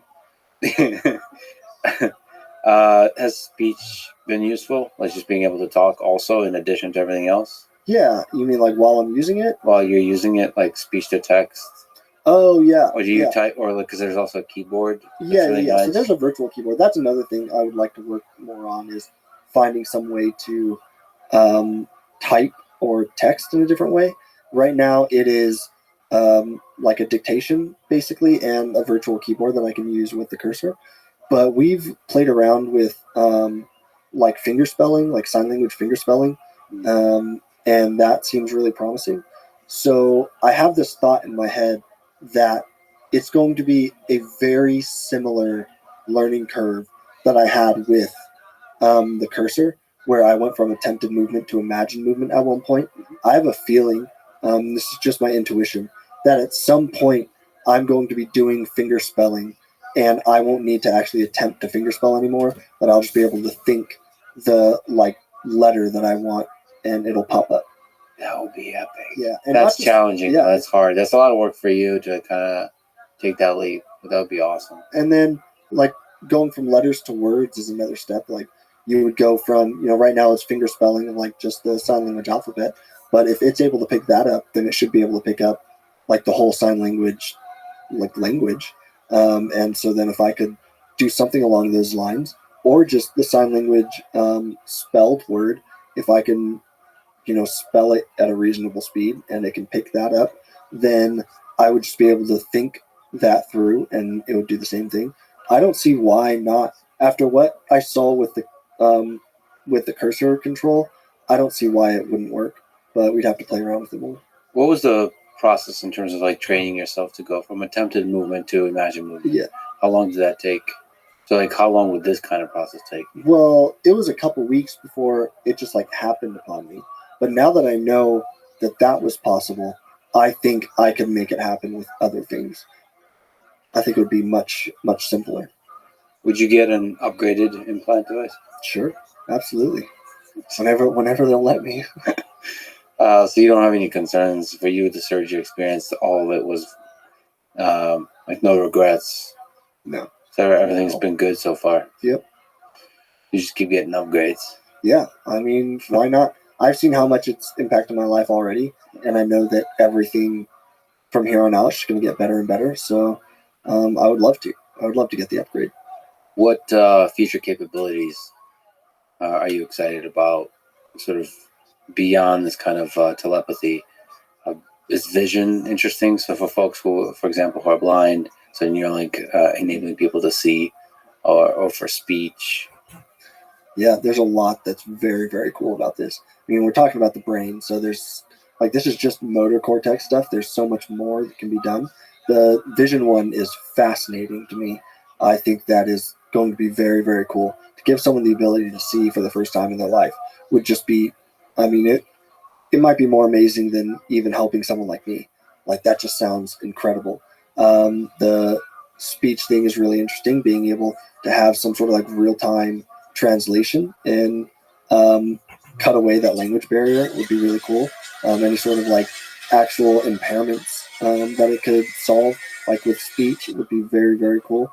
And then also there are a lot of different disabilities that all originate in the brain, and you would be able to hopefully be able to solve a lot of those.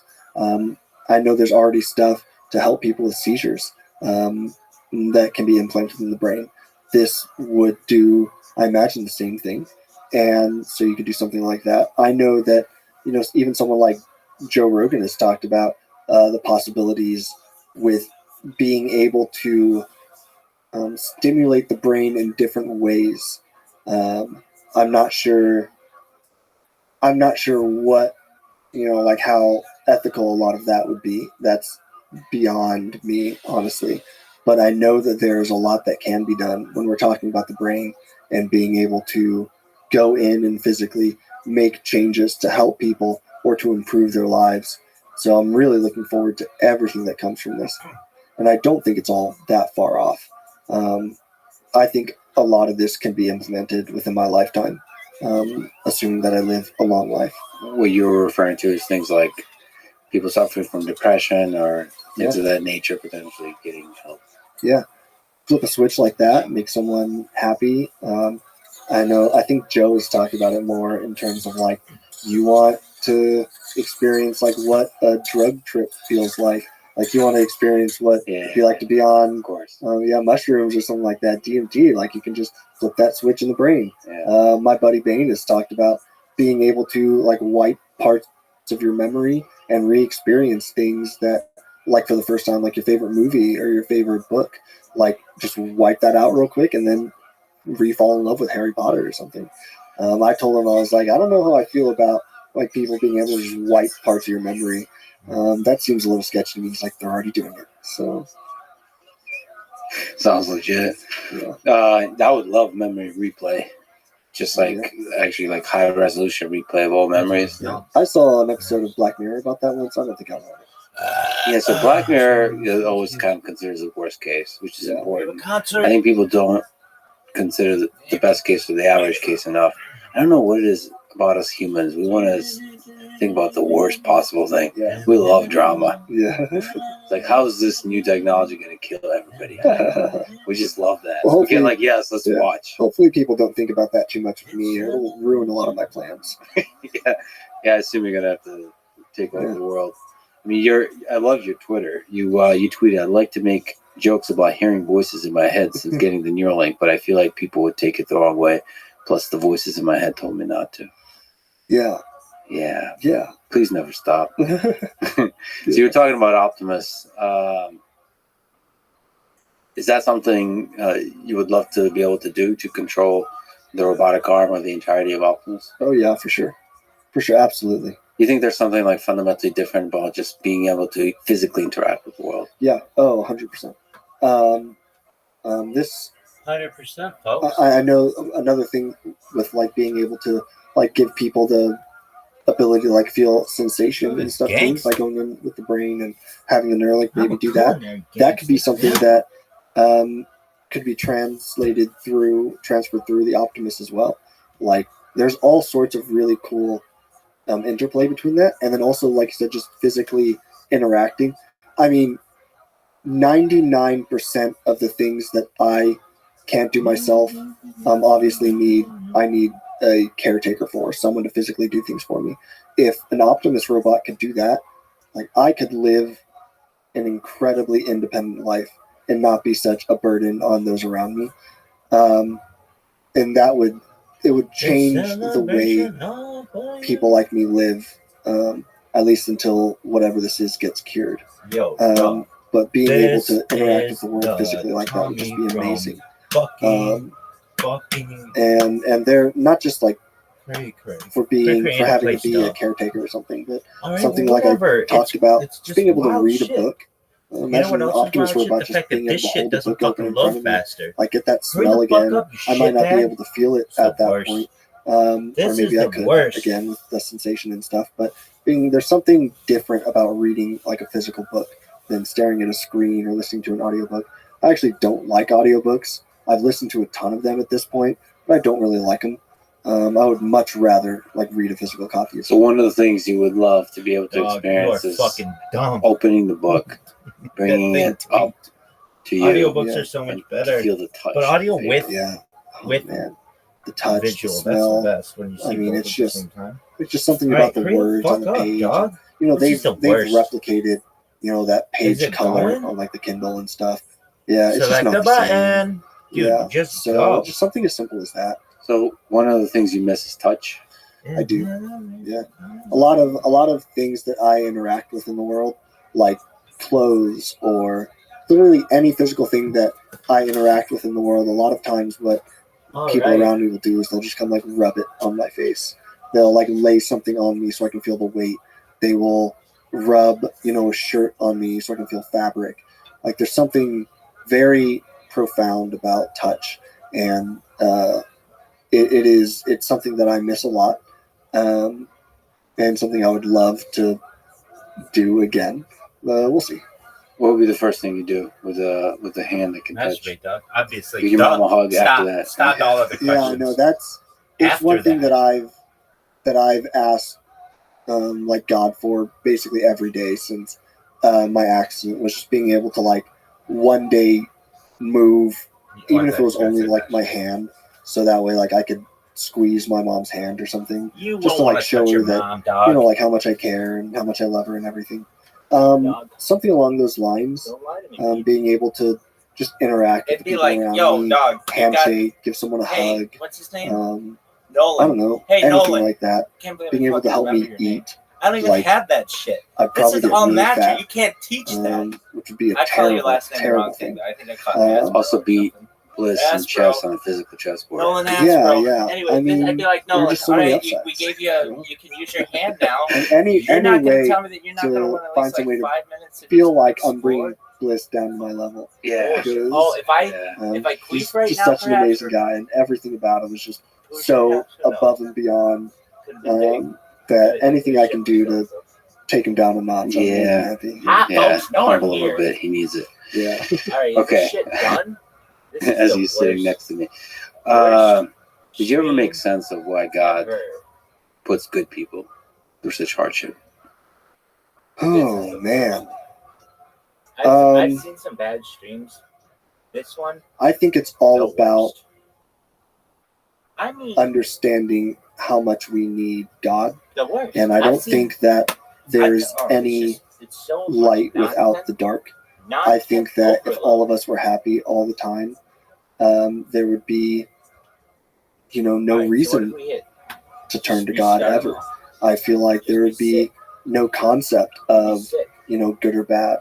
And I think that as much of like the darkness and the evil that's in the world, it makes us all appreciate the good and the things we have so much more. And I think, like when I had my accident, one of the first things I said to one of my best friends was, and this was within like the first month or two after my accident, I said, everything about this accident has just made me understand and believe that like God is real and that there really is a God, basically, and that like my interactions with him have all been, real and worthwhile. And he said, if anything, seeing me go through this accident, he believes that there isn't a God. And it's a very different reaction. But I believe that it is a way for God to test us, to build our character, to send us through trials and tribulations, to make sure that we understand how precious he is and the things that he's given us and the time that he's given us, and then hopefully grow from all of that. I think that's a huge part of being here, is to not just have an easy life and do everything that's easy, but to step out of our comfort zones and really challenge ourselves, because I think that's how we grow. What gives you hope about this whole thing we have going on, human civilization? Oh, man. I think people are my biggest inspiration. Even just being at Neuralink for a few months, looking people in the eyes and hearing their motivations for why they're doing this, it's so inspiring. And I know that they could be other places, at cushier jobs, working somewhere else, doing X, Y, or Z that doesn't really mean that much. But instead they're here and they want to better humanity, and they want to better just the people around them, the people that they've interacted with in their life. They want to make better lives for their own family members who might have disabilities, or they look at someone like me and they say, I can do something about that, so I'm going to. And it's always been what I've connected with most in the world are people. I've always been a people person, and I love learning about people. I love how you're like, and I love Rothschild learning like how people developed and where they came from, and to see like how much people are willing to do for someone like me when they don't have to, and they're going out of their way to make my life better. It gives me a lot of hope for just humanity in general, how much we care and how much we're capable of when we all kind of get together and try to make a difference. And I know there's a lot of bad out there in the world, but there always has been and there always will be. And I think it shows human resiliency, and it shows what we're able to endure, and how much we just want to be there and help each other, and how much satisfaction we get from that. Because I think that's one of the reasons that we're here, is just to help each other. And this is the worst stream ever. I don't know, that always gives me hope, is just realizing that there are people out there who still care and who want to help. Tony. And thank you for being one such human being, and continuing to be a great human being through everything you've been through, and being an inspiration to many people, to myself, for many reasons, including your epic, unbelievably great performance on WebGrid. I will be training all night tonight to try to catch up. You can do it. And I believe in you that you can, once you come back. So sorry to interrupt with the Austin trip. Once you come back, eventually beat this. Yeah, for sure. Absolutely. I'm rooting for you. The whole world is rooting for you. Thank you for everything you've done. Thanks, man. Thanks for listening to this conversation with Nolan Arbaugh. Before that, with Elon Musk, DJ Saw, Matthew McDougall, and Bliss Chapman. What about to Kevin support this podcast, McDougall, please what check out about our Kevin sponsors McDougall? in the description. And now, let me leave you with some words from Aldous Huxley in The Doors of Perception. We live together. We act on and react to one another. But always, and in all circumstances, we are by ourselves. The martyrs go hand in hand into the arena. They are crucified alone. Embrace, the lovers desperately try to fuse their insulated ecstasies into a single self-transcendence. in vain. Yes, this is really bad. But its very nature, This every content is like embodied the spirit worst. is doomed Maybe- to suffer and enjoy its Yeah, solitude. no, it's definitely the worst. Sensations, I've feelings, never- insights, fancies, all I've never these even are considered private how and bad this except through fucking stream symbols is. and a second But hand now I incommunicable. consider. Now I've really had a chance We to can pull consider, information about and I've come to experiences, the conclusion but never it the is worst experiences stream themselves. ever. From family to Dude, I wonder nation, if this every would work. human group is a society of island universes. Thank you for listening, and hope to see you next time.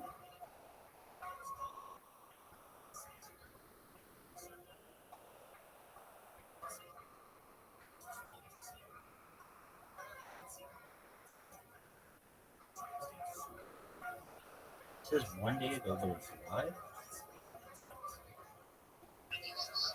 25 hours? Oh, wow. Oh, you have to stop these individually. The following is a conversation with Jordan Jonas, winner of Alone Season 6, a show where the task is to survive alone in the Arctic wilderness longer than anyone else. He Dude, I is bet that's widely cold as considered balls. to be one of, if not the You greatest won't be able to competitors on that read show. I know. He has a fascinating Oh, wow. life story that took him from a farm in Idaho and hoboing Idaho. on trains across America to traveling with nomadic tribes in It's Siberia. called hoboing. All that That's a fucking helped verb. make him into a world-class explorer, survivor, hunter, wilderness guide, and, most importantly, a great human being with a big heart and a big smile. Yo, dog, you gonna suck his This was dick? a truly fun and fascinating conversation.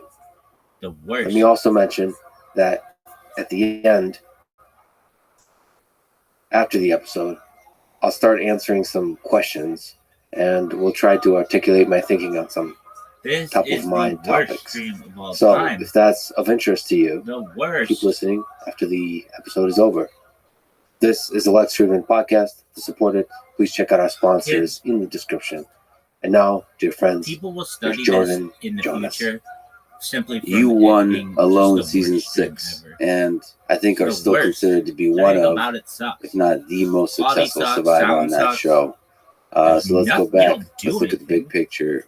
Can Except you we're gonna tell me sing about some the show fucking Janet Alone? Jackson, but that's not How does it like a work? thing. Yeah, Nobody's it's a out there like, show man, I where really want to listen they to some take fucking 10 Janet individuals, Jackson and each person gets 10 items off of the list. You know, basic items Tito. would be Tito's not an even axe, a available anymore to saw, listen to a Janet frying Jackson. pan, you know, some pretty I love basic Tito. stuff.